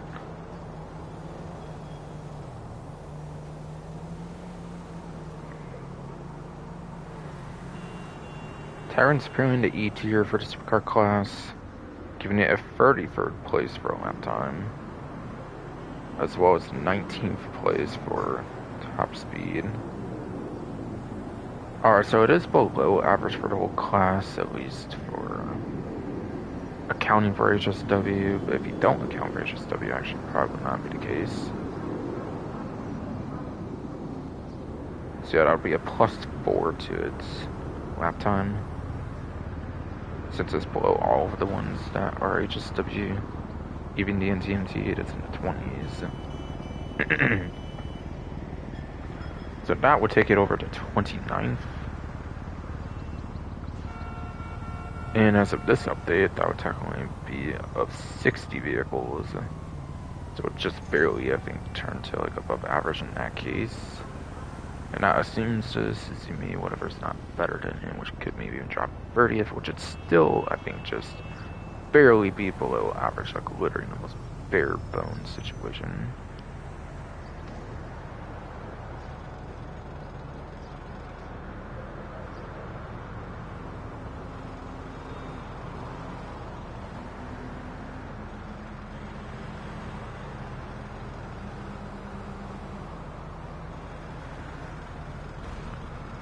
Yeah, top speed, taking away HSW, which all of them sure are better top speed, since top speed is the HSW focus pretty much. Would be like, what, 15th apparently for top speed, only a few placements out of top 10. Not too terrible, or like, can even be okay to alright, but yeah, there's obviously better options there, and top speed's a lot more niche than lap time.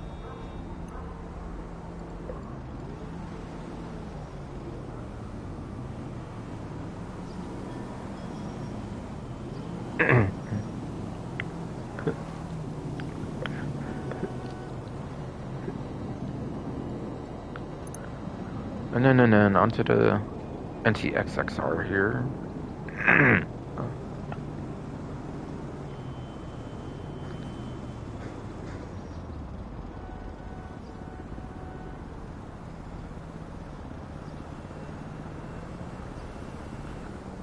$122,000 off, I believe, for the 40%. It's almost $1 million. Not quite like the Tyrant though. Another supercar on this one. According to a spreadsheet, the NTXXR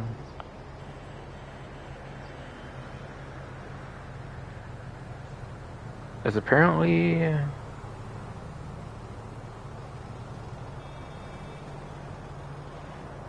in the I tier, giving it 55th place for a lap time, and apparently a 15th place for top speed.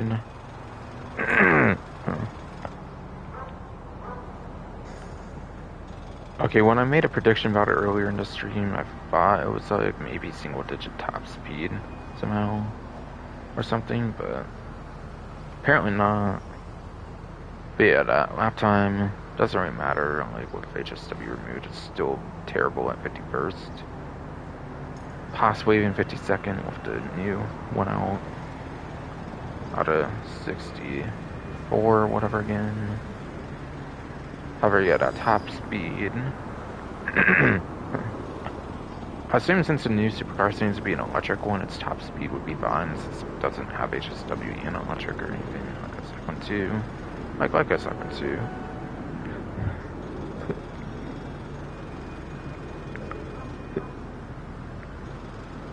But I think at best it would be like 11th place for the top speed, which is just out of that top 10, unfortunately. So that is unfortunate, definitely.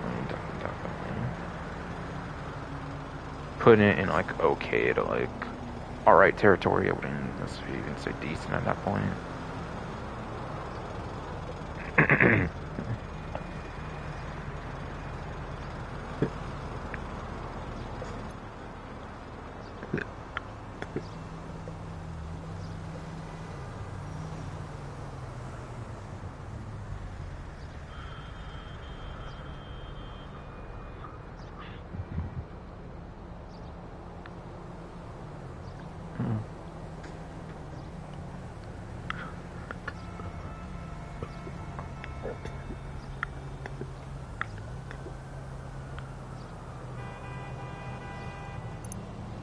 That was an removed vehicle. It was not. It was not, apparently. It doesn't have a lock-on jammer, so it must have been on the website for a while.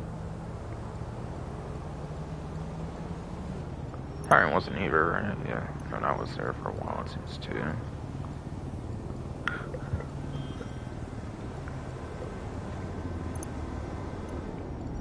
Yeah, that one doesn't have a lock-on jammer. Right. It's not like that's obviously ever been removed. Having HSW. And not being a single one that did get removed at the start of the GT.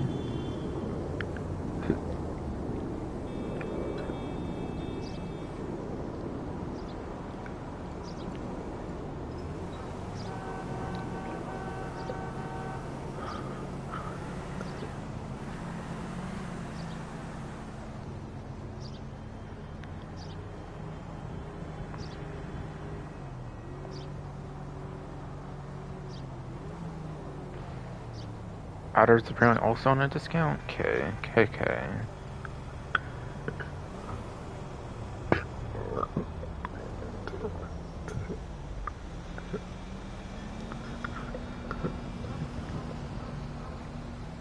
Yeah, there's a comment for the Legend Motorsport, in addition to where it showed up for Benny's as well.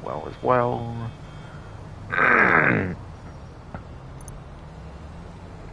40% off of millions, obviously 600,000. Pretty obvious one there. $400,000 off of that. Never really been removed, and it's no lock on January.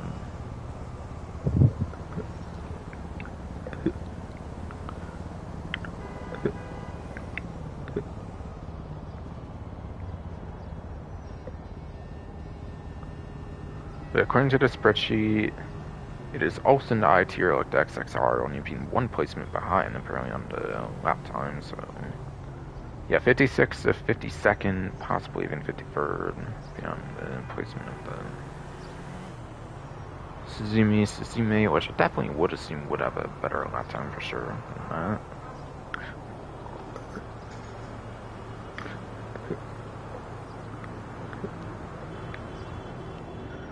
Also 21st on top speed, yes.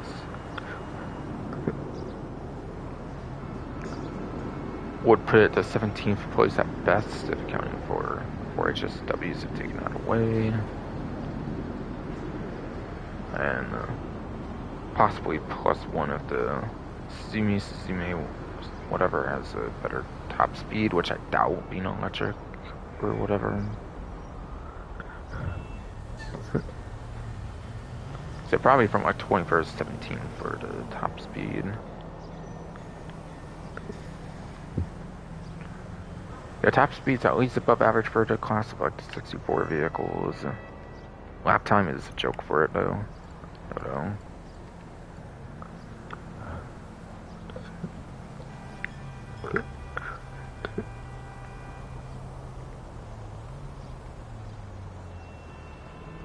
So that's 5 2-doors here on discount. Looks like. Yeah, Cinco Mil is on discount. Right.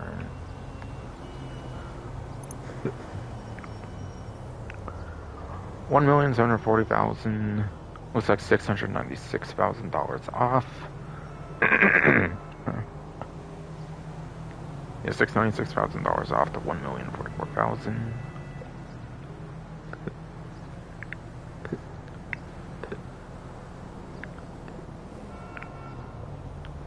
And he has a sedan again, like I kind of mentioned earlier. 4-door sedan even as well. Be a lot of sedans might be 4-door. Yes.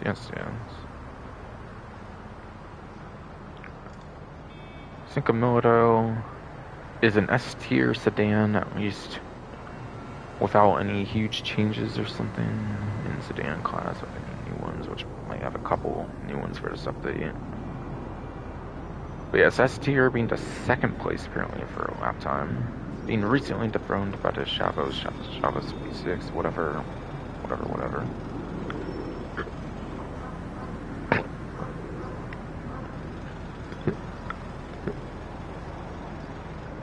As well as a 4th place in top speed, basically.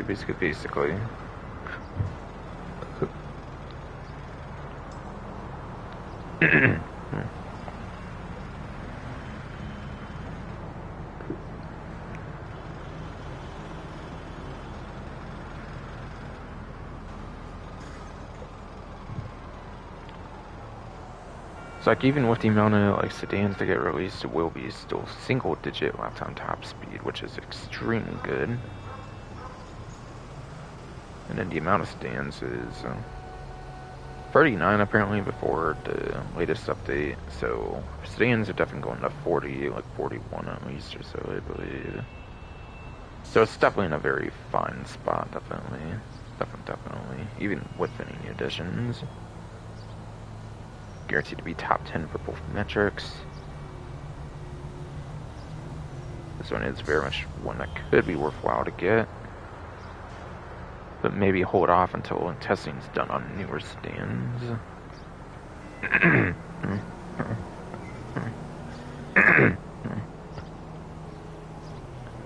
About like a few days, basically, like wait till near the end of the event to like the last day or so of the event, maybe to decide on that, I would say.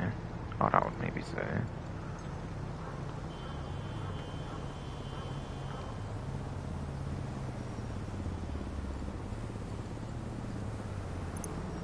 Yes, Camilla was not really ever removed. Free car, free.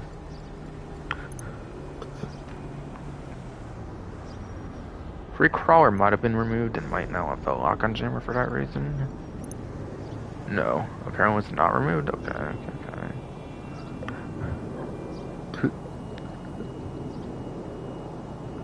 This one's a measly $597. This one, yes, is a measly $597,000, 40% off.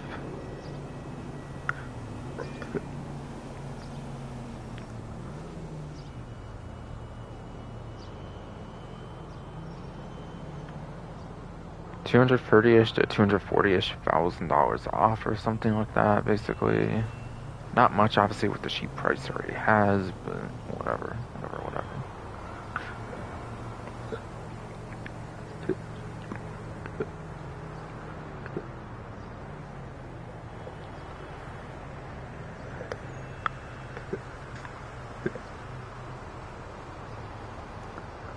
That's for off-road class, surely.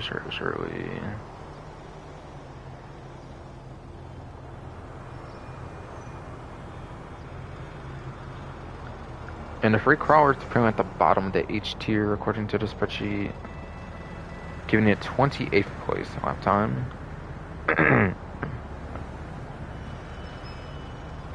As well as 35th place top speed.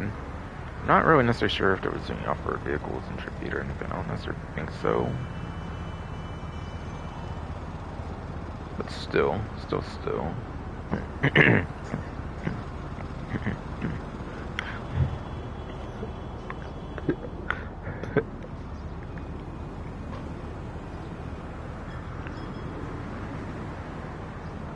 Since there's a lot of like non-raceable options, I'll just focus on raceable options. So in this one,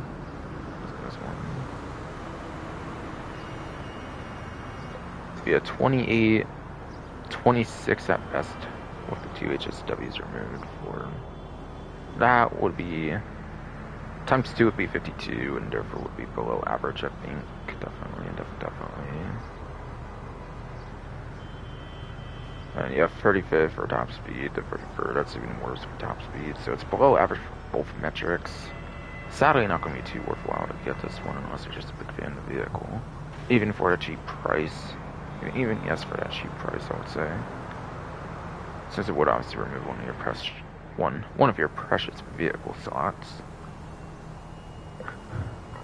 When it could just go to a new vehicle for this update, that probably will end up turning out pretty good like the Woodlander HSW after all.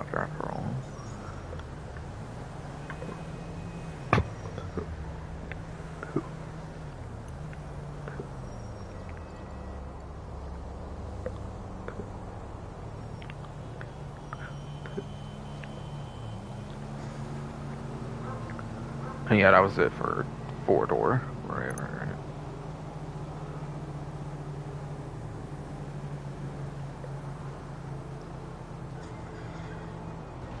The motorcycles, don't look like any there, and then none for special for open wheel, basically.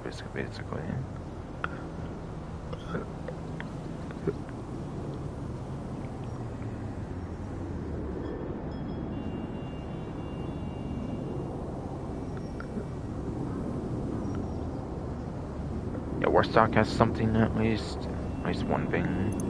At least one thing.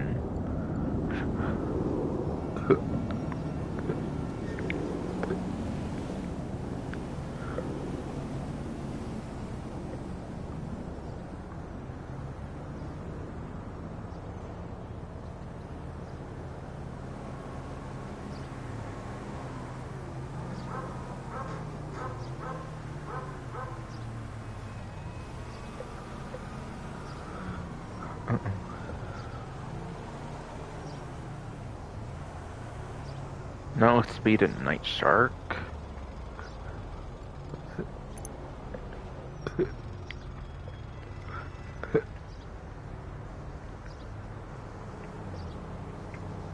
But yes.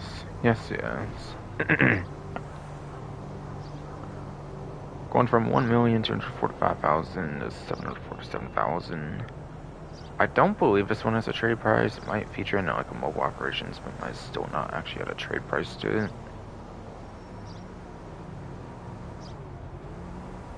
Yeah, like what, $498,000 sale puts it to 6 digits at least, and it's an armored vehicle, so it's definitely pretty good.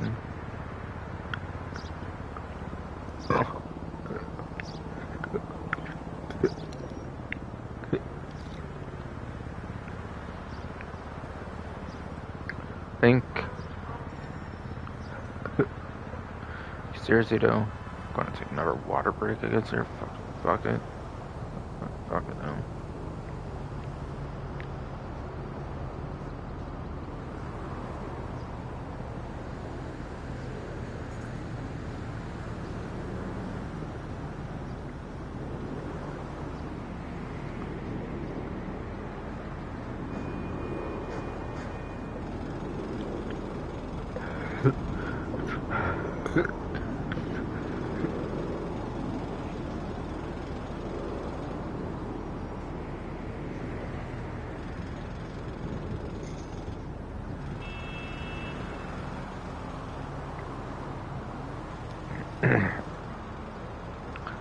Jesus, man.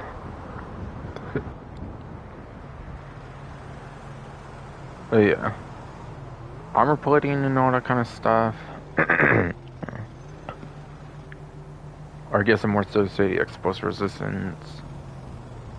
I want to say it's like 15, 16-ish like rockets or something, which is pretty decent.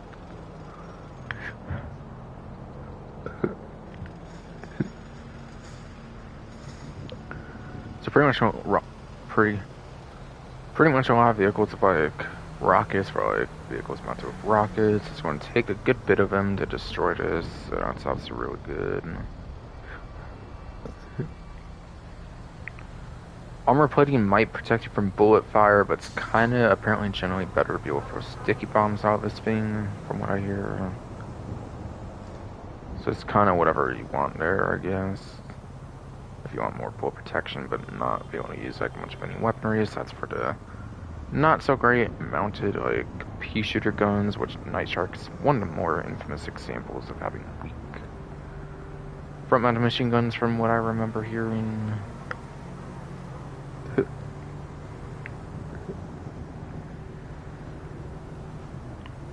That can somehow take a couple minutes to destroy, like, that could take a couple minutes to destroy, like, unarmored vehicles, if I remember hearing right at one point at least.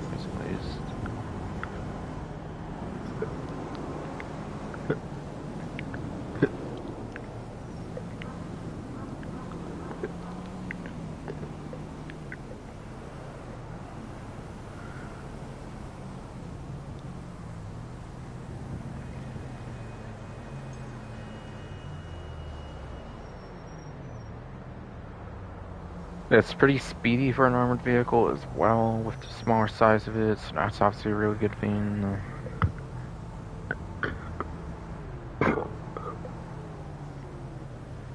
I believe you can also tow the anti-aircraft trailer with this, which is good. I don't think it can have proximity mines, but yeah, I can at least tow the anti-aircraft trailer for some extra firepower if you want it.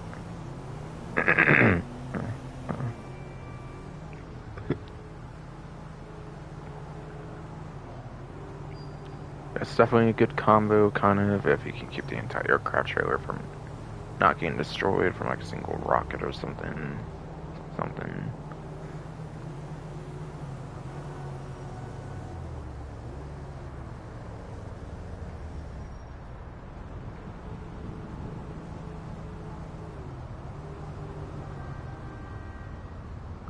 Trying to think of much else, but I don't really think there's much else good for it aside for what I've already mentioned. Basically.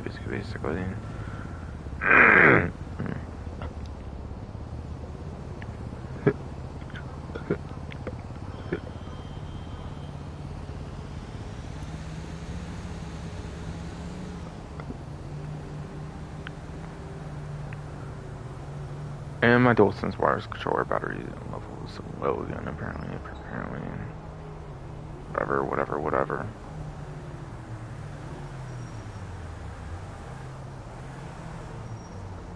Yeah, Night Shark's probably only a discount here, I'm guessing. I mean, yeah, it shows 0 are actually on discount, just switched up at the moment or something.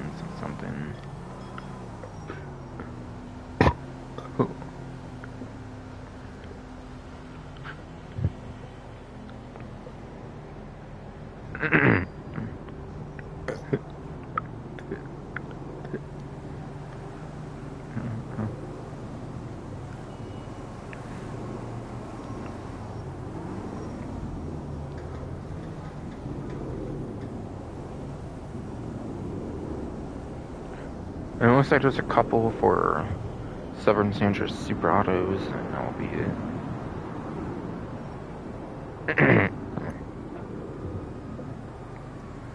So none at all for Doc T's.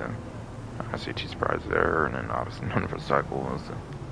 So yeah, last 3 are on this website apparently.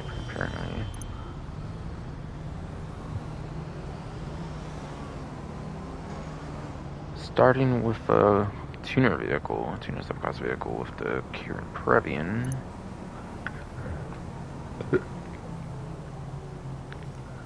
$1,117,500 to $670,500 apparently.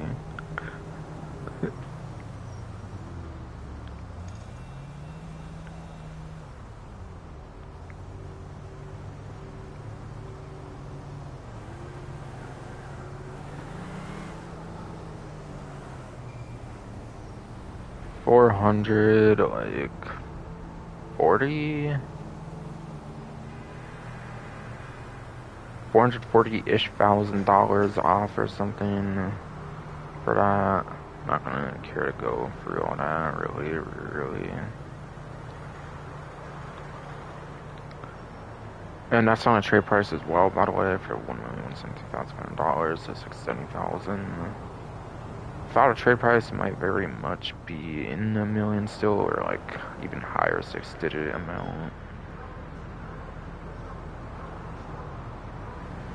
But yes.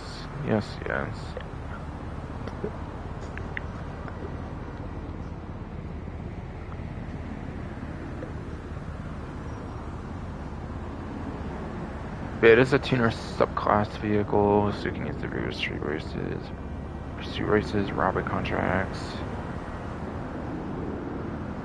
It's in the coupes class. It's even actually the best coupe as well compared to the 2 that came out later on.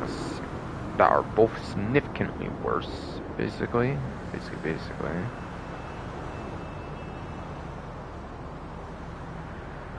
Yes.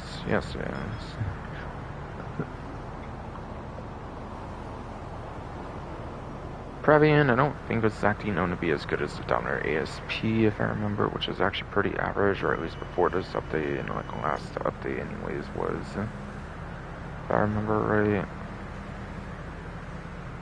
With like the first couple of fewish years of tuners. So I don't think this would really be one to use in street pursuit races, definitely not. Robbery contracts, how good it is depends on if there's like a rear louver or something for your back window for some bullet protection.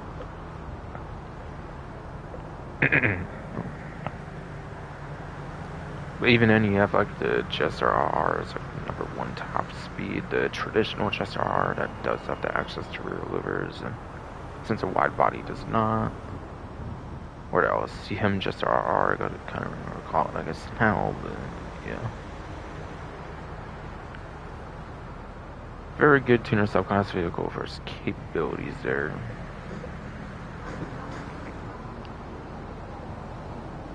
Guess what I was interested about the Night Shark, since I'm in off-road anyways from the free crawler, by the way, on the performance of the other vehicle before this.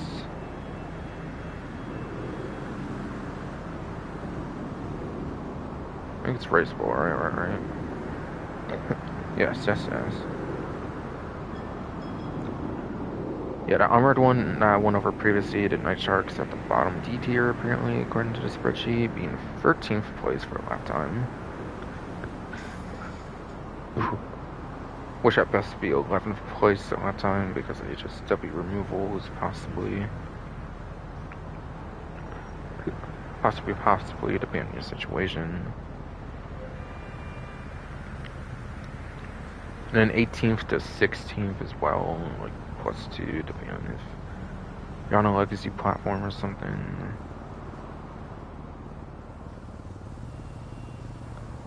So it's actually pretty good performance for that Night Shark as well, by the way, for the one I was the last on.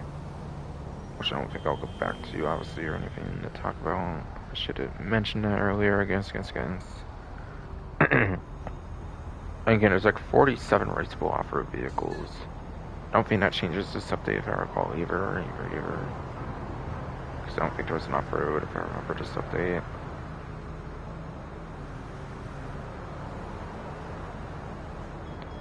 Yeah, it's just barely off that top 10, apparently, without the HSW at 11th place. Kind of unfortunate, so I would just say it's okay to alright performance, not even decent really much anymore.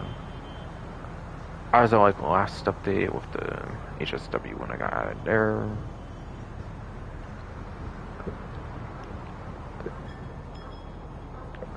But yeah, back again onto this vehicle. And the way you get the trade price, by the way, it's tied to tuner's reputation. Let's see if we're ranked 5, 10, 15, 20, 25, 30, 45, 40, 45, 50, 55, 60, 65, 70, 75. It's one of those ones.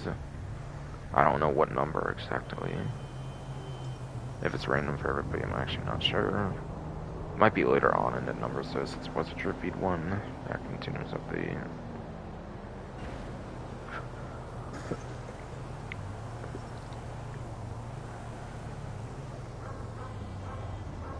But yeah, Previan Coupe, I guess I can go over now for sure on the performance though. Returning from Grand Theft Auto San Andreas, by the way, if I didn't mention it, does return from Grand Theft Auto San Andreas on the Previan, which is cool, which is cool. So it is one of those retro nostalgic kind of vehicles, which I definitely do like.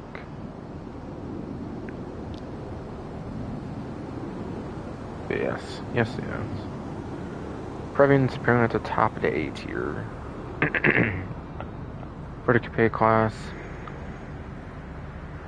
Which is even better than the Sentinel XS HSW for a lap time.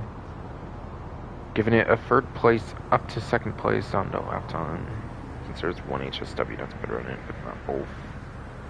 And there's one stock one that's better than this still.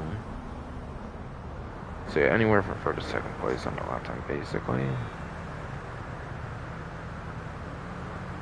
And then 12th place top speed, which would be 10th at best, I believe, since both HSWs definitely have a better top speed. So it definitely is a pretty decent one, I would say, to pick up for this one. For the Coupe class, for its main class. Tuner stuff, it's not as good for tuner stuff. It's mostly for Coupe races, I would say, if you're going to do anything decent much with it. But yeah, just because it's one of the ones that isn't a sports car, I think it is kind of worth owning, not gonna lie. No, I'm not gonna lie.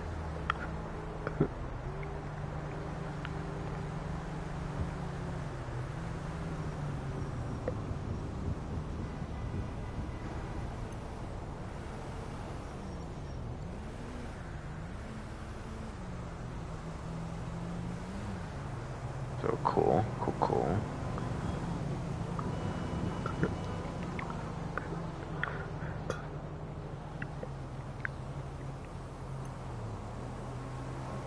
Oh yeah, I'm not done yet. Right. No, bad.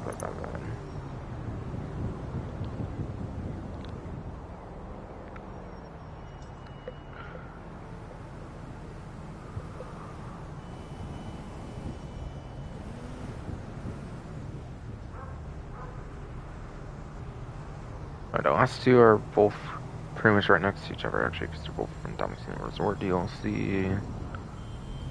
I'm not sure if any of these have trade prices tied to that, like Casino Heist, which I think would be the one thing that has trade prices much for those.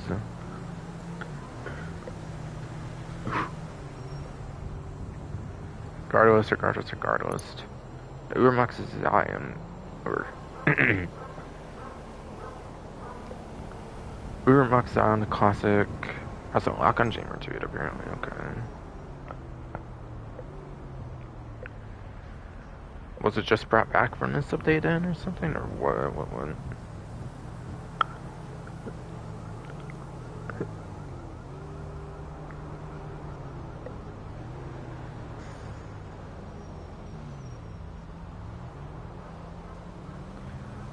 Or it might have been the last update, because I don't see it in any of the 2 lists. Oh wait, no, I do actually. I do see it in the list now. Okay, I just didn't see it in the right spot or something. But yeah, it just got brought back on the website for this update. Long collected Morgon from earlier, so it does have that new lock-on chamber support and that, so that's cool.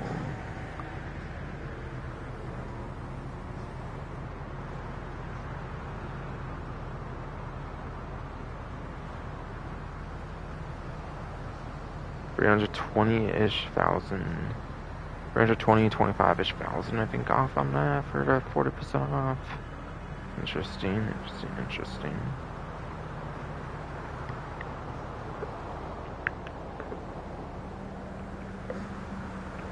Yeah, pretty cheap vehicle. You can get access to a lock-on chamber for. Definitely pretty cool.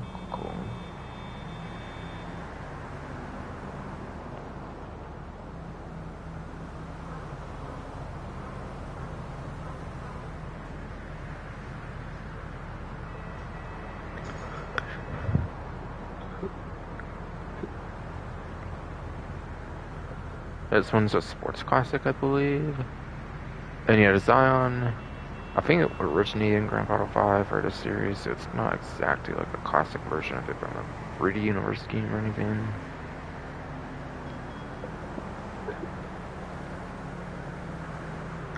Yeah, definitely an interesting take of a classic vehicle, for sure, compared to other ones that are in the game, then, for that reason, no doubt.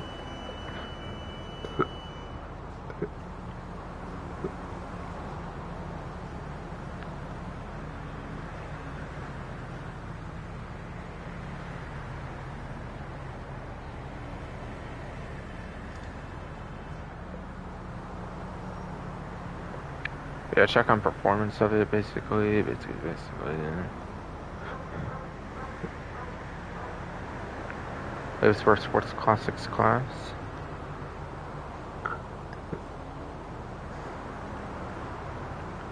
Yes, indeed.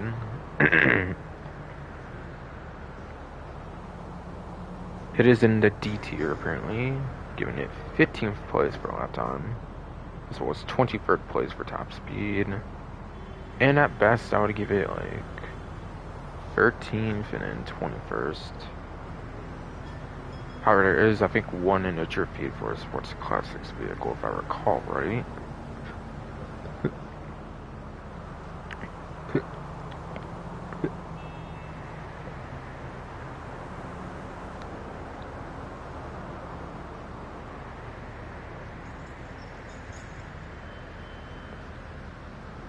And there is a total of like 49,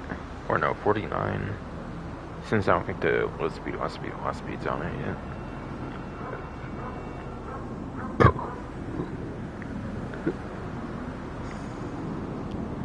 And yeah, I think there's at least one Sports Classics coming out later in this update, so 50, I think.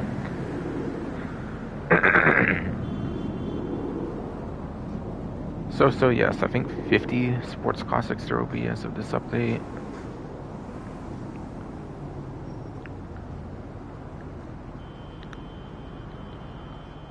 Of course, it's yet to be seen on one of those will perform, but regardless.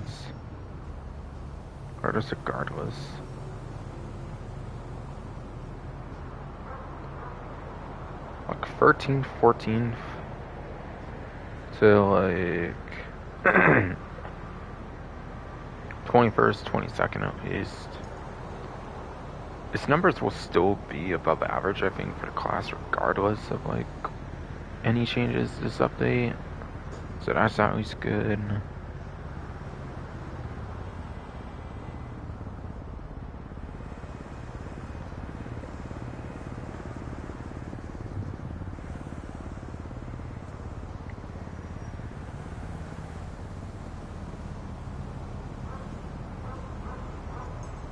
But yeah, that's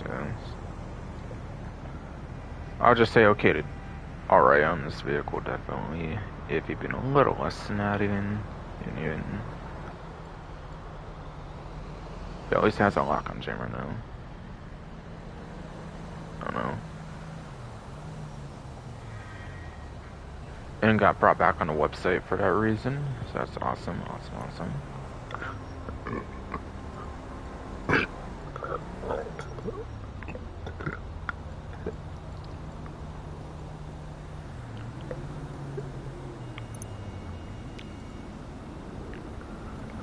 And yeah, yes. This one with the lock on jammer just might have been the last update with the interceptor version as well. I think that got last update too for agent sabotage. So it's a muscle car basically. $298,000 off. It was like 40% off for $745,000, 47,000. Again, I forget if it says a trade price or not. It seems the other one, but yeah. If they do have trade prices, I guarantee they're probably tied to the Dangsino Heist, which I'll explain on that one. Kind of works, I think, this stream for any of those kind for trade prices.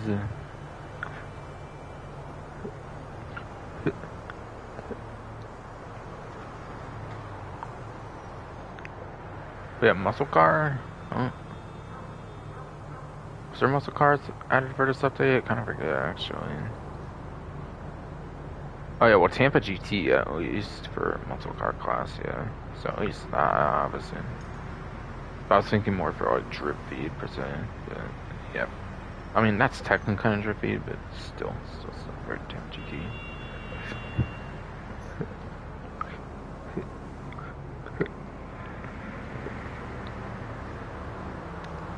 They got my Hellfire apparently.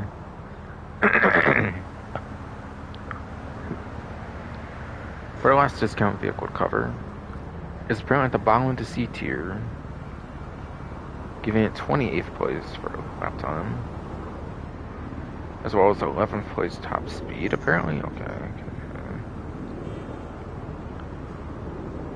And there's now going to be 5 HSW vehicles apparently for the muscle car class with the new Tampa GT. Now, it's not accounted for in numbers, basically, so really take my 4. But still. Yeah, all 4 of them also do a better lap time. And even Arbor GT, which is kind of, on the lap time, it is better lap time. It's still, I think. So yeah, it's like 24th-ish at least. Probably just 25th-ish though, because of the Tampa GT though coming out. And kind of already out 7th to 8th place or something on a lap time.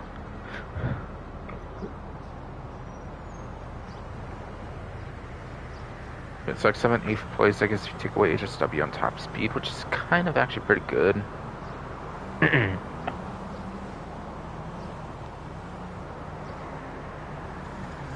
Also, muscle car, since there's going to be 2 versions of Tampa GT at least, that's going to be like 88 vehicles now.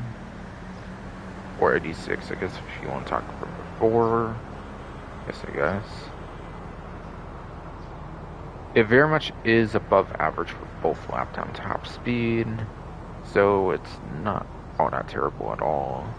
I'd even say it could be a decent vehicle since it has pretty single-digit top speed. But single-digit top speed, so it is definitely, I would say, more of a decent vehicle than even okay, alright.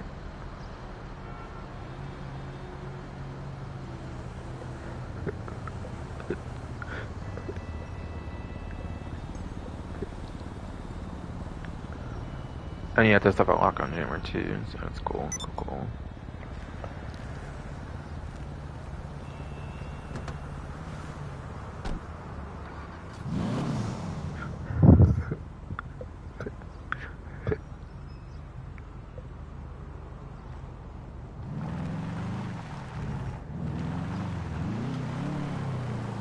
Alright, so yeah, that was it basically for discounts, all that kind of stuff.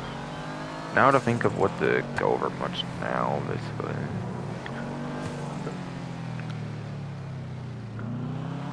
Which honestly, I'm still not the most sure about wanting to get any more vehicles. So I might not be doing any more vehicles for this. Personally, it's just because of the lack of vehicle storage for the new update, basically.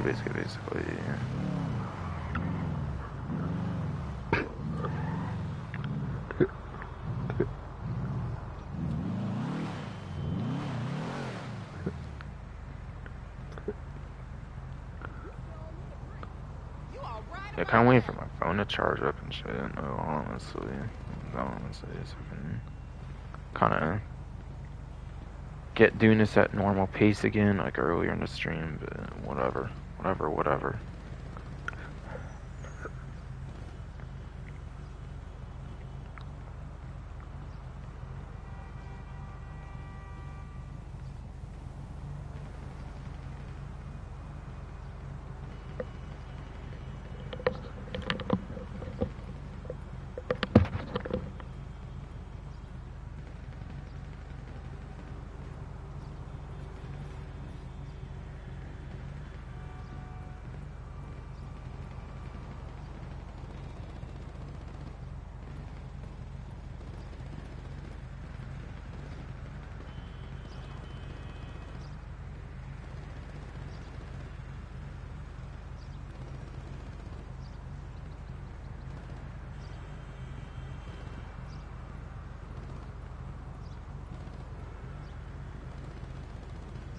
Let's meet up next week. Yeah, that.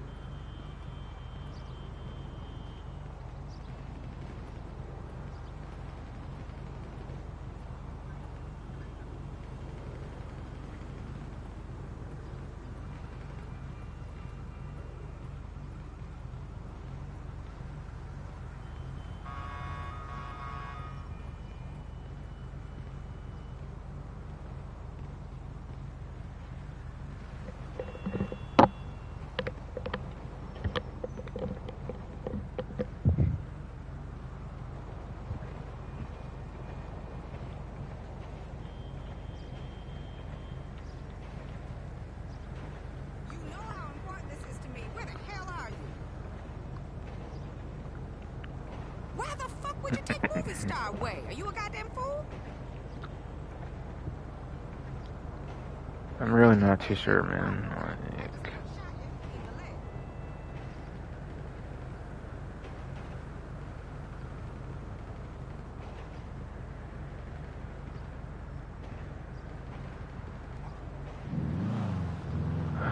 I'm really wondering now if I even want to get rid of any sort of vehicle to do this shit. I don't know, man.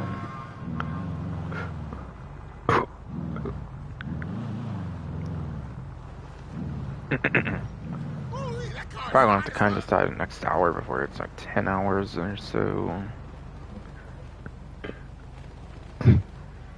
Or so. If I do it within 10 hours, I'm gonna have to like no time to take my time with customization. Even at 9 hours, I'm kind of debating if that will even be possible or not. I don't know. In like 2, almost 3 hours or so.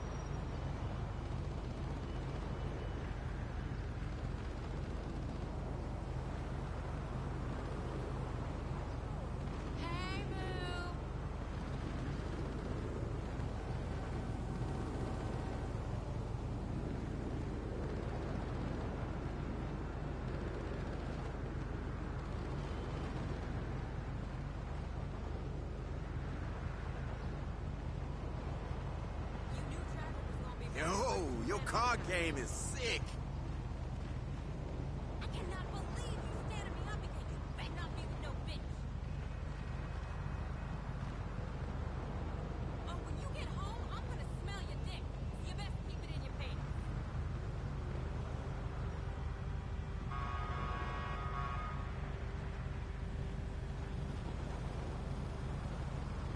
Whatever, liar. I mean, Leon. You keep playing with me, you hear?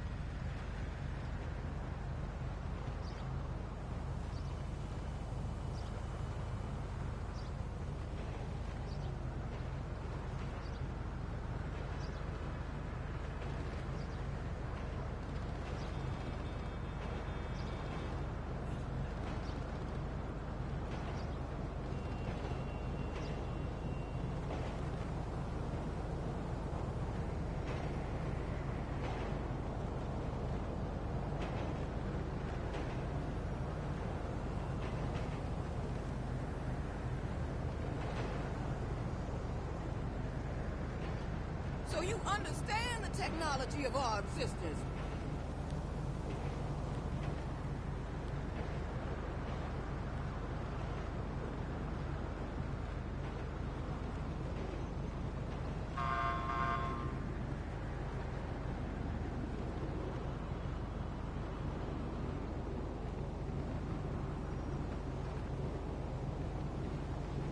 All right.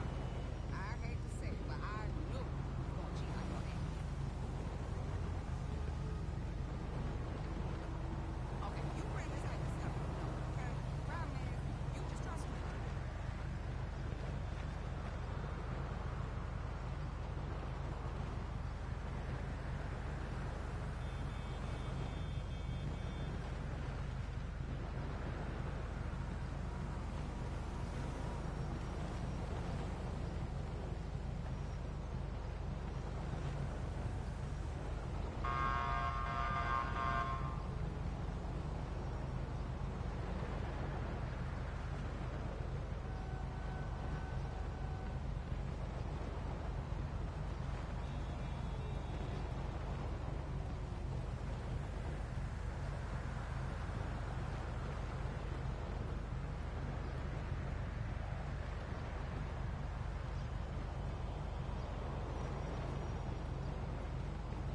That's a nice ride.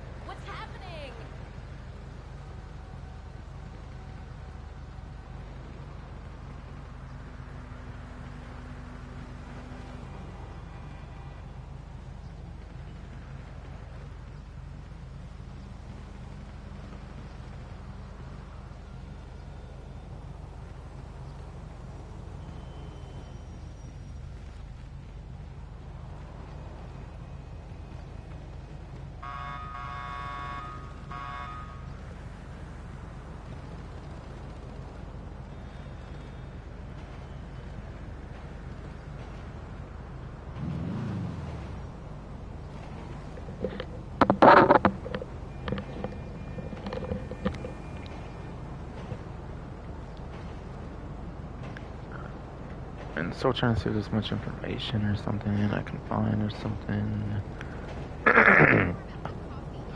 Still, yes, trying to find if there's much information I can find. Whatever.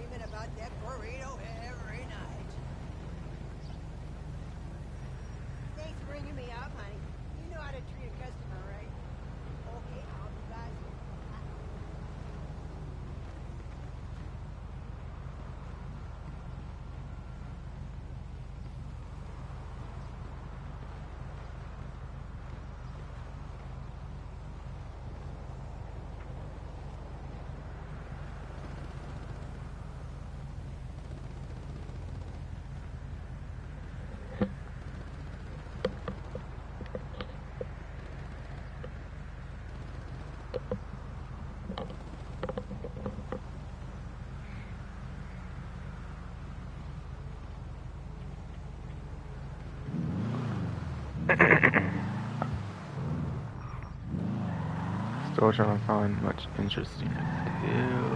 Maybe before going to patch news or whatever. I really don't think there's too much more I care to do this stream. If not, I'm going to customize some vehicles, basically. But no vehicle storage fucking means kind of pushed not to, unfortunately, and maybe soon for the business stream. If I can. Much.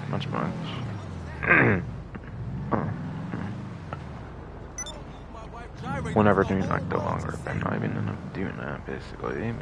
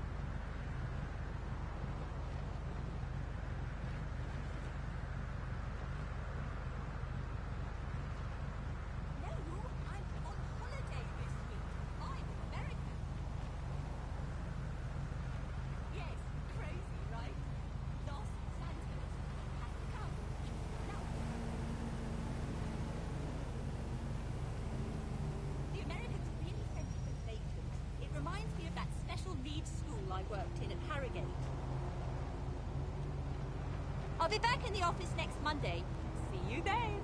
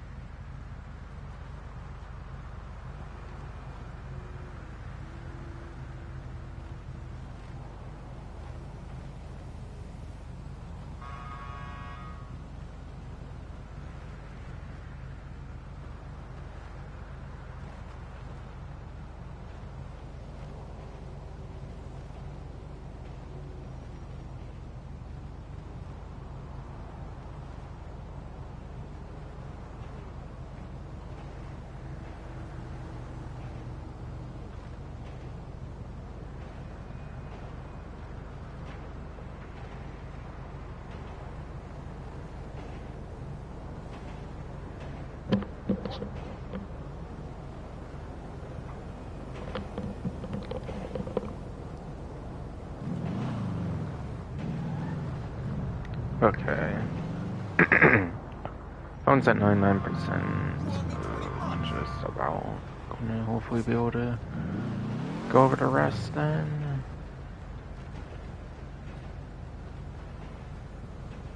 I'm sadly not convinced on it. Customizing more vehicles, again, I'll probably say for business stream would be better. Be more decide on if I even want the fucking, like, get rid of certain vehicles or what.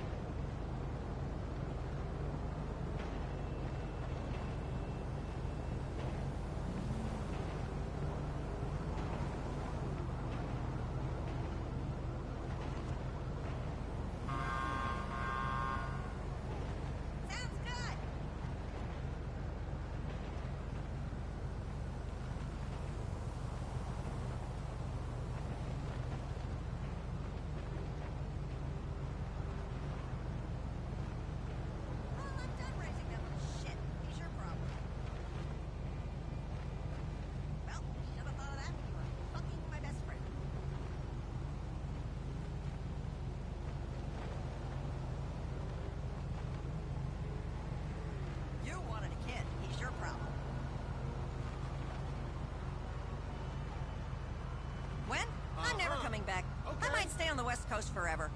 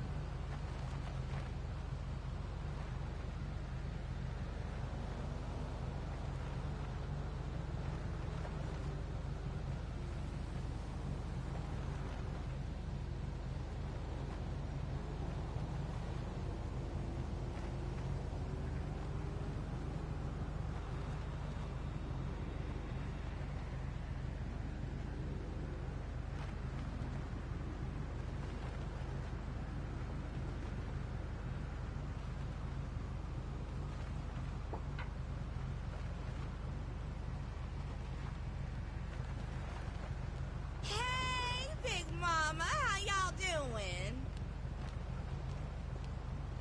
Big Mama, that's the first place we went. Vinewood was sure something too. Oh, we seen the Oriental Theater, Red Studios. It's all on my bleeder. Sure, Big Mama. And it's over there, you know I can't bring no weed on the plane. What about a... Yeah, by the way, I'm not going to do a stash house thing on this stream because I can get to go absolutely everything I wanted for the DLC per se. So, if I do one off the stream or something,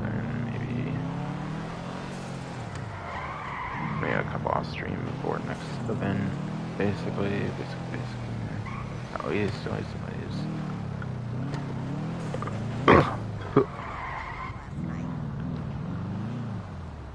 Yes, that sounds. My phone is finally 100% charged again, so yeah, fucking. Trying to start wrapping up, I guess, especially if I don't customize vehicles, or else might be doing a stream for another couple hours at least. So at most.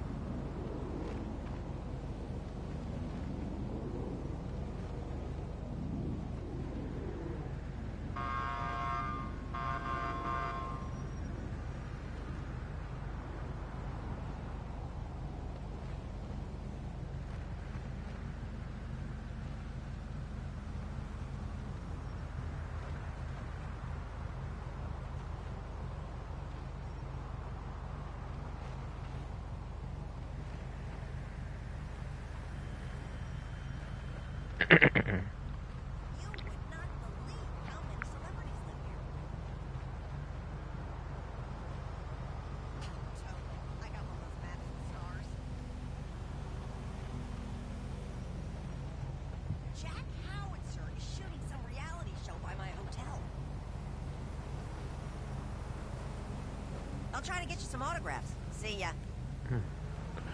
Alright, so yeah, I kind of want to go into the day one Rockstar Newswire here. GTA Online money fronts now available.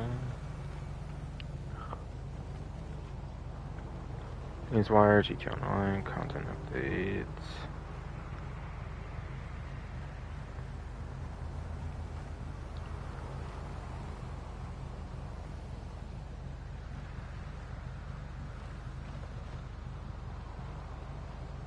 See if there's anything much to talk about earlier.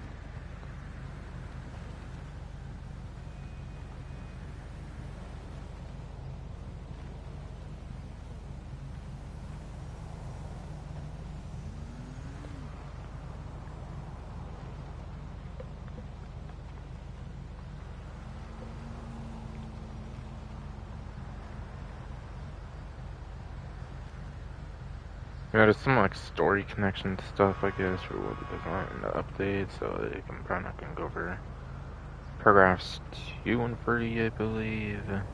Looks like here. Ooh-wee! That car is fine as hell.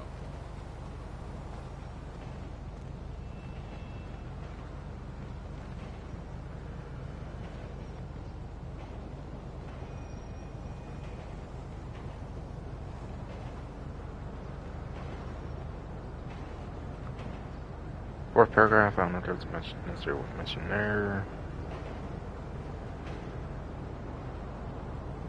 Like a fifth paragraph, not necessarily.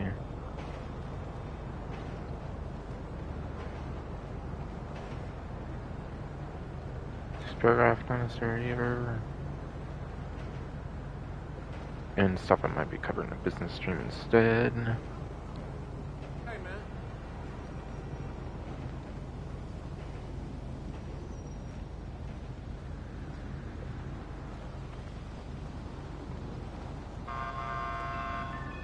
What's happening? Seventh paragraph, I guess not either.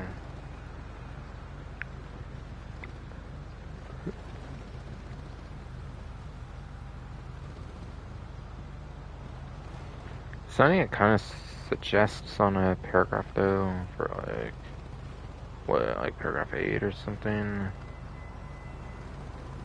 Calling up RAF for using the laptop inside your front. Can launch unique money laundering missions. Those launched from the hands-on car wash will pay out 2 times my RP this week. So what, you have to do the ones from the actual business itself and not from like a phone call for 2 times money RP? I'm not really sure what it's trying to say there, but still. So it sounds like it maybe. Just to be more clear on that 2 times thing I've kind of mentioned earlier for that new content.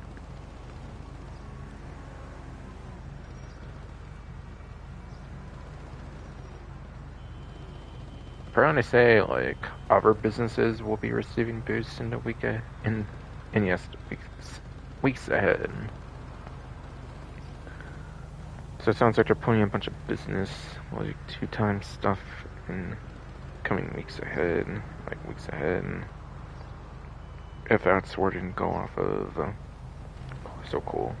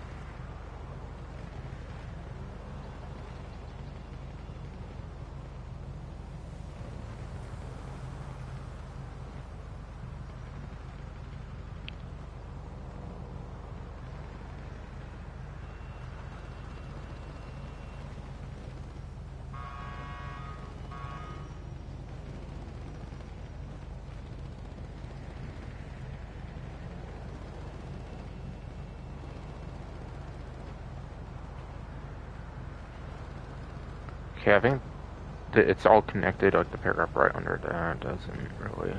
It's not like I would want to mention anything there. If I do, save it more for the business stream. Really. At least for the current moment, anyways.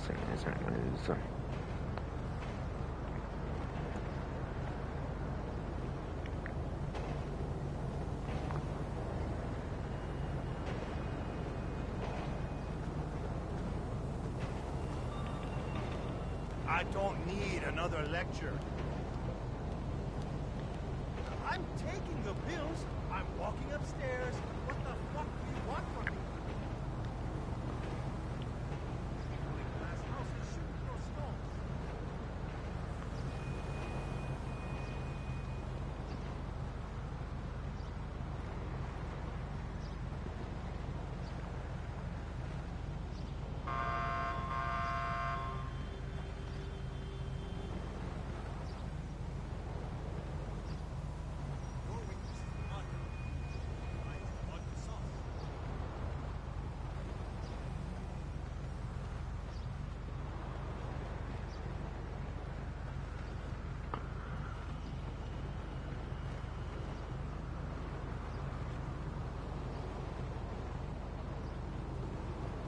So it's kind of stuff with like the heat and stuff.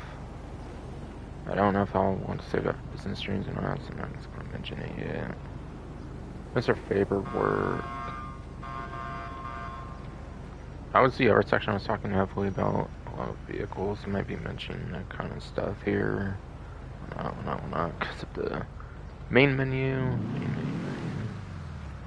Alright, but yeah, under Mr. Faber work. Whatever. Professional money laundering services are in high demand, and Mr. Faber's clients are not patient people. Lend your problem-solving expertise to the man behind the scenes and help his other clients in Mr. Faber's work by recovering stolen assets, escorting valuable cargo, and dealing with rival outfits. Use the laptop inside any of your money laundering businesses or call Ruff off whatever directly to assist with Mr. Faber work for GTA money and RP rewards. Plus an added bonus once it's been scrubbed of any traces of its shady origins.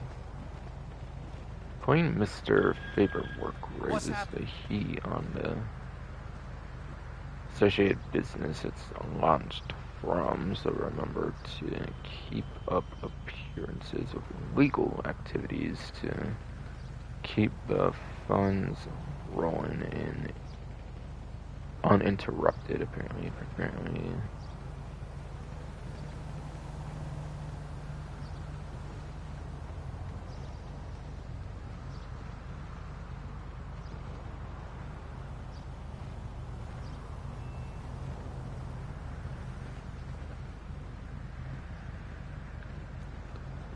Alright. Then Money Fronts introduces 6 new vehicles, including the Overflats, Suzume, whatever supercar that's available early to Plus members for June 25th, which is the end of this one event here, basically. Add on a bit. And free for members to claim at the Vinewood Car Club until July 16th, again, when the Plus event ends.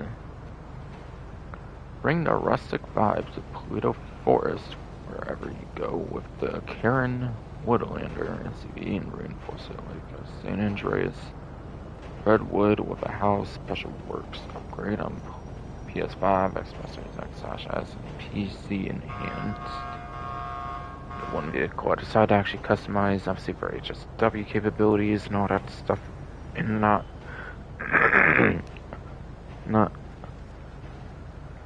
being limited to Plus like the Team GT at least. Karin Everon whatever RS SUV takes the big ego energy of the previous Everon model. whatever all, and amplifies it to a level as obnoxious as the guy blasting reactionary country music on this beachy beach. Okay. Plus there's the super responsive Debate Rapid GT X sports car. The new Ernest Hardy sedan. Okay, that is in fact sedan. Cool. And more to come. Yeah, I don't even think they mentioned the Hardy sedan on the main menu, so there was a little bit new to talk about for those, I guess.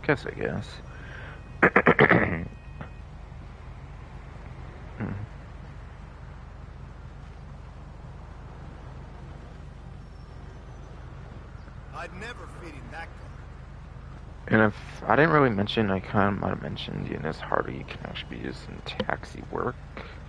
But it's been a long stream, so I kind of forget, so yes. Ernest Hardy is usable in taxi work if you have a certain taxi livery on it, and seems like it very much could be the new best option past even the taxi custom now. I would not be surprised as a guess I'll make there basically.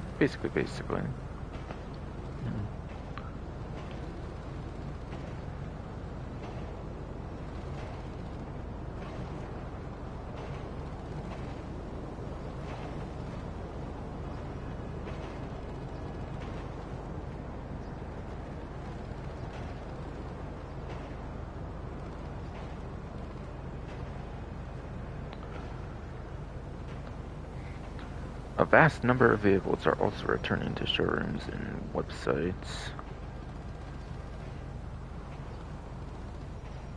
with missile lock-on jammer capability.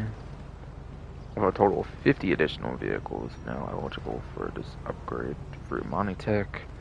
That might not include new vehicles that pretty much get as standard now as well, so it might just purely be older vehicles for the 50 even.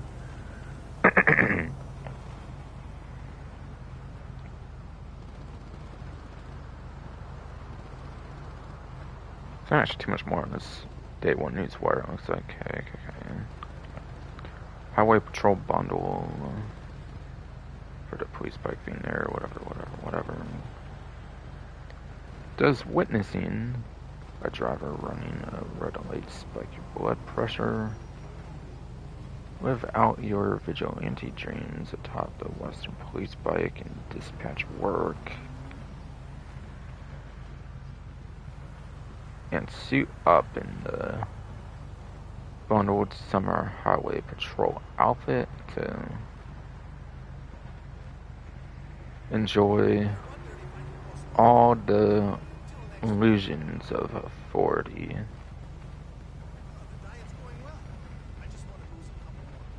With none of the responsibility. Okay. Yeah, police bike. Yeah. Really, it's mostly useful for the outfit, I guess, and yeah. All other kinds of options already been available. Office for dispatch work. Has missile lock-on jammer for a bike as well, which is cool, I guess. Depending on how quick a bike it could end up being, I guess it could actually be interesting.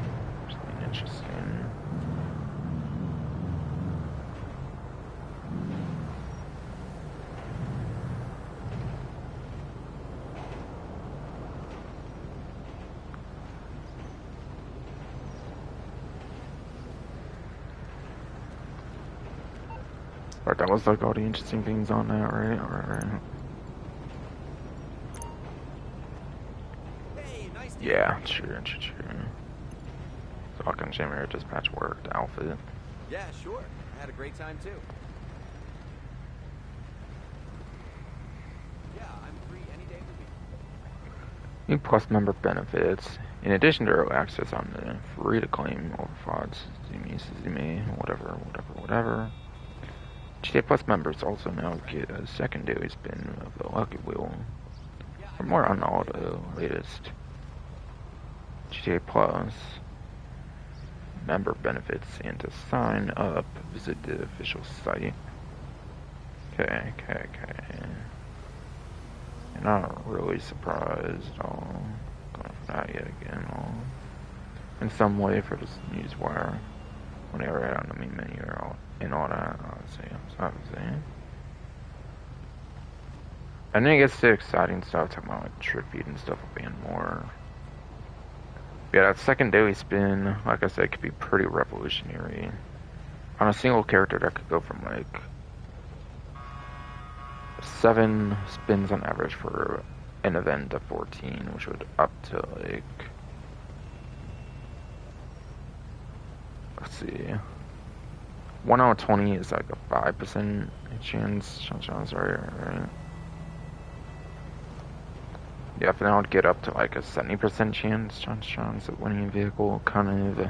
And again, if you use like a second character, that could kind of basically ensure it too, as soon as secondary character gets that plus benefit kind of too. So it could be interesting regarding being able to actually get vehicles without having to like leave the game, basically. As long as you pay for plus, basically. Still don't really think it makes it all that much worth it more, though, but still. It is an interesting benefit, at least, I will say. We'll say.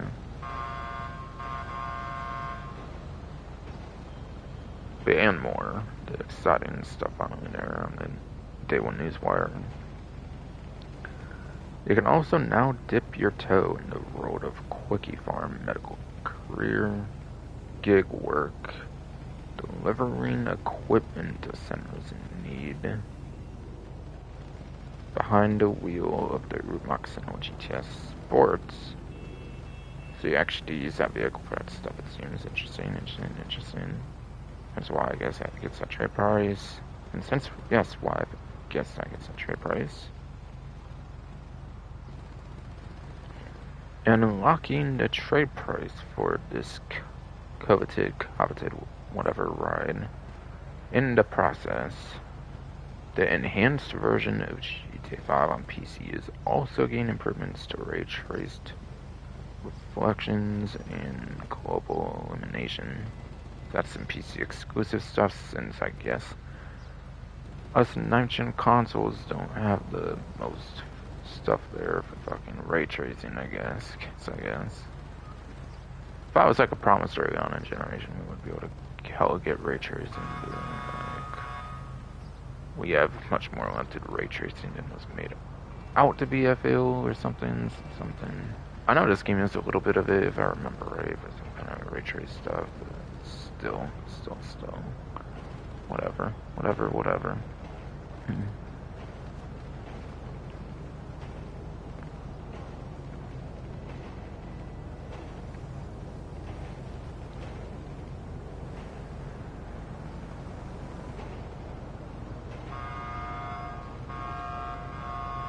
There's plenty more coming to GTA 9 in the weeks and months ahead,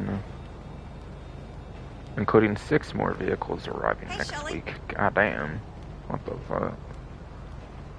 Yeah, 6 vehicles. I wouldn't actually be surprised if a lot of those are just those drift tuning ones I was kind of talking about earlier, though. Those would be kind of easy, low effort kind of ones. That would kind of make sense for a huge drop of 6. Given there's like 3 of them that are plus exclusive, given yes, there's currently 3 of them that are plus exclusives, I would not be surprised if the other 2 are like only a week exclusivity or something. So maybe those 2 might drop with the Suzume, which is already confirmed to be for the next event. Maybe. So it could be those 3 and maybe 3 other ones somehow still, like maybe a couple drift tuning ones or something. They don't do all of them at like once or something. They usually do release 3 at a time, I feel, for drifting, if going off of the last update, and kind of even the Bondar bounties as well. It was free to initially release, and then Vorshog Hammer, then the Vorshog Hammer came later, I believe. It's my ideas, maybe how to go about having 6 new vehicle releases, basically. Sounds good. I mean, if this is like a pretty kind of Rush DLC, like summer special at least. At least this one has Trivide, at least. It's kind of giving a little reminders of like summer special in the slightest to me. Where this maybe was just another extra kind of like filler update because of 16 delayed or something. Hence why no garage property and like not even new clothing to buy like at all in the clothing stores, even, which is unusual for even small content updates, or at least decently sized content updates. Again, I know there's ones like capture update, like fucking free mode events update that might have that. Like free mode events update 2015, for example, it might not have like clothing, but still. An update like this especially usually gets clothing that has vehicles, any vehicle update. That's not just a couple vehicles, usually gets clothing updates. So kind of unusual there.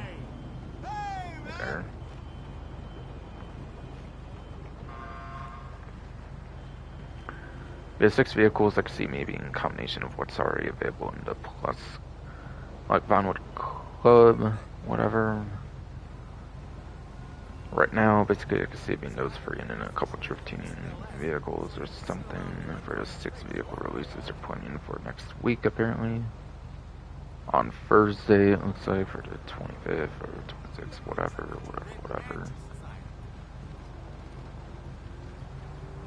Real talk.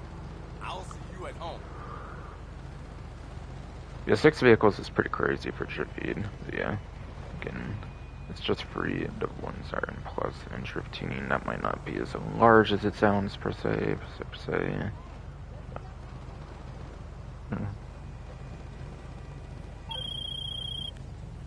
There's a random Simeon phone call, whatever.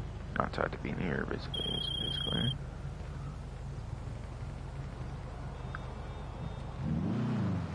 I do not, just make sure I'm not AFK like crazy again, or something.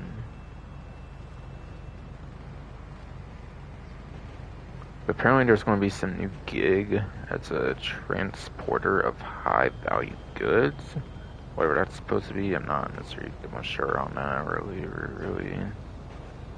And more. And last but not least, for this last paragraph, it is also contains some interesting stuff. Add all that to a jam-packed calendar with events in GJ Online commemorating Independence Day. I don't assume it to be anything that large, honestly, for Independence Day, especially knowing the Jerky vehicles, so probably just mostly going to be cosmetic-y stuff or something. Maybe there's some Independence Day clothing they're hiding behind the scenes, but at least on day 1, apparently there's like no buyable clothing on clothing stores, apparently. Which maybe could be kind of putting a drug wars situation where they add some clothing, like for Jerky, to purchase even. Crazy. So this one just doesn't have clothing on the launch of the game. For the DLC, really.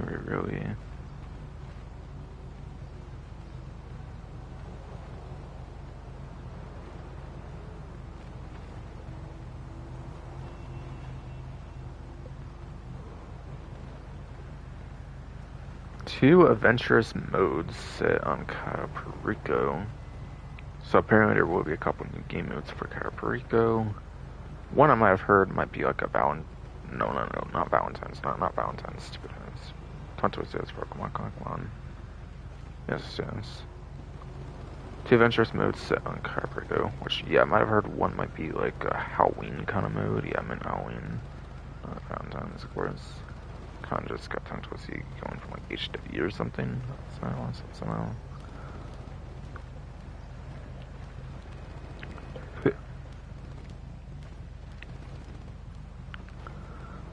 Yes. Apparently there's gonna be like some survival zombie kind of Cayo Perico mode. It's one of them at least, from what I hear. I don't know if I necessarily heard what another like other mode would be for Capricorn. So interesting. I do like a lot of Capricorn content, so I hope both modes end up being pretty fun. And hopefully one of them's not like super limited for like 1 week. Like Pat Get Lamar kind of basically was. Still wouldn't be surprised if it were, unfortunately. Like once for Halloween, obviously I get that one, but hopefully there's like a more traditional Capricorn mode. It's kind of a more permanent mode, I hope. For at least some time, at least, hopefully.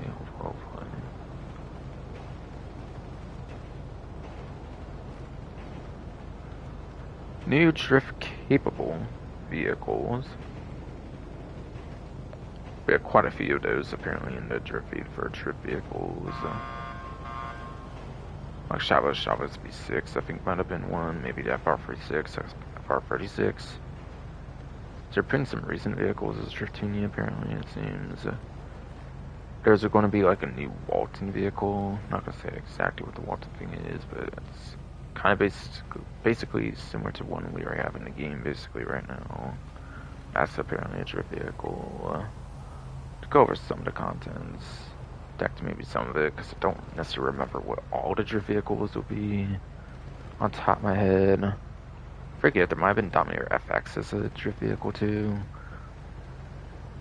But I don't necessarily remember what all of them are per se. If I remember right. It's like one or two I might have forgotten entirely at this point.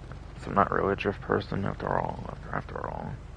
Since it's kind of meaningless when it comes to having no like engine upgrades, basically. Oh, and actually that reminds me, it actually might be a new off-road vehicle, contrary to what I said actually earlier, because of the certain Walton thing I mentioned. But that basic one is off-road, so very much there is actually probably going to be at least one new off-road vehicle released during the DLC. So I was kind of wrong when I was mentioning that earlier, when going over some discounts for off-road vehicles for like a couple ones like the Brick Crawler and the Night Shark, whatever. So my bad on that.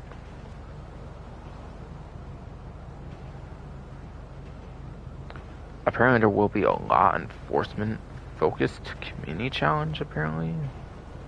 Interesting. Halloween celebrations. As expected, of course, because this will go to like supposedly the last update in general, like the winter update for 2025, obviously.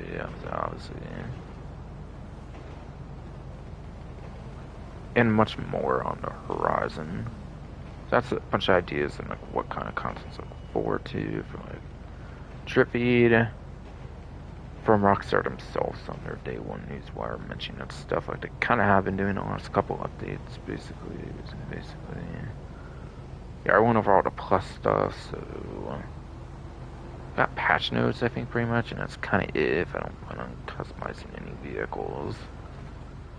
But hopefully I made it more clear, pretty clear, and obviously, yes, on the track record of how I've been doing streams lately, I do tend to do a separate business stream. That's more focused on that aspect and stuff.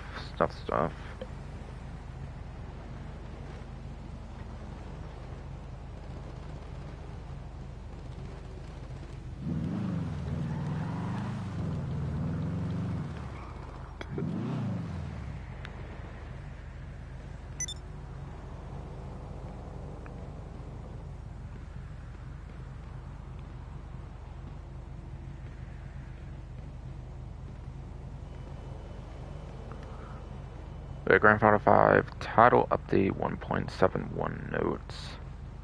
PS5/PS4/Xbox Series X/S/Xbox One /PC enhanced /legacy. Basically, all kind of like, or no. Sorry, I'm getting hella clusterfucked right now. All kind of in parentheses and in like brackets and shit, kind of a little bit. See, I'm going over the patch notes, basically. A new content.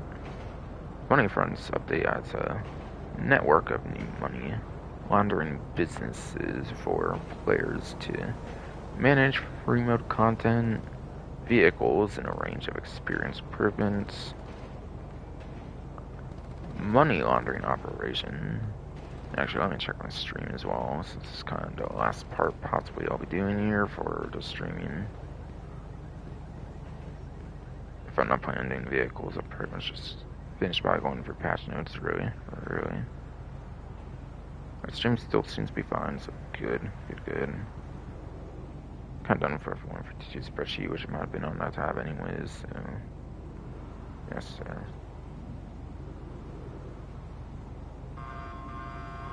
yeah, I did go over the new content in that paragraph, pretty sure.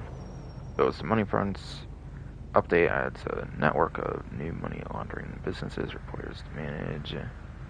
Remote content, vehicles, and a range of experience improvements.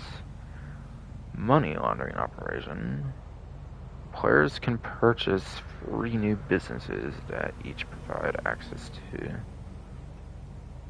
a range of new money laundering operations across Los Santos. Obviously, yeah, it's pretty much all known how crazy. Don't need to delve into that anymore.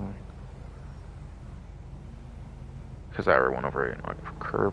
I did already basically, yes, go over it in the career progression. These include free mode money laundering work and missions for Mr. Faber, whatever. Money laundering business owners can launch money laundering work from either a computer or by phoning RAF, whatever. New contact in free mode. Okay. Just got 55k. Okay. Money laundering. Business owners can launch money laundering work from either a computer. Oh, whoops, my bad. I said that already. Kinda lost my place there, my bad. From either a computer or by phone. RAF, whatever, new contact. In free mode.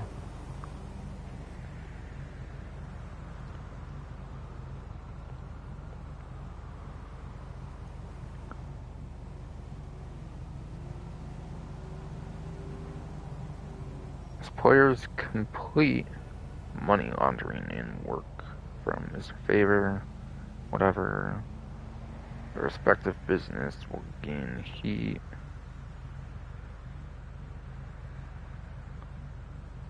That can be cleared by completing legitimate business work.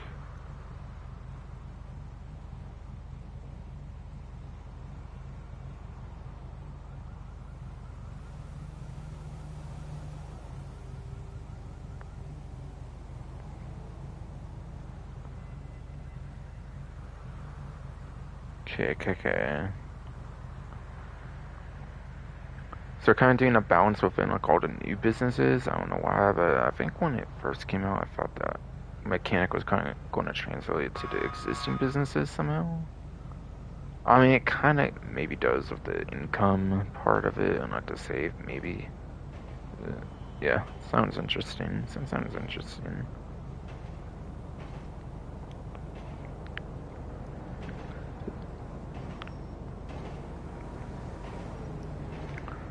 This update will come with new awards and career progress challenges, which I've already covered those pretty much already extensively.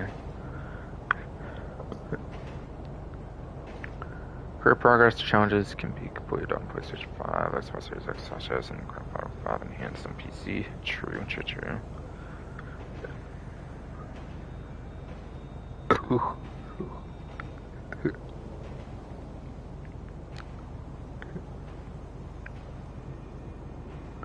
Hands-on car wash. The central hub of the new money laundering operation.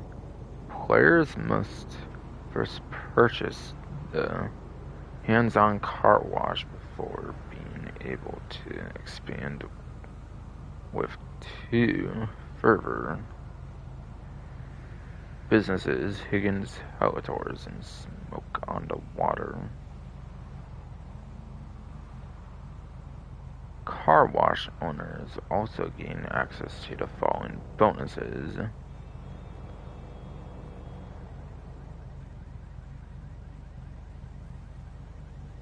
Yeah, it seems that first thing image for hands-on car wash is pretty obvious stuff already, basically. Reading off the patch notes.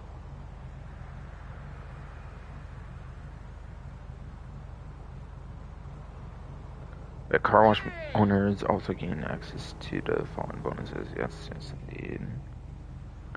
A safe that gains passive income over time, increasing with the number of different businesses.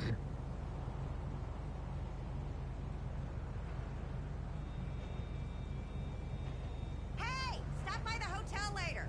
I know. A player owns. This includes businesses previously added to GTA Online. Yes, indeed. Otherwise, there'd be like nothing there, basically. Come on, Cockster, y'all didn't have to necessarily specify that too much. Surely. Unless the player base is not fucking dumb, but whatever.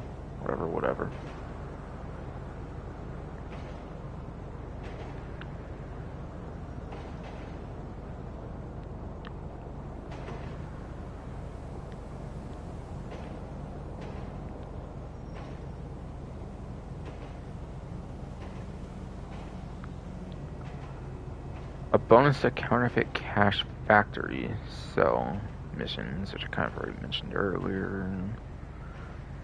Apparently it's a 35% or something like that, I believe. Increase if I haven't said already, by the way. But 35% for that. Washing personal vehicles at the hands-on car wash is now free. Damn. That's big, isn't it? No, it's sarcastic, obviously. That's obviously. Should have probably costed anything before. Kind of want to see actually how I'm reading it. I'm curious how much did it cost actually before. Surely it costed like dirt cheap, fucking nothing, basically. Surely.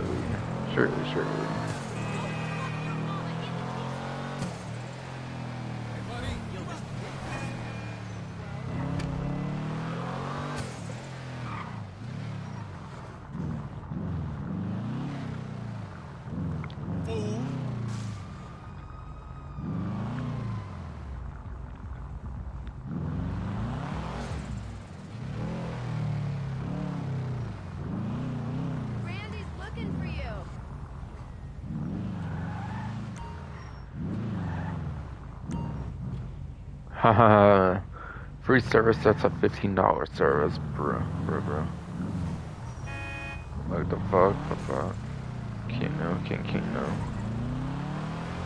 Let Robert do that if I ever cared, then fucking, like, what's it called? Then actually buy into the service if I ever cared. Not to ever buy any car washes, of course. Might actually use it, of course, after doing it, but whatever. I don't know necessarily what point I'm trying to make, but yeah. Yes, it does. Makes sense. Car washes would be free when you buy at a business, so no doubt. Not that anybody probably asks for that, but still. Huh.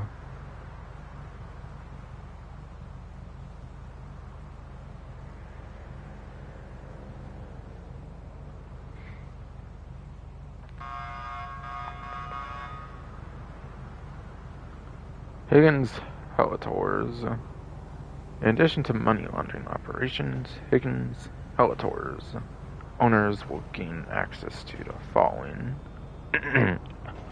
bonuses.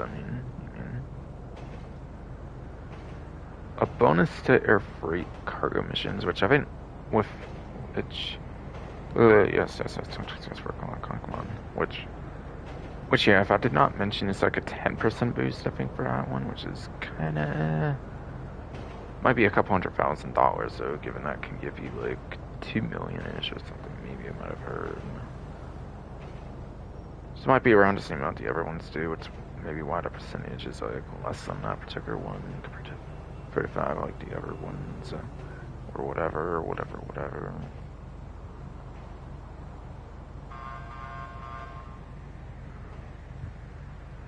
And then finally, for Higgins Outdoors, ability to spawn owned, ability yes to spawn owned helicopters at the business, including a new Higgins Maverick, which is included as part of the business purchase. Okay. Interesting. It might literally just be day one Maverick, but with a livery on it, or maybe some GT4 style Maverick. Maybe it's some of the same Maverick as GT4, and it's based on something a little different or something. Not really too sure, honestly.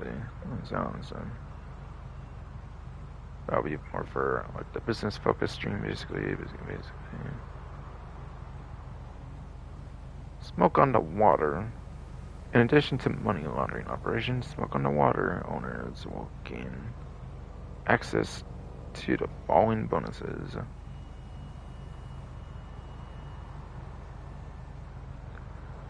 A bonus to wheat farm sell missions, which again, 35%.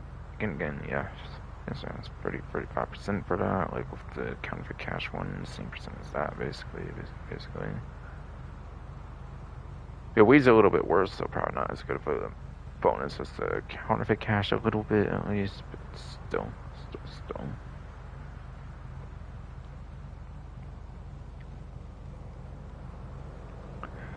A daily weed package collectible that can be gathered for cash and RP, apparently.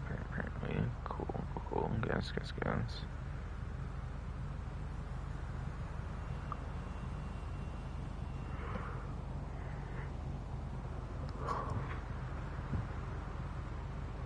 By the way, for those wondering, apparently those bonuses do not apply to nightclub ones. It only applies for like the MC ones, apparently. Also does not apply for the street dealers, I've heard. So those bonuses apparently just apply for the straight up biker business. And it will not apply at all for your nightclub sales, which is pretty unfortunate, but maybe kind of see why they did that, maybe.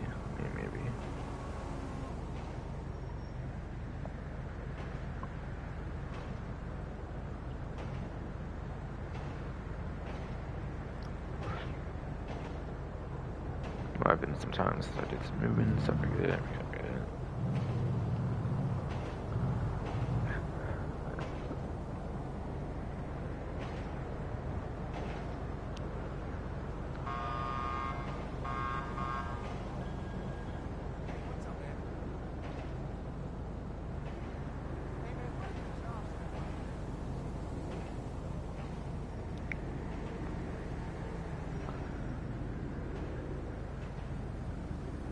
And then Quickie Farm Medical Career. Is that one on the map that you can do even without buying into it, basically. What I could, I guess, do on the stream if I wanted to, but I'll probably save it more for the business stream since it kind of just work better for that. No. Yes, just as Quickie Farm Medical Career. Players can launch a near repeatable job in Los Santos, delivering medical supplies as fast as they can to earn cash and RP, apparently. This cannot be accessed when part of an organization or motorcycle club, so have to be like a white blip like myself here. It cannot be a colored blip, basically.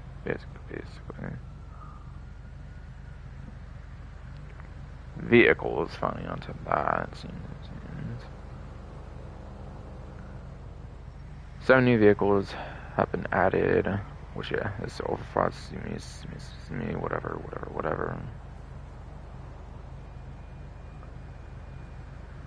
Fall details are mentioned on that. Dispatch a Rapid GT. X for sports. Oh, hello. Karin Woodlander. SUV. That has HSW upgrade for PlayStation 5, S5 Series X/S. And PC hands, basically, as I've already shown, basically, for the one vehicle I have shown. Since again, I'm not really sure I want to go about like vehicles I have, just having get rid ones.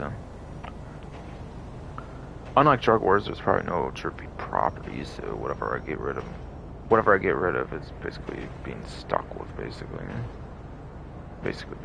So, okay.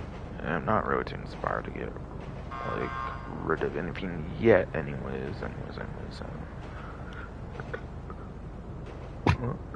Again, that's probably when I wait till the business stream at this rate then, and then...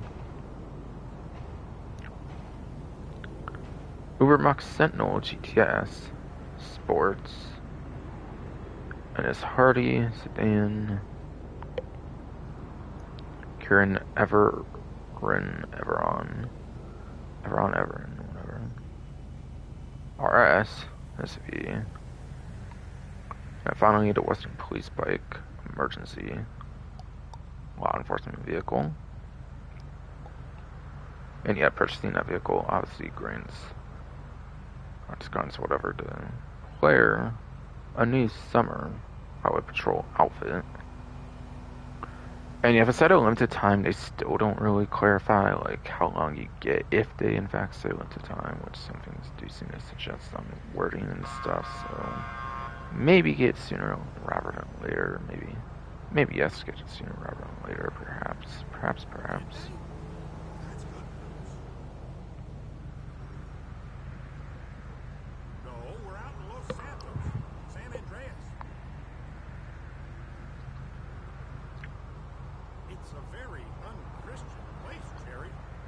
And I can finally go over the list of the lock-on jammer vehicles, which never got emailed to my character, which I don't know why that happened, but it did apparently.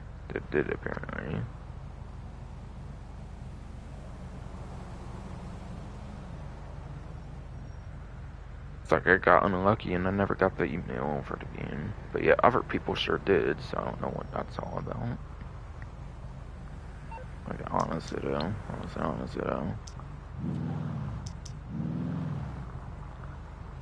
It's only a bunch of Vinewood clip stuff I've seen in towards board as usual for me.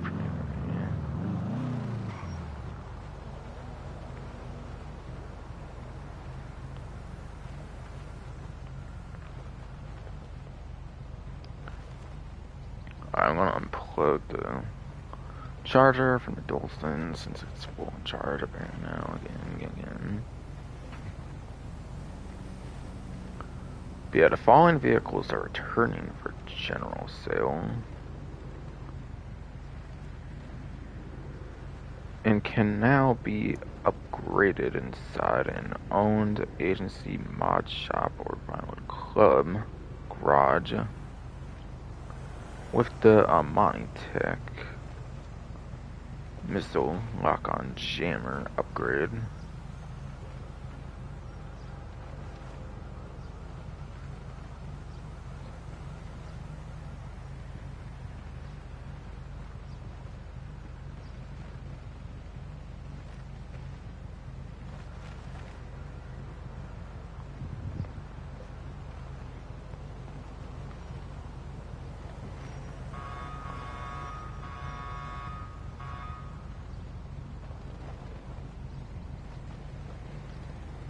I think I mentioned the whole paragraph, so I'll go for the ones that are now available again and show them on the website, so yes, as well.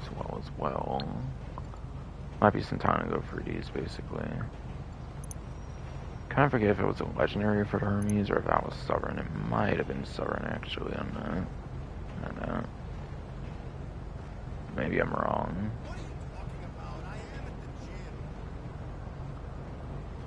Should be soon if I'm right though.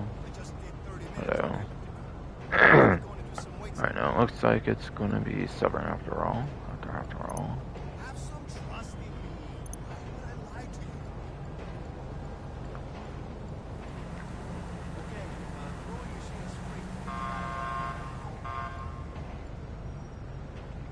But yes, yes, yes. Omni Hermes has returned with lock-on jammer. Very cool return vehicle for my Grand Theft Auto Vice City. Very cool. Very, very cool. I would have to imagine it probably appears in 6 as well, given all the crazy Vice City connections it has, and 3D Universe, of course.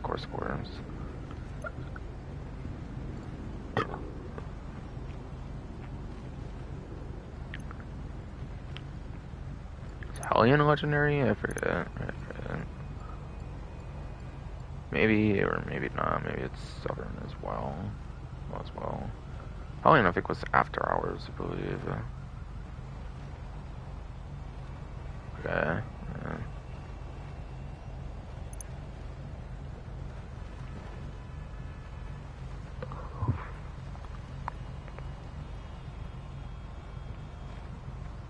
Well, must have been Southern. I didn't see it. 2-door, 4-door.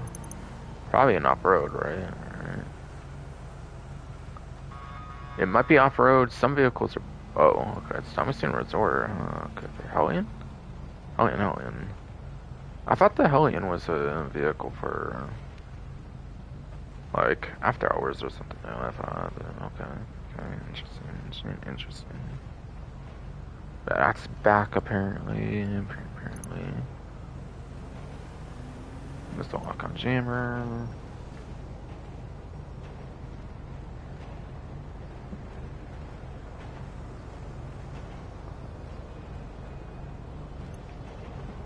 This one I think for sure is on a legendary since that's like an armored variant, basically.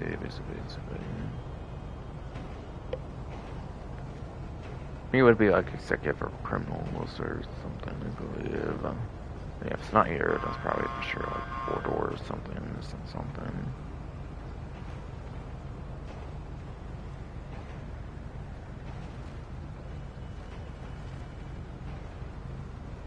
Alright, yeah, it's probably 4-door then.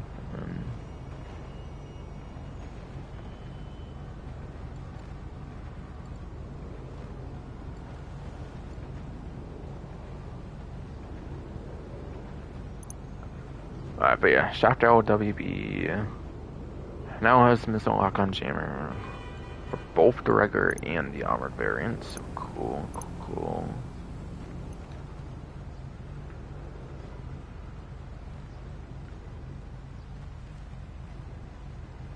Another one I believe should be a 4-door and a legendary as well. Finance Felony, I believe, for like that mid-2016 DLC. Should be in... oh yeah, yes, this one. XLS, as well as XLS Armored, apparently. Both actually have the access to missile lock-on jammer now. I don't know. Yeah, by the way, I know since a couple of these are CO vehicles, CO versions of them do not get that since they're not modified versions, basically, and they're stock. And yes, they're stock. From my understanding for why it works a certain way, basically.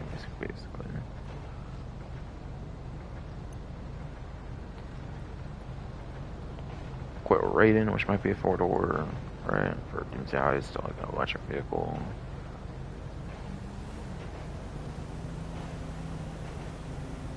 Alright, yes. Quit Raiden is right there. See.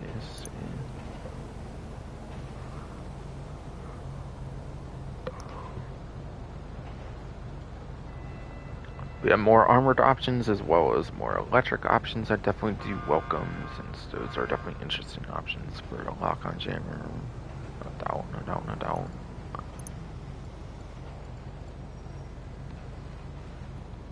It's probably Southern. It seems they're very opposite for motorcycles. The bottom as well. Yeah, Dinka Akuma apparently is back with missile lock-on jammer. It's okay. Hey, honey, how are you? Are we having your world-famous pork chops again tomorrow? Emperor ETR1 is up next. That should be 2-door kind of stunts, I believe.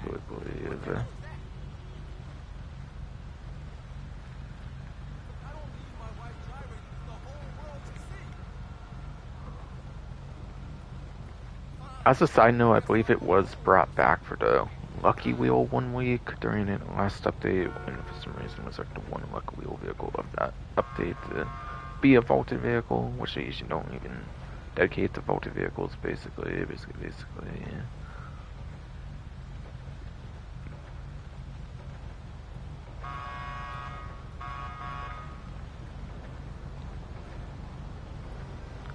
There's that N3 TR1 right there, yes indeed. This one's a lock-on jammer now, yes indeed. Livery on it doesn't matter for obviously this lock-on jammer. You just get one on a purchase of it or something.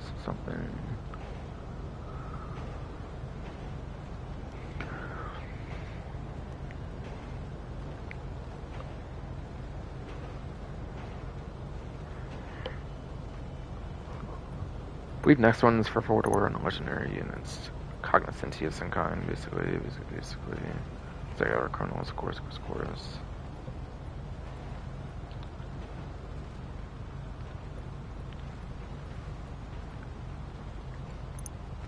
Yes, the basic Cognoscenti, of course, regular and armored versions as well.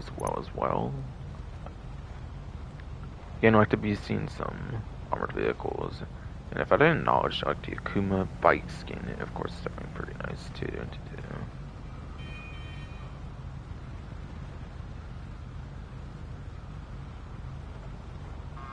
Call me at the place tonight.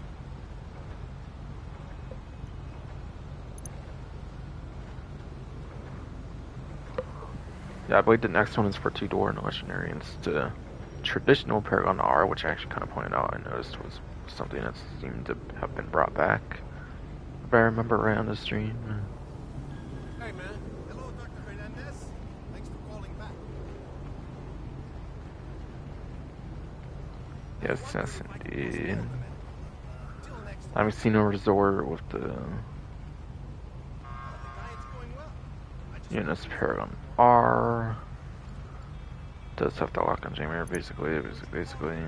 Now, sadly, this is not one that has the armored version with the lock-on jammer, as far as I've heard. And probably has something to do with the fact that it's not a website vehicle and it's just some Oxford Casino, like, story missions. Or I feel like it could have maybe done something with that to make it work out, but, like, they just didn't seem to want to be bothered with that or something. Even the armored version lock-on jammer too, because so sadly I don't think the armored one is a lock-on jammer. It would be as good as like the Cognoscenti, for example, or like around there anyways, so like, I don't know why they didn't do it. I don't know, it's difficult or they can't really do it if it's not on the website though, and it's only an Oxford Casino story missions for some completion now. Not sure.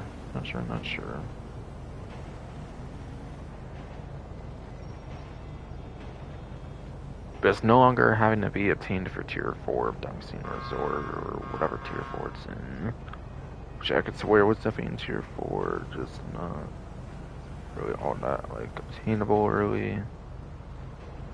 Unless you go for all the crazy amount of challenges to get it. Essentially.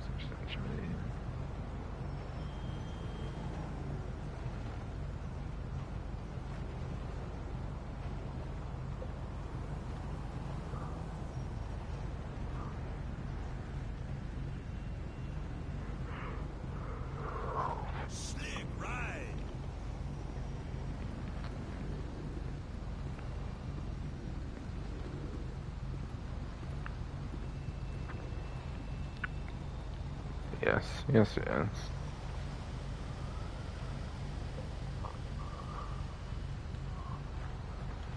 And Thoughty Visitors apparently has it now, which is a sports classic for Doomsday Eyes, pretty sure. Also one that has front machine guns on it as well, so I'm happy to be seeing that. Pretty good for top speed as well, actually, if I recall it right. Actually. Or at least it used to be. I don't know if it got overshadowed by other options, like maybe like the C-Type probably for sure did, but whatever. Definitely does fill some interesting case scenarios, I feel.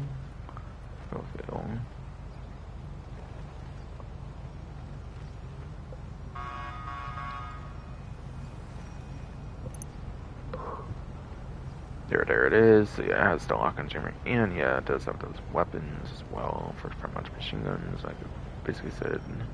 It's basically said. So it has a couple interesting things going. So yes, it has a couple interesting things going for it, basically. I'm taking the bills. I'm walking upstairs. What the fuck do you want from me? People in glass houses shouldn't throw stones.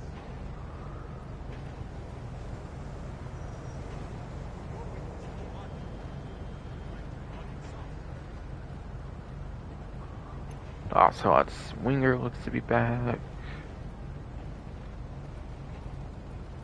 Which, yeah, I kind of noticed that one it was there, and I kind of remembered it wasn't available when I was going for earlier and stuff, so. Yeah, I thought swinger. Missile lock on jammer available. Okay. Awesome.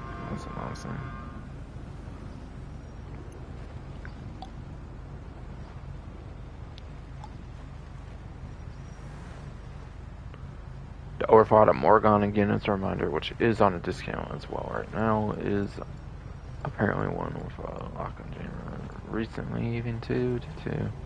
Which I already basically brought up like crazy on that, so no need to really click onto the page for it, obviously then.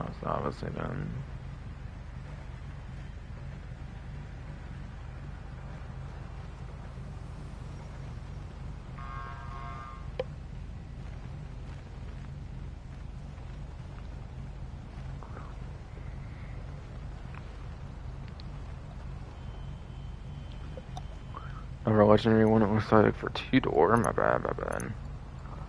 It's a Torero, which might be 2017, like, special vehicle circuit, Kingston special vehicle circuit, whatever. Yeah, something like that, I think. Hello, Dr. Hernandez. Thanks for calling back.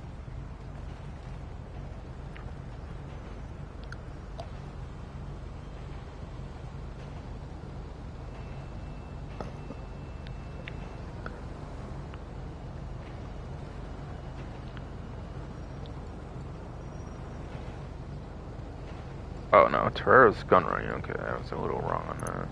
Yes.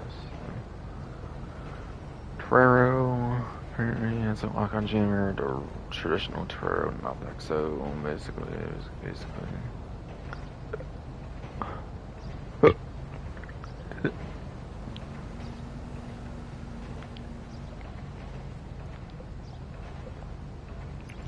PFS rate 11 looks to be back with lock on jammer, which would have been finance felony, mid 2016 basically.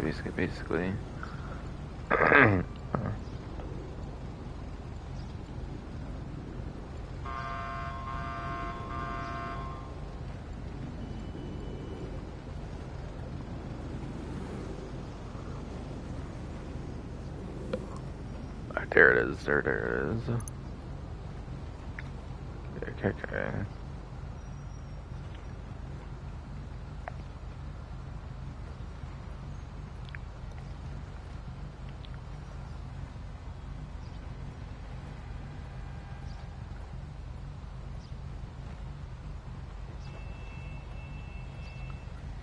PFS or comment.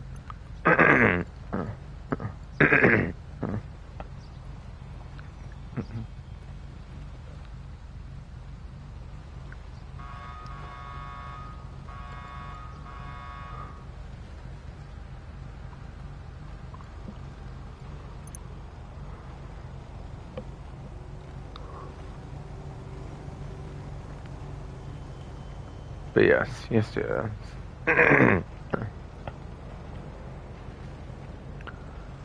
PFS or comment's been brought back, which also makes the Benny's website complete once more, basically.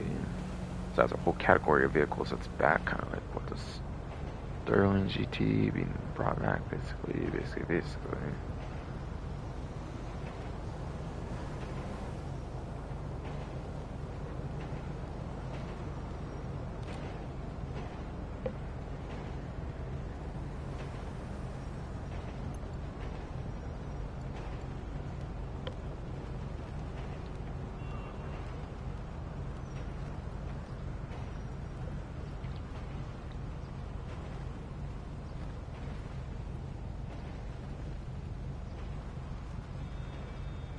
But yeah, I'm not sure what that means for a retro custom, by the way, for the common retro custom, if that also gets one in because of the vehicle. Yeah, it doesn't mention the common retro custom, but HSW vehicles, for example, has the lock-on jammer for both traditional and HSW, and actual HSW, so hard to say really. Just tell me the time and place. I got your back, man.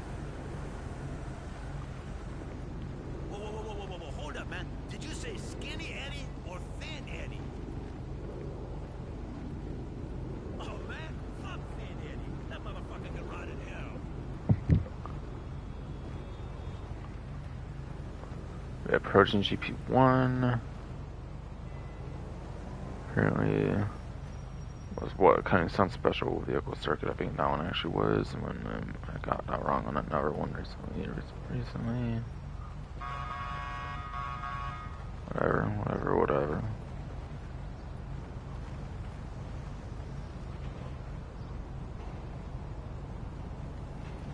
Yes, indeed.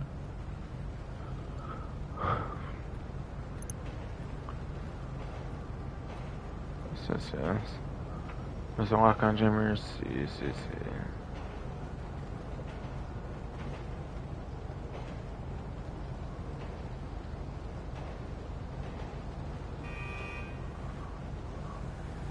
Protein Tyrus also looks to be back.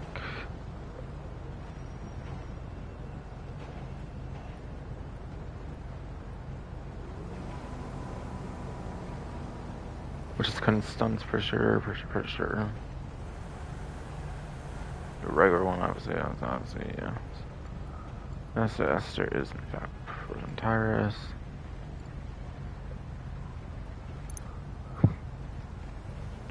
Lock-on jammer, basically.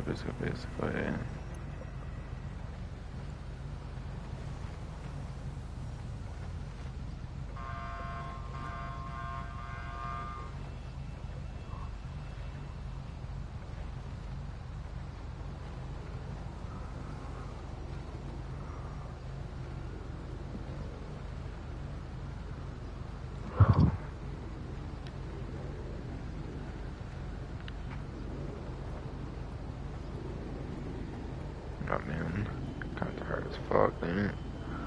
Anymore. Doing for like 17 hours, maybe now. Actually. But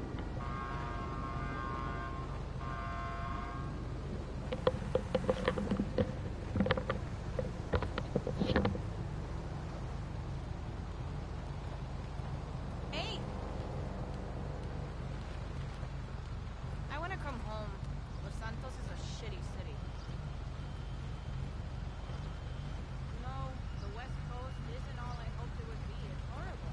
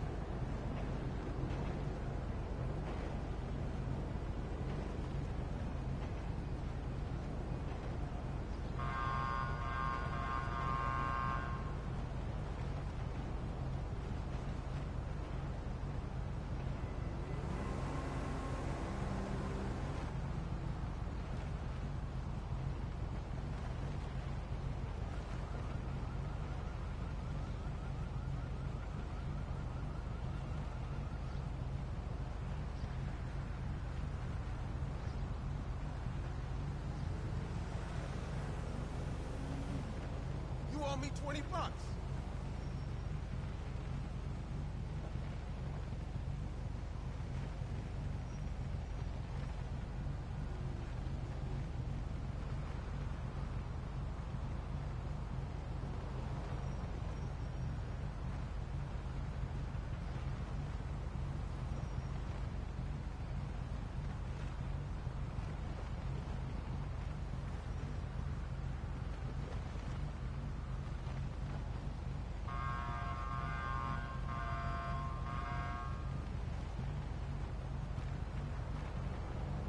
Hi, honey.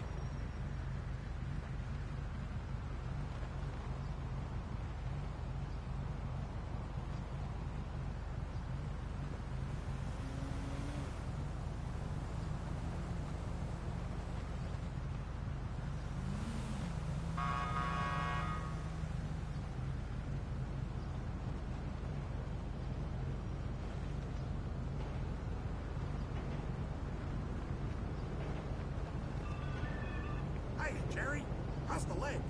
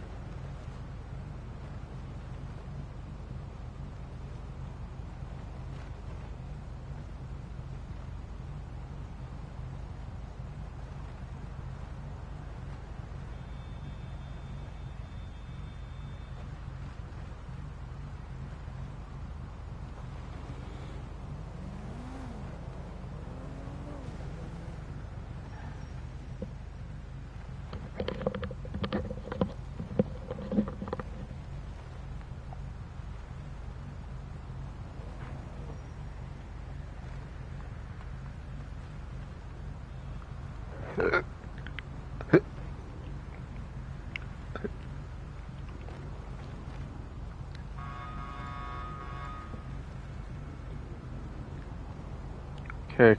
Sorry about all that shit. Being tired as fuck right now, but yeah.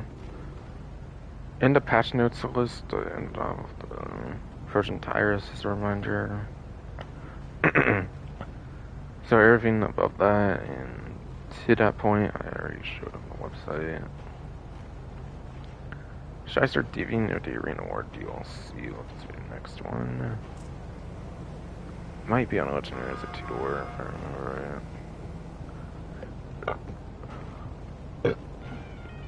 Hi, honey. Right.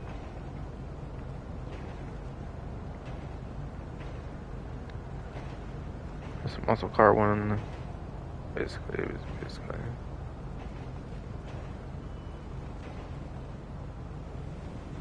Yeah, it's just deviant.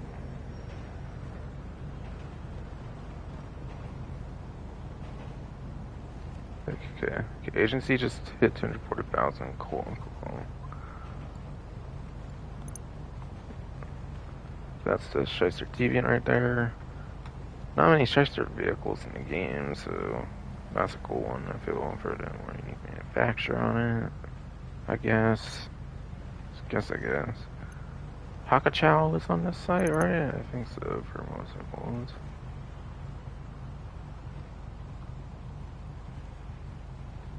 Alright, well the drag is, but I guess it looks like the regular Hakachow is Sovereign instead, okay.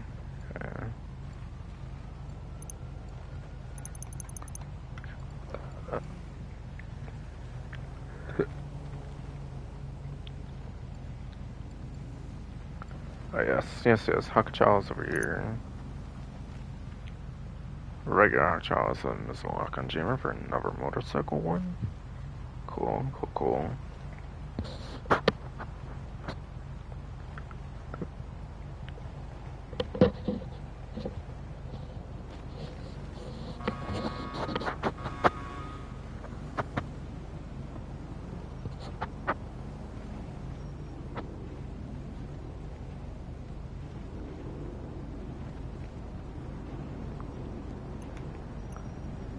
Another one that's like Doomsday Heist, but with like front-mounted machine guns on it. I believe it's a 4-door sports car one as well.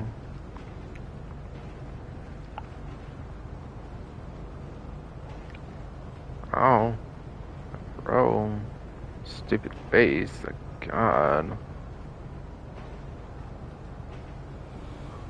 I'm like a zit or something that I accidentally scratched on my bed and shit. Fuck. Tired of shit anymore. Or anymore.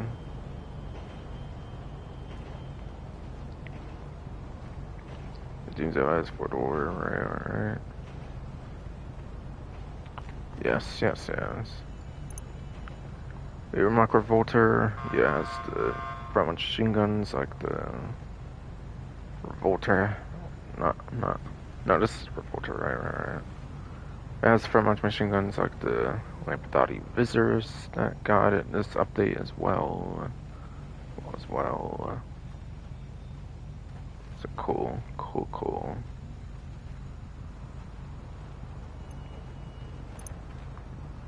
I see one supercar for electric motorsport. Never teams a heist vehicle right there, I believe that's getting the lock on German treatment. Cool.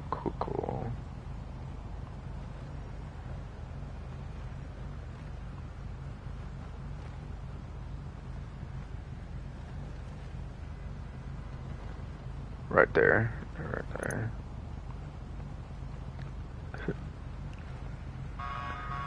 Okay. Sovereign with the Zion Sound Classic. Actually on discount, and I already covered it, so I'm not going to click on it. Just like I didn't with the Morgan again, because I already clicked on it earlier, of course, to show it. Basically, it was pretty in depth. Death.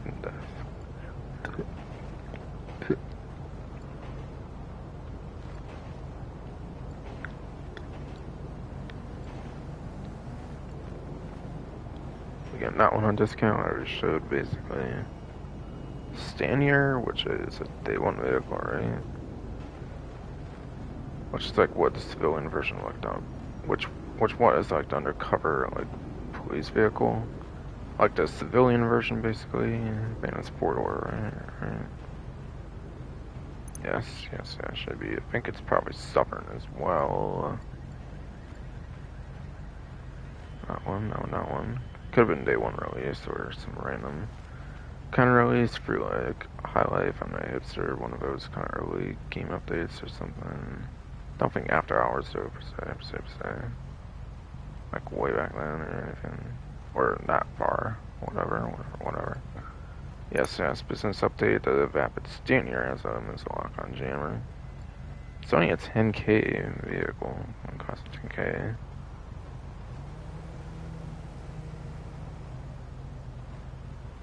I do believe it's basically the undercover police car, but the civilian version.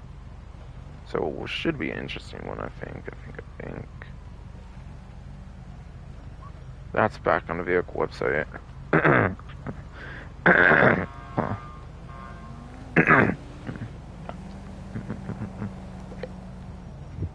Yes. That is actually the final one that was brought back from the vehicle website. So how many vehicles? Probably around the same amount as the other one, like the previous update that brought back vehicles, honestly.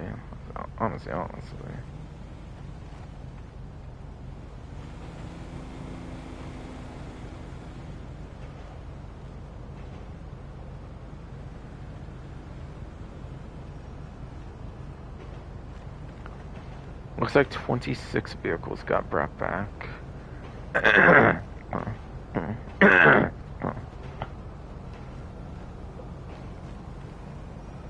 Looks like yes, 26 vehicles got brought back. Apparently to the vehicle website. In addition, the following vehicles can also now be upgraded inside an owned agency mod shop or Vinewood Club Garage with the Amani Tech missile lock-on jammer upgrade.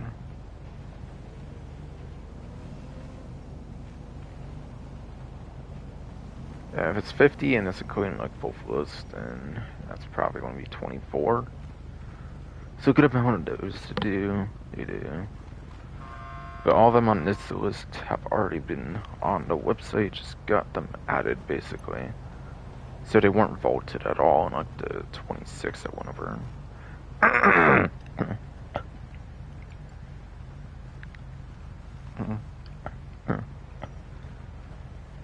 Yes. Weren't vaulted like the 26 that went over to previously for any of these ones that go through. So 4-door legendary should be the Albany Vista apparently.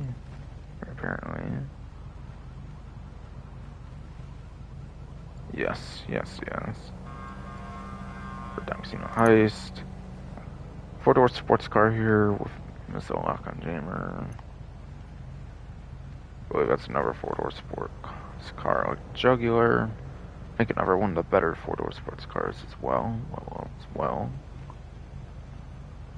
Couple tuners after that apparently. Yeah, that makes sense. Tuners were never really vaulted like at all basically. At all basically. Yeah, it's your obviously because most all but like 1 to 2 all but 1 to 2 assuming the one vehicle basically fucking like that new vehicle is in fact a tuner subclass in a taxi work vehicle. I think like I mentioned earlier for the Hardy might be a second 4-door tuner now apparently in the game. Apparently, yeah. Pretty much all those for the most part are 2-door opposite.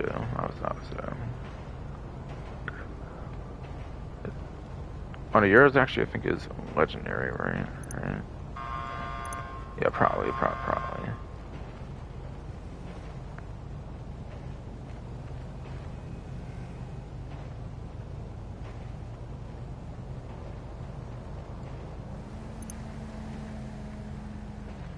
yes.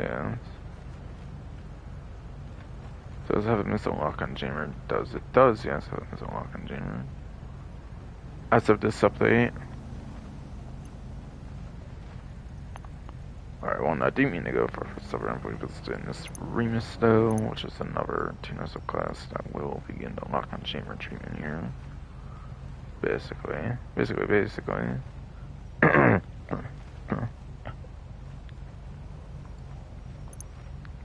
Yes.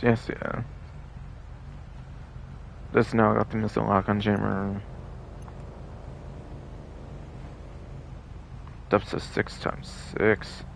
That's on war stock for some reason. Alright, I think it might be. Might be one of the earlier civilian vehicles that made the war stock for some reason.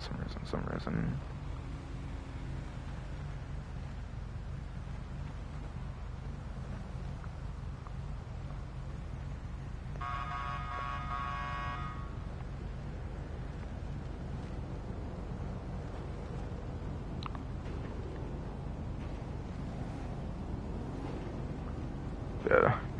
Around that hipster update, the only one that's part of a DLC for the bottom latest stock section or whatever.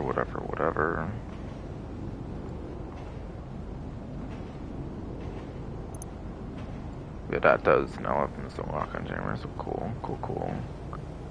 And as a reminder, it used to be rank locked, but you can always get it rank 1 now. That's later on in the game, so any player can get that pretty much nowadays. See, another Warstock one up next, apparently.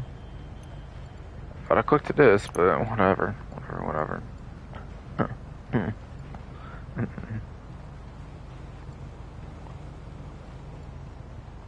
There's some more police vehicles got it, apparently with the Dorado Cruiser being one of them that just now got it, apparently with this update.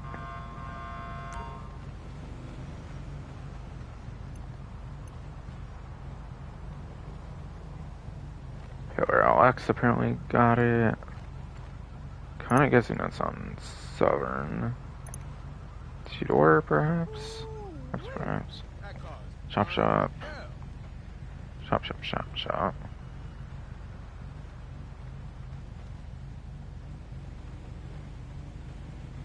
Alright, and that's probably in four-door then. Alright.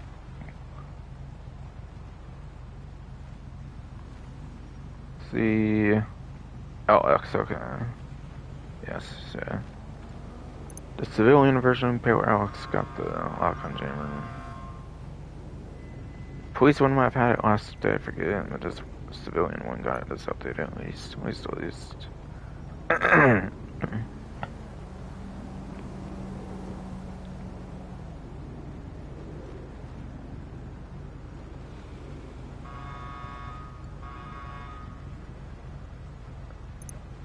One of those like armored kind of vehicles again, like a four-door one on legendary, like executive criminals of the Baller LELWB armored apparently is lock-on jammer. No.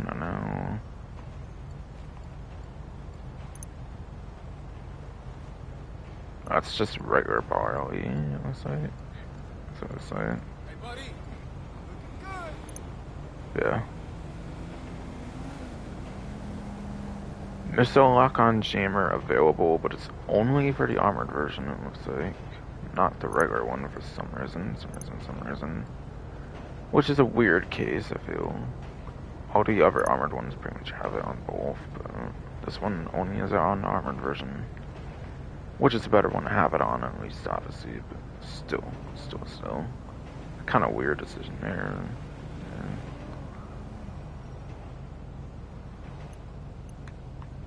Southern.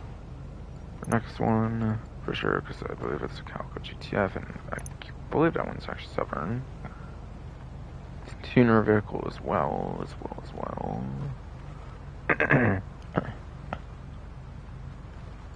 Yes.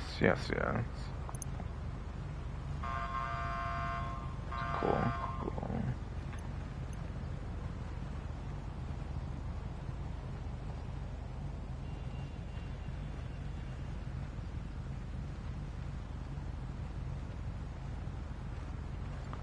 Legendary, I believe, is the next one, and I don't know, the armored one is actually on Southern, so actually might be on Southern actually for 4-door. That would be the Karin Kuruma, the normal one only, not the armored one. Armored one does not get it, fortunately, but yeah. Traditional Kuruma does have the lock-on jammer, but yeah, it's just this one, not the armored one, sadly. Which is a little crazy to me, since it just easily is. If we get any sort of hit on it with an explosive, it's just dead anyways. So I don't know why just the regular crewman gets it, not the armored one, but then whatever. Whatever.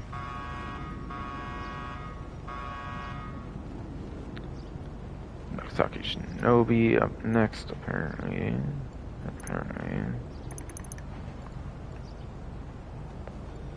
Contract DLC here. Yeah, as a missile lock-on jammer now. Okay.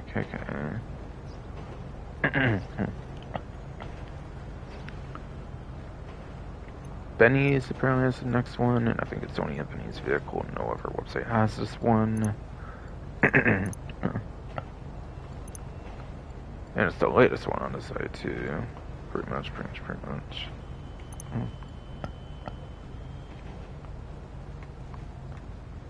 Yeah, missile lock-on jammer for the A10F, and it does mention a wide body as well. Which makes me wonder, does the Retro Custom even have a lock-on jammer then? Since they've mentioned both the custom example and otherwise, like the stock one obviously for this one. But they don't do that for the Comet Retro Custom, so I kind of assume it doesn't have it then. I guess.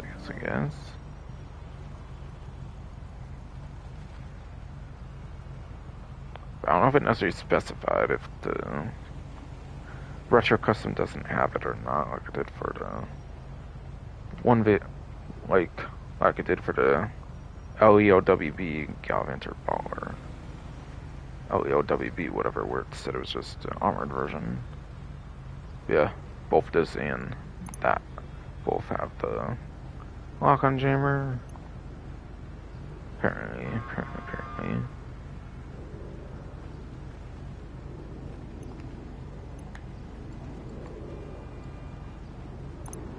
Jugular 4-door sports car that has the missile lock-on jammer to it, basically. Did I cover that for like something? Yeah, I covered this, I'm pretty sure, actually, as a prize ride, right? So yeah, it wasn't podium, it was actually 21, so this had to be the prize ride then in that case. In case I didn't, it's showing that, basically.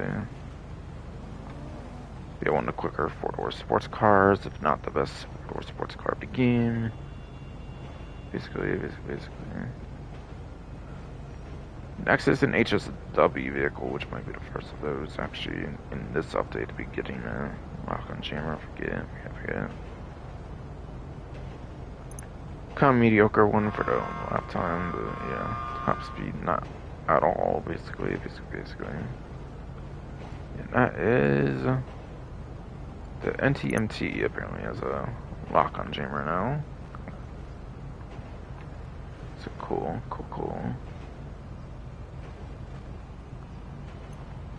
Current Enterprises DLC, I think, is the next one, or DLC of the next vehicle to go over.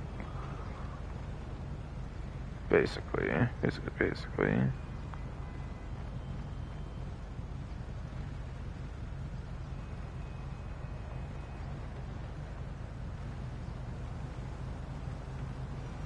What, 10F's also on the website here, or I forgot this one's actually on multiple websites, not just Benny's. Okay. But it's a Toyota XO Colonel Enterprises DLC that has lock-on jammer for the next vehicle on the list. Pretty good supercar there. Best top speed, that's not HSW if I remember right, actually, so that's a pretty interesting one.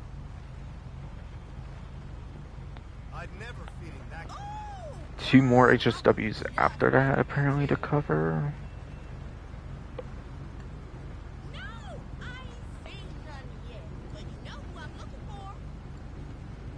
the NTMT apparently be another HSW option. Or wait, no, I mentioned NTMT, right? Devastate, I think I meant to say actually. Actually, yeah, that's my bad. My bad. Given that was the one that was it after that?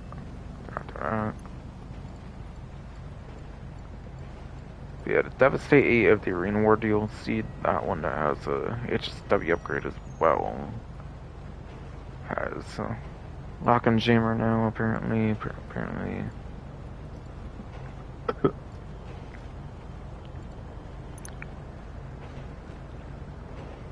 That's another HSW one with a Lock on Jammer.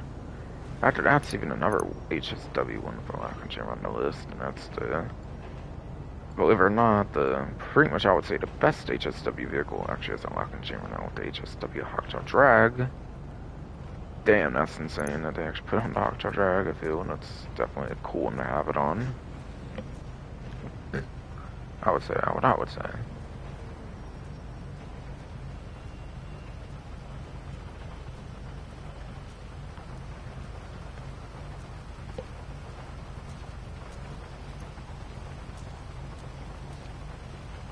Might be on Southern, I think, for this next one, I believe.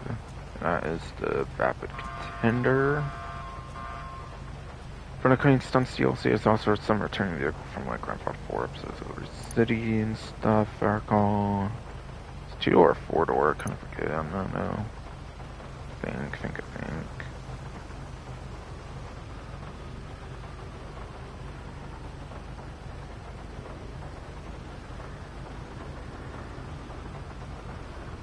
It must be 4-door, it seems, because I'm not seeing it there.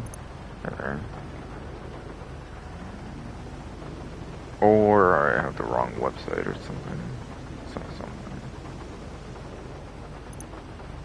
Might be off-roady. Is it off-road though? I think it's an SUV class, so I think it is SUV class though, but maybe it's someone off-road for some reason. Oh. Maybe it's a luxury someone. Okay, yeah, apparently it's in the luxury section for the Vapid Contender. Yeah, that now is a missile lock on Jammer, apparently.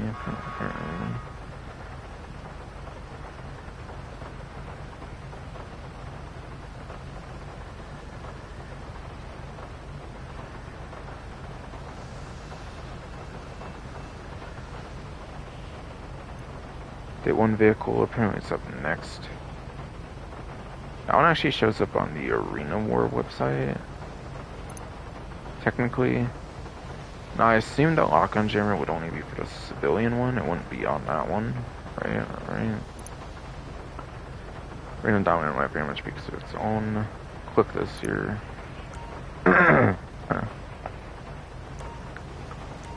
They don't actually mention it at all on the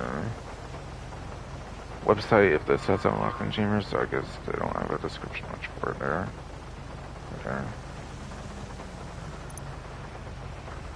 I'm going to kind of sadly assume the Arena, like, Dominator sadly will not have the lock on Jammer. Would be interesting one to have it though, if it meant that somehow though. So, probably want to check on it here, I guess, just in case. Plus even proof it has a lock on Jammer. Yes, indeed.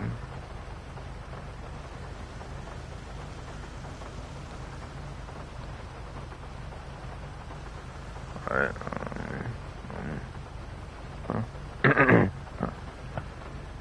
sorry, it's not here? What? Oh, wait, no, it is here, okay. I just didn't realize, I guess. It's an Arena discount, right? Yes. Yeah, it does have a lock on Jammer as it puts there. Should be able to buy it on the Arena. That's the stock one and still have it as a, like, missile lock on Jammer, I'm sure. Just if you upgrade, I'm sure you might lose the lock on Jammer, sadly. So I assume that will probably be the same case for the Comet Retro Custom then, sadly, since that wasn't mentioned. Really? Really?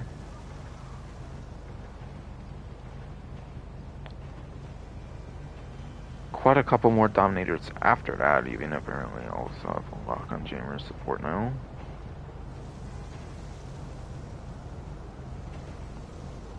Looks like the tuner ones have that now, basically. The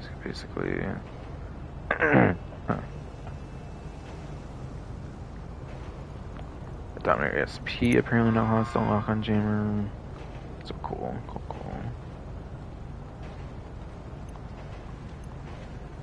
So that's the FX Interceptor, which I believe is war stock.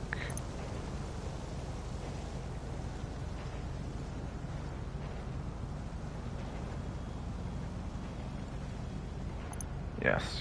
Apparent Dominator FX Interceptor. Now it's the missile lock-on jammer. Police vehicle. You would not believe how many celebrities I'm walking upstairs. What the fuck do you want from me? The other tuner one. Looks like it's the next one on the list. Two-door, obviously, around the ASP or whatever. Yeah, GTT apparently has some lock-on jammer as well.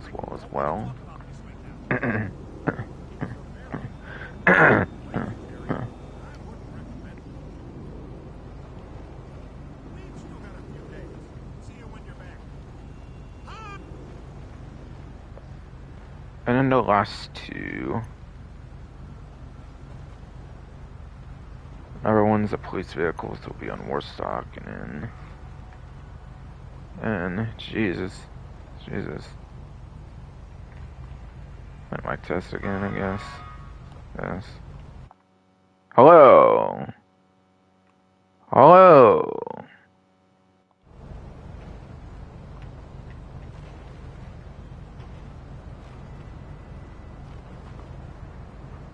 That's all but two of those on Atlas now, basically.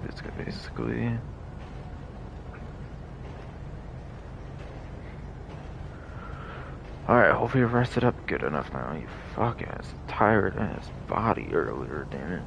Fuck though.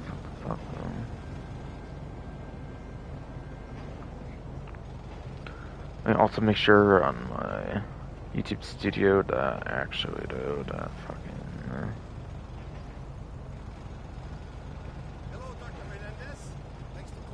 like I do have 11 hours 50ish minutes I think up to record and not have as the last media basically.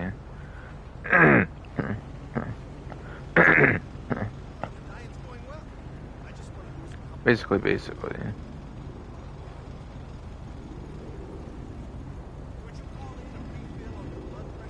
Yeah, but 11 hour 40ish minute ones apparently.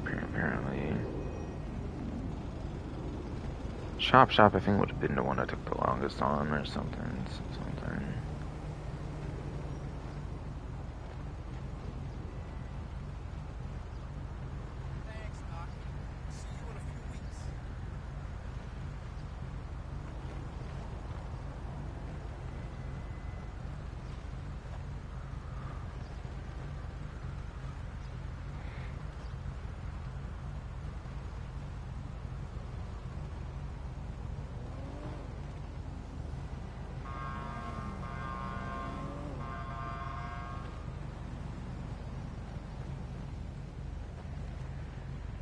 Alright, yeah. Have like 11 hours, 50ish minutes up to, I think, to record. So I remembered, basically. Yeah, Warstock, last of the police vehicles that seemed to got the lock-on jammer support. I think it was one of the original ones in Chop Shop. Yes. Unmarked cruiser apparently now has it. So cool. Not sure if all the police vehicles have it yet or not as of this update now, but whatever. And the last one's another motorcycle on Legendary, and it's the big one for top speed even more so than the Drag in some cases even if not all top speed cases even. According to roughly 152's vehicle spreadsheet, that is the Western River. Apparently that's the last of the vehicles I have to go for here. That has a missile lock and jammer now as of this update.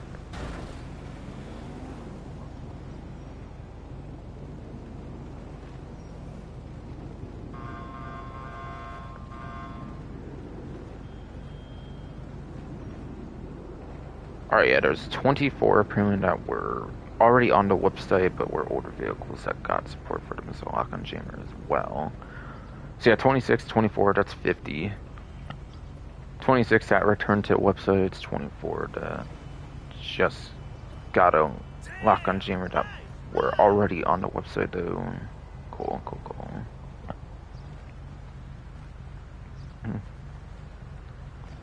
But yes.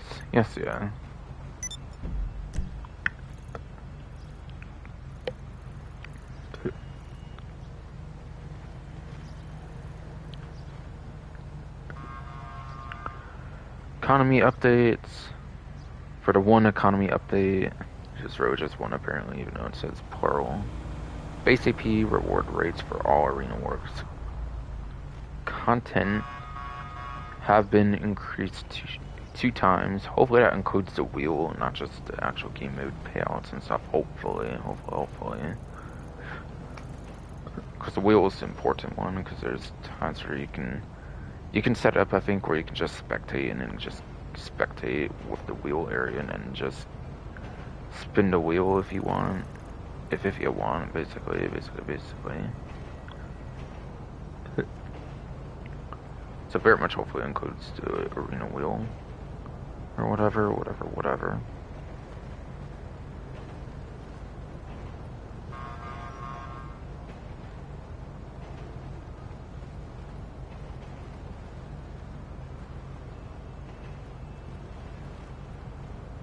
Our experience improvements. Several experience improvements have been made to GTA Online as part of this update. Come on, Ron.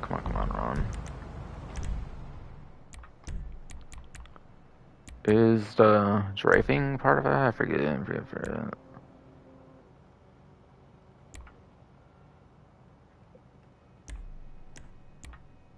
Yeah, basically, complete the VIP contract as Dr. Drafing, I'm pretty sure, so...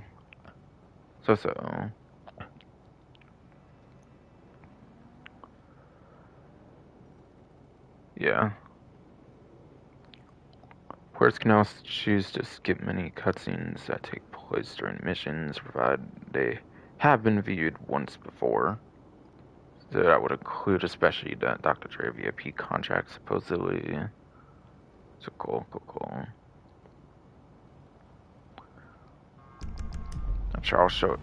Not sure I'll manage to show this one off, but still.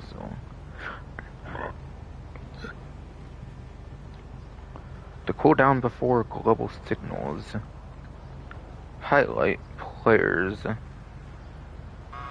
on cell missions has been increased to 60 seconds for all affected businesses, so sometimes it tends to be like 10 seconds.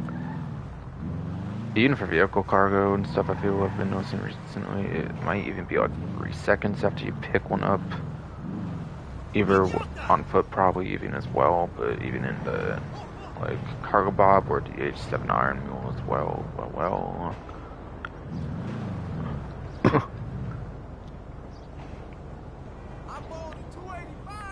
Sadly, it just says cell missions, doesn't really say when you like pick things up for like a source mission. Source missions might be unaffected by that, it might just be the cell missions, sadly.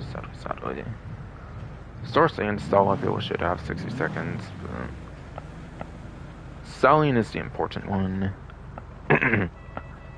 Selling is the important one, I guess. Then again, CO crates you have to pay for and stuff. I feel they really should have bought it for source missions, which you don't really suggest they do on the wording there, sadly.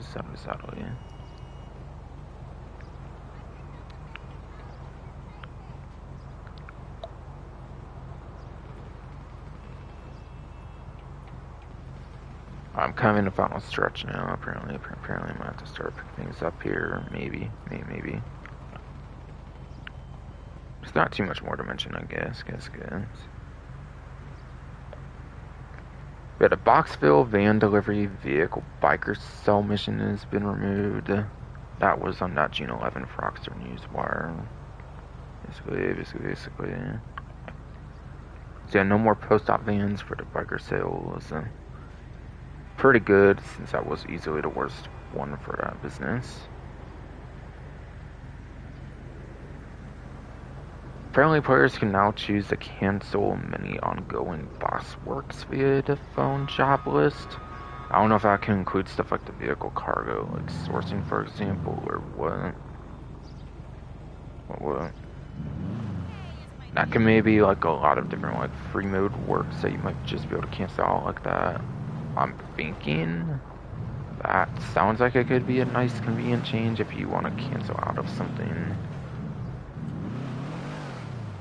I don't know if lots of people do cancel stuff for the phone job list usually, but it is a feature regardless. It is a feature regardless, I think, for like contact missions, so maybe it's the same kind of thing for contact missions where you can exit out of it or something.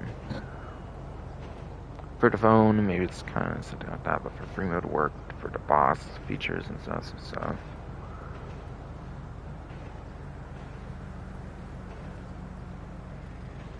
Ammunition used during survivals will now be restocked when players return to free mode, apparently. I watched Gilly Master's video. He said it was apparently for, like, after you beat survivals, it seems, as well. Which may pretty much be proof, apparently. As my DualSense wireless controller battery runs low again, apparently. Yes. I watched Gilly Master's video. He claimed it was apparently even if you like win the survival. I thought it might only be if you lose a survival, but apparently it's if you win the survival as well. That's definitely a nice change. Basically. Because usually on survivals you'd have to like spend on the ammo you of course just used for the survival. So then replenishing ammo, like, with the survival, even if you win it and stuff, means you could basically just use your winnings towards, like, other stuff and not just the ammo you just use, basically. Since obviously they didn't want to necessarily, like, hella boost the payouts even further on the survival, it was just to alleviate it, kinda.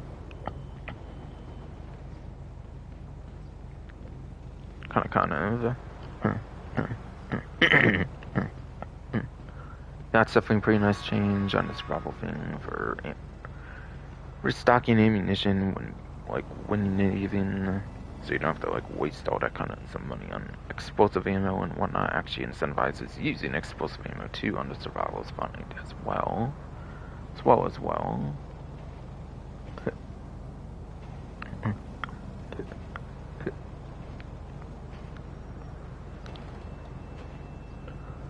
I want to see if I can show this one off actually, because it's a pretty huge one, pretty huge one.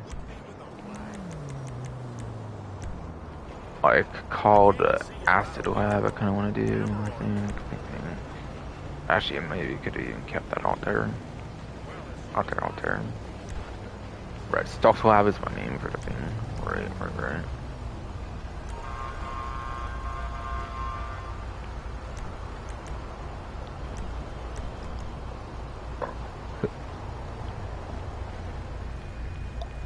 I think I have EMP on this one, right? I think I do.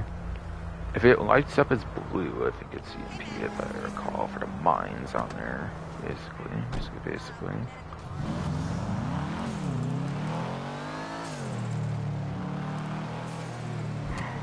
Because I think this will be kind of one of the only ways I can show it off as a solo player. For what I'm about to show off, basically.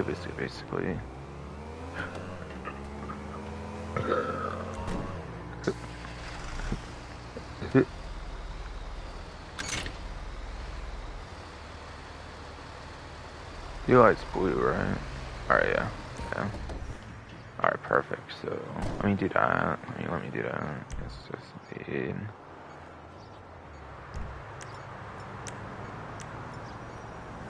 Saving on homing launcher? What the hell? Oh, whatever though. If I go into manage vehicles, Remote control vehicles. RC Bandito, RC Tank.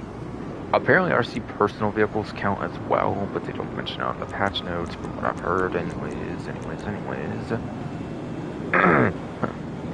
Doesn't really matter to me which one I use.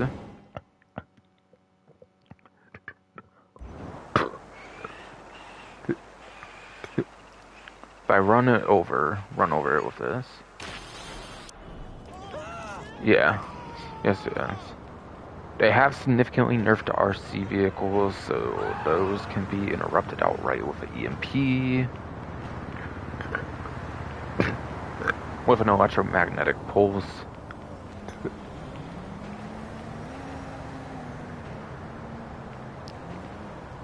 So RC Bandito and Vapor Persuade Tank. Supposedly, even though we don't have any patch notes again, any RC personal vehicle will also be interrupted outright with an EMP mine or the EMP launcher as well. So it's an indirect buff as well to the compact EMP launcher, which is cool. So that is definitely going to be a welcome change for nerfing the RC vehicles so they can't be spammed as easily.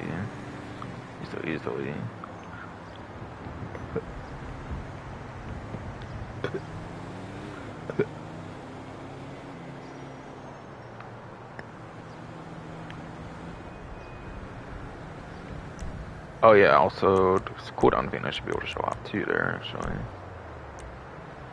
But yeah, 5 minutes.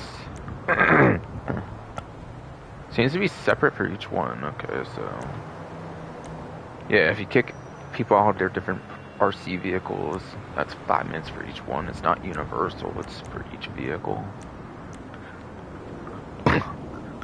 So like I could still use the RC tank,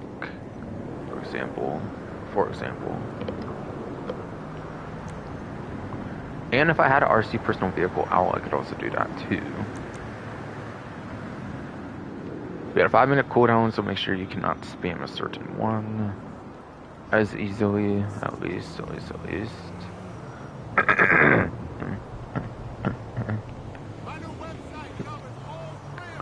Probably not going to entirely fix the problem since it's separate for each one, but yes. Sure will help it regardless, I would say. I think it will definitely help at least some way, shape, or form. Hey, yo! I'm over here! Hello? And yeah, Nano Drone already had a 5 minute cooldown, so it goes in line with that as well. They do bring up on the patch notes. Patch notes. Yes, indeed.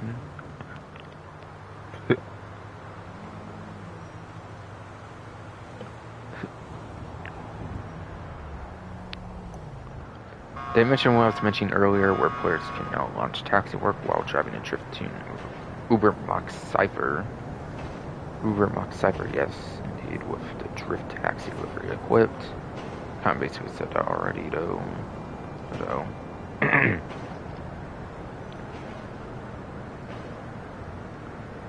If hosting a Rockstar created race, which I don't know if I'm going to go out the way to show it. But yeah, players can now choose from the following options when hosting a Rockstar created race. Ghost until first checkpoint.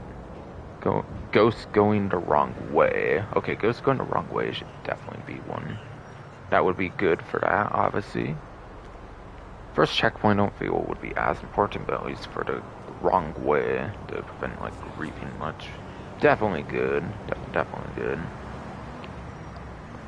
Oh yeah, I think it takes a bit of time for somebody going the wrong way or something to have that be the case or something. Could be wrong though, but still.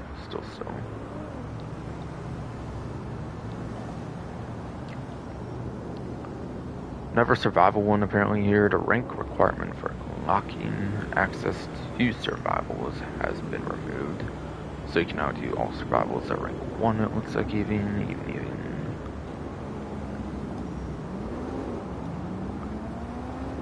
So that would be pretty nice. Definitely. I kind of wonder what kind of weaponry and like ammo limits and stuff people have, not having like full shooting stats and stuff at rank 1, but still.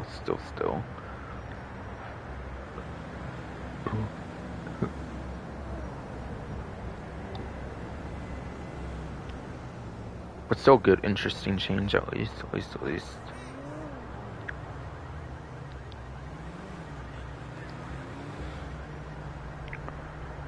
Alright, player and job reporting header style has been updated, whatever that even means. Whatever. Welcome screen has been adjusted to include a disclosure about social features. Whatever that is, I don't know if it's like some tutorial thing. Not really too sure, honestly. Player and job reporting flow confirmation screens have been adjusted to reference the update additional resources, whatever page. Actually, not really too sure what that would be either, I feel, honestly. Suspension and ban alert screens have been adjusted to reference the updated community resources page.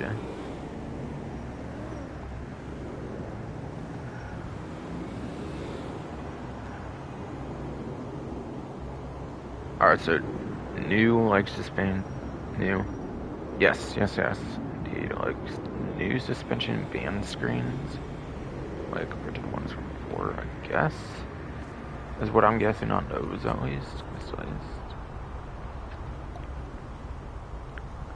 And then, alright, there's only like a page left of this stuff to go through for the patch notes that I'm interested in going over, at least, because I don't want to go over a billion different fixes.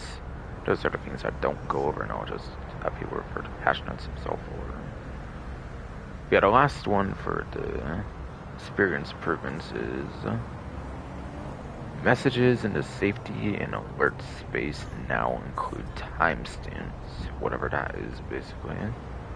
Basically. Does that have to deal with, like, display or something? I forget. Or no, it's not that. Notifications, maybe? Oh, I was thinking maybe the message frequency probably is something different, actually. So never mind. Never mind. I'm not really sure what that one means, to be honest, actually. For the messages in the safety and alert space now include timestamps. I don't necessarily know what that means too much, actually. GTA Plus updates. GTA Plus members can now get a second daily spin of the Domicino Lucky Wheel. Yes, as I've mentioned tons of times already, basically.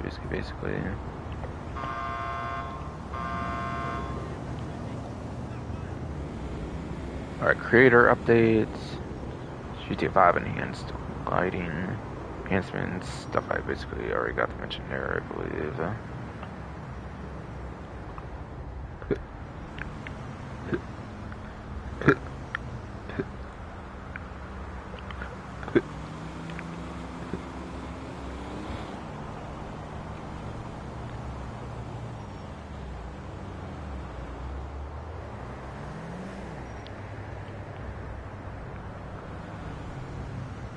Only a couple of those, so it's not going to be too long, I think. Probably one of them is proper related, so I'm not too sure 100% much, but still. Yeah, I think I'm pretty much done in this lobby, so I'll go creator, since, yeah, I pretty much am decided, obviously being this late in the stream, that I am just going to customize the Woodlander to stream, and then I'll think about if I want to remove any vehicles, storage slots, or any other ones. Considering they didn't add a new property to store vehicles in this update, and it seems there's not going to be one in the near feed from what I could tell. Fortunately.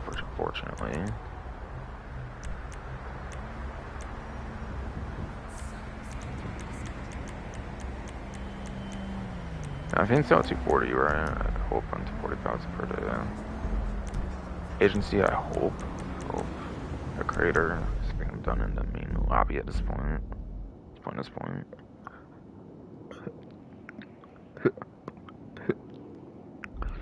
But yeah, there's zero mention of new clothing, so yeah, pretty sure there's no new clothing.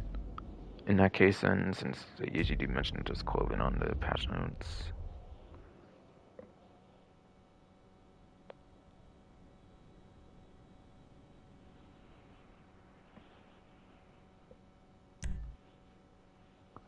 I try to create a deathmatch. It might let me see what the first one is. Maybe.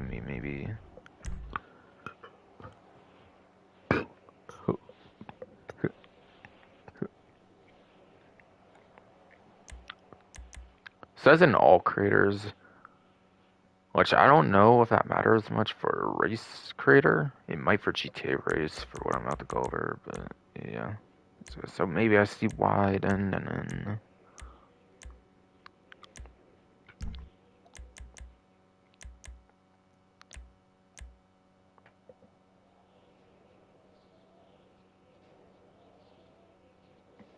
Okay, is it in the actual creators or is it somehow?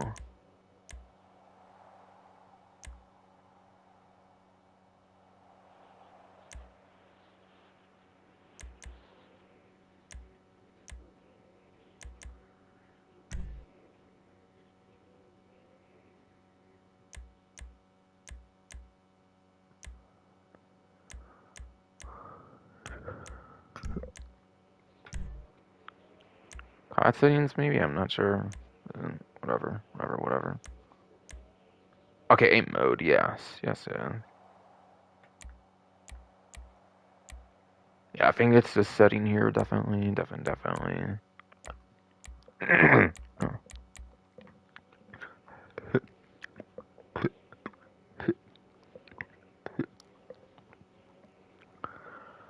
So yes. Creator updates. Updates have been added to the creator. Players now have the option to force a specific aim mode when playing a job in all creators. Obviously, main example of that would be a deathmatch for deathmatch creator. But maybe that matters for like GTA Racing for like the race creator, for example, since say all creators after all. Only reason I could think it would be for all creators, really.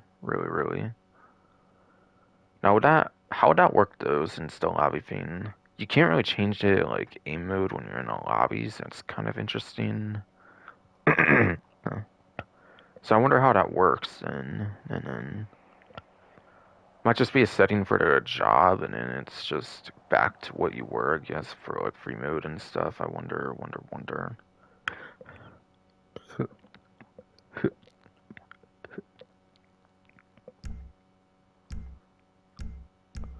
I feel aim mode hasn't really been important since like criminal enterprises making like business is able to be done invite only, to be honest. But yeah, seems aim modes kind of matter again, I guess, at least for mission things like jobs and stuff. Stuff. I guess.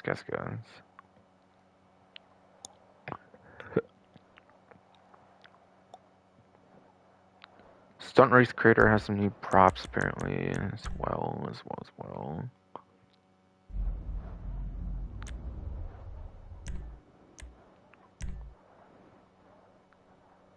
Just going basic stunt race, just in case. To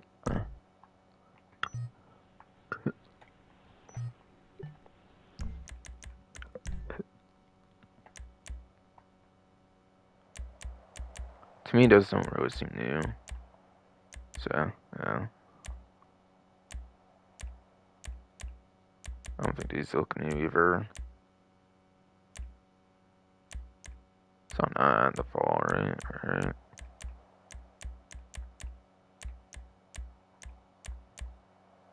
Alright, yeah. Reverts to the fall each time, I guess. Yeah,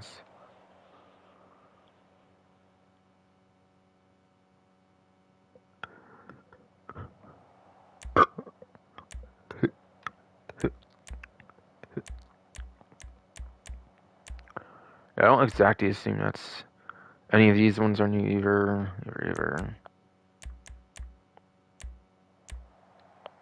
Stunt barriers. There's barriers.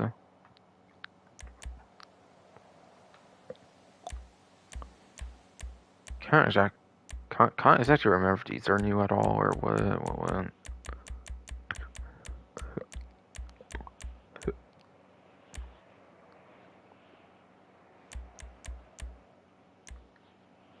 Those might not even be new at all either. See, extra short, opaque. Yeah, these don't exactly even seem new to me even.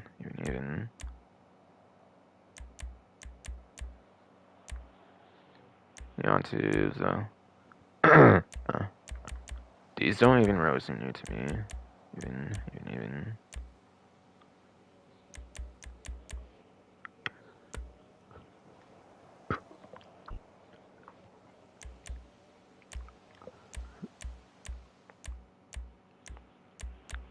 It doesn't even really seem all that new to me, even. Some air tubes. I don't know if I remember ones that's massive as 5D before. I don't know if I remember ones as massive as like 5D before, honestly. Those do feel like they existed before though, regardless though, I feel. Even if they're not familiar to me per se.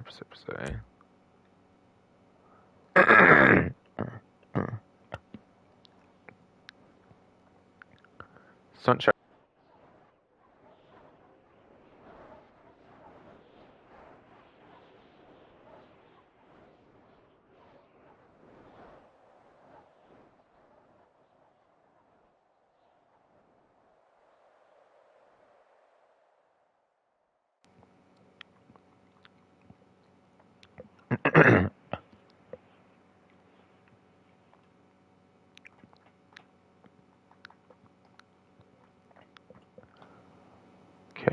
Okay.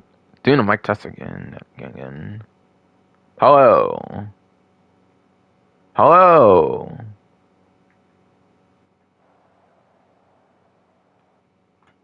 Yes. Yeah,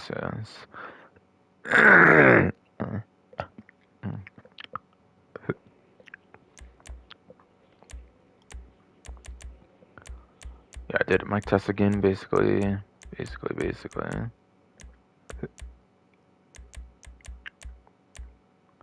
Stunt air gates. Those don't even exactly seem new to me. Some inflatable gates. Yeah, I don't think even those are new.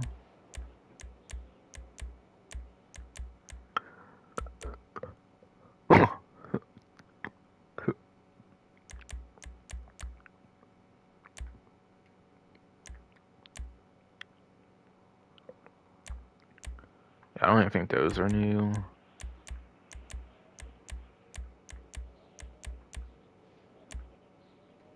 Some neon.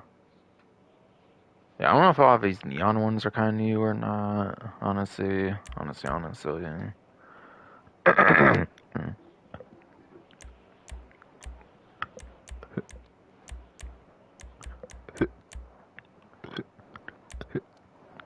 Stunt ramps. Stunt ramps. This definitely seems like an older one to me, for sure.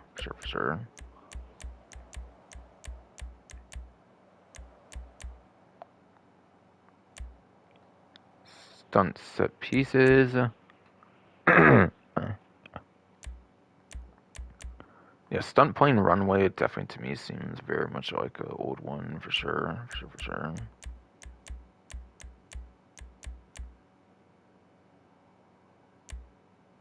Stunt signs.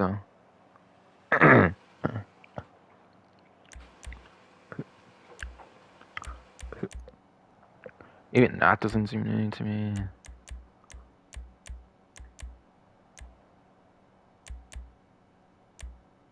Stunt special. Audio speaker. Address system. I cannot even tell if any of these are even new, Honestly.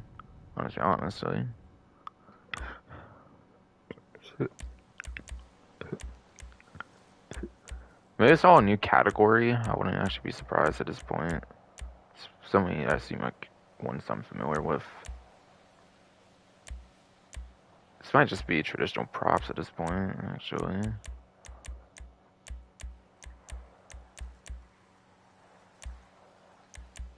Signs.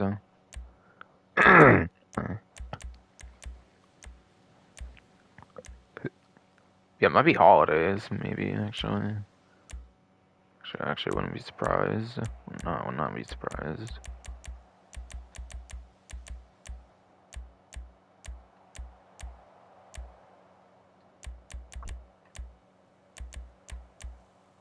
It's not in here, though? Weird.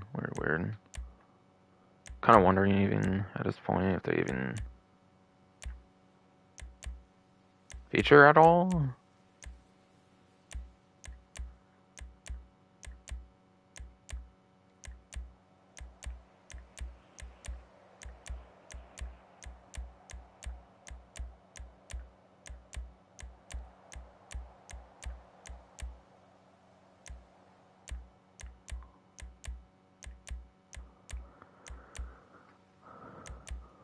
I'm sorry, but literally none of these literally even scream anything new to me, actually.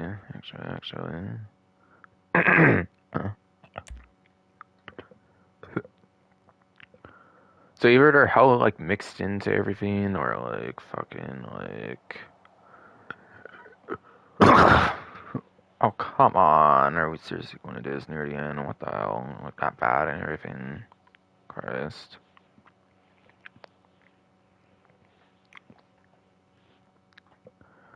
Yes.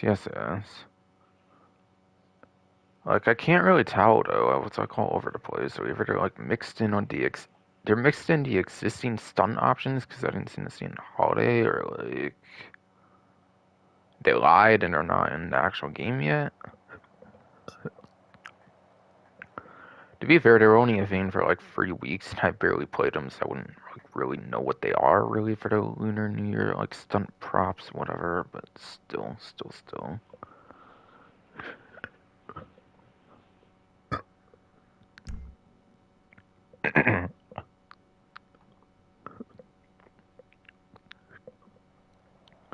Yes.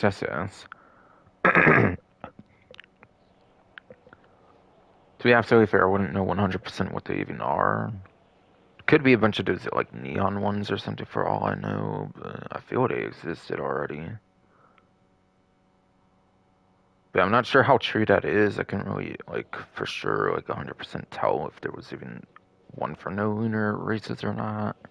Especially when they were only a thing for a couple weeks and then they were vaulted, never to be seen again until, like, maybe a year later, basically. But yes.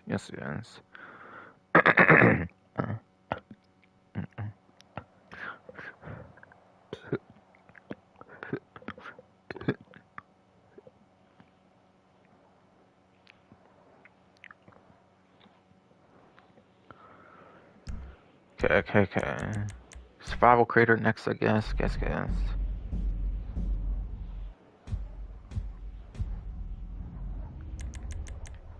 that'll be the last one, apparently. Apparently, there's only a couple survival...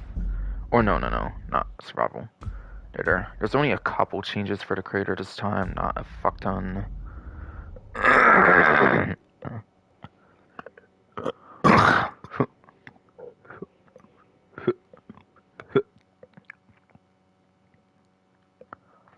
Yes. There's only a couple changes this time, apparently, for the crater. Not like a fuck ton, like a bunch of the other previous updates, apparently.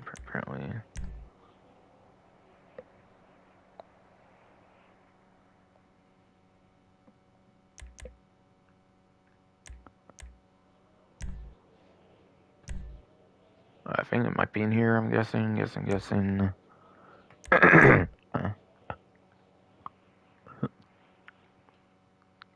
Alright, yeah, it's this prepare time, I believe. Now you can adjust, basically.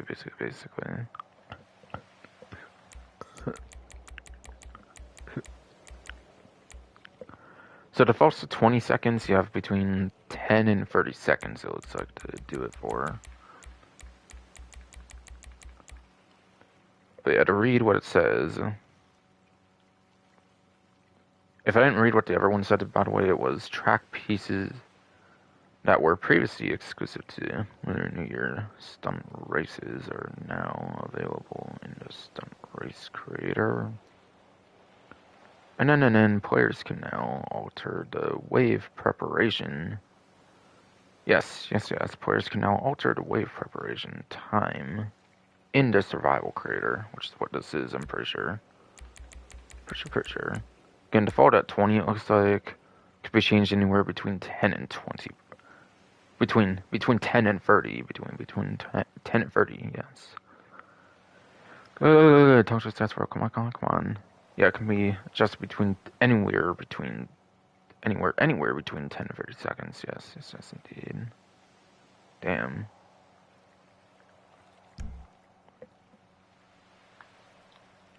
Yeah, that was the last of that, basically.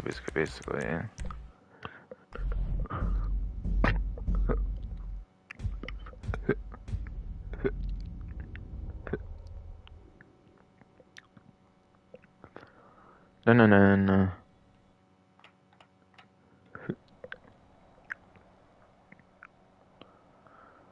GTA 5 enhanced whatever lighting enhancements, whatever, yes.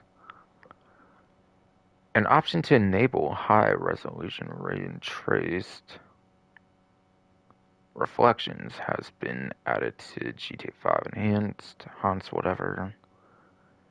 An option to have a second ray bounce for RTGI, whatever that is. Ray trace graphics interface, I don't fucking know. Something like that, maybe. Has been added to GTA 5 enhanced, whatever. Yes. And last but not least, I'll mention a couple fixes or something, maybe for the ones that only have like one little area. We have fixes. Yes, indeed. The Money Fronts update brings a range of fixes to various issues. Yes, the Money Fronts update brings a range of fixes to various issues. Game stability and performance. Fix multiple crashes and issues affecting stability that occurred in GTA 5 to single player. Looks like. Matchmaking and networking. Fix multiple issues that affected network stability in GTA Online. Whatever that is. K. Cool, I guess. Bunch of content ones I don't think I'll go over, basically. Because there's so many of them, it's just fix an issue, blank from there, basically. Like a billion times over. Bunch of property ones, apparently, that fixed an issue for.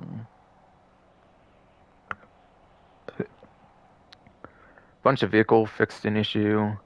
I mentioned the one with the Firebolt ASP, apparently, for not being usable HSW time trials properly, though. They also apparently fixed the terabyte, like, missile battery thing not being animated before, basically.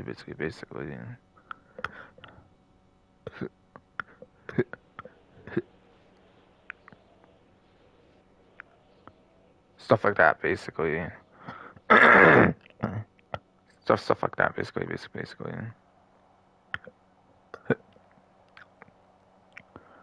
There's miscellaneous fixes, 2 PC specific fixes, it looks like.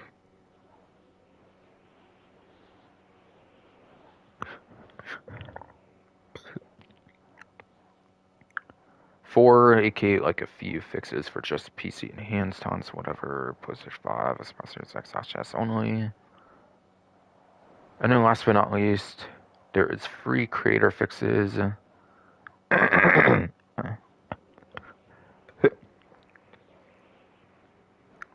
Basically.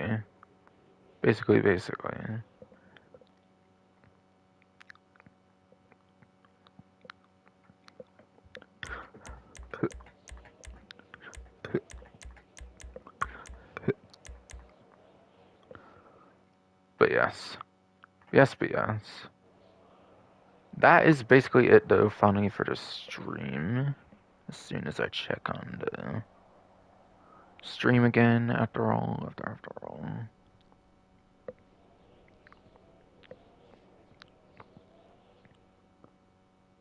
But yes. Sorry that my stream is this long again. Unfortunately, for a day one stream, I kind of wanted to see if I could improve it, but yeah.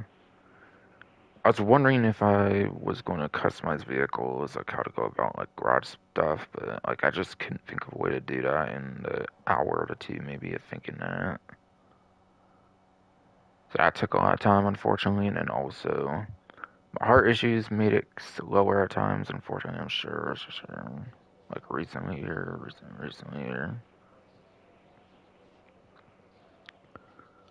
But yes.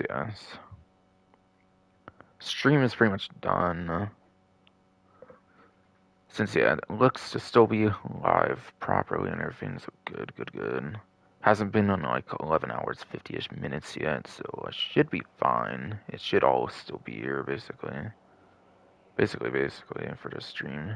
All of it should be archived. So good.